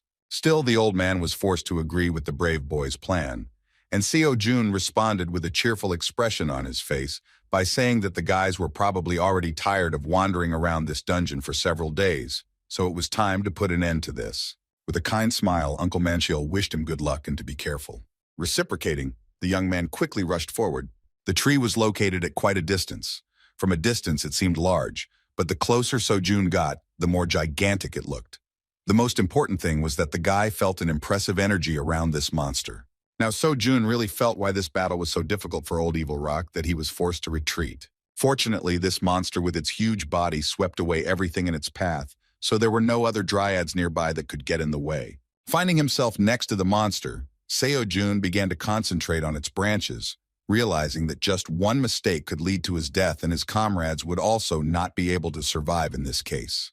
To distract the monster, Seo-jun shouted loudly to the dryad. As soon as the giant tree paid attention to him, Everything around him was covered in his terrifying magic and frightening bloodlust. The impact of this force was so powerful that it affected not only the young man's body and his flow of mana inside the body, but even his mental state. Sighing heavily, Seojun admitted that if he were a little weaker, he would go crazy when faced with such a monster. Within a moment, the dryad directed its deadly branches at him, which were even faster and larger than those of the previous monsters. Seojun was forced to dodge, realizing that repelling such a terrifying attack was a pointless waste of energy. However, as it turned out, the branches of this monster were so long that after an unsuccessful attack, they could continue the pursuit. Seojun moved between them with difficulty to avoid being seriously injured. This is the first time he has found himself in such a difficult situation, where the monster does not give him a second to rest, inflicting countless dangerous blows. The attacks of the huge dryad were indeed even faster than expected. Because of this, Seojun had to deviate a little from the direction of the guy with evil doom. Looking around, he tried to see the guys to understand when the weakening spell would be ready. However, a moment later, another branch was heading towards him, from which he barely had time to jump up. Seojun understood that in a battle with such a terrifying monster that was significantly larger than all those he had faced before, he should not be distracted by anything other than combat. In addition to the fact that many branches of the dryad were directed at him from all sides, some of them even began to break through the surface. To avoid this attack, Seojun was forced to jump high into the air. While in the air, he could not yet actively maneuver, but his holy spear was enough to repel this attack, cutting off the branches aimed at him. Pushing away from the branches, Seojun managed to return to the surface again to continue distracting the huge dryad. Although he could still cope with the speed of the monster, the longer he resisted, the stronger the pressure of the monster was, and at that moment it seemed to him that even the air around him was spreading into small ripples. The attacks became more and more intense, and Seojun had no other option but to change the strategy of distracting the monster. Resolutely grabbing his spear, he decided that with such enormous pressure from the monster, he would no longer be able to dodge all the time, and would soon have to go on defense. However, just as he was about to use his magic to enhance the weapon, a bright red flash appeared behind him. As it turned out, this was a signal that the preparations on the part of Evil Rock were completed. It was just in time because at that moment Seojun needed support most of all. Within a moment, Seojun disappeared again just before the monster hit, and the giant dryad began to grumble thoughtfully and angrily, not understanding where her elusive target had gone. Finding himself several tens of meters away from the place where the dryad was aiming, Seojun again attracted her attention and shouted that the stupid piece of wood had lost sight of him again. Seeing the guy in front of him again, the giant dryad began to rage with even greater force. Seojun tried with all his might to escape, but the huge branches continued to put strong pressure on him, not allowing him to relax for a second. Using all his senses, including intuition, he managed to dodge these lightning attacks, but it was too exhausting to continue this for a long time. All this time, the tree followed him, not lagging behind. They were already very close to the place where Evil Rock had left a trap. As soon as Seojun ran towards the place mentioned earlier, he suddenly stopped despite several deadly branches being aimed at his back. Seojun had no doubt about the effectiveness of the Evil Doom spell, and did not resist the enemy's attack until the last moment. At the moment when the tree approached this place, a trap in the form of chains immersed in the soil was triggered. Many huge magical chains headed towards the dryad instantly constrained her movements, weakening her attacks. Seojun dodged the last attack without much difficulty, because the effect of magic made the tree's movements much heavier and also reduced their power. The magic worked as it should, and all that remained was to destroy the core. The giant dryad, not having the highest level of intelligence, was still able to feel the energy of this spell, understanding who this magic belonged to. The dryad's spatial senses covered such a huge area that she easily figured out the location of her target. Noticing the problematic magician, who had previously haunted her and miraculously escaped, the monster threw one of the branches into the attack, pursuing Evil Doom. Seojun immediately realized what the tree was up to. Evil Rock had already spent a lot of magical power, and Uncle Manco was not even awakened, but only an ordinary person, so they were in mortal danger. To avoid a worse outcome, Seojun decided to hurry up and immediately took out his spear. He only had one chance, so he poured all his power into Gungnir. Pointing his spear at the monster, he was aware of the situation and did not hesitate to focus on the target. The huge monster was weakened by chains, so there was no need to even worry that he would somehow miraculously manage to avoid this attack. Using his instincts, Seojun discovered the target within a few seconds, the red core that was inside the dryad. Without any delay, the boy threw his powerful spear at the core. The giant dryad began to let out a terrifying scream at the mere approach of the spear with terrifying destructive power. Within a moment, its bark was pierced by a spear flying at great speed. The mana invested in it was more than enough to destroy the monster's core the first time. As soon as the core was destroyed, the dryad fell silent, and the light of her eyes went out in an instant. Leaving a huge hole in the giant monster, Seo Jun could barely stand on his feet. His reserves of magic were depleted, and he fell to the ground with a heavy sigh. Having put all his strength into Gungnir, he felt incredibly tired, and it seemed to him that the dizziness was so strong, as if the strength had left his body. Rising to his feet with a trembling body, he was glad that he managed to hit the first time, because in the state he found himself in, he could not even call the Gungnir back. Having dealt with the monster, Seo Jun ran towards his uncle in Evil Rock.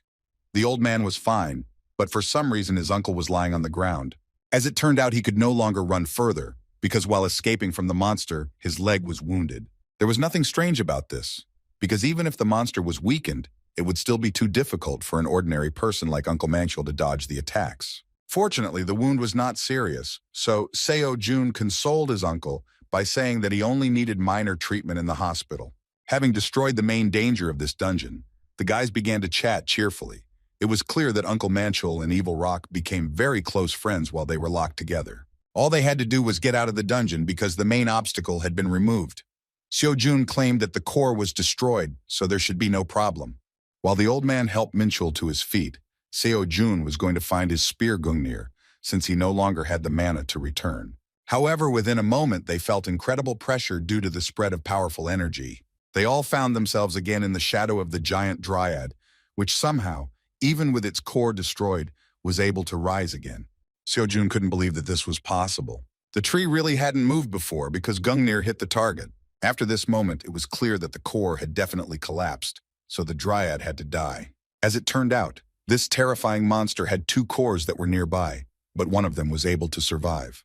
It was hard for even Evil Rock to believe in this. The pressure increased. It seemed that Seo Jun was the only one who could somehow defend himself. However, as soon as the tree struck with its branches, Mr. Evil Rock, with the last of his strength, created a magical shield covering his comrades. He was already at his limit, and his body could not withstand the use of mana. Seo Jun understood that the old man had already spent too much mana, and he would not be able to hold out for long. To defeat the giant dryad, it was necessary to destroy the remaining core. This situation was the unforeseen worst outcome of this plan. Moreover, the Gungnir, with which Seo Jun destroyed the first core, was too far away and could not be approached due to the constant attacks of the dryad. The monster's branches were intertwined everywhere, causing Seo Jun to panic as he couldn't even see his spear. There was even a possibility that the monster, sensing the danger of this weapon, was deliberately trying to hide Gungnir. The boy still had the holy spear, which was enough to destroy the core, but to do this, he needed to land a direct hit on the target. Approaching the old man, Seo Jun demonstrated that he was going to attack again, after which he asked if he could weaken the dryad. Holding back the incredible pressure from the monster, the old man replied that he would try, but in such an environment he could not promise anything. Realizing the complexity of the situation, Seo Jun went forward and said that he would try to distract the tree so that Evil Rock could carry out the preparations. Despite the concern of his comrades, the young candidate hunters said that they now did not have time to calculate all the steps. They could only do what was in their power. After these words, Seo Jun rushed forward beyond the magic shield, despite the requests of the old man and uncle to change strategy. It seemed that the tree's attacks had become even more active, but Seo Jun, using his intuition, avoided the branch in time and broke through. Avoiding the blows, Seo Jun realized that just one missed direct attack could send him to the next world. Despite such unimaginable power of the dryad, Evil Doom held back these attacks in such a terrible state and continues to do so even now, being at the limit. Resolutely filling the spear with mana, Seo Jun realized that he was the only one who could somehow influence the situation. Moving forward was not easy due to the dryad's more intertwined branches, so Seo Jun began to force his way through, slashing everything in his path. Old Man Bad Rock could barely stand on his feet, his body trembling from the excessive use of magic. At one point, he noticed that the dryad had stopped her attacks in their direction and was completely distracted by the student. Seo Jun found himself at gunpoint from a dozen deadly branches that were rushing in his direction. At the last moment, he managed to jump up, avoiding a fatal blow. He could barely keep up with the monster's speed due to the fact that this battle was too long and intense. In order to pierce the core of the giant dryad with his spear, he needed to get right close, but he could not get closer because all the time the branches threw him back in order to avoid injury. This was very different from diverting the tree's attention. However, a moment later, a terrible thing happened. Seo-jun found that the branches had tightly grabbed his left leg. Seo-jun was immobilized and in danger from other branches that were rushing towards him. At the last moment, Evil Doom activated the magic of weakening the monster, causing the branches to stop a moment before delivering the fatal blow. After this, Seo-jun again managed to escape from the monster's branches and run forward, breaking through closer to the monster. The number of weakening chains was less than last time. Moreover, they were no longer as thick as before. As expected, reactivation when there is a lack of magical powers has limitations, so there was not much time. Having discovered the weak point of the tree where the last core was located, Seo-jun rushed forward with all his might. He was already within striking distance, but at the same moment the weakening magic was destroyed and the dryad was freed. The monster prevented the destruction of its second core and hit the attacker with branches. Seo-jun hit the surface with great force and was seriously injured. Now he couldn't even move, while the dryad became even more furious. Her terrifying pressure, which the guy could hardly cope with earlier, was now driving him crazy. Within a moment, the monster directed dozens of deadly branches at him. Seo-jun knew that he had made a big mistake when he thoughtlessly rushed forward without thinking through such risks. Now he found himself in a desperate situation where he needed to evade a deadly attack, but his body could not even move. At the moment when the blow was about to occur, Mr. Evil Doom suddenly appeared in front of him. One of the 5 heroes could hardly hold the branches of the dryad, he said in a weakened voice that Seo-jun must save himself. Evil Rock was truly delighted with the student's strength that he achieved such incredible power in his 20s. For the first time in decades, he was in awe of someone else's power. He believed that 5 years would pass and this guy would surpass all the heroes of Korea and become great for all mankind. Now he was missing a lot. So Evil Rock considered it his duty to save him, even if in return he would have to give his own life. However, despite his requests, the young man refused help and salvation. Seo-jun began to rise to his feet again, despite the strong trembling throughout his body that hindered his movements. Mr. Evil Rock did not understand his intentions and nervously shouted that a mortal battle with such a dangerous monster was definitely not the time to show character. Looking at a guy with incredible talent leaning on a spear, the old man shouted that he should live because he has a great future, which will make this world safer. However, Seo-jun did not pay attention to his scream at all. Gritting his teeth, he responded by asking why Evil Rock didn't run away, leaving them behind at the moment when it was possible. The guy's words greatly touched the old man's soul, and he froze in place for a moment, continuing to resist the dryad's attacks. Seo-jun tried to return to the battle, saying that he would not let anyone sacrifice himself. However, no matter how he tried to go further, his body was too exhausted. He fell to the ground again, but continued to hold on to his spear so as not to lose consciousness. All this time he was losing valuable time, because the old man had long been at his limit, and it was hard to say when his defenses would be destroyed. Seo-jun did not deny that the old man was right when he said that the best option in this case was to escape. Evil Rock spoke about the most logical option, where he would cover his back while the talented student and Uncle Manchul found a way out of the dungeon. Entering into battle with a monster in such a state would be the worst decision. The answer was already in his pocket, but Seo-jun, not understanding the reason, did not want to run away from the battlefield. Hercules' lecture suddenly popped into his head. In his introductory lecture, the hero of Greek mythology emphasized the importance of muscular strength.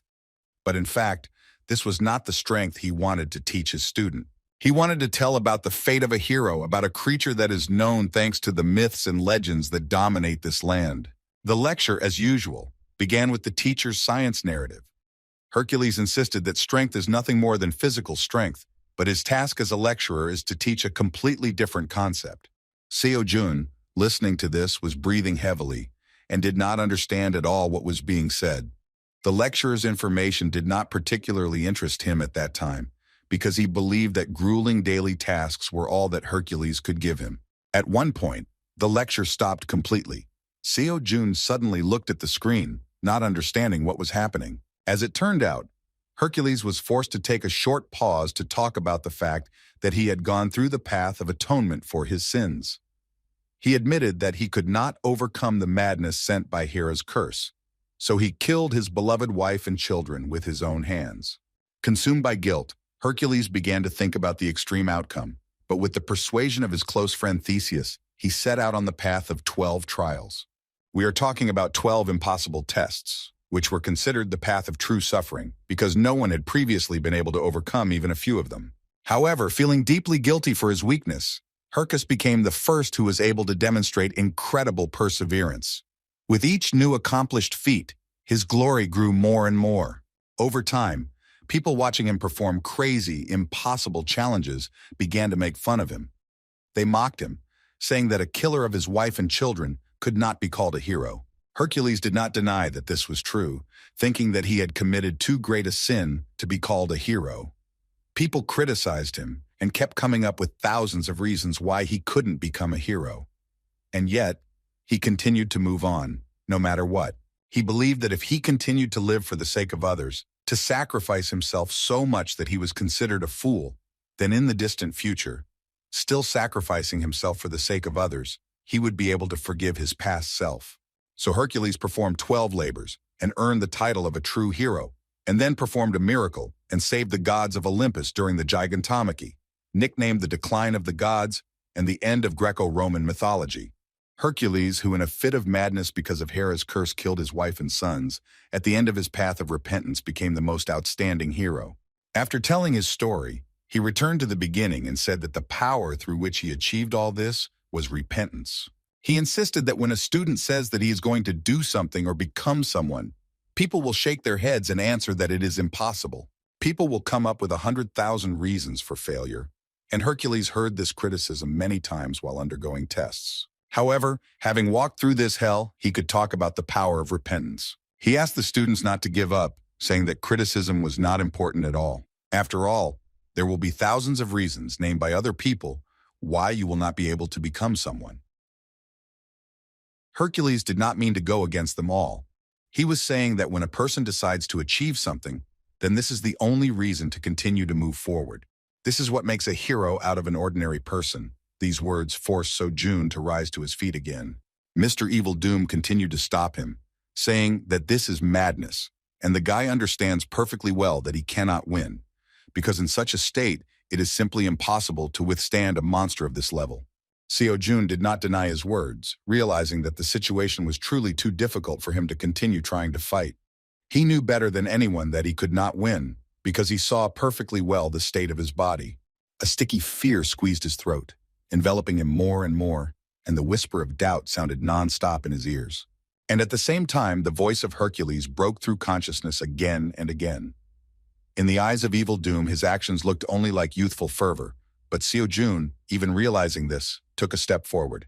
The whole life he had spent fighting for the right to belong was on the line. Seo-jun didn't want to derail his whole life because of a moment's impulse. His true strength, coming from his muscles and soul, burst out with incredible power. The Dryad, seeing the terrifying power of an ordinary person, shuddered in fear. Energy flared up inside the guy with a completely different force than before. This was the superior force, capable of destroying everything in its path, which Hercules spoke about. The time has come for the final exchange of blows. The monster and the young man put everything on the line. Using the spear's aura, Seo-jun swung his weapon in a radius where the monster was about to attack. Within moments, all the branches were destroyed into smithereens, without achieving their goal. Gathering his energy together, Seo-jun rushed forward with a shout. The Dryad couldn't move as he delivered his final blow with unimaginable divine power. This blow caused a gust of strong wind, so Evil Doom, who could not see anything due to the blinding light, was forced to cover himself with his bare hands, having depleted his reserves of magic. When he opened his eyes and looked forward, he was so stunned by the sight that he could not move. Seo-jun not only managed to strike, his attack was so powerful that he completely destroyed most of the Dryad in the place where its core was located. The monster was destroyed, and the exhausted Seo-jun, without letting go of his spear, lost consciousness and began to rapidly fly down. The caring old man, with the last of his strength, caught him in a magic ball, preventing him from falling to the ground. Suddenly the thick clouds of the dungeon parted, and warm rays of the sun appeared, and Uncle Manchal, excited by what had happened, rushed towards the guys. Evil Rock asked him not to worry, saying that although the boy's wounds were not superficial, it did not seem that his life was in serious danger. He assumed that the loss of consciousness was the price for using force beyond his capabilities at that moment. In response, the uncle muttered thoughtfully that this recent strength was clearly not ordinary. He couldn't believe how long it took for this stupid boy to become so strong. Sighing heavily, Old Man Rock admitted that he was very scared. Uncle Manchil, not understanding where this old man knew his fear, assumed that he meant the end of the battle with the huge tree. In response, Evil Rock explained to him that, in fact, although he was not afraid of death, he received fear from just the thought of what would happen to the world after he disappeared. The words of the thoughtful old man from the 5 heroes of Korea sounded too mysterious. In response to Mr. Seok Manchil's interest, Evil Rock sternly replied that the world is not as safe as it is commonly believed. As his death approached, the old and sick hero began to worry about this. He could not come to terms with the approach of his inevitable death, realizing that the world still needed his strength. When Manchil suggested that this was why Evil Rock had found himself a student, the old man replied that he was right. Jimin handled things better than anyone. She even exceeded his expectations. However, even so, he still could not let go of the darkness that settled in his heart. Looking up at the sky, Evil Rock finally realized that all his worries were in vain. Previously, he could not even imagine that all this time there was someone who, even without him, would continue the legacy of the heroes who so desperately sacrificed everything to save humanity. Seo-jun became a true hero for him, showing zeal even at a time when his defeat was obvious. In this young man who did not want to give up, Mr. Evil Rock saw a hero of a new generation to whom he could pass on his heavy burden. The radiance of the legacy of the 5 heroes instilled hope in the old man, and the realization that a lot of time had passed since the disaster, and all this time he had not noticed how a worthy replacement was growing up. They managed to get out of the dungeon without any problems, and Seo-jun woke up only after spending a day in the hospital. As soon as Evil Rock heard his heavy sigh, he immediately came closer to find out how their savior was feeling. Seeing the hospital, the young man realized that they had managed to get out of the dungeon, but he was still surprised why he ended up in the same room with the hero of the great disaster. As it turned out, Uncle Manchil was also here. The guys were in good health and in a cheerful mood. Uncle Manchil, with a kind smile, said that he had not suffered much, because even though the wound turned out to be deep, with proper treatment there should not be any problems. Evil Rock had the same situation. Thanks to Seo-jun's emergency help, he will soon be back on his feet. Despite these words, Seo-jun could see that the disaster hero was far from in good shape.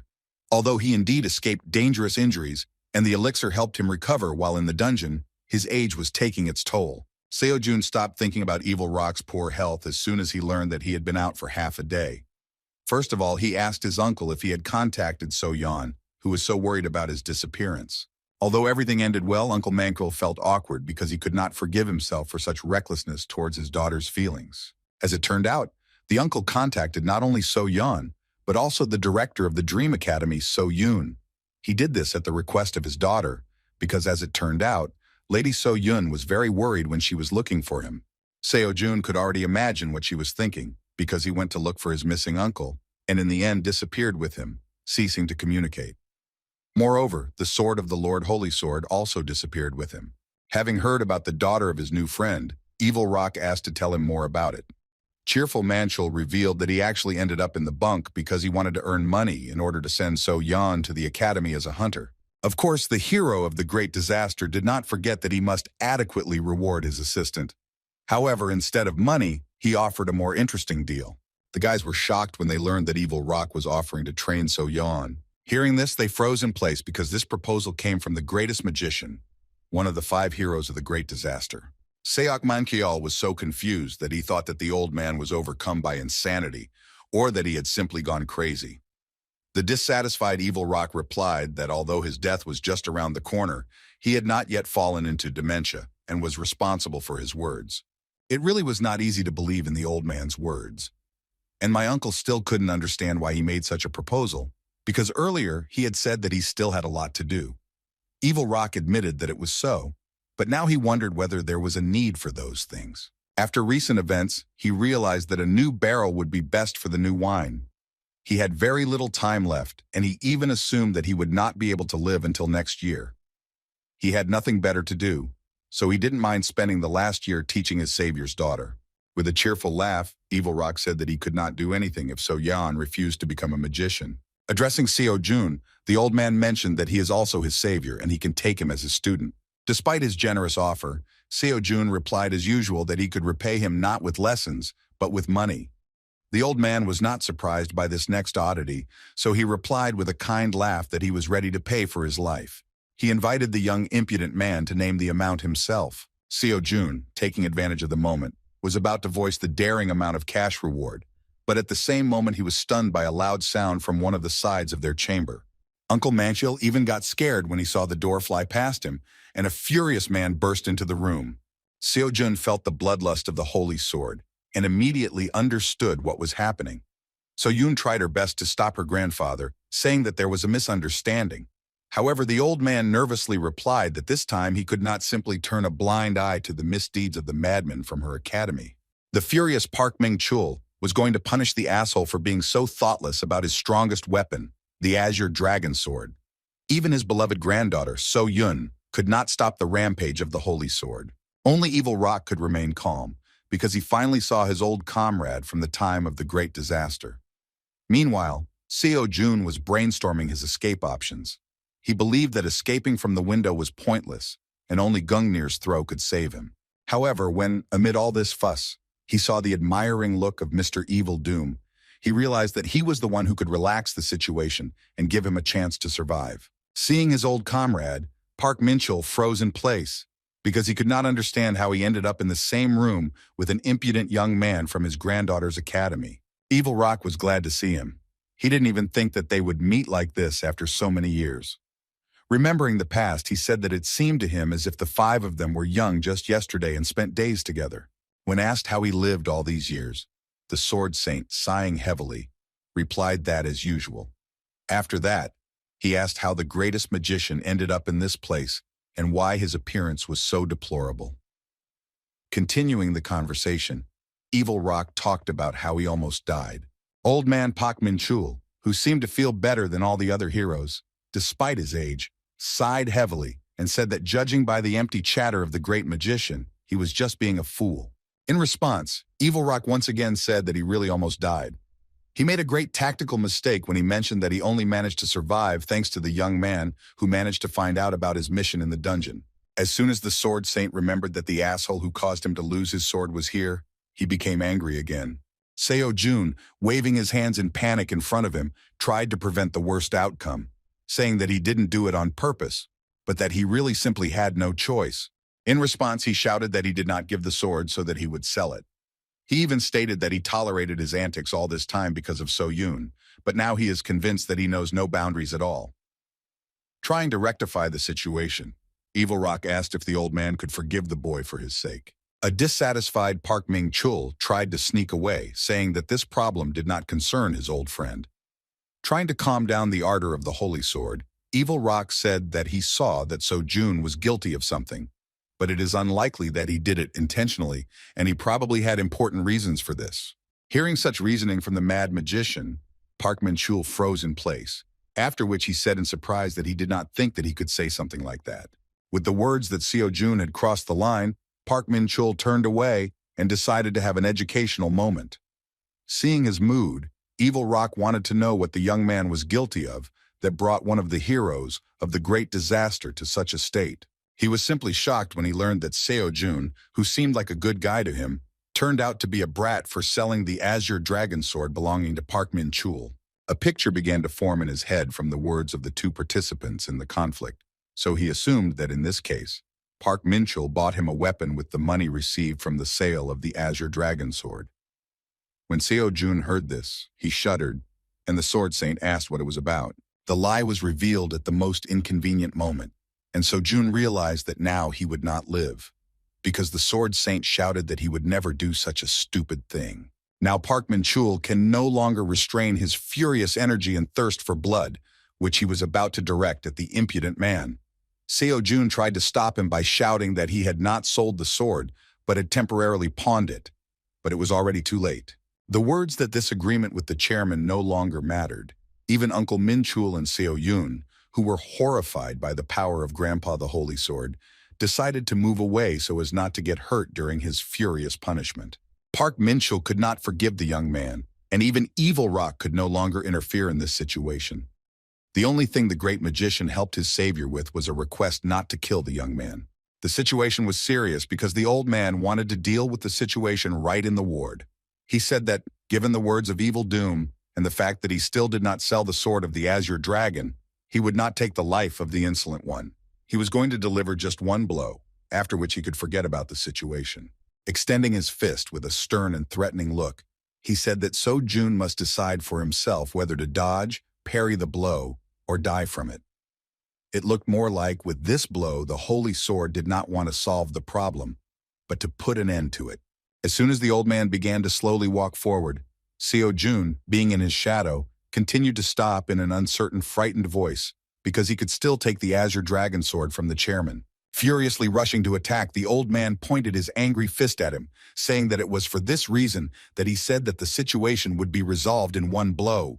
It seemed that it was already too late, because the old man had no intention of retreating, and his fist was rapidly approaching, already being a few centimeters from Seo Jun's face. All this happened at incredible speed, but the guy managed to take off at the last moment and stop the fist of the holy sword with his own fist. The incredible power that the young man encountered swept away everything in its path, creating a powerful flow of air inside the chamber. Even though the old man was serious, Seo Jun managed to stop his one promised blow. Within a moment, the boy who was able to stop the veteran's power fell to the ground screaming, clutching his hand. For the first time in all this time, Park Min-chul looked so confused because he could not believe that this student of his granddaughter's academy would be able to instantly react to his fist, which was already right under his nose. What was even more surprising was that the hand of the young man who was lying on the ground looked like new.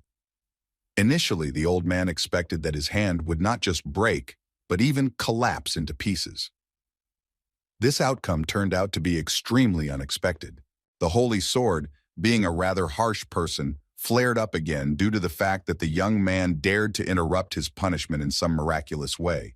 Seeing him in anger, Seo Jun shouted in panic that the old man promised only one blow and gave him the freedom to choose the option to avoid death. Suggesting not to take back what was said, Seo Jun took his leave and hurriedly went away to get some fresh air, saying that it was better for the two heroes to have a conversation in private because they had not seen each other for a long time. Following the daring young man, So Yun left the room, as well as Uncle Seok Manchol, who was amazed by this sudden, frightening sight.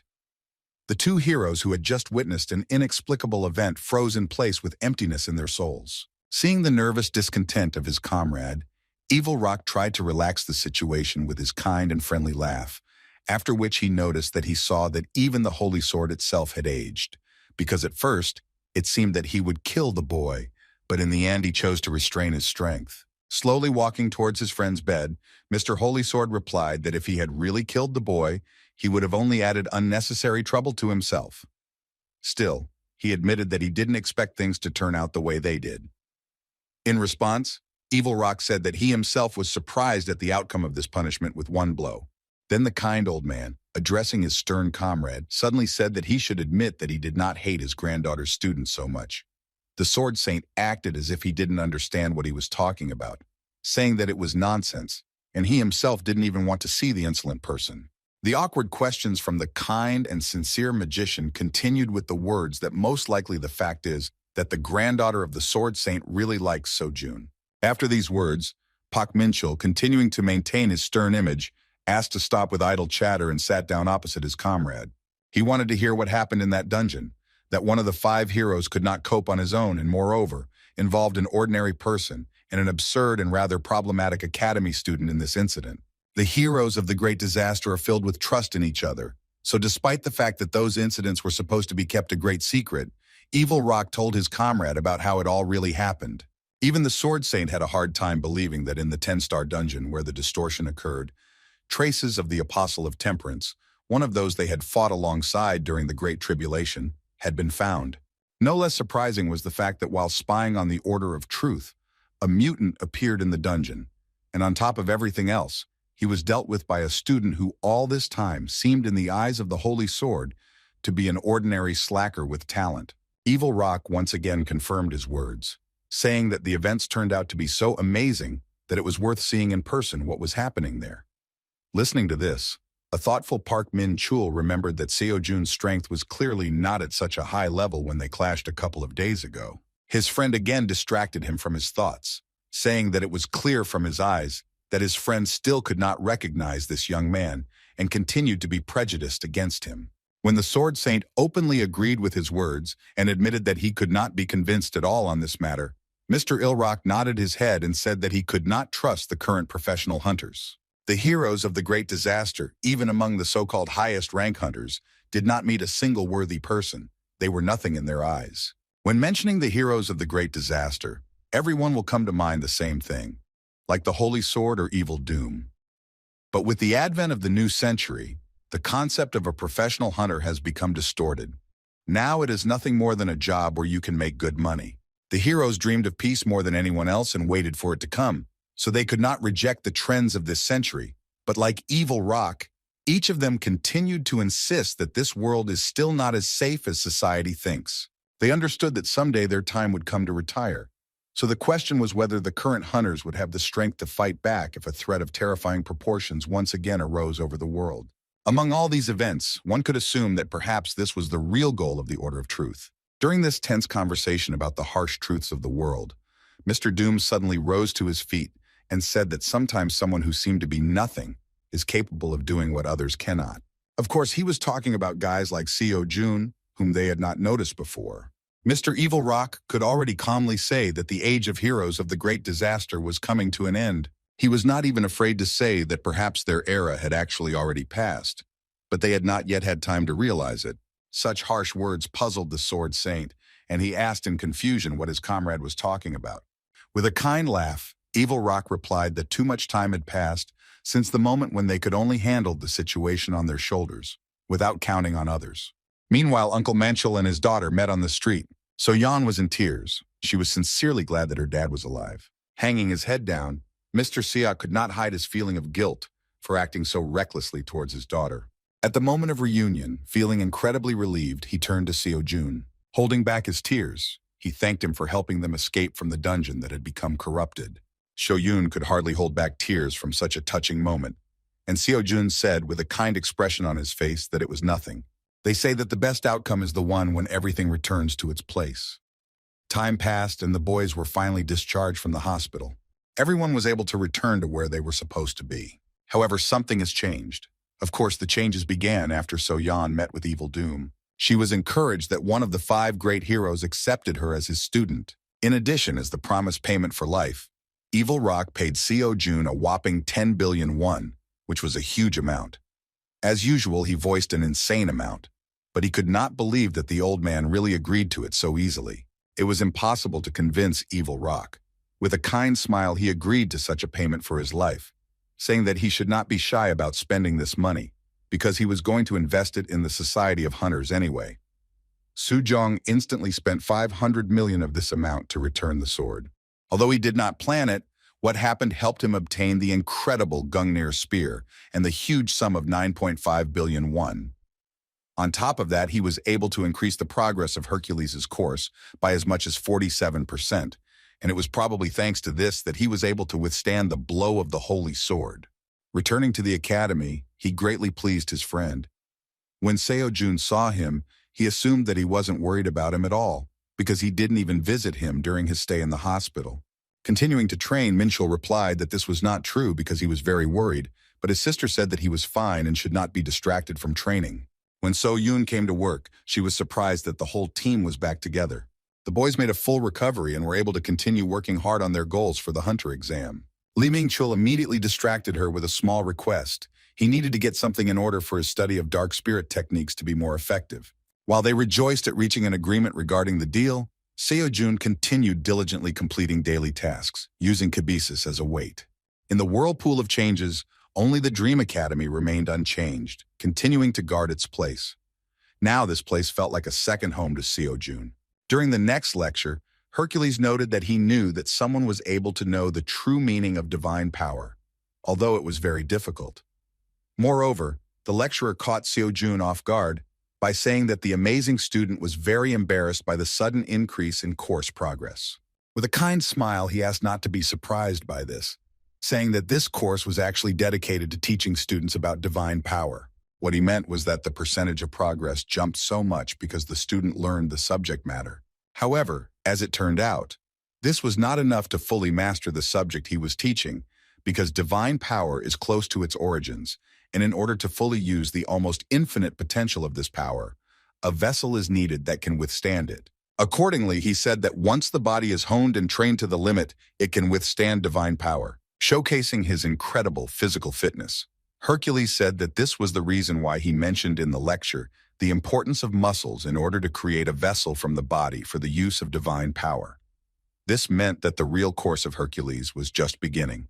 To sum it up, Seo-jun could now use divine power, but his body was not strong enough to withstand its power.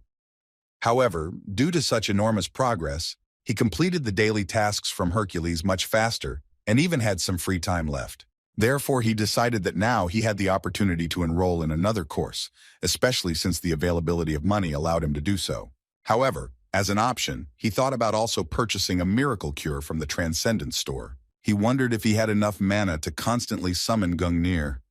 Then he would become a walking torpedo bomber that demolishes everything in its path from a safe distance. In addition, the store had a lot of means to replenish the lack of mana. The choice was really difficult and made the guy think. And yet he made the right decision and was going to take a new course. Putting aside everything else, he was now unable to absorb all the energy of the elixir. Although he has Merlin's course, it is more about understanding mana than generating it. And in order to absorb all the energy of the elixir, he needed to learn how to cultivate mana. He turned to a mentor for help in choosing a course, but did not expect a quick response because he usually responds within a week or within an even longer period of time. To his surprise, the mentor responded literally instantly, mentioned a bunch of things, but did not explain what the difference is between stability and the effectiveness of using magic. After comparing prices for courses, Seo-jun turned to So-yoon out of old habit, putting her in a difficult situation. She was simply furious when she heard that he needed money again and again, asked to be informed about the upcoming competition. The director of the academy knew very well what amounts were involved.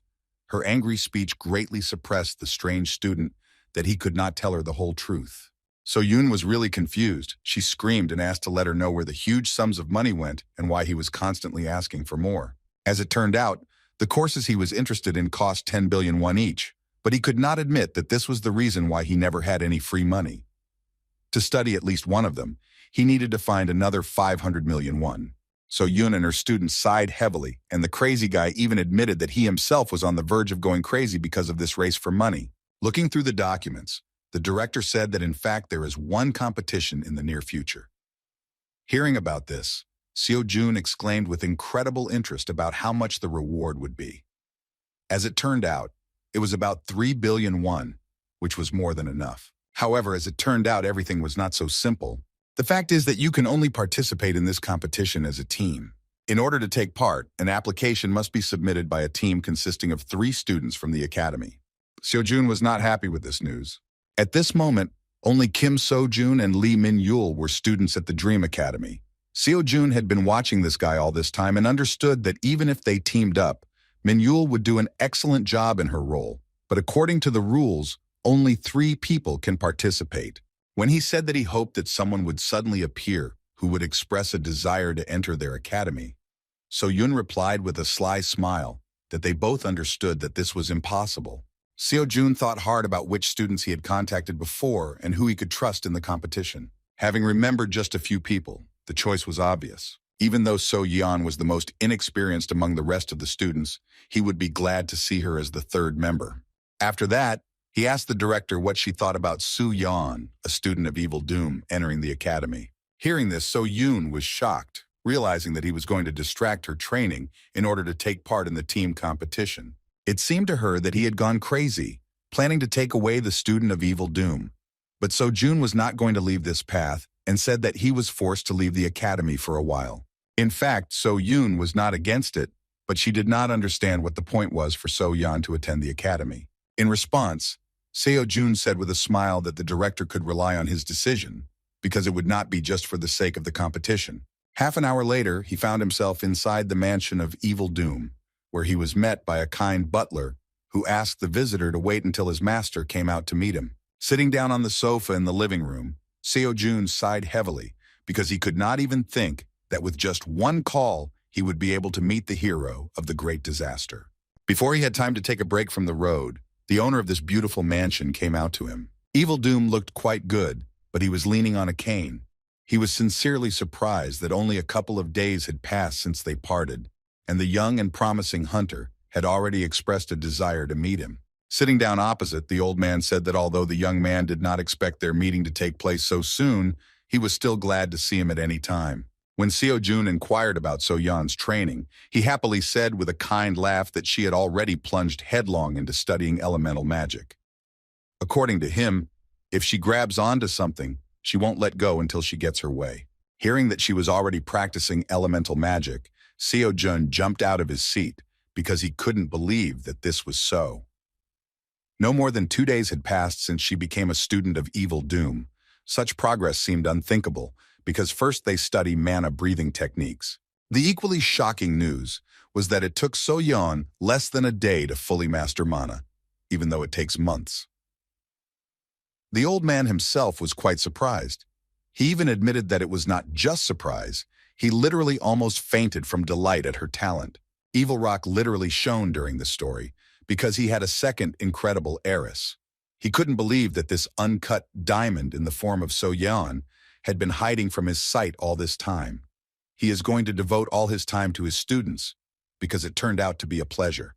When the question turned to the reason for the young man's visit, Seo Jun mentioned the situation regarding the Dark Star with some doubts.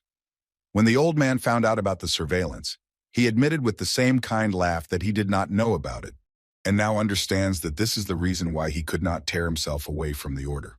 This was the first time he had heard that the Dark Star had his own student and that he was actually studying at Soyun Academy.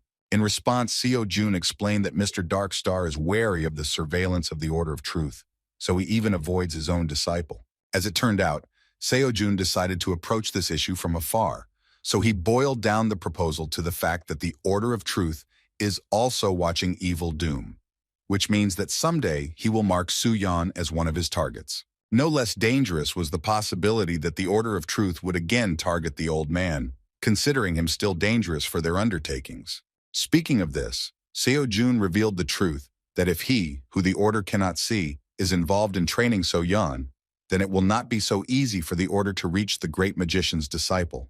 The reason why Seo Jun invited So Yeon to enter the same academy with him was extremely clear. In addition, he insisted that although this would only shorten the training time with the student, it was still time for the old man to think about his own safety.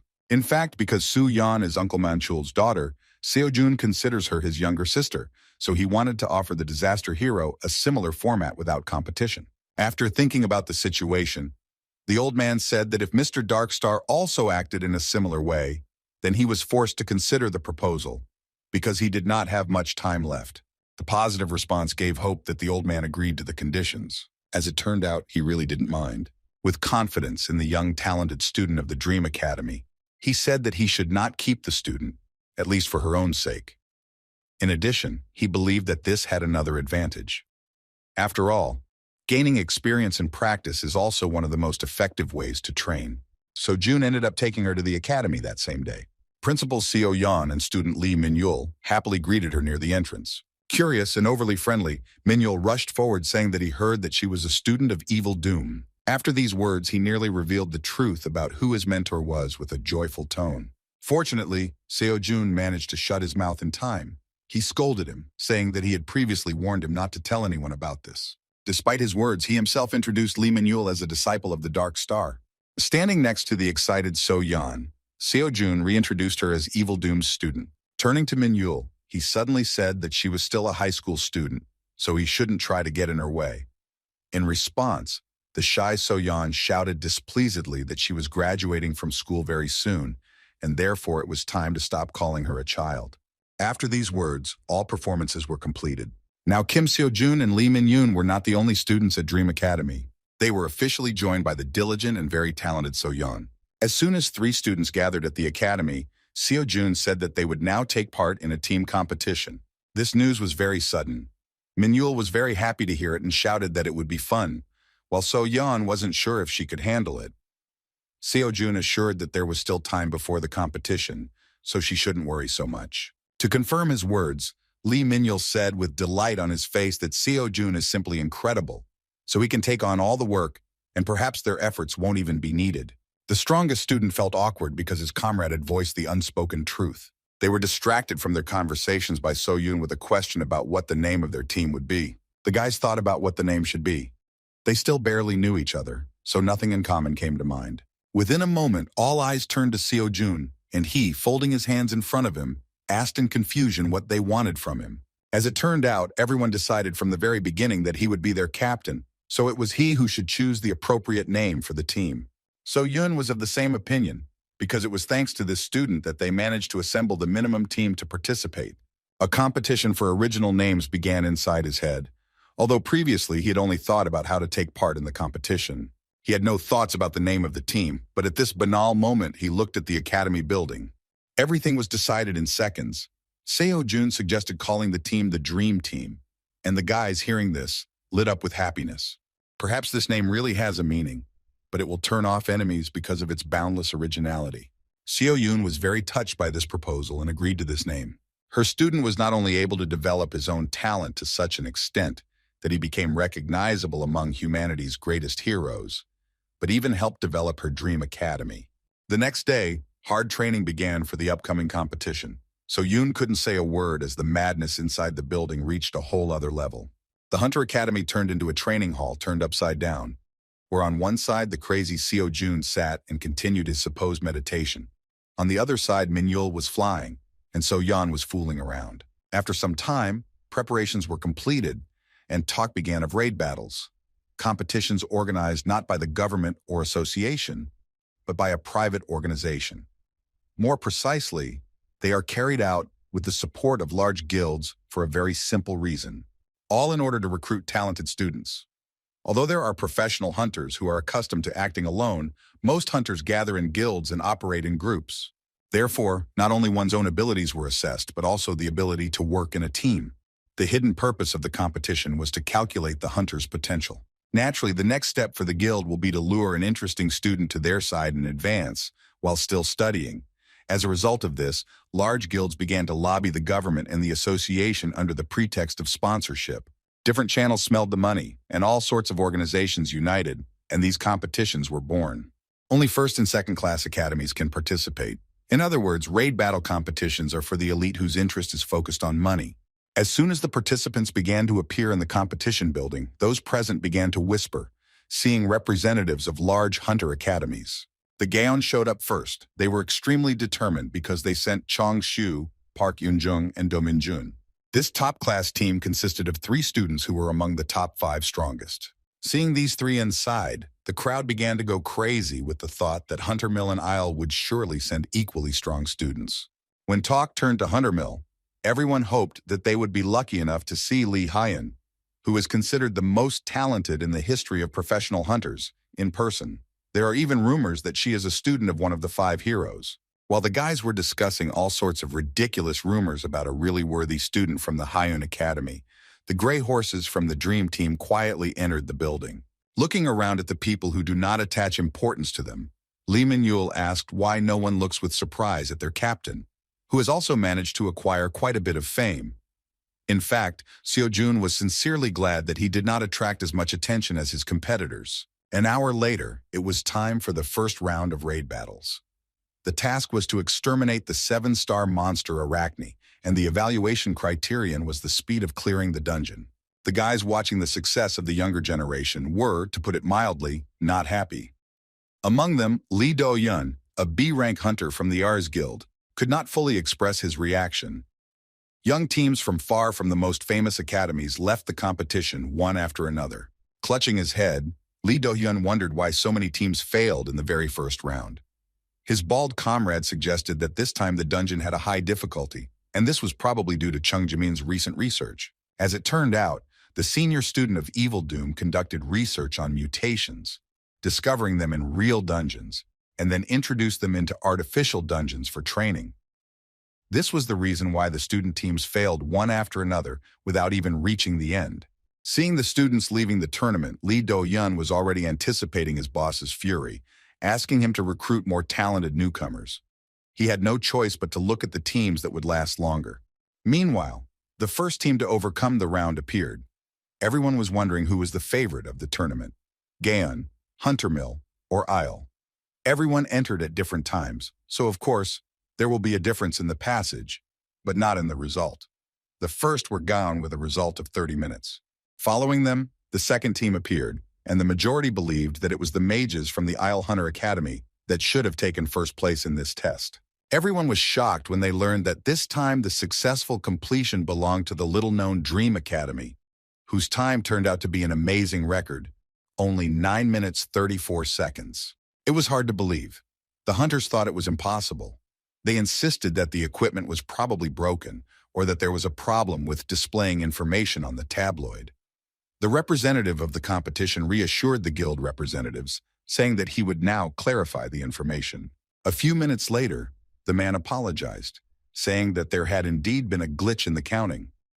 His words reassured the representatives of the guild because they understood that it could not be that they not only completed the task faster for the gown, but even set an unimaginable record. However, within a moment they were so stunned that they could not utter a word for another minute. And all because, due to a malfunction of the measuring device, the countdown was delayed by a full 30 seconds, which meant that the guys cleared the dungeon in 9 minutes. The confused guys could not believe these words and asked to check the information again, but representatives of the tournament organization were confident in the result and reported that they would soon adjust the time on the tabloid. Madmen from a little-known academy dealt with the 7-star monster with amazing speed. In fact, that spider monster from the dungeon was not as formidable as it seemed, although it would be more accurate to say that he simply did not have a chance in a fair battle with So-Jun. Having destroyed the boss of the dungeon, the captain of the Dream Team was a little confused, realizing that if the professor at the Academy of Transcendence named Arachne found out the name of this monster, she would be horrified. In fact, the real Arachne is giving a lecture on the art of creative weaving. This was not the end yet, because there were still many small monsters that were already trembling from just one swing of his spear. This matter could be expedited with the help of Gungnir, but So-Jun wanted to save it for an emergency in order to save his mana reserves. The little spiders, who are the children of the monster Arachne, use the same web that has incredible strength and elasticity. Surely this was the reason why many teams failed at the very beginning of the test. But this was not a problem for the Holy Spear, and with just one swing, So-Jun was able to neutralize the threat. Having destroyed the Spear of Threads, he rushed forward and dealt with most of the monsters with his own hands, and after him, the disciple of the Dark Star demonstrated his incredible speed. The guys did a huge part of the work, and watching this, So-Jun felt real delight. So-Jun and Manuel were incredible as they took down a lot of monsters without much effort.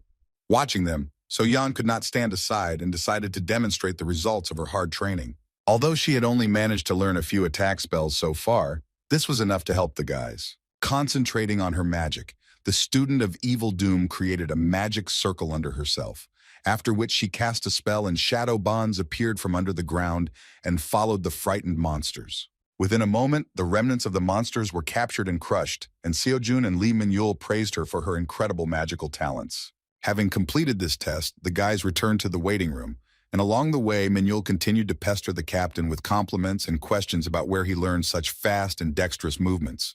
So-Jun was embarrassed and asked his friend to remain silent, but the sincere and friendly Min-yul continued his speech, saying that it was as if he was becoming a different person. Ignoring his words, the captain asked the disciple of the Dark Star where his entire arsenal had gone. He replied that he just threw it away, because the teacher said that he doesn't like to use everything, because it's better to focus on what you have real talent for. That's how he left behind the double daggers as well as the bow and arrows to control the battle from a distance. With his fast movements, over time he can become an incomparably dangerous and stealthy assassin. So-Jun was surprised, because this time he did not use his bow at all, although he kept it with him. As it turned out, he was protecting So-Jun from the very beginning. But with a bow, he would have had to keep his distance, and then he would have abandoned the rest of the team members one by one. Then the younger sister's uncertain voice interrupted their conversation. She felt uneasy because of the oppressive atmosphere inside the waiting room, with all the people staring in their direction. It is not strange that this was due to their stunning result. Once the members of the Dream Team took a closer look, those present recognized the winners of the Hunter Mill exam, Kim So-Jun and Lee Manuel. Taking a few steps forward, So-Jun locked eyes with representatives of the Gaon Academy. The captain of the Dream Team could not understand why they were staring at him so much. Within a moment, the guys, disappointed in their participation in the tournament, turned around and went to a more secluded place. Seo-jun remembered that the guy who harbored a deep grudge against him was Young-shu Woo, whom they had met before. Lee Min-yul was so delighted by the attention of the students around them that he happily said that people were finally starting to recognize them. Because of his tongue fluttering, the captain came into conflict with him, and So Yeon, seeing the students' reaction to this dispute, shyly said that she was ashamed of them. Their conversation was interrupted by students of Hunter Mill Academy. The captain of the elite of this educational institution literally beamed with self-confidence because he believed that the liveliness of those present in the waiting room was connected with their amazing result. However, after a moment, these three realized that no one cared about their result or their appearance in general. After them, representatives of the Isle Academy entered the waiting room. The captain of Leon's team behaved more restrained because he already understood that they had all failed against the background of the Dream Team. During the second round, teams had to get a magic crystal from a dungeon in a limited time, and the evaluation criterion was the speed of completing the task. The Dream Team again took first place, finishing in 4 minutes 23 seconds. In the third round, it was necessary to destroy the artificial monster Link Bell, and the evaluation criterion was again the time allotted for the raid. This time, the guys managed it in just 19 seconds because So-jun pointed his spear Gungnir at the monster from the very beginning. The fourth round was significantly different from all previous ones. The monsters we had to face were Dragger, which appeared in unlimited numbers. The task was to protect the magic crystal for as long as possible. It seems that the guys coped without any problems, but Lee Min-yul was quickly left without arrows, while So-yeon was already at the limit because her magic reserves were not yet large enough. The captain decided to rush forward, entrusting his comrade with protecting their magician and thinning out the enemy ranks. The large number of Draugr that gave chase were not serious enemies for the Dream Team captain. So-jun, without even using magic enhancements, dealt with not only the branches, but also the very cores of the Dragr. He cut them with such ease as if they were made of tofu. Due to the fact that the monsters kept reappearing, it was simply impossible to get rid of them. But due to his efforts, their number was noticeably reduced. Moving deeper into the dungeon, So-jun noticed a strange sphere that was in the air. It was impossible to see it with his eyes, but Chiron's sense of touch clearly captured the foreignness of this object.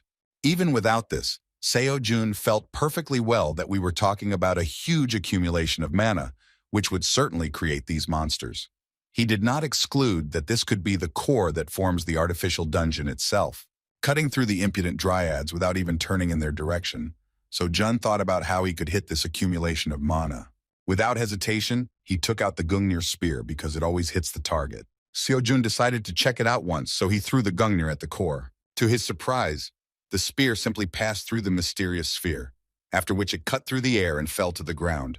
This was extremely unexpected, but now it has become clear that this mysterious object, which cannot be seen with the eyes, does not actually have a physical shell. Continuing to fight off the endless attacks of the dryads, he began to think that he could have been mistaken in thinking that there was something in that place. However, he quickly discarded this thought, realizing that Chiron's sense of touch always works flawlessly, especially with the laws of his world. Within a moment, he realized that he had another weapon in his hands with which he could try to destroy the mysterious sphere. His holy spear, unlike Gungnir, still hid some effects, but it was clear that it had options that were in no way inferior to Gungnir. A crazy idea appeared in this guy's head. A few minutes later, he was right in front of the monosphere, ready to strike.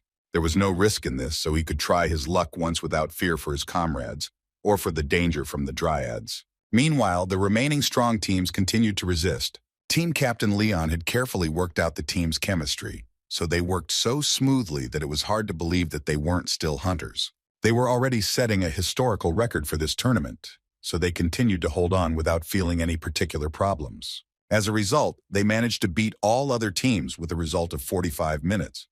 While the emotionless captain strode confidently forward, his crew rejoiced at the success of their error-free work. Since Captain Shu was silent all this time, his comrades believed that this meant that he was satisfied with the results. The captain himself really believed that they had an excellent strategy in which they did not make a single mistake. They even held out twice as long as Hunter Mill and Isle, who had entered before them. They achieved the best result that they could achieve to the limit of their capabilities. As Team Jian entered the waiting room, their attention was caught by the strange behavior of Team Dream. As it turned out, Lee Min-yul had completely abandoned any thoughts of becoming team captain, and the confused So-yeon was constantly trying to find out what had happened. The guys from the competitive academy recalled that the dream team entered at the same time as them, but left earlier. Based on this assumption, they thought that this time victory was theirs. Captain Shio believed that his expectations were justified, and these incompetents were simply lucky. However, at the same moment he was distracted by the shocked tone of his comrade's voice, who was surprised at what was happening on the tabloid. He assumed that there had been some mistake with the records. Looking at the tabloid, Shu was so shocked that his face was covered in cold sweat, and he was unable to utter a word. His feelings were shared by all the hunters present, who previously believed that the magical core in the dungeon could not be destroyed because it exists as matter without a physical body. The Dream Academy's result was higher than the rest, but the tabloid stated that their time could not be measured. Representatives of various guilds who came here to find future hunters for themselves were amazed at what had happened, because not even a month had passed since the end of the Hunter Mill training exam, and the students of the Dream Academy had progressed so much in such a short time. Everyone understood that if this continued, and after the exam, which was in a couple of months, they would enter the world of professional hunters. Then in a few years, they would make a huge sensation and rise above all the hunters in Korea. Now everyone present considered it their duty to recruit the guys from the Dream Team, no matter what the cost. Meanwhile, there was a tense atmosphere in the waiting room. On the other hand, Seo-jun did not pay attention to this because he was trying to unravel the secret of his sacred spear. From the very beginning, he assumed that the holy spear could have the effect of ignoring the mana shield, but Gungnir also had the same abilities, which was unable to hit the core of the dungeon. Ultimately, to him, Oppa spears were nothing more than large sticks that had a difference in levels. Overall, he assumed that the holy spear might not be capable of such a thing. However, as soon as he struck, the dungeon core was easily split into two pieces, similar to how the mana meter was destroyed in the Hunter Meal training exam. Gungnir did not work, but the holy spear proved to be more effective. Based on this, So-jun suggested that the property of this weapon is the ability to cause direct damage to the target. He still had to figure this out to the end, but now he had even more clues. While Seo-jun pondered what his spear actually was, the guys enthusiastically shared the last moments of the third round of the competition, in which they were surprised by the sudden disappearance of the dryads. They couldn't wrap their heads around the idea that Seo-jun was capable of destroying the dungeon. Their conversations were suddenly interrupted by a question from a disgruntled student who asked what tricks the captain of the Dream Team used. It was Chong Shu who still couldn't stand it and couldn't get by with just a condemning look. The team behind him was extremely worried, and it was difficult to understand what exactly the behavior of their captain or some crazy result of the third stage. Most likely, Chong Shu did not pay attention to them, and it was his personal impulse. So Jun, surprised by his behavior, said that he did not understand what he was talking about. The determined team captain Gan replied that he would not stand with folded arms if the scammer continued to play around. Lee Man-yul was the first to break down and flared up, ready to tear the daring captain of the Gaon team to shreds. Seo-jun gently stopped him with his hand and asked if Chong Si-woo really believed that there was a place for cheating in their passage of the stage. Raising his tone slightly, Captain Shu let everyone present know that he had been closely watching the conflict, that he did not think that such a situation would otherwise be possible. In fact, he recognized that Kim Seo-jun had extraordinary abilities.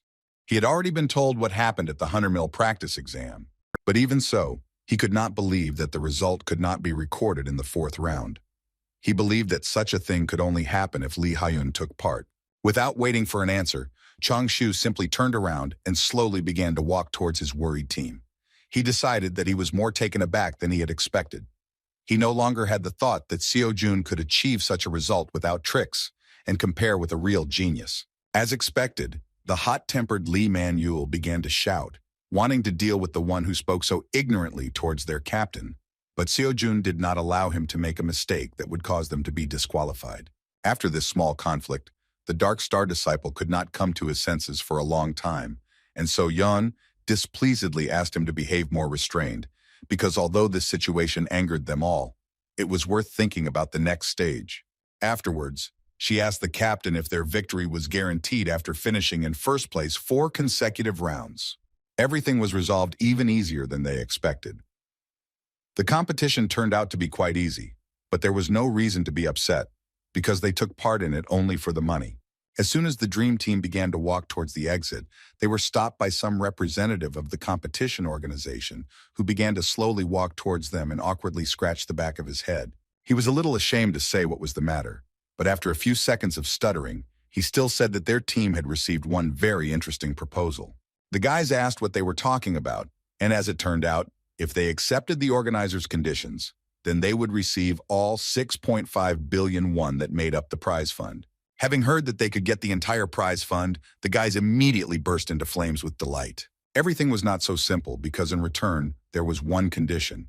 It concerned that the boss should appear in the final round as a 9-star monster. Hearing this, the guys were horrified, but Sojun, in a hurry, grabbed them by the shoulders and said that they had no questions about this. The representative of the organization said that there is no need to be horrified. Although it goes without saying that a monster created by magical technology is inferior to a real monster. But even so, the student's strength is not enough to catch it. It is precisely because this task is too serious for the students that the goal of the 5th round is not to catch the boss, but to test how the students attack the powerful monster and what resourcefulness they show during their battle. Seoyeon and Manhwa breathed a sigh of relief when they learned that the assessment was formed precisely on the basis of overall indicators and the quality of the attacks carried out.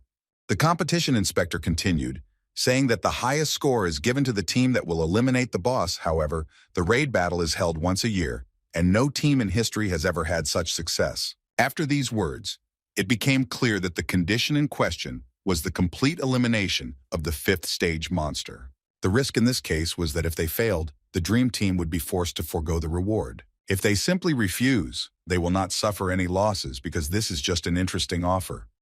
The organizers offered them to complete the 5th level according to the rules and receive a reward for first place if they refused to completely destroy the boss of the artificial raid. As it turned out, the inspector later admitted that in fact the proposal did not come from the organizers. It became clear that in this case, the top 3 academies were involved because they were probably excited that the dream team lowered their results far down. Given Young Siwoo's recent reaction, it was logical to assume that other academies now believed that the dream team was actually playing foul. Reasoning in this way, it eventually becomes clear that with this proposal, they plan to destroy the dream team and restore the honor of the top 3 hunter academies. As expected, the decision depended only on the captain, because with his strength, the entire team could not worry about facing any danger. The inspector himself said that if the guys are interested in knowing the opinion of the organizers, then they too are looking forward to the dream team accepting this proposal. Afterwards, he awkwardly admitted that there was no denying that there was no tension in this raid battle. Seeing his obvious signals, Seo-jun understood that the organizers were simply being pressed by channels and sponsors of large hunter academies. Seo-jun was forced to deepen his thoughts. On the one hand, they could get 6.5 billion if they succeed, but if they fail, they will simply leave with nothing, even though they are now guaranteed first place in the competition. With a sly smile, he asked if it was possible to put forward a counteroffer. As it turned out, the extremely greedy young man spoke out about the fact that he was not satisfied with the prize fund. He asked to tell the organizers that they should add a little more on their own to bring the fund to the 10 billion won mark in order for them to accept the offer. The impudence of the captain of the dream team seemed unheard of even for its members, because Sojun had never so brazenly crossed the line of reason before their eyes. Hearing about such a sum, the inspector shouted in surprise that this was madness, but Sojun in a calm tone made it clear to him that with the current prize fund they simply had no reason to accept offers, taking such big risks. As an argument, he carried out the manipulation with a confident look, saying that they already had 6.5 billion won in their pocket anyway.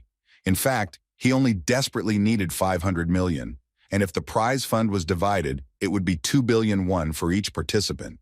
The remaining 1.5 billion will not be enough for his constantly growing karma, but everything will change if the money suddenly increases to 10 billion. Thinking about this, a greedy smile appeared on the cheeky boy's face. If the organizers agreed, then he will also be able to buy a mana course and a large amount of elixirs.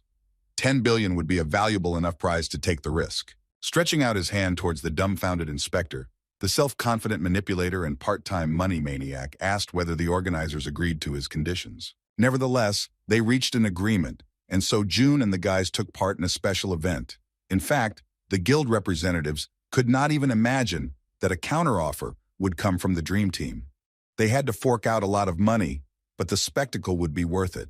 Now the major academies understood that Seo Jun was not a joke opponent because he was able to unravel the intentions of the organizers.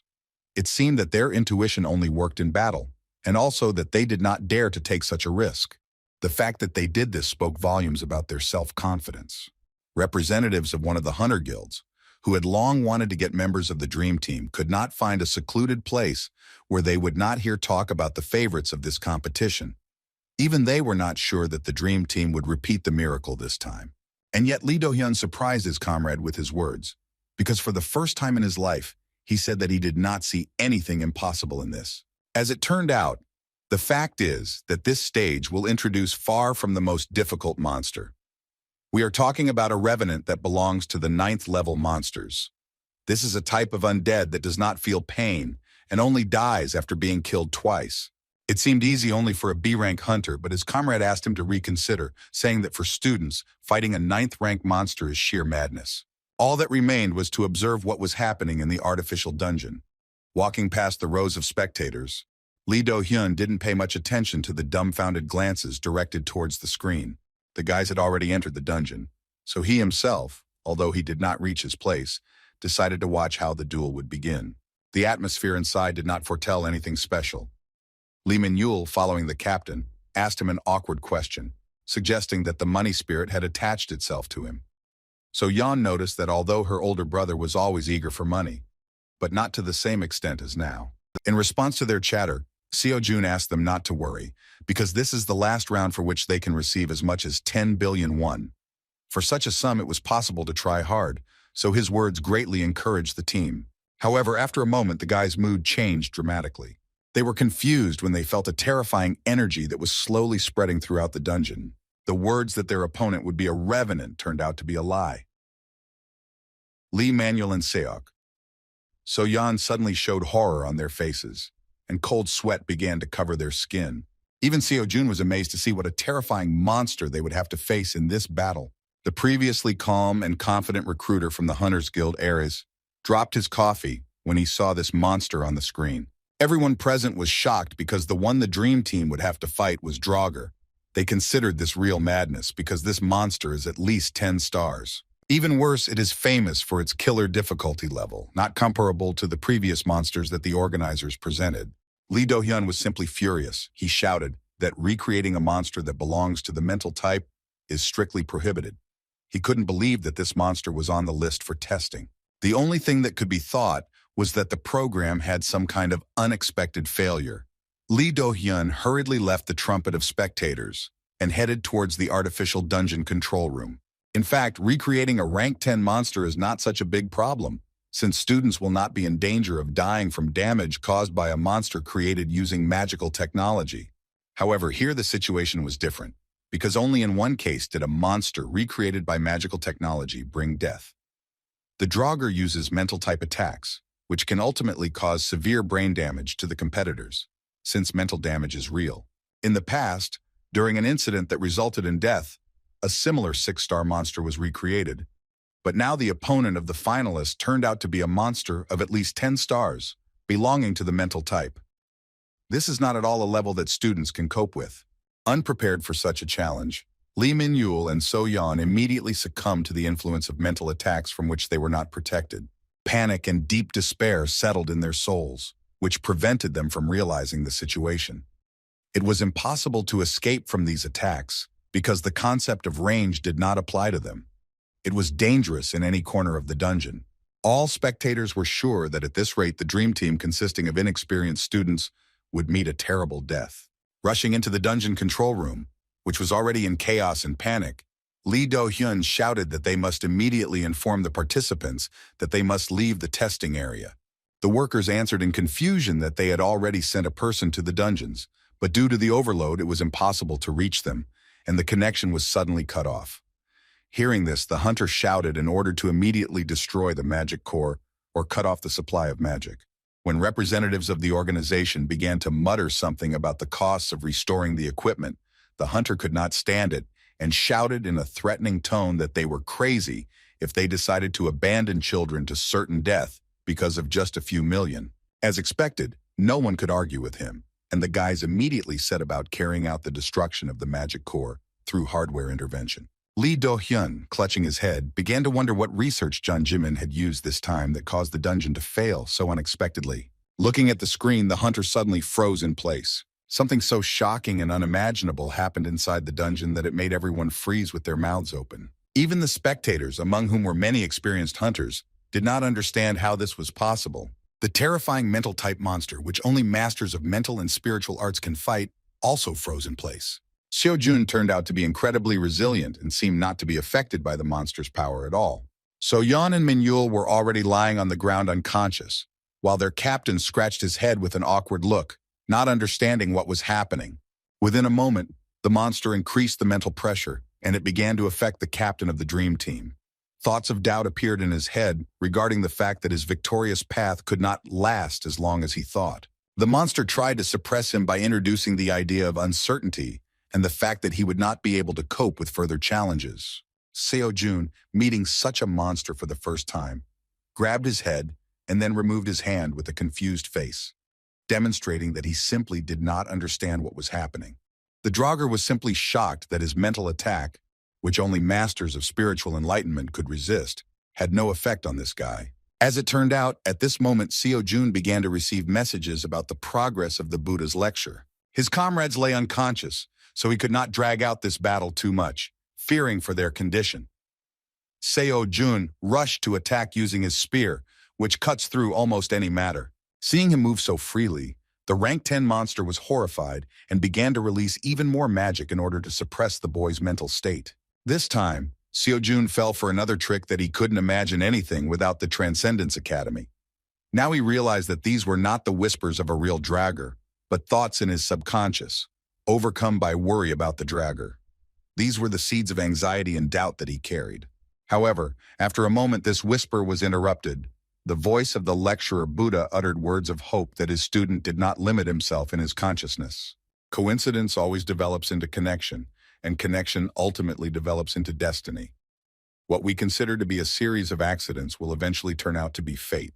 Internal doubts that clung to the concept of chance in the voice of a Draugr said that Seo-jun, as before, had achieved nothing on his own, because all his success was the result of a chance meeting with the Academy of Transcendence. Seo-jun again began to plunge into the abyss of despair, but his path continued to be illuminated by the words of the Buddha, which now began to take on new meaning. He said that if a depressed person talks about the past and an anxious person about the future, then a peaceful person will talk about the present. The teachings of the Buddha draw attention to the fact that sometimes you need to be able to free your soul from the burden. Therefore, when the soul is in turmoil, it is worth accepting the existing reality. No matter what happens, we always remain the same children of the universe as before. Our worries do not change this world. It is our worries that change the way we see this world. The words that we deserve to stand in our place, even if we don't feel it ourselves, brought Seo-jun to order, even despite the pressure from one of the strongest mental-type monsters. The Draugr continued to increase his pressure, and now Seo-jun's subconscious released doubts about his freedom, reducing everything to shameless luck, because of which he does not deserve the right to have what he has. In response to this, I remembered the words of the Buddha that everything that still remembers him probably believes that he is a being that has reached all the peaks. Everyone will say that because they will remember how majestic he was. However, in reality, even the Buddha is not made of only such moments of greatness. In truth, every moment of life we live gives us something and teaches us something. The great image remembered by the world is, in fact, just a tribute to what he received while making his way through his life. Of course, this applies to every person, and that's why Buddha insisted that if you don't accept a moment of life, then there will be nothing to give, because if there is nothing inside you, then there will be nothing to share. Everything that fills us gives us the necessary strength at the right time. This realization allowed Seo-jun to overcome the pressure that the Draugr put on him. Now he was able to break through the prejudices and doubts that the monster had sown. Having regained his clear mind, Seo-jun rushed forward, approaching the monster. The Draugr tried with all his might to resist, applying pressure to stop the boy. Every nerve cell in Seo-jun's body responded with a piercing, ringing sound, as if a current was passing through it. However, after realizing the Buddha's lecture, The seeds of anxiety and doubt that were once firmly ingrained in his soul finally withered. No more thoughts could shake him. Of course, this could be called true ataraxia. The progress of the lecture increased significantly, and the guy's mental strength increased significantly, so the Draugr was no longer dangerous for him. However, Seo Jun had to do everything to destroy this monster, because it still threatened his comrades. Despite his exhaustion, just like fighting a giant dryad, he once again used divine power and rushed forward. It was too late for the monster to try to escape, but Seo Jun admitted that he turned out to be the best teacher for him. Within a moment, the monster was pierced and its body left the core. Following this, powerful mana energy was released, embodied in divine power. The broadcast from the dungeon was suddenly interrupted due to such a flash of energy. No one could believe that an academy student was able to not only withstand mental attacks, but even cope with a rank 10 monster. The Draugr is one of the most menacing creatures that can be found in the dungeon. To be honest, none of the recruiters present at this competition could cope with the mental attack of this monster. In addition, the Draugr is an incorporeal ghost and physical attacks simply have no effect on it. That is why all 8 dungeons with Draugr that appeared in Korea in the past were only cleared by the Soul Star, one of the 5 heroes. The most amazing thing about this situation was that everyone present saw that Kim Seo Jun was able to deal with the monster with one blow. Sighing heavily, Lee Do-hyun began to laugh loudly, saying that their guild would not be able to get such an incredible hunter at their disposal. The waiting room for the participants was no less shocked than the rest. Most of those present did not know the real danger of the Draugr, but Chong Shu, who knew about the mental type of monsters, was extremely shocked by what happened. In addition, it is known that starting from rank 9 monsters, clearing becomes difficult not only for a rank, but even for S rank. Now the team captain began to doubt whether he should be compared to Lee Hyun. A cold sweat broke out on his face at the thought that Kim Seo Jun had accomplished something that even the most talented huntress in the world probably couldn't do. The protagonist of this competition could barely stay conscious. He leaned tremblingly on his spear, glad that at least this time he did not pass out like after the battle with the Dryad. Perhaps this was due to the progress of Shakyamuni Buddha's course.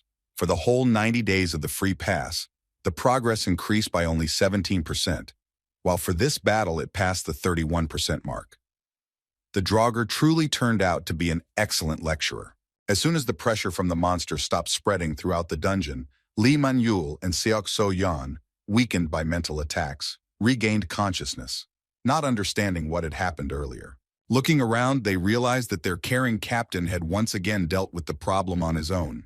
Supporting the weakened young man, the guys led him out of the dungeon. Seo Jun was about to fall asleep in their arms, but the bright light and noise around made him open his eyes slightly. Dozens of representatives of large guilds were already running in their direction, asking them to sign a contract according to which, after the hunter exam, they would join their organization on favorable terms. The guys were simply dumbfounded by such attention on their part and began to think that it would be better if they returned to the dungeon again.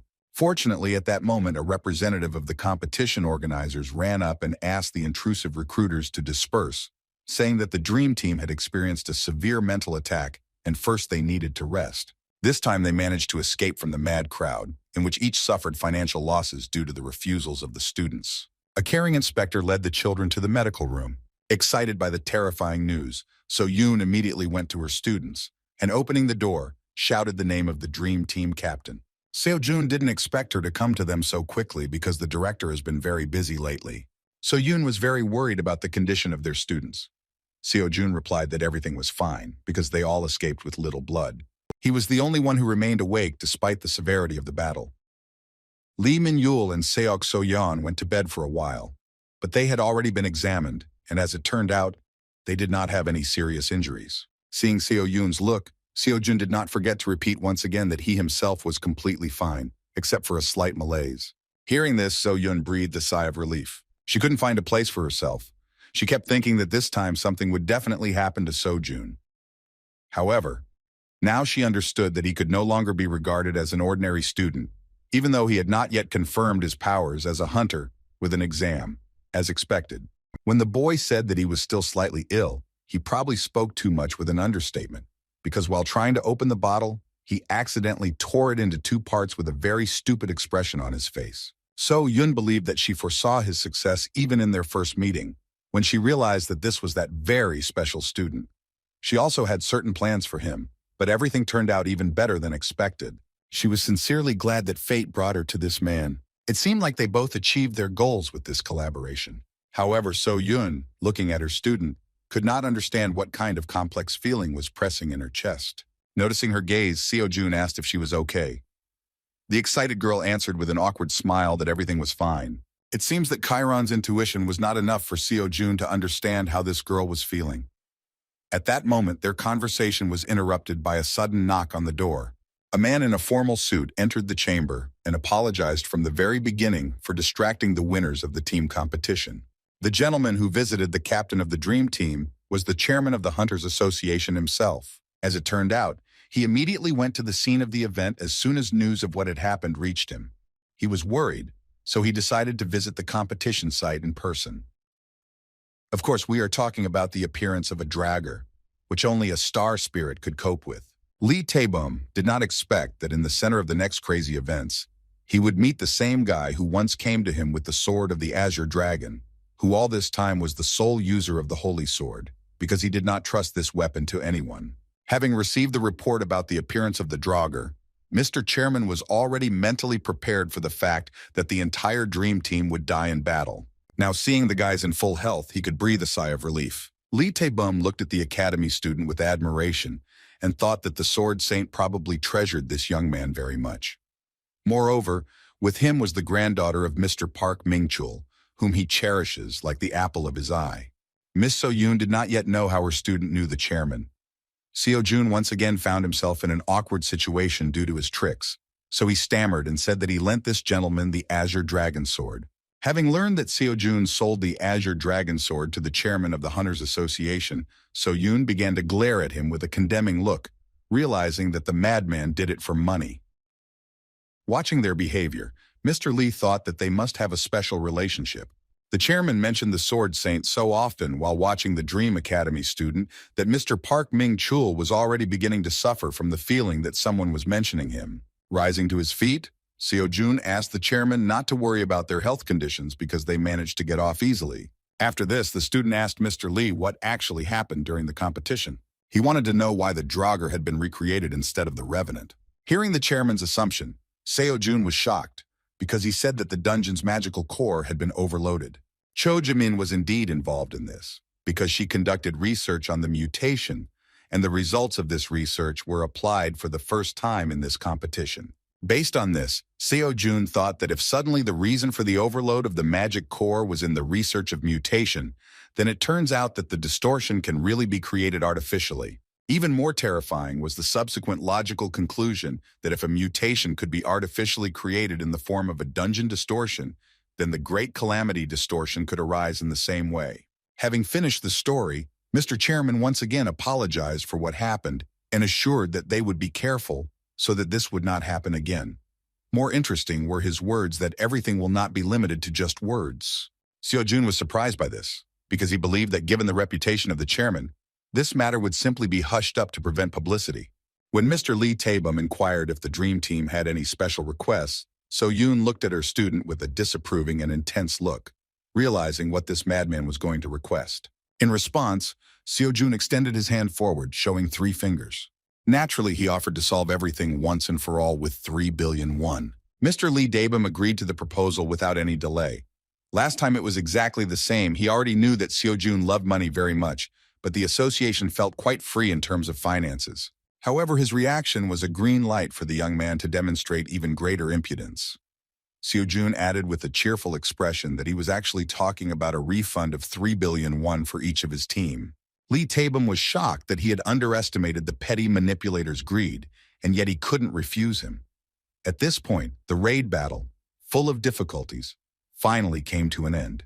The hunter organizations could not remain the same after they witnessed the abilities of the Dream Team that easily beat out the elite of the top 3 academies. Thanks to the incident with the Draugr due to the exploding magic core, the academy's fame increased greatly. From the guilds to the common people, the whole of Korea was hotly discussing the Dream Team, and especially their captain, who proved that all his previous results were not fake. The heroes of the hype themselves were not yet ready for such recognition. Lee Min-yul and Seok So-yeon felt that they did not deserve such a huge reward, so they gave up most of their reward in favor of their captain, who for some reason unknown to them, always needed large sums. Their actions surprised Sojun very much, because it looked as if fate had given him another gift. They had their own problems, so they didn't care at all about what was happening outside the academy. Walking slowly along the corridor of the academy, Seo-jun, who had received an incredible amount of money, was having a hard time trying to calculate which courses there would be enough money for. In total, it was a whopping 19 billion won, of which Su-yan and Min-yul would only take 3 billion each. There was an indescribable joy on his face from the realization that there was only 4.5 billion left to collect to enroll in the course of the great sage equal to the sky. In a good mood, he looked into the office of the director of the academy and inquired about how things were going regarding the promotion of the educational institution in the ranking. As it turned out, this time they managed to enter the first league. When Seo-jun said that the 6th-ranked dungeons were now available to them, So-yoon felt uneasy, knowing what he was talking about. She was forced to inform that in order to visit such a dungeon, a student must be accompanied by a hunter of at least a rank. Seo-yoon looked like she was very guilt-ridden since she was only a B-rank hunter, which meant they wouldn't be allowed to raid because of this. When the director started apologizing and lost her head, Seo-jun began to panic and shouted that it was no big deal, because in fact, she had done a lot for them, because without her help, he would not have even been able to participate in the recent competition. After these words, he hurriedly ran out of the office so that So-yoon would not feel even worse. He really regretted that he had so rashly inquired about raiding high-level dungeons. It seemed that the money problem was almost solved, but now that the path to the 6th-ranked dungeons was closed, Seo-jun was forced to think again about how to earn extra money. As a result, he had a choice. Wait a little longer until he accumulated the required 5 billion or listen to lectures on mana. Unsure of what to choose, Seo-jun decided to contact his mentor and wrote to him with a request for a meeting. Before he had time to send the message, the lecturer immediately jumped out of the phone screen, frightening the young man. The mentor began to rejoice that he managed to surprise the student, while Seo-jun clutched his heart, saying that it would be nice if the mentor started using a different method to appear. It turned out that this was a way to entertain the mentor. Leaving out the details of his hobbies, the Transcendence Academy representative asked why Seo-jun wanted to see him.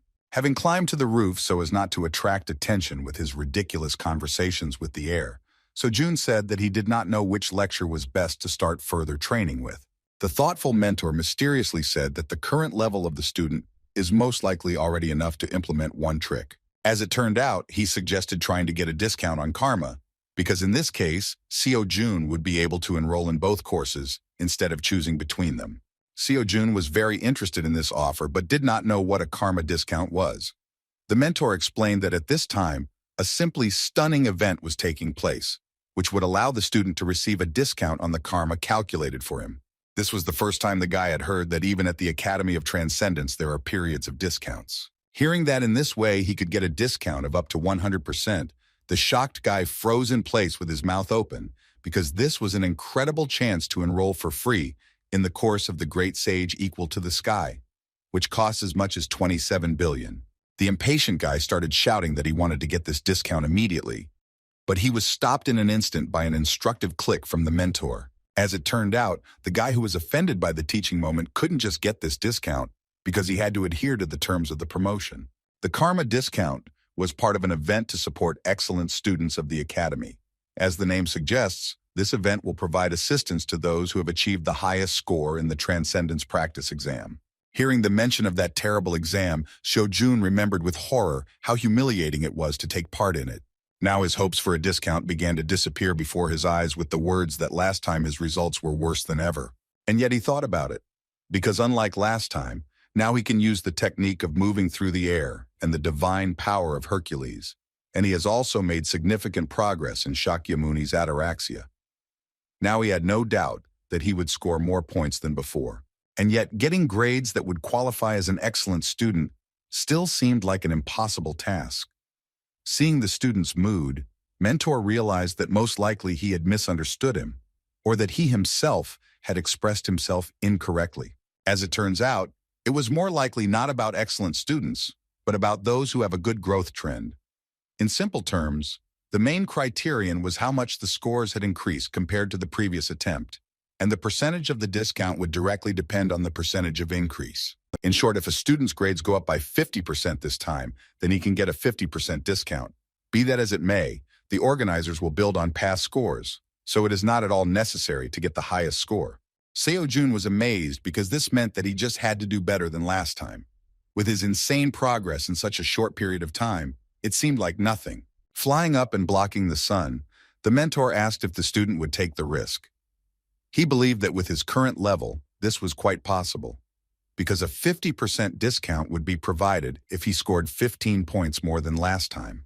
Seo-jun couldn't miss such a great chance, so he joyfully shouted that he agreed to take the risk. First of all, he prepared for the stage in which he had to fight the greedy dragon. To do this, he purchased several gold bars, as before, listening to the advice of lecturers. Taught by experience, he remembered how to properly fight Fafnir. Meanwhile, 1 billion won was debited from his account because he had to pay for the practice exam this time. Actually, the loss of this money was the only risk to which he was exposed by taking part in the test of karma. Within a moment, he began to brainstorm because he realized that if he could get a 100% discount, then he would have as much as 22 billion won left in his hands, which would allow him to additionally buy lectures on mana, as well as a sufficient amount of elixirs. For this plan to work ideally, he needed to get 21 points, that's 3 points from each of the 7 disciplines. After realizing these details, Seo-jun started forming practice exam questions based on last year's assignments.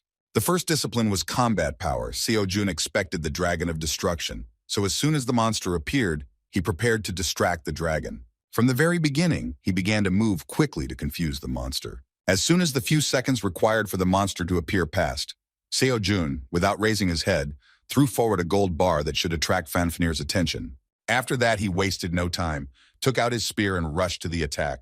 Sticking with the previous plan, he was going to take advantage of the moment when the dragon was distracted by the gold to climb onto its back and deliver a powerful blow using Hercules' divine power. However, after a moment, he realized that the dragon had nothing to do with the fact that he threw the ingot in his direction. Moreover, the huge monster looked completely different from Fafnir, because in addition to a different color, it had many heads. Taking a closer look at this monster, Seo-jun realized that he had miscalculated.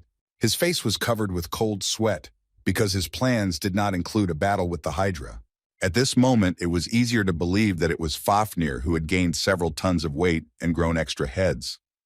Looking at his phone, which was in the hands of his mentor, Seo-jun, not paying attention to the preparation of the monster's attack, only confirmed that his opponent was a Hydra. The joyful mentor, expecting a series of interesting defeats for the student, encouraged him with words of faith and wished not to give up.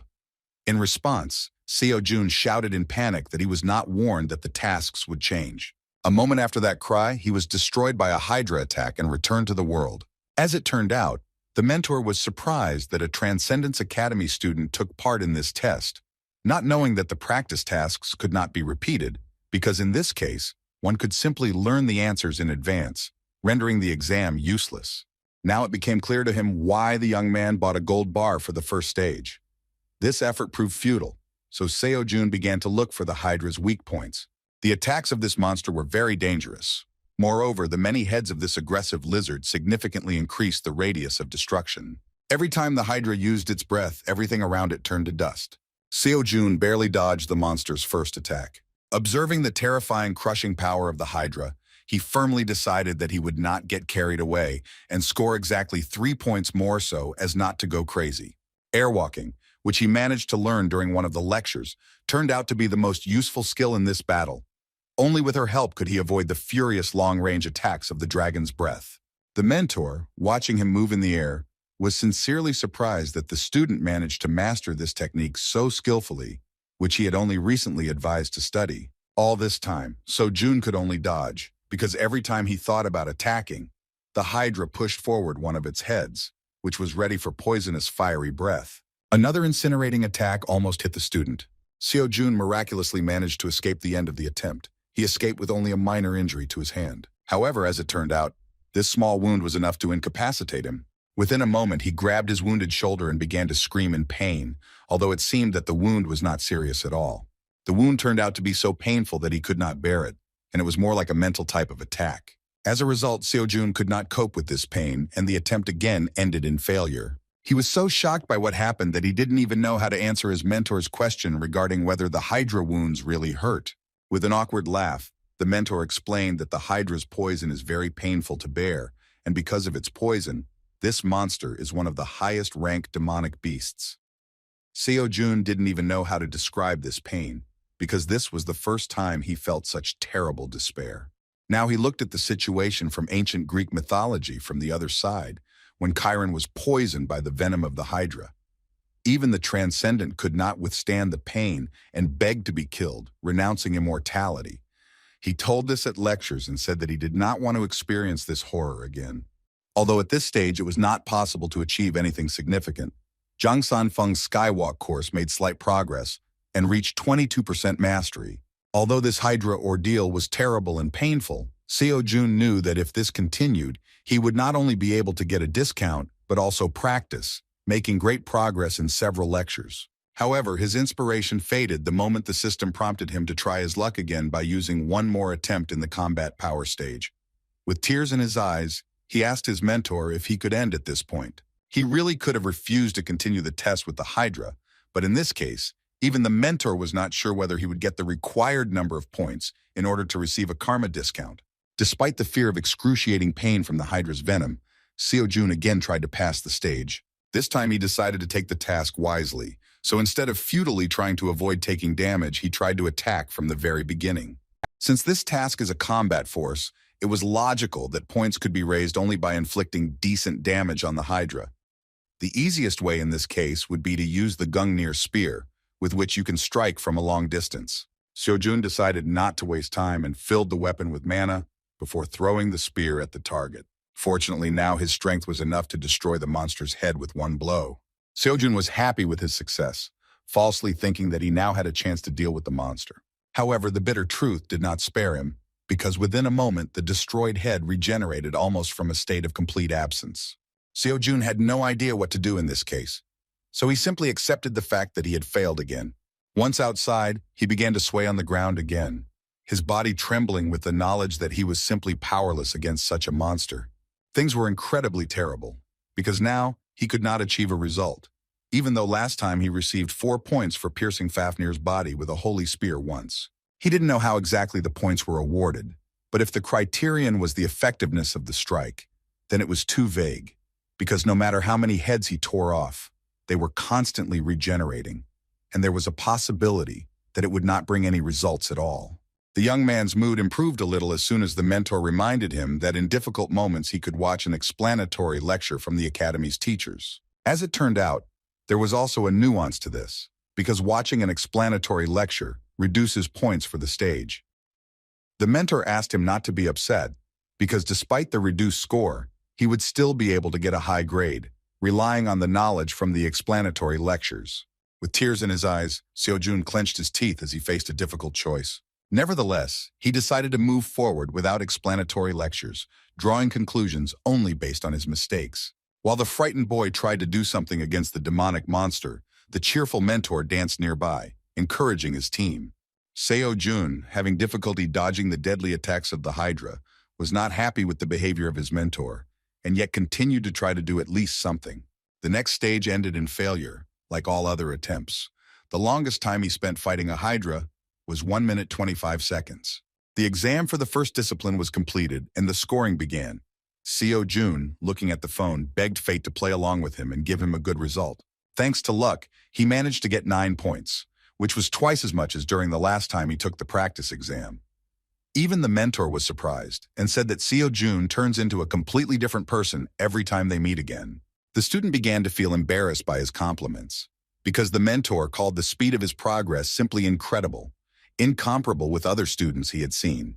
In fact, the fact that he managed to master the technique of movement and divine power seemed something unimaginable, and yet the mentor could not leave him in a good mood.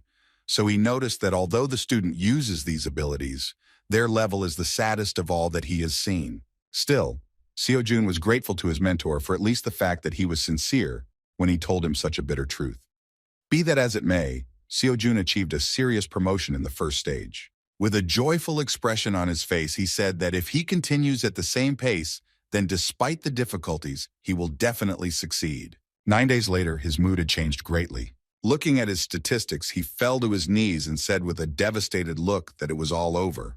What made him feel so desperate? Subsequent tests turned out to be no gift at all.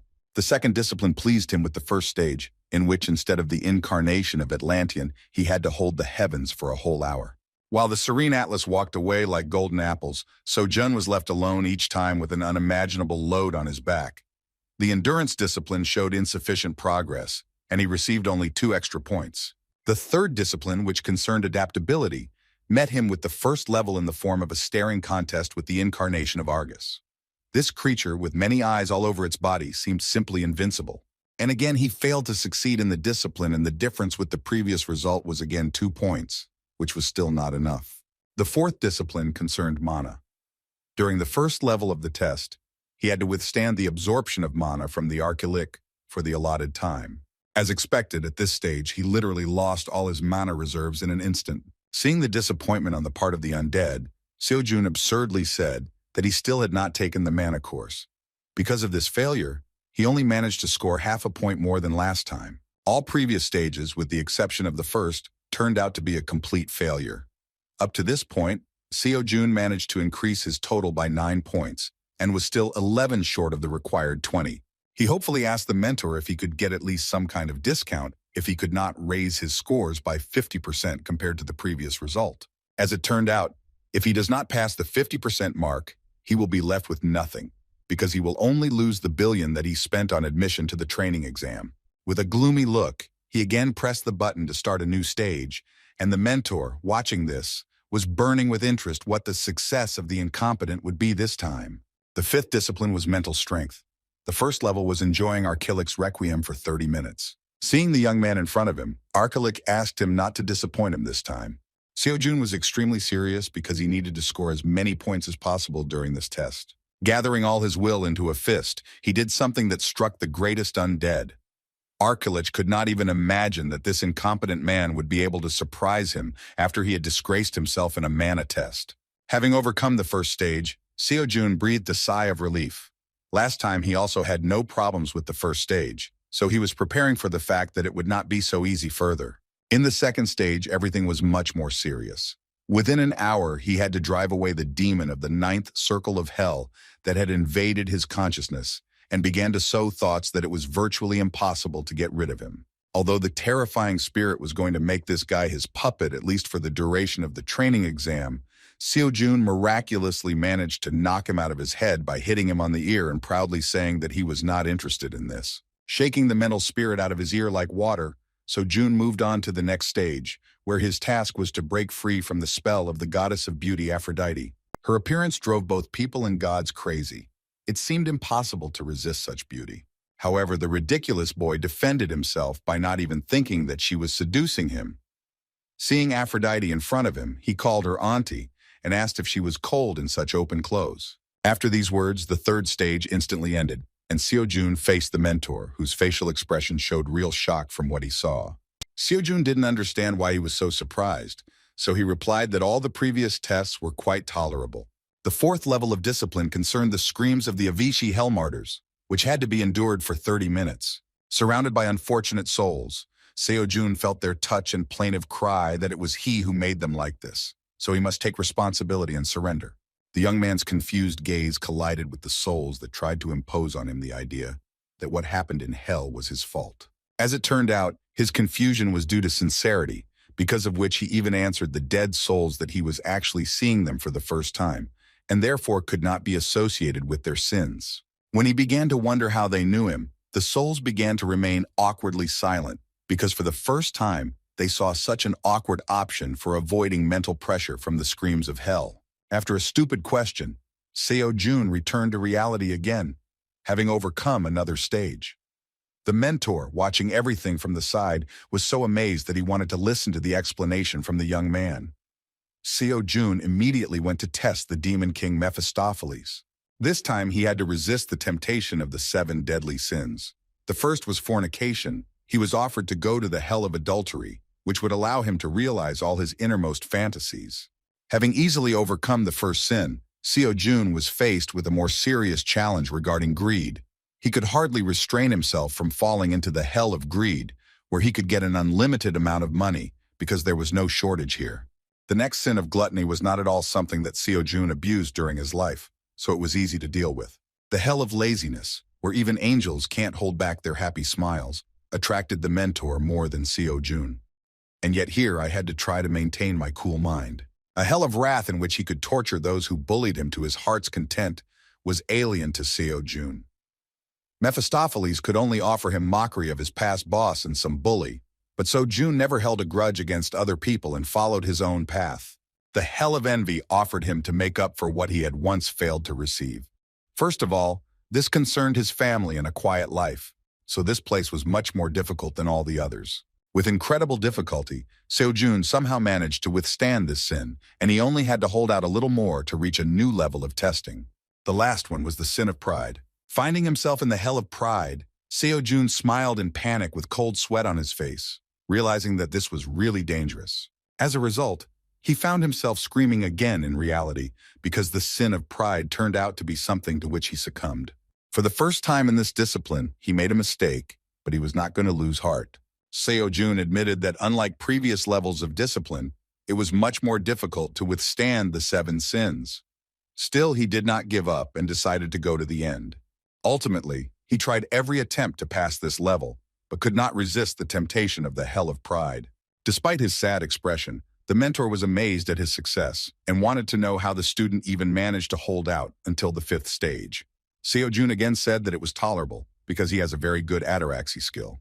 Sighing heavily, the mentor replied that he couldn't believe that he had really managed to improve his ataraxia so much in such a short period. He was simply shocked when he learned that Seo Jun had managed to raise his level by as much as 16% since their last meeting. Yet mentor didn't know that the student had nearly died due to being forced to fight a terrifying mental-type spirit during a team competition. He even wanted to make sure that it really wasn't a lie, so he snatched the phone from the student's hands to see the real result with his own eyes. As it turned out, this was the first time he had seen something like this and even doubted the reliability of the site's data. Seeing the progress from Hercules' lecture, he even thought that this was some kind of joke. Seo Jun justified himself that he was just lucky, but the mentor could not understand how lucky he had to be to improve his progress to such a degree. When the student said that the expression on his mentor's face offended him, he brought down the wrath of a transcendental kid and began screaming in panic about how it was literally impossible to gain so much progress. Most of all, he was shocked by the result of lecturer Shakyamuni. To all the questions that his mentor asked him, Seo Jun answered that it was a matter of luck. Snatching the phone from his mentor's hands, he learned that he received a whopping 23 points for the mental strength discipline, which is 13 more than his previous result. A few days later, he received his overall score. He managed not only to overcome the 50% mark, but even get a discount of 80%. Now he could take the course of a great sage equal to heaven by purchasing access at a relatively affordable price. Clutching his heart, Seo Jun thanked fate that he was able to significantly improve his ataraxia, thanks to a series of misfortunes in which he faced mental challenges. If he didn't have that level of ataraxia, he wouldn't be able to get karma discounts. The mentor still could not come to his senses after learning how enormous the progress of this student was. Seo Jun distracted him with a question, so he calmed down in a moment and stared at the talented student. Seo Jun was curious about how many points he needed to score to get a satisfactory score. As it turned out, for this you need to score 60 or more points in each discipline. But if the total amount exceeds the threshold and at least one discipline is below 60, then this is a failure. Seo Jun, realizing that even his overall score was far from 60, still asked how much he needed to get to the passing score. The mentor thought for a moment and then said that in fact it depends on the exam, but usually a result of 90 points is considered transcendence.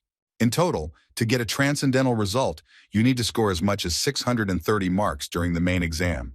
Seo Jun was still very far away because his maximum was only 52 points. Putting these concerns aside, he returned to considering the elective courses.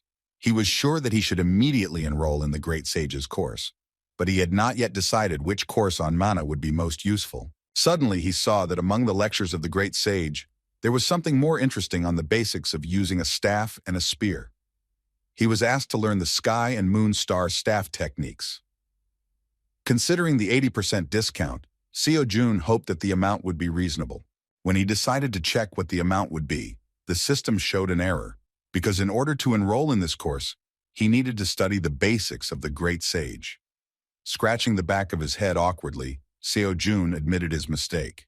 The trick didn't work, so he went back to the available course. Ownership essentials that previously cost as much as 27 billion were now available for just 5.5 billion won. The discount was simply incredible, and so June hoped that the price of this course was really justified.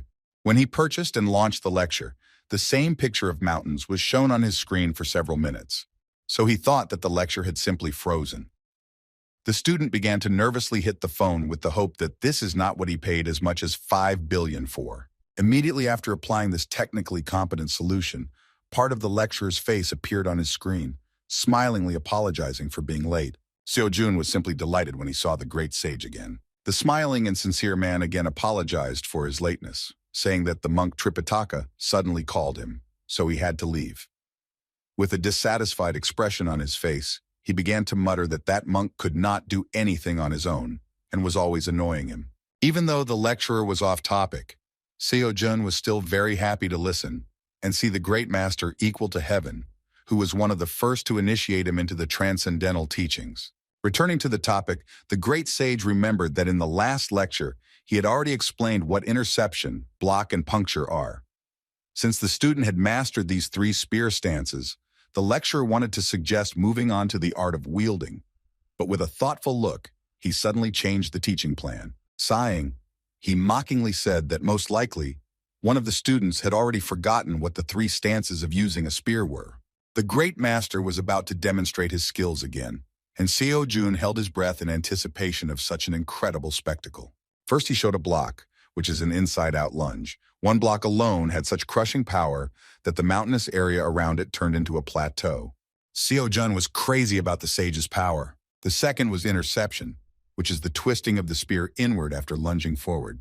Once again, this movement was so powerful that it destroyed the top of the mountain that was in the path of the energy that the great sage emitted.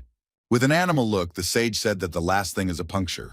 While delivering the blow, he stated that when piercing, you need to pierce the target right through, aiming at one point. After demonstrating the basics of wielding a staff and spear, he obliterated an entire mountain. These 3 stances are an integral part of other martial arts, which include a spear and a staff. The lecture ended with the student being tasked with mastering the block by the next lesson. The task turned out to be very interesting in their madness, because the student was required to repeat the block 1,000 times daily, according to the method of the great sage equal to the sky. At this moment, the mentor remembered that if the initial courses included basic lectures, then starting from the intermediate courses, the student moves on to studying directly transcendental subjects, which is why his karma becomes so valuable. What was significant about the differences was that the level changed significantly. It would be easier to understand what we were talking about if we experienced it personally, so Seo-jun took out his spear and took a few steps to the middle of the site to repeat the exercise. The level of this technique has increased significantly, but the execution itself did not differ, so the movements turned out to be extremely smooth and clear. Without investing any mana, Seo-jun performed a block to see if it worked or not. However, as soon as the tip of his spear reached its endpoint, Seo-jun saw the release of a huge amount of energy. He unknowingly released a large amount of mana. Just a moment later, the area around him began to collapse under the pressure of the force caused by executing the transcendent level block stance. Looking around at the destruction, Seo-jun couldn't believe that this actually happened. Having flown closer to him, the cheerful mentor repeated his words that the transcendental teachings are a completely different level compared to the introductory course. While Seo-jun was developing his skills, the whole world was buzzing about his incredible skills, which is why representatives of the 3 largest academies in Korea were forced to gather together. Representative Il Gaon and Hunter Meal gathered in one place to discuss a plan to regain their authority. Seo Jin-hyun, who initiated the meeting, looked very tense. From the very beginning, he said that recently the prestige of their 3 academies has dropped below nowhere, which is... When he mentioned that lately in the community their academy has been discussed as mediocre compared to the Dream Academy, Lee Jin-sung dissatisfiedly replied that he had no idea what to do, and that it would be too mean an act to frame Kim Seo-jun. When the representative of Hunter Mill clarified that he did not want to set him up, but simply to worsen his authority a little, the fair-haired guy from the Gan shouted furiously that his comrade must have gone crazy, since he took a swing at the young man, who was covered by the Saint of the Sword himself. Cha Hae-won completely agreed with him, saying that if they made even one mistake, they would not only lose their heads, but their academies would also be razed to the ground. Rising from the table, the representative of the Gan Guild said that he would pretend that he had not heard this proposal. Cha Haiwan also didn't want to embroil herself in a dangerous situation, so she politely announced that she was also going to leave. It seems the madman from Huntermill was ready for this. When he mentioned that he was going to rectify the situation with a friendly match, the guys stopped and looked around. Mrs. Cha was horrified, realizing that he was going to use their main weapon, sending Li Haiyun, an unsurpassed genius, to participate. In anticipation of his victory, the proud Seo Jin Hyun asked what the representatives of the academies thought about this. Returning to Seo Jun, he still couldn't recover from seeing the destructive power of the great sage's block. Immediately after performing this stance, he fell to the ground. He had a feeling of exhaustion, as if he had released some of his divine power. This really took a lot of magical energy, although Seo Jun did not intend to make this blow so serious. The mentor explained to him that this was to be expected, because after all, the course of the great sage equal to heaven is of an average level. Considering that Seo Jun began his training after completing the Divine Power course and other related courses, this was not surprising. And yet now, Seo Jun began to regret buying this course, thinking that it was not such a good idea to immediately enroll in a high-level lecture. The mentor replied that in a sense he was right, because it was not for nothing that the academy created an order in the study of their program.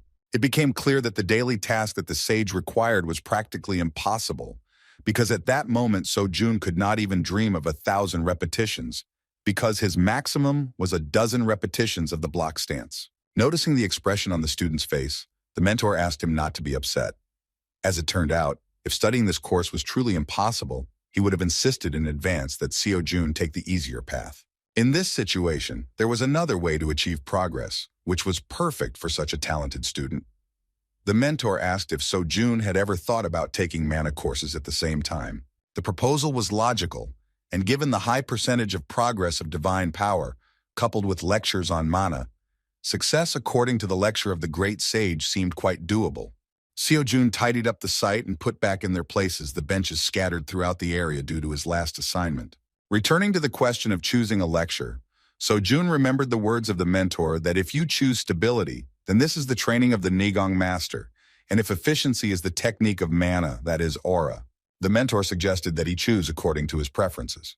To make the task easier, he advised listening to a trial lecture.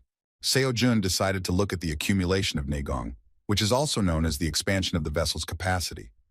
By this vessel, the swordsman Lu Dongbin meant Dantang. Dantan reflects the most key zones in the body of martial artists, and since ancient times it has been customary to distinguish 3 main zones. Naturally, we were talking about the upper, middle, and lower Dantian. First of all, the lecturer mentioned that the upper Dantian reflects the spiritual life of the adept, allowing one to learn the teachings of Taoism and Buddhism through contemplation. Simply put, it is the ultimate vessel that ascends to the world of transcendence. He called the practice of mana the process of sublimating the Shen spirit and returning it to the void, which is the last stage of spiritual contemplation when the being returns to its origins. Everything related to the upper Dantian sounded so complicated that the guy himself had difficulty understanding what was being said. And yet the lecturer said that in this course they will not study the upper Dantian. The amazing thing was that even though Seo Jun didn't know what the lecturer was talking about, he intuitively understood what he was talking about. This was most likely due to Merlin's completed course, which gave him an S-rank insight skill. Thinking about the lecturer's words, Seo Jun came to the conclusion that the Niwan Palace refers to the human brain, which means that the upper Dantian is the region of the mind. Based on this, the middle Dantian is the heart and the lower belly. Summing up the results of Lu Dongbin's lecture, Seo Jun decided that the effectiveness of Nigong in the middle Dantian is lower, but it is easier to accumulate. At that moment, he remembered the words of his mentor regarding the fact that breathing techniques are characterized by stability and the effectiveness of mana control techniques. And yet it seemed that something was wrong here. With this thought in mind, Seo Jun thought about considering Siegfried's trial lecture, which concerned the boiling dragon power that can be obtained thanks to the dragon's aura. However, after considering the feedback from his students, he became confused to such an extent that he had to consult a mentor. Seo Jun wanted to know if he could study both mana lectures at the same time, regarding both efficiency and stability. Hearing this question, the mentor was a little confused, not understanding what this strange boy meant. Seo-jun explained that based on lecturer Lu Dongbin's explanation, upper Nigong is the area of the mind, which means that Shakyamuni's ataraxia is responsible for the upper dantian. Ataraxia is a mandatory subject to study in the process of cognition of transcendence. One can even say that all transcendents have tempered the upper dantian with Shakyamuni's ataraxia. Based on this, when choosing a course on mana, the master uses two dantians simultaneously. Seo-jun wondered if it was possible to use all three zones at the same time. Hearing his question, the mentor was a little confused because he was not sure if this was possible. He answered hesitantly that he did not really understand the intricacies of the courses and was afraid to answer this question. At that same moment, Seo-jun noticed that his Merlin course progress had suddenly risen by a whopping 16%.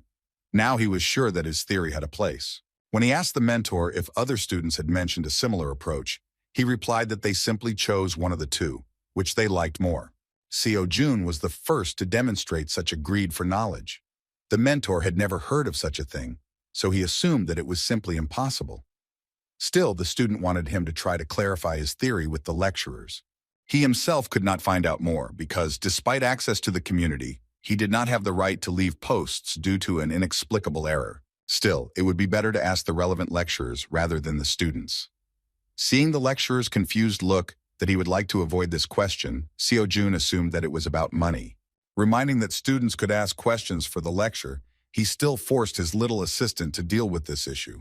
Returning to the academy, Seo-jun thought that it would be really nice to study two subjects at the same time. However, on the other hand, he understood that the purchase of courses and elixirs entailed huge costs, which would again lead him to bankruptcy and an urgent need to find new income. Before making a decision, he decided to think carefully and wait for the Metner to return. When Seo-jun returned, he saw that So-yun was not alone this time. When she saw the student, she said that he had arrived just in time. The three hunters who were next to her were unfamiliar to him. So-yun said with a kind smile that representatives from Hunter Mill, Isle and Gown had come to visit them.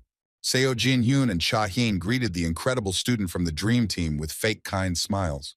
Lee Jin-sung, who had previously shown a less friendly expression, greeted separately from the others. Seo-jun didn't even know how to react to their appearance, so he first of all asked what brought representatives of the top 3 academies of Korea to their modest educational institution. That's how he found out about the friendly match. Seo Jin-hyun said that this is an unofficial competition in which the 3 strongest academies participate. He noted that under current circumstances, Dream Academy has the right to join them on equal terms. A representative from the Ile Academy expressed hope that the captain of the Dream Team would light up the friendly match with his presence. When he looked at So-yun to ask her opinion, she said that she was not against a friendly meeting, but the decision would be up to her students. As expected, the only thing Seo-jun was interested in was the cash prize. Unfortunately, a representative from Hunter Mill Academy responded that there were no awards. Hearing this, Seo-jun became disillusioned with their suspicious event and feigned niceness. When the honorable guest saw his reaction, Lady Cha explained that this was just a friendly meeting, and her only purpose was to cultivate the desire for improvement through duels between geniuses. Turning to Seo-yun, Seo-jun asked if his participation would bring any benefit to Dream Academy. The director played along with him and replied that she did not see any particular importance in this because this was an unofficial event. The final decision depended on what Seo-jun said. Representatives of major academies doubted that he would miss such a chance. Despite this, he suddenly turned around and said that he was refusing to participate. Representatives of the academies were dumbfounded by such a sudden response, and Mrs. Cha began to follow him, saying that this was an opportunity to exchange experiences with geniuses like him. What Academy Representative Isle called an excellent chance was nothing more than a waste of time for Seo-jun. He replied that he did not care, because victory would not bring him anything. The obsessive people who pursued their own goals became so pestering that they continued to follow Seo-jun, trying to persuade him to participate. Seeing Lee Min-yul in front of him, the team captain realized that this was a great opportunity to dump all the responsibility on him. Distracting him from training, he asked if he would like to take part in a friendly meeting with representatives of major academies. Lee Min-yul understood that Seo-jun was too busy to waste time on this, so he replied that he didn't mind. Seeing the disappointment in the eyes of the representatives of the academies, Min-yul also played along with the team captain, saying that he could agree because he just wanted to test the new technique, which was unlikely to work on Kim Seo-jun. Hearing this, Seo-jun said goodbye to the academies, saying that Min-yul will go in his place. The excited guys began to panic that they would miss their target, so they continued to run after him, begging him to wait. After a short conversation, they found out why Kim Seo-jun was taking part in the competition. He nevertheless admitted to them that he was only interested in a friendly match if they offered a reward of 6 billion won. The amount was serious even for hunters, and the guys could not even think that he was so rich in money. Mrs. Cha said that they have no other option but to look for these 6 billion won, because if Kim Seo-jun refuses to participate, then the meeting itself will lose its meaning. The original purpose of this competition was to undermine his authority as an invincible student, and yet the representative of Isle could not recover from such unheard-of impudence, because it was the first time she had heard someone propose to assign a reward to a friendly meeting. In fact, Seo-jun was also not happy about the fact that he needed money. He was already going crazy due to the constant search for income, so he had no choice but to look for profit in everything. After a short dialogue with his colleagues, Mr. Seo Jin-hyun apologized for the wait and went out to the guys from the Dream Academy. Seeing that the Hunter Mill Academy representative had regained his former self-confidence, Seo-jun assumed that the differences of opinion among the top 3 academies had finally been resolved. Seo Jin-hyun replied that it was nothing, and the Dream Team had nothing to worry about. Trying to hide his true intentions, he called his speech frank and said that they wanted to hold a friendly meeting with the captain of the Dream Team, hoping that by competing with him, their students would curb their boastfulness and ignite their desire for self-improvement. He admitted that the conditions Kim Seo-jun demanded were so unexpected that they were taken by surprise. Still, they took the situation into account and appointed a reward for a friendly match. However, even so, they were not going to lose control of the situation. Seo Jin-hyun said that their academies will impose several conditions. The Dream Team, smelling the smell of money that so attracts their captain, agreed to take part in a friendly tournament, not suspecting what tricks their ill-wishers had prepared. All participants began to bother themselves with hard training in order to appear in the best shape at the tournament. So Yeon, who continued to hone her skills in basic magic, communicated with her mentor using a spatial spell. In turn, Min-yul, who could not contact the mentor, continued to hone his skills through hard work and studying the teacher's manuals. Seo-jun was happy to see how much his comrades' skills were improving. Concealing his presence, Min-yul easily destroyed more than a dozen targets without being noticed. The dedication of the guys was simply amazing, and so Jun understood that by taking them to his team, he was not mistaken. Everyone worked hard to perform at their best during the tournament. Still, Seo-jun did not forget that there were some risks. Of course, the monetary reward was decent, because the organizers accepted the offer of 6 billion for first place, and in total the prize fund amounted to as much as 12 billion. There was nothing special about funding the tournament, but it was worth noting that they had a few conditions in return. First of all, they were informed that, be that as it may, all expenses for the competition would be borne by the party that offered to join the competition. That is why they themselves took it upon themselves to establish the methods and rules for holding a friendly meeting. Seo-jun had nothing against this, since the 3 academies were responsible for the cash prize. The first condition was that all members of the Dream Academy must participate in a friendly match.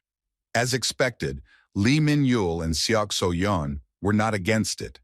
They had been training all this time, so they themselves were interested in testing their abilities in a real battle. Seo-jun was glad to hear that all the guys on his team were ready for this challenge. When he asked if there were any other conditions besides these, Mr. Seo Jin-hyun smiled slyly and said that another person had not given his consent. Seo-jun didn't understand what he meant, because there were only 3 students in the academy. However, when Seo-yun took a small step forward, it became clear what was going on. The tournament organizers demanded that she also take part in a friendly match. So-yun couldn't let the guys from the team down, so she agreed and added regular training to her duties as the director of the academy. It was the first time Seo-jun had seen him train his sword skills. Still, he didn't understand why So-yun was involved in individual competitions. It all looked like some kind of clever trick, but it was hard to understand what exactly the guys from the 3 strongest academies in Korea were up to. Seo-yun was completely focused on training, but Seo-jun distracted her to apologize. It was the first time he had seen her training, so he said hesitantly that if she was trying so hard because of him, then she shouldn't overwork herself so much. In response, she said that all this time she did nothing but receive help from her student, without giving him anything in return. Feeling indebted to him, she decided that she should at least once help with her own hands. Seo-jun didn't understand what he was talking about, so he came closer and asked him to drop it. When he came too close, So-yun couldn't stand it and turned his back to her and started pushing him towards the exit, assuring him that she was fine and there was no need to worry about it. Having asked not to worry about herself, the director of the academy invited the student to mind his mysterious affairs. Seo-jun walked towards the exit, realizing that he should also prepare for the friendly match. Turning away, So-yun thought with a sad expression that she was still not strong enough to provide adequate support for the academy. When Seo-jun walked out into the corridor, he wondered why there was still no news from his mentor regarding his question about studying mana. At that same moment, he received a message to the Transcendence Academy student's email address, in which the mentor asked him not to rush things and not touch the mana course until he had dealt with this issue. The mentor said that it is quite difficult to explain everything in the message, so he will talk about it later. At this moment, he was busy as he addressed this issue to the director of the academy to get more detailed information. All this time, Seo-jun was busy upgrading basic courses, and time passed quite quickly. The following events took place in the morning on the day of the friendly match. Looking around, the guys were surprised at how huge the training arena was for the unofficial event in which they agreed to take part. In terms of scale, the building was in no way inferior to the one in which the raid battle was held. It became clear that they decided to turn the friendly meeting into a real event with the participation of the media. Still, the top 3 hunter academies could not miss the opportunity to show off in front of all of Korea.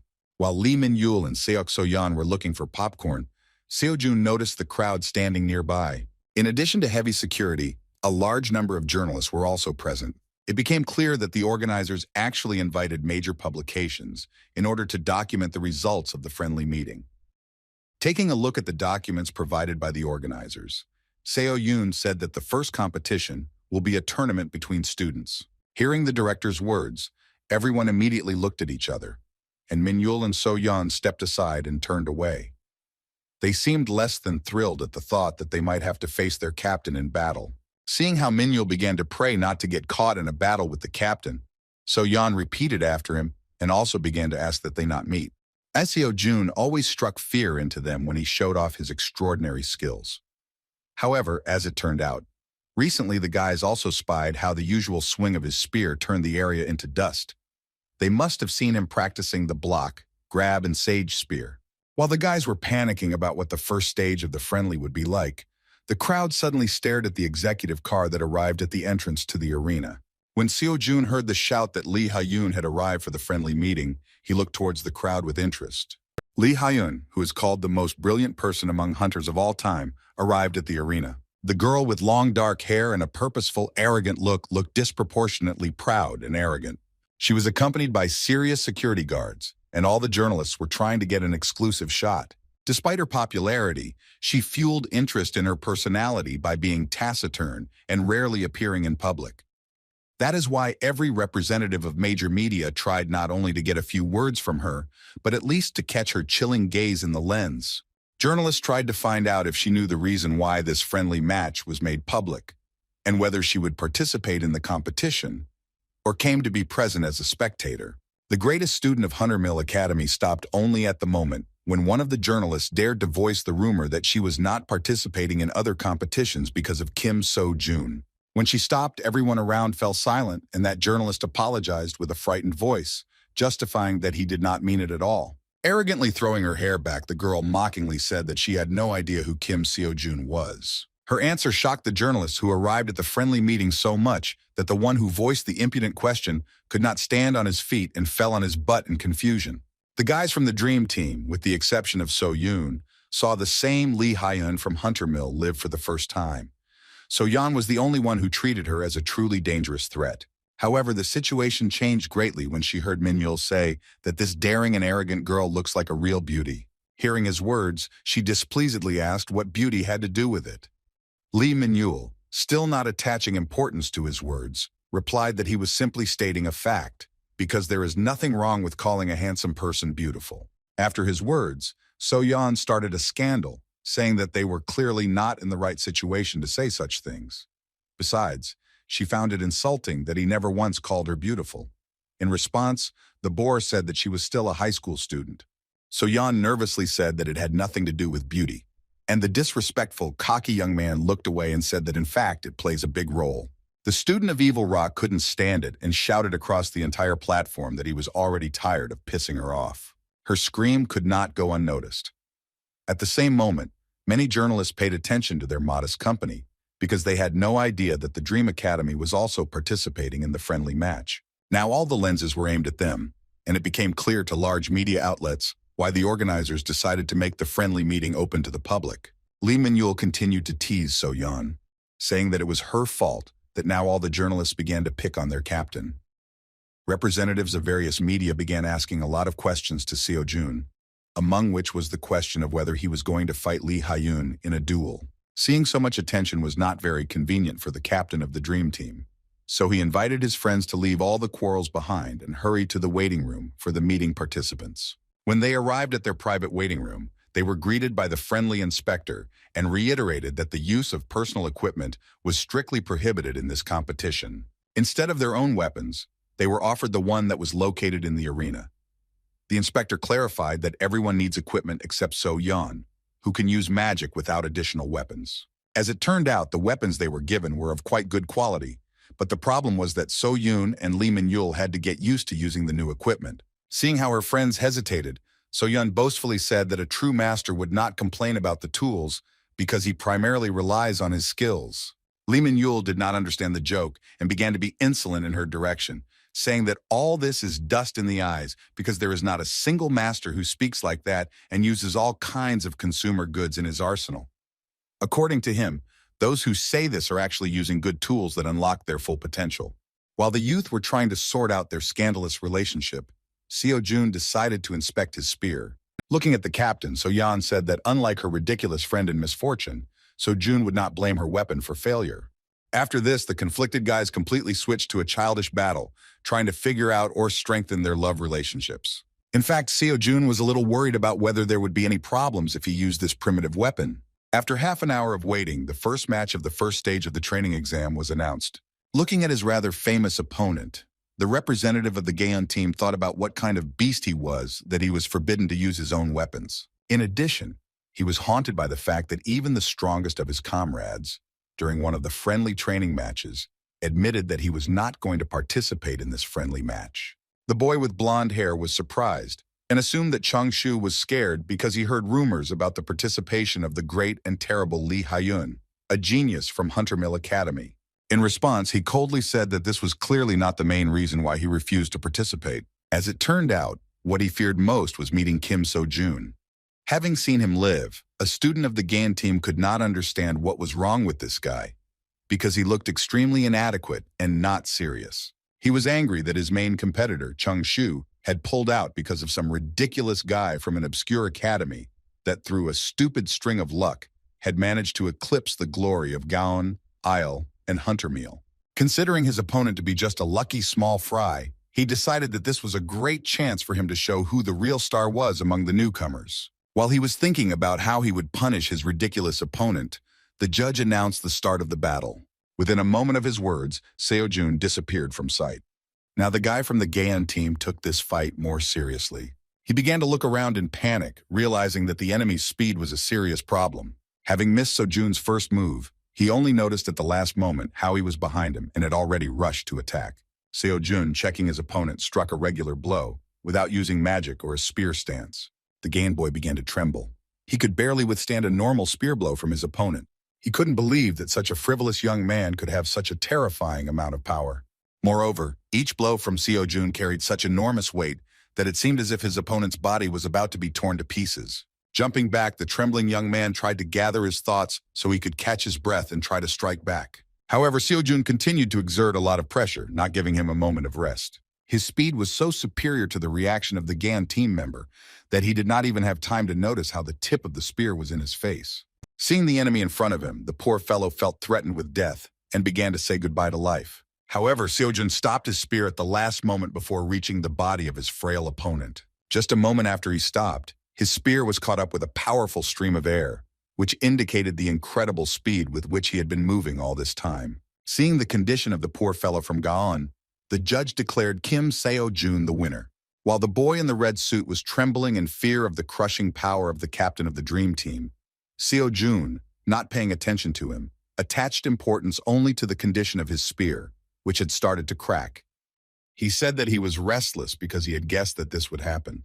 Looking at the frightened poor fellow who had fallen on his butt, he sighed heavily and said that if the battle had lasted a little longer, then his spear would have shattered into splinters, and he would have had to deal with it without delay using his fists. The inspectors immediately rushed towards the losing, shocked guy, while Seo-jun, not attaching importance to his victory, began to shout displeasedly to the organizers that he needed a more durable weapon, because of this spear he was holding back, fighting not at full strength.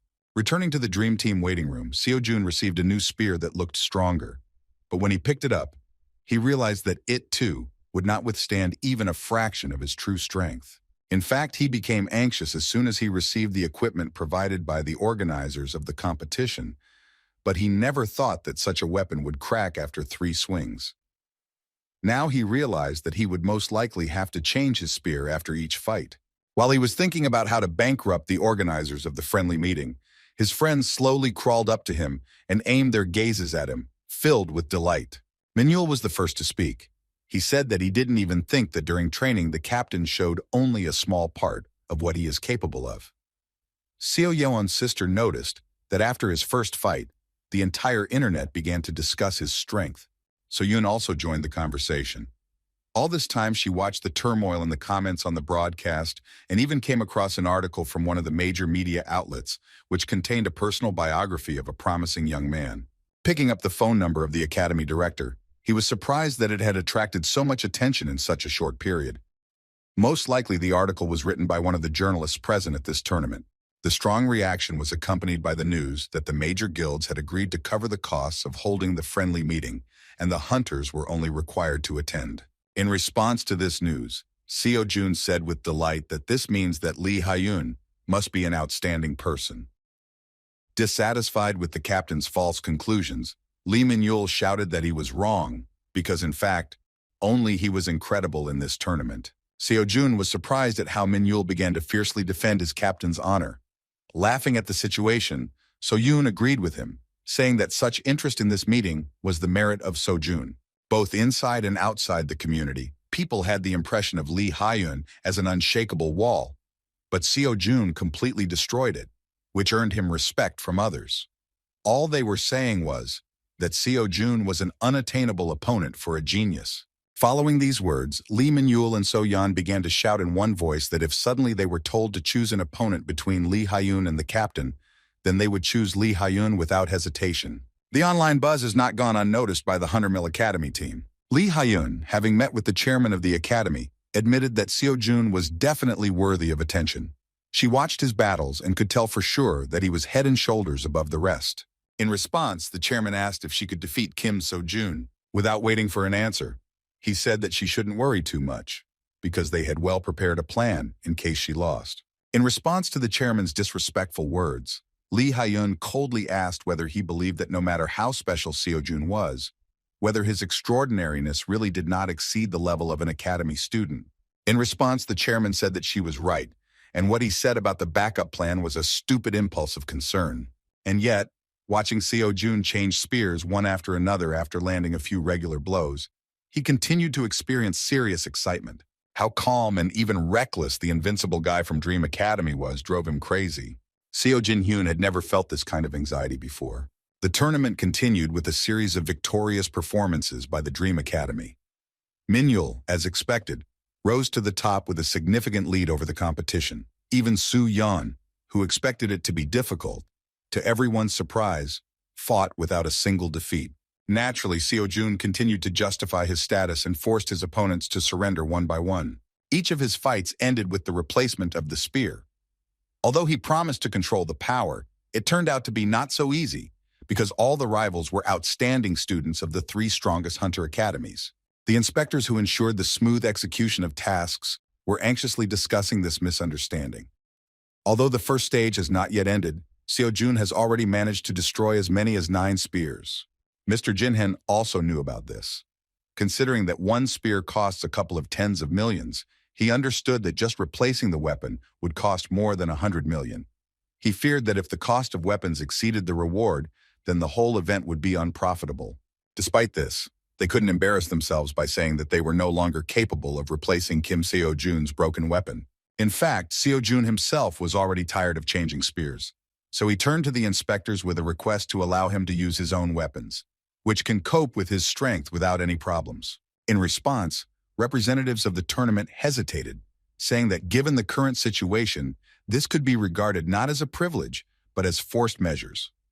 Addressing the chairman, the inspectors excitedly asked whether they were thinking of revising the rules. Although the inspectors promised to look into it, it was clear that this was a lost cause, because they were probably afraid of the exclusivity of his holy spear, believing that this was the reason for all his achievements. Returning to the waiting room, Seo-jun saw So-yeon that she could not find a seat. She was next in line, but this was the first time she had shown such strong excitement before a fight. Seo-jun came closer and asked what she was so afraid of. It was noticeable how she trembled, and her face turned completely white. Looking down with cold sweat on her face, she hesitantly said that her next opponent would be Lee Ha-yun. Hearing this, Seo-jun himself felt a chill run down his spine. Now he understood why she was in such a state. The reason for being nervous was indeed serious, because as we know, her opponent would be one of the most outstanding geniuses of all time. Soo-yeon had just recently started training with Evil Rock. She had an acute lack of practice in fights, so it was obvious that such news would be a big stress for her. When the insecure sister asked if she could cope with such a challenge, Seo-jun, with a kind smile on his face, told her to calm down, because this was not some kind of dungeon raid, but just a friendly duel. He reassured her by telling her that she should relax, because winning didn't mean much. On the other hand, he noted that although the will to win is good, one should not focus too much on it, because overdoing it can overshadow its cold mind. As it turns out, uncertainty has been lodged deep in So-yeon's soul for a long time. She felt that she was a liability during the raid battle. She remembered the feeling of overcoming difficulties with everyone together. Recognition by other people and the results of the work from honing her skills made her more courageous. Being with good friends and being consistently successful gave her real pleasure. However, this was also the reason why she was so sensitive to the difference in their levels, comparing her strength with that of Lee Min-yul and Kim Seo-jun. Gathering all her will into a fist, she listened to the words of the captain and decided that she had to show that she was also capable of something, that she had the right to stand next to all the other members of the Dream Team. Their heartfelt and kind conversation was interrupted by a message that Seok Soo-yeon from Dream Academy should rise to her position. Finally, Seo-jun again asked her not to worry and asked her to try her best to please her mentor. Running towards the exit from the waiting room, So-yeon resolutely said that she would do everything in her power. She sincerely wanted to prove that she deserved the right to be among such outstanding students. Running into the arena and taking her position, So-yeon sighed heavily, again reminding herself of the reason why she would not give up. However, looking up at Lee Ha-yun, who looked like an insurmountable wall, her confidence was crushed again. As soon as the judge announced the start of the battle, So-yeon began to rapidly close the distance. She unleashed her magic using an aura of mana that strengthens her entire body and gives her greater speed. However, despite this, Lee Ha-yun stood motionless in her place and watched her with unprecedented arrogance. With her hands folded in front of her, the genius student Huntermill coldly said that she wanted So-yeon to attack with all her might, showing what she was capable of. So-yeon didn't understand why she was addressing her in such a tone. In response, Lee Ha-yun placed her palm on the hilt of her blade and said that this is the only way So-yeon can realize her own insignificance. Taking out her sword with a slight movement of her hand, the arrogant girl moved the blade to the side and began to glare at the girl from the Dream Team. With a self-confident tone, she said that when So-yeon demonstrates her meager abilities, then she will have no choice but to flounder with all her might, being at the limit of her capabilities. So-yeon couldn't believe that the rumors about Ha-yun looking down on everyone would actually be true. The red-eyed girl, who continued to stand in her original position, was not at all eager to fight, and only pulled out her weapon without even bothering to take a pose. Seo-yeon began to feel angry at how disrespectful she was being treated by this rabid Huntermill student. Releasing her mana, So-yeon took this battle more seriously and confidently said something that would quickly make her regret what she said. Sighing with mockery, Ha-yun began to examine her nails and said that So-yeon, like all the other insignificant students, says the same naive things. Despite her provocations, the Dream Team member did not fall for it and rush into the attack without thinking through a plan. From a safe distance, she released dense, murderous energy to suppress her opponent, which is fear magic. Like a stealthy assassin, the mage girl hid her presence and accelerated with an even greater release of mana that supported her magical aura. After that, she rushed to attack along the shortest path. Watching her actions, the chairman wondered how unusual her fighting style was. Most of all, Mrs. Cha was puzzled that she was the chairman of the Eel Academy, which educates magicians. It was unusual for her to see a mage using close combat. Among their outstanding students, only Jung Jamin could dare to use such force. What was even more worrying was that the brave student of the Dream Academy decided to use close combat against Lee Hyun, who is an unsurpassed swordmaster among the students of the most famous academies. Using her aura-enhanced bare fists, So Yan began to apply a lot of pressure with a huge number of attacks. A true master of close combat from the academy, Hunter Mill easily dodged all attacks, controlling the distance without using her blade. Simultaneously with her attempt to strike with her fist, So Yan also used magic spells in the form of traps that were located throughout the arena, but Lee Hyun managed to predict her every move. Chairman Cha Hein watched this fight while standing. She couldn't believe that even though So Yan was still studying, she was already able to move so quickly while using many magic spells at the same time. Although it was a blow to her pride, she recognized why their students had to suffer a lot in battles with this talented, modest girl. Among hunters who use magic, it is accepted that their only role in the team is to remain in the rear, casting powerful spells on monsters. However, this is just a rule that should be followed, because speaking of practice, it is not so easy in the heat of real battle. Each dungeon is fraught with many dangers, such as restrictions on mana and spells, corruption of mana, or the risk of encountering a huge magical explosion that will shake even the laws. A real fight is an unpredictable thing, which can take a wrong turn at any moment. Concerned by So Yan's bold style, Lady Cha thought that it was rare for a magician to be ideally suited for close combat. Everyone knows that after the Evil Doom, practically no one uses this method anymore.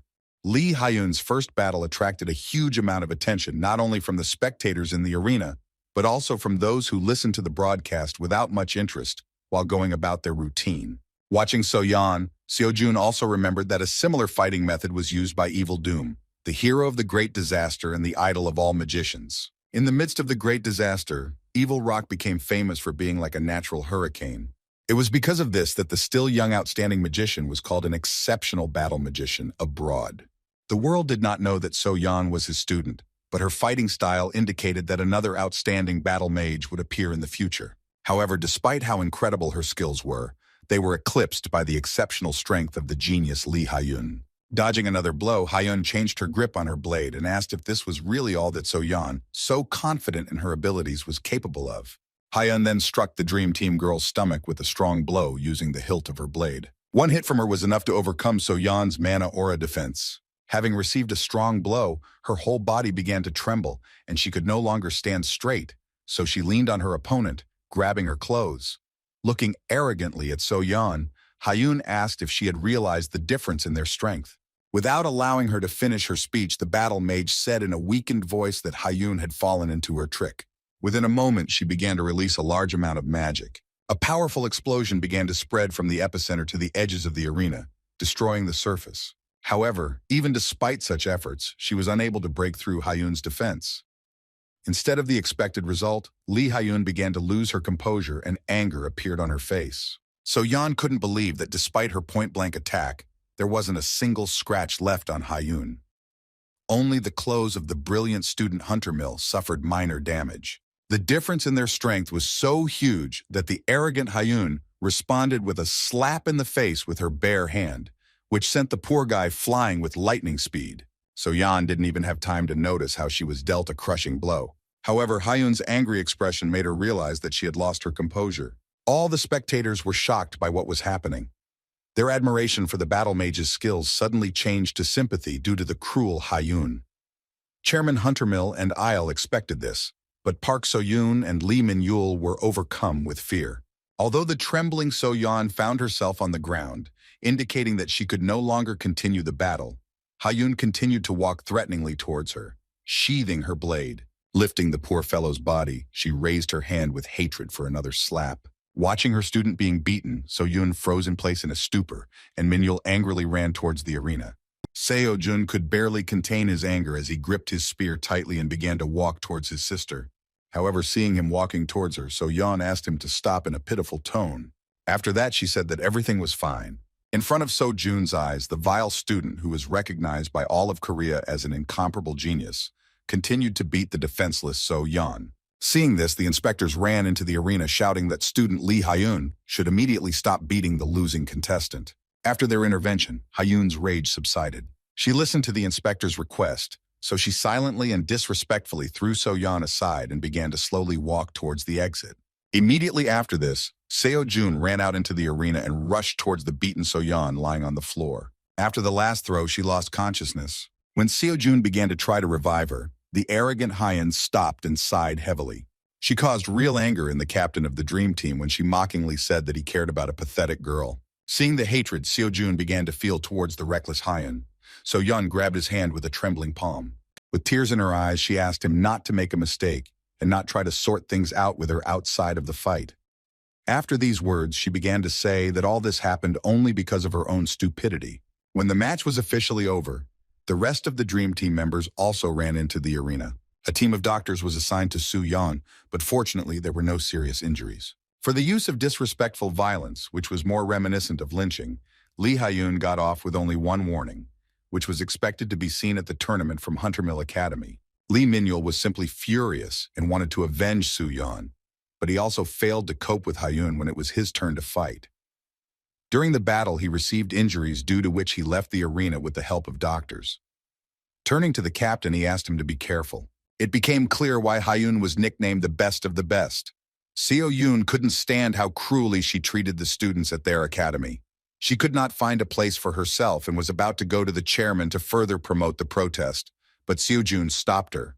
So-yoon saw that it was also not easy for him, but she did not understand why he refused to achieve justice by protesting against the unsportsmanlike behavior of the Hunter Mill student. In response, Seo-jun asked to trust his method and not interfere in the tournament. After this, the tournament continued, but was not at all etched in Seo-jun's memory. Filled with anger, he only remembered So-yoon's face, filled with emotions, as well as how he replaced a couple more copies after a series of crushing victories. As a result, it was his turn to fight with the genius among geniuses, Lee Hyun, from Hunter Mill Academy. At this moment, the duel that everyone had been waiting for so long began. Seo-jun was interested in his opponent for the first time since his fight with Lee Min-yoon. So-yoon couldn't say exactly how this battle would go, but she could tell from the look in her student's eyes that this time he was taking the fight more seriously than ever.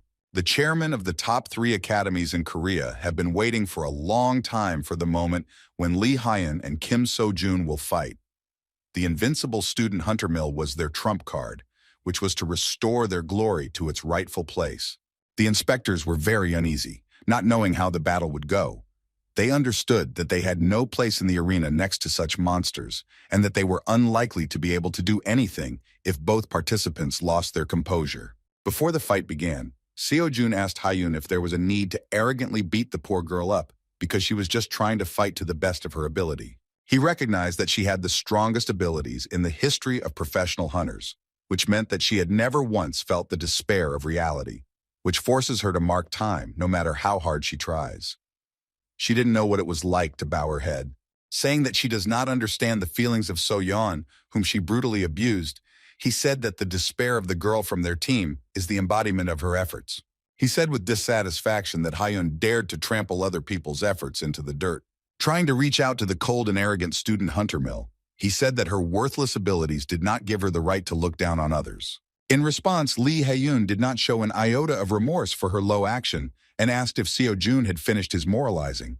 Her response made it clear that there was no point in any of this. Therefore, Seo-jun said that he really finished because he realized that she was unlikely to understand what he was talking about in words alone. Throwing the spear over his shoulder, he invited Hyun, who was standing calmly with folded hands, to begin the battle. The surprised girl saw for the first time that someone so self-confidently tried to show arrogance towards her, saying that he wanted to see everything that she was capable of. At this moment, the sin of pride that Seo-jun could not overcome worked as it should. Lee Hyun began to lose her composure and began to be consumed by anger and the desire to trample his confidence into the dirt. At that moment, Seo-jun decided to repay her with the same attitude that Hyun insulted and humiliated So-yeon. With incredible arrogance, he confronted her with the fact that it was he who would dictate the rules of this fight, demonstrating his seriousness with the look of a real predator looking at his prey. He invited her to try to flounder at least once and feel for herself that her attempts were worthless. Containing her anger, Hyun replied that he should calm down his ardor because he imagines himself to be God knows what just because others praise him. She asked him to stop pushing bravado to the one who rose above the heads of incompetent losers. In response, Seo-jun calmly said that she still couldn't put her brains together. The next manipulation worked perfectly, and Hyun really flared up. Seeing the mood of both participants, the inspector, who heard their conversation, asked the fighters in an uncertain tone whether they were ready for the fight. As soon as he shouted the start, Lee Hyun, for the first time in this tournament, hurriedly took a stance and grabbed her blade, knowing how fast her opponent had. However, within a moment, she froze in place because of what Seo-jun had done. He continued to stand in place with his spear slung over his shoulder, while his other hand was hidden in his pocket. When Hyun, ready for battle, displeasedly asked what he was doing, Seo-jun replied that he had already said that he wanted to see what the genius student Huntermill was really capable of. When she was inflamed by his insolence, Seo-jun decided to insult her pride even more, and disrespectfully scratched her ear and asked why all the losers who challenge him say the same thing. Lee Hyun was not happy with the way he paid her with the same coin. Within a moment, she had closed the distance and reached for her blade. Seo-jun, who didn't even blink when he saw the blade of her blade in front of him, aimed at his neck, admitted that her speed was indeed better than those he had fought before. And yet, no matter how fiercely she tried to strike, even with perfectly honed sword technique, it was impossible to reach it. Hyun continued to pursue him, landing each blow with concentration. However, Seo-jun dodged without much difficulty, continuing to disrespectfully hold his spear on his shoulder. His attitude toward the battle was already infuriating Hyun, because she had never felt such humiliation before, trying to strike. So Jun, in order to anger her even more, began to yawn during the fight. As a result, continuing to dodge every blow, he hit the wall, but even in this situation, he still controlled the fight. The last swing of the sword, missing its target, caused a whole whirlwind due to the enormous speed of the blade. As soon as she put her sword away, Seo-jun took advantage of the moment of calm and asked a provocative question about whether she had anything else that she could really surprise him with. Previously, Hyun herself asked similar questions to her opponents.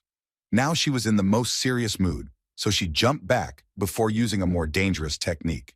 She became seriously angry, and taking a stance began to release even more mana, strengthening her aura and blade. Seeing the riot of her energy, Seo-jun realized that this time she would be much more dangerous, because even the aura blade technique was used. Seo-jun could no longer continue to stand with his hands down, because this would cause him to be seriously injured. He had to block the next blow, but even so he did not show that her attack had any meaning. A powerful burst of energy from the blocked blow began to destroy the surface of the arena, and stones rose into the air. The flow of power was so powerful that even the inspectors were afraid, because on that day, no one had used such serious techniques. The chairmen were also surprised by the scale of the duel, because due to the release of Hyun's mana, the glass of their office, from which they watched the duel, cracked. Even with all her efforts, Hyun looked helpless. She couldn't believe that some boy from a little-known academy was looking down on her, and was not only blocking her blade aura strike, but even throwing her aside. Without even moving, Seo-jun threw her into the distance. Hyun could not believe that any of the students could even be able to challenge her, and not just fight on equal terms, but not at all attach importance to her attacks. All this time, Seo-jun easily parried her attacks, and she was completely exhausted from constant attempts to injure him. Swinging his spear, the confident guy said that Hyun was wrong if she expected him to hold back in a fight with her because she was a girl. Releasing an energy that made the bodies of spectators and inspectors tremble, Seo-jun showed determination to retaliate. All her life, Lee Hyun told herself that she was special. There was nothing strange in this because no one could compare with her exceptional talent. Unlike the others, she didn't have to work her ass off to get to the top. Her abilities cannot be described as anything other than extraordinary talent. She knew that her true talent surpassed any effort, and this had been proven many times. At some point, people around her began to insist that she had the most outstanding talent in the history of professional hunters, but this did not make her feel even a little proud or happy. This attitude towards her fame as the most brilliant student of her generation did not seem strange to her. She did not feel anything about the attention of others because she believed that they were saying obvious things. Her world turned upside down the moment she heard that she the brilliant Lee Hyun, was being told that she should not expect any favors. She couldn't believe that Seo Jun wasn't fighting at full strength before that sentence. Within a moment, he swung his mana-filled spear into a blocking stance. Everything around her began to collapse, and Hyun herself could barely stand on her feet. Although Seo Jun did not strike her directly, and was in fact at a long distance, the pressure was so enormous that Hyun's body began to feel enormous stress. She could not understand what had happened because Seo Jun simply swung his spear, causing great destruction. When Seo Jun proceeded to the next stance and made a grab, Lee Hyun, who was trying to stay in place, could not stay on her feet and began to fly towards the enemy. Everything around him, including the stones from the destroyed surface, began to approach Seo Jun like a funnel. Within a moment, everything around literally lost its color, because at that moment, Seo Jun performed the last stance, piercing with a spear. The unimaginable power of his spear was aimed at Lee Hyun, who could not even move due to the pull of the previous technique. Fortunately for her, the blow was not carried out, and she was only thrown back by a strong current of air after Seo Jun's spear was destroyed into small pieces. For the first time in her brilliant career, the brilliant Hyun found herself on the ground, losing her blade from her hands. She was shocked. Her body was still trembling, and thoughts continued to swirl in her head that all this could not happen, and that what had happened was not just absurd and anomalous, but completely unheard of and impossible. She couldn't accept the fact that he could be stronger. As she struggled to her feet, her mind couldn't accept the fact that there could actually be someone superior to her in this world. The owner of the most outstanding talent in the history of professional hunters did not believe what was happening.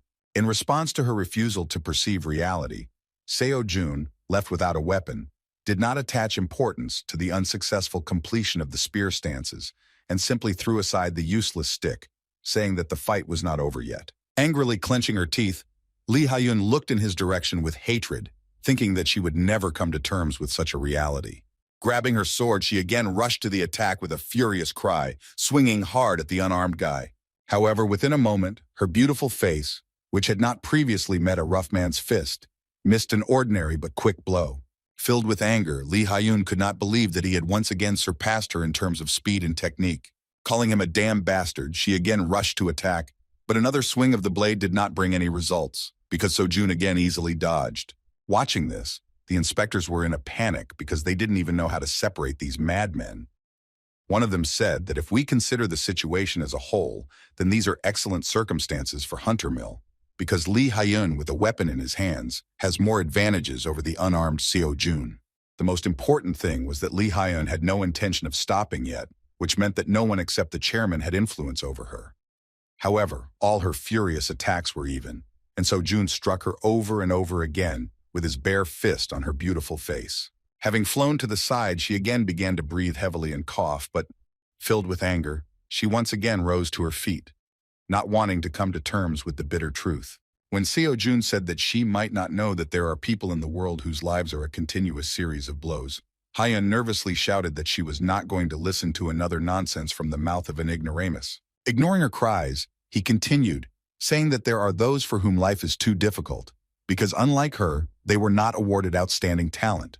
Dodging another blow, he looked down at the impudent girl and explained that those who are not as lucky as her are forced to endure beatings from fate all their lives. Trying to strike again and again, Lee Hyun, waving her blade in panic, began to scream in bewilderment that she did not understand why she could not hit him at least once. In response, Seo Jun asked her to try to guess what surprises him most in people who are accustomed to the disrespectful attitude of fate. Appearing before her with a huge and terrifying thirst for blood, Seo Jun said that he was most surprised at how unfortunate people do not care at all how to attack in response when life turns its back on them again and again.